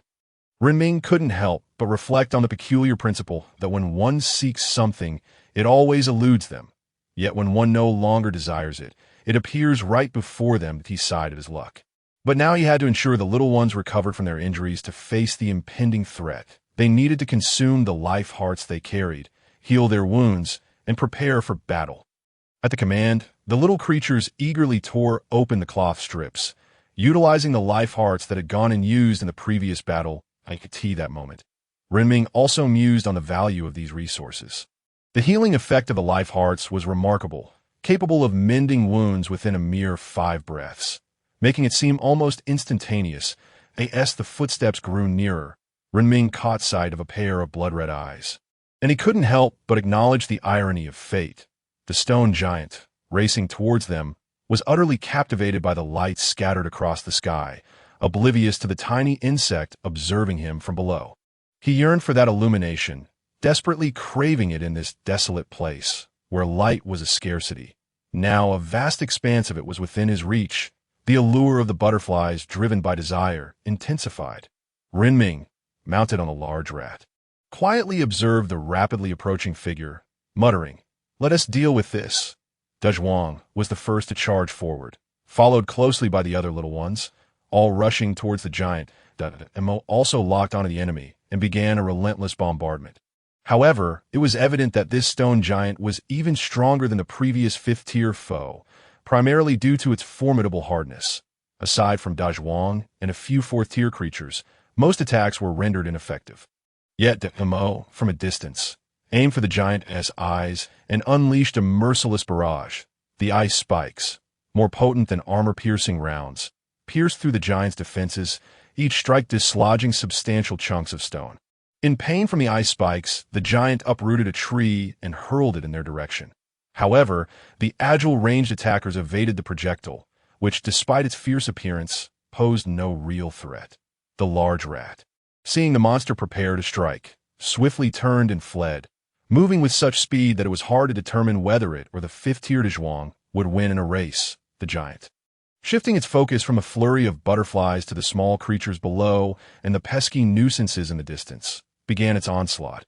Each swing of the giant's massive fists or stomping of its feet sent tremors akin to an earthquake.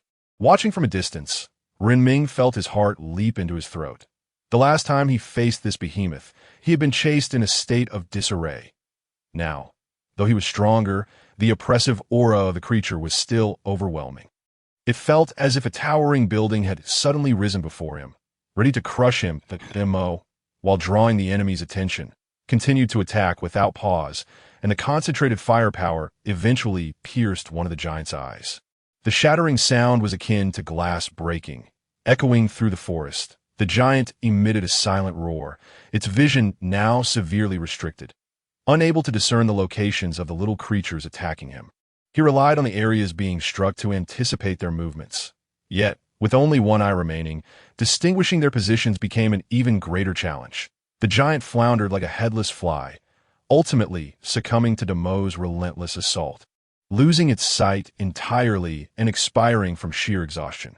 The aftermath of the battle with the stone giant cleared a vast swath of forest, and as the giant collapsed, its massive form shattered into pieces. Fifth-tier rock demon defeated, awarded 500 magic energy. The mechanical voice rang in Renming's ears, and only after confirming the enemy's demise did he approach the colossal creature, eager to discover what might be of value. However, the entirety of the giant's body was composed of basalt, and the only two valuable eyes had been shattered. Thus, despite expending considerable effort, he was left with nothing but a heap of stones. Unwilling to concede defeat, Renming listed the remnants of the giant's body, which weighed at least several tons, on the trading platform. After vanquishing two fifth-tier creatures, the little ones returned to the corpse to continue their feast. This time, they were undisturbed until they transformed into eggs. Renming remained transfixed by the butterflies swirling overhead, awaiting the little ones' emergence from their shells. As time slipped by, approximately half an hour later, the little creatures gradually broke free from their eggs. Yet an eerie occurrence transpired. Another fifth-tier creature was rapidly approaching from afar. Renming, sensing the familiarity yet strangeness of the footsteps, was taken aback that, once might be coincidence, twice could be bad luck, but thrice is simply absurd. Without the luxury of contemplation, he saw a massive figure resembling a gorilla land nearby, followed by a piercing shriek that reverberated through the woods. Covering his ears, it felt as though someone were pricking him with needles. He quickly urged his large rat to flee. The rat, still reeling from the shock of the sound, felt an overwhelming urge to sprint away at lightning speed.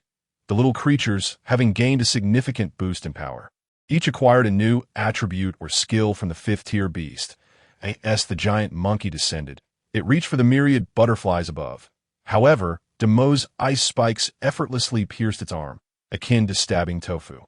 The ensuing scream, louder than the previous display of dominance, echoed through the forest. Several fifth-tier creatures lurking nearby paused, drawn by the anguished cry, directing their gaze towards this scene. Dezhuang, now at the peak of his strength, entered a berserker mode, effortlessly shattering the monkey's massive legs with a mere flick of his whip. The giant ape, believing it was entering a realm of easy prey, soon realized it had plunged into a den of tigers. It fell to the ground in a matter of moments, becoming a warm corpse. Dezhuang and the little ones could not indulge further. They were already satiated from their previous feast and could not consume more, no matter how hard they tried. Renming gazed at the contrasting sight of a skeleton and a fresh corpse. Lost in profound silence, he had initially believed that slaying a single fifth-tier creature would be a remarkable achievement. Yet here he was, having vanquished three and even gaining a bounty of magic energy. The butterflies flitting in the sky dissipated into scattered points of light as their energy was exhausted.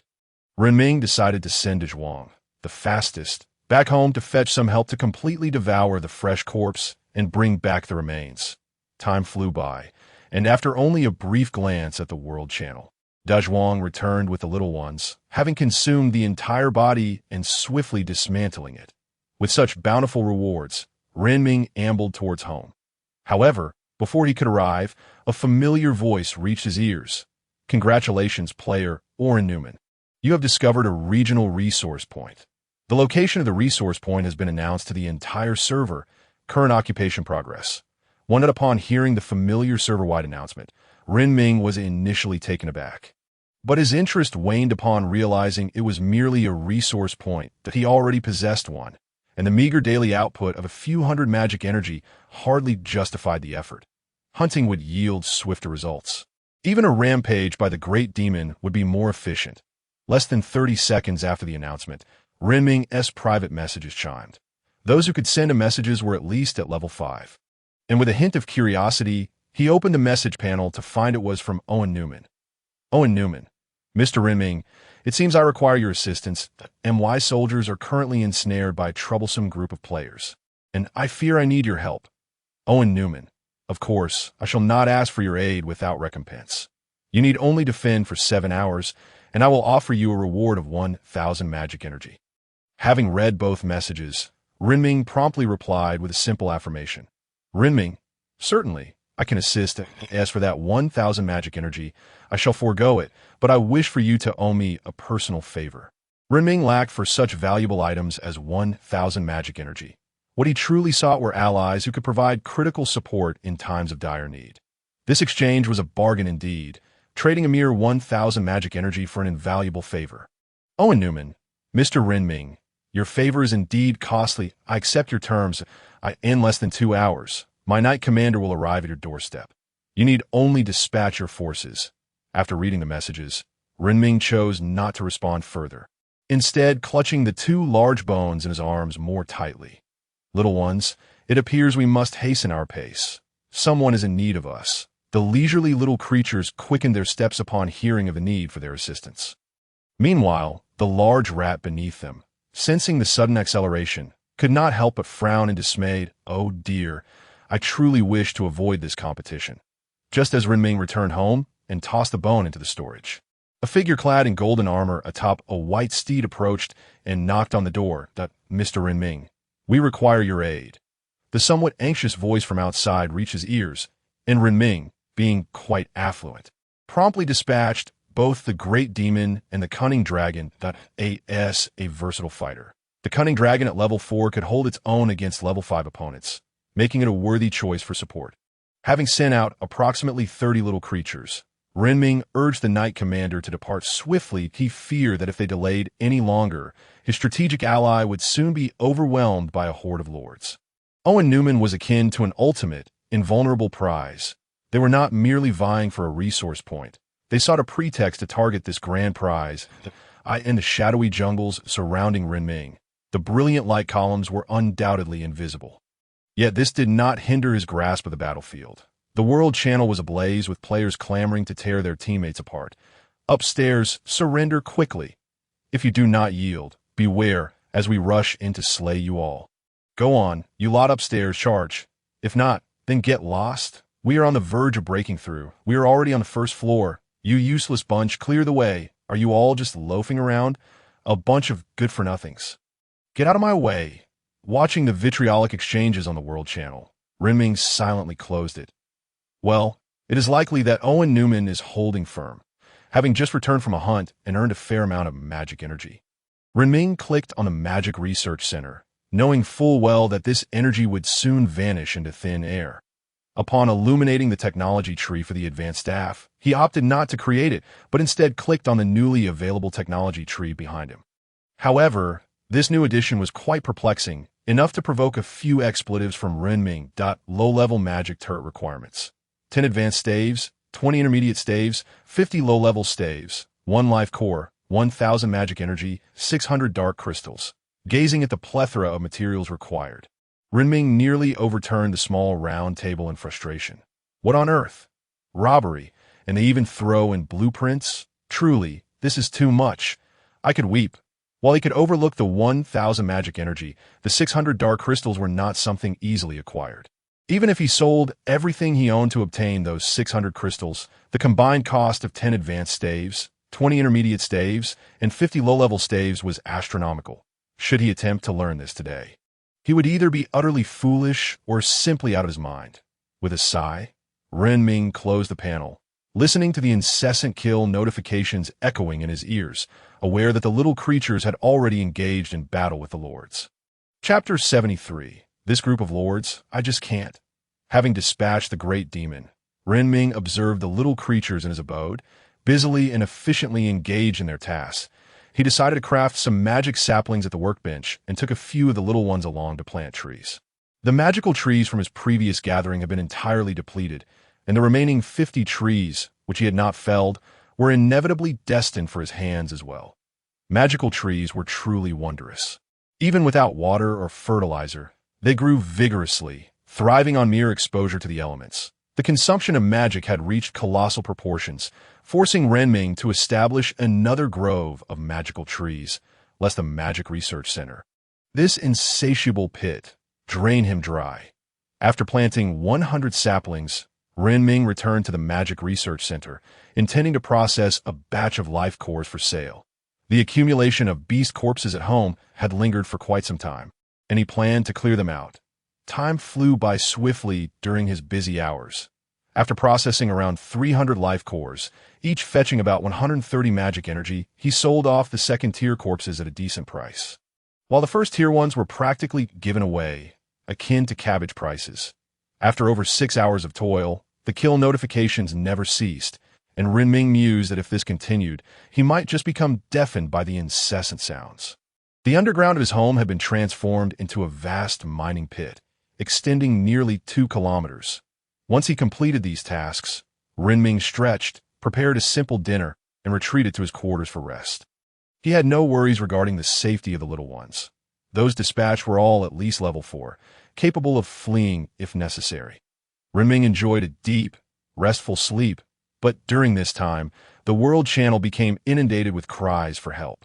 Help! For heaven's sake, a level 6 creature is beyond our capacity to handle. Please save us! Where did this formidable boss come from? Can we truly contend with its strength? System, I just can't take this anymore. It had barely been half a month since the last calamity, and now the second one was upon them. Renming, please emerge and save us. Did not Owen Newman claim this area as his domain? What are these two doing? Upstairs, you fools. Owen Newman is bogged down by some incompetent lords, and Renming should be assisting his ally against those imbeciles. Those lords, I just can't. Awakened by the incessant private messages. Renming rubbed his eyes, still somewhat dazed, and opened the private message panel. He found a frantic plea from an unfamiliar name. Yinji, Renming, please hurry. If you don't come soon, your area may become a dead zone. Yinji, the second calamity has struck, and 5 level 6 bosses have appeared on the plains, wreaking havoc. Yinji, I can only hold one.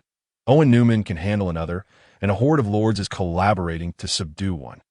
There are still 2 rampaging uncontrollably. If you don't arrive soon, we may face extinction. Still somewhat dazed, Renming glanced at the private messages. Once he fully comprehended the situation, he was instantly alert. During his slumber, the second calamity had emerged, and there were 5 bosses to contend with. After taking a sip of water, he hurriedly donned his attire, summoned all his creatures above level 3, and mounted the large rat before racing off.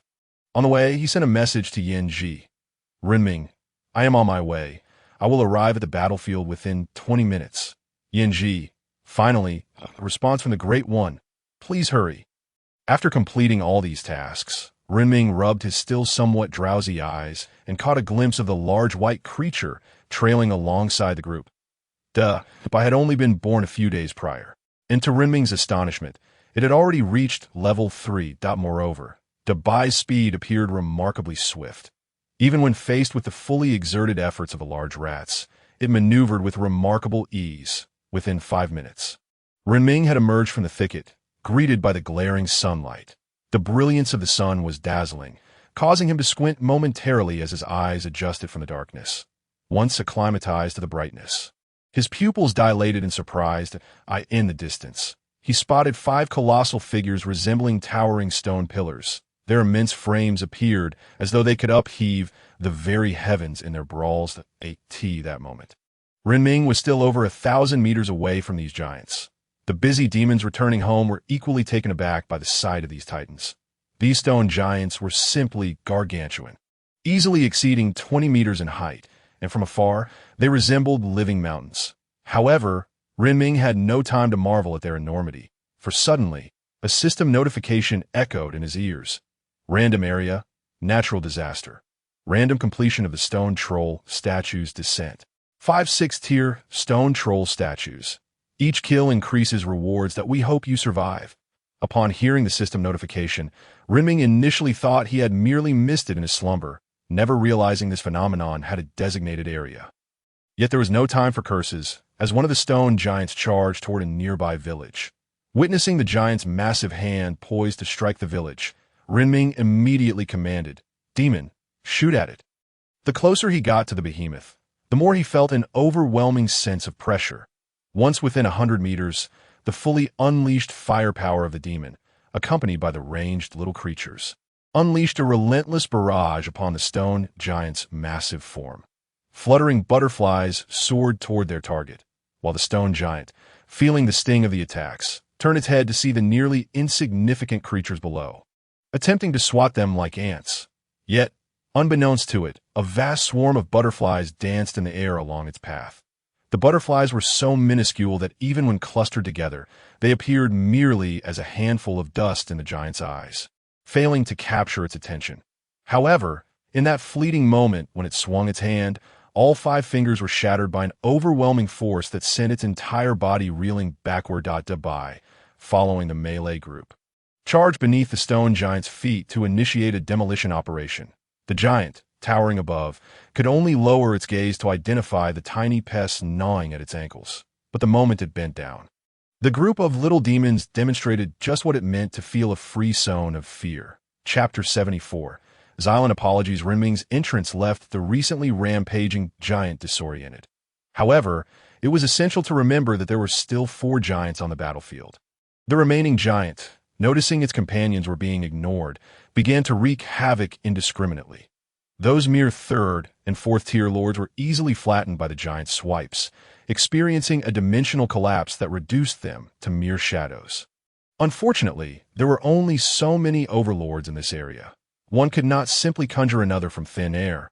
Aware of this fact, Renming ordered his little minions to unleash their full firepower, denying the giant any respite. Each strike sent massive chunks of stone flying from the giant's frame. As a mere 5th-rate combatant, Renming could only scurry about on his large rat, evading the falling debris. He needed only time, for this 6th-tier giant would inevitably succumb to exhaustion.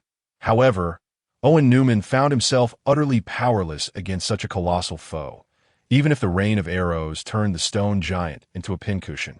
The damage was akin to mere scratching. Only the Knight Commander-S strikes dealt significant damage to the giant. Throughout the ordeal, the giant maintained its focus on squishing ants, completely disregarding the distant scratching wounds. Owen Newman appeared grave. Facing such a massive being left him at a loss, relegating him to a slow war of attrition. Yet how many lords in this area could afford to wait for him to wear down the giant? In the distance, the rampaging giant generated waves of destruction. Meanwhile, Yanji, who had summoned Renming, gazed at the colossal stone figure and then at the heavy artillery beside him, clutching his chest in dismay, as if his heart were bleeding. The humanoid-like mechanical warriors wielded knives, guns, or swords, charging forth, yet their concentrated damage barely registered against the stone giant, akin to mere mud being kneaded. Finally, Yanji activated the nearby cannon. A crimson beam gathered full power before being unleashed with a resounding boom, sending a scarlet orb hurtling toward the troublesome insects below. The giant, oblivious to the commotion, heard the thunderous explosion and looked up just in time for a projectile to strike its head, effortlessly piercing a hole through its cranium. The cannon-S might was formidable, yet the giant, now with a gaping hole in its head, merely touched the wound and continued to stomp on the ants. Yanji, witnessing the colossal effort and materials expended, felt utterly defeated as the giant remained unfazed, his frustration palpable. What is going on? ISNT at just 50 dark crystal stones per shot. If I fire a few more, surely I can breach your defenses. Yanji gritted his teeth, exasperated. The cannon fired 6 consecutive shots, resulting in one arm severed, a hole in its chest, one eye blinded, and a leg crippled. Yanji slumped to the ground, watching the giant, still capable of wreaking havoc despite its injuries. Wishing he could unleash a torrent of expletives upon the stone giant for its extraordinary resilience that on Renming's side, he had already dismantled both of the giant's legs, and now required only a little more time. However, what was truly disconcerting was that the giant was heading straight for Goblin City, just a few tens of thousands of meters away. Given the giant's size, it wouldn't take 5 minutes to level the city. Panic gripped the residents, including Xylan. Renming felt a surge of urgency. He wanted to ride his large rat directly to Goblin City and carry Xylan to safety, but he needed to oversee the battle first. Just as he contemplated sending to Zhuang, a figure clad in a robe soared from Goblin City. The distance was too great for Renming to discern the identity of the robed individual. But anyone capable of flight must possess considerable strength. He could only hope that this figure would manage to intercept the giant. Renming's gaze was drawn to the horizon, but a sudden shift from his large rat jolted him back to reality. In the next moment, a colossal stone hand crashed down where he had just stood. "Hey, are you even capable? Can we refrain from daydreaming during combat? If I hadn't run fast just now, we would have been doomed." The large rat grumbled incessantly. Renming turned his attention seriously back to the battle, striving to conclude the fight swiftly.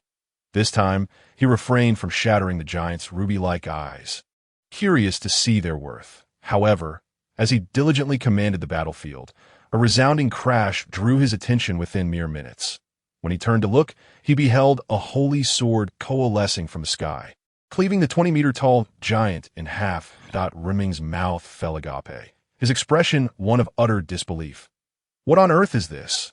Is this not a magical world? Why is there someone practicing immortality?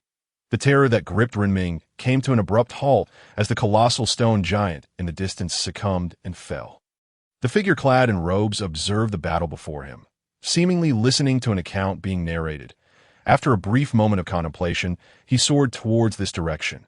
Once the initial shock wore off, Renming turned his head back, intent on swiftly concluding the skirmish and making his escape. This was utterly outrageous. A 6-tier giant had been vanquished in an instant, should that blade come crashing down upon him. He feared he would not even have the chance to utter a sound. The approaching figure swiftly closed the distance, arriving in no time. Renming beheld the silhouette that had come from afar, severing the limbs of each stone giant with precision, reducing them to mere stone rods for the lords to wield. However, upon reaching Renming, the robed figure halted and descended, after dispatching the giant's arms. Renming wiped the sweat from his brow and turned to face this formidable individual, curious about his intentions, and as the figure descended from the heavens before him, Renming squinted, only to discover that it was an old acquaintance. "I can't believe it. Zilland, you have concealed your true strength so well.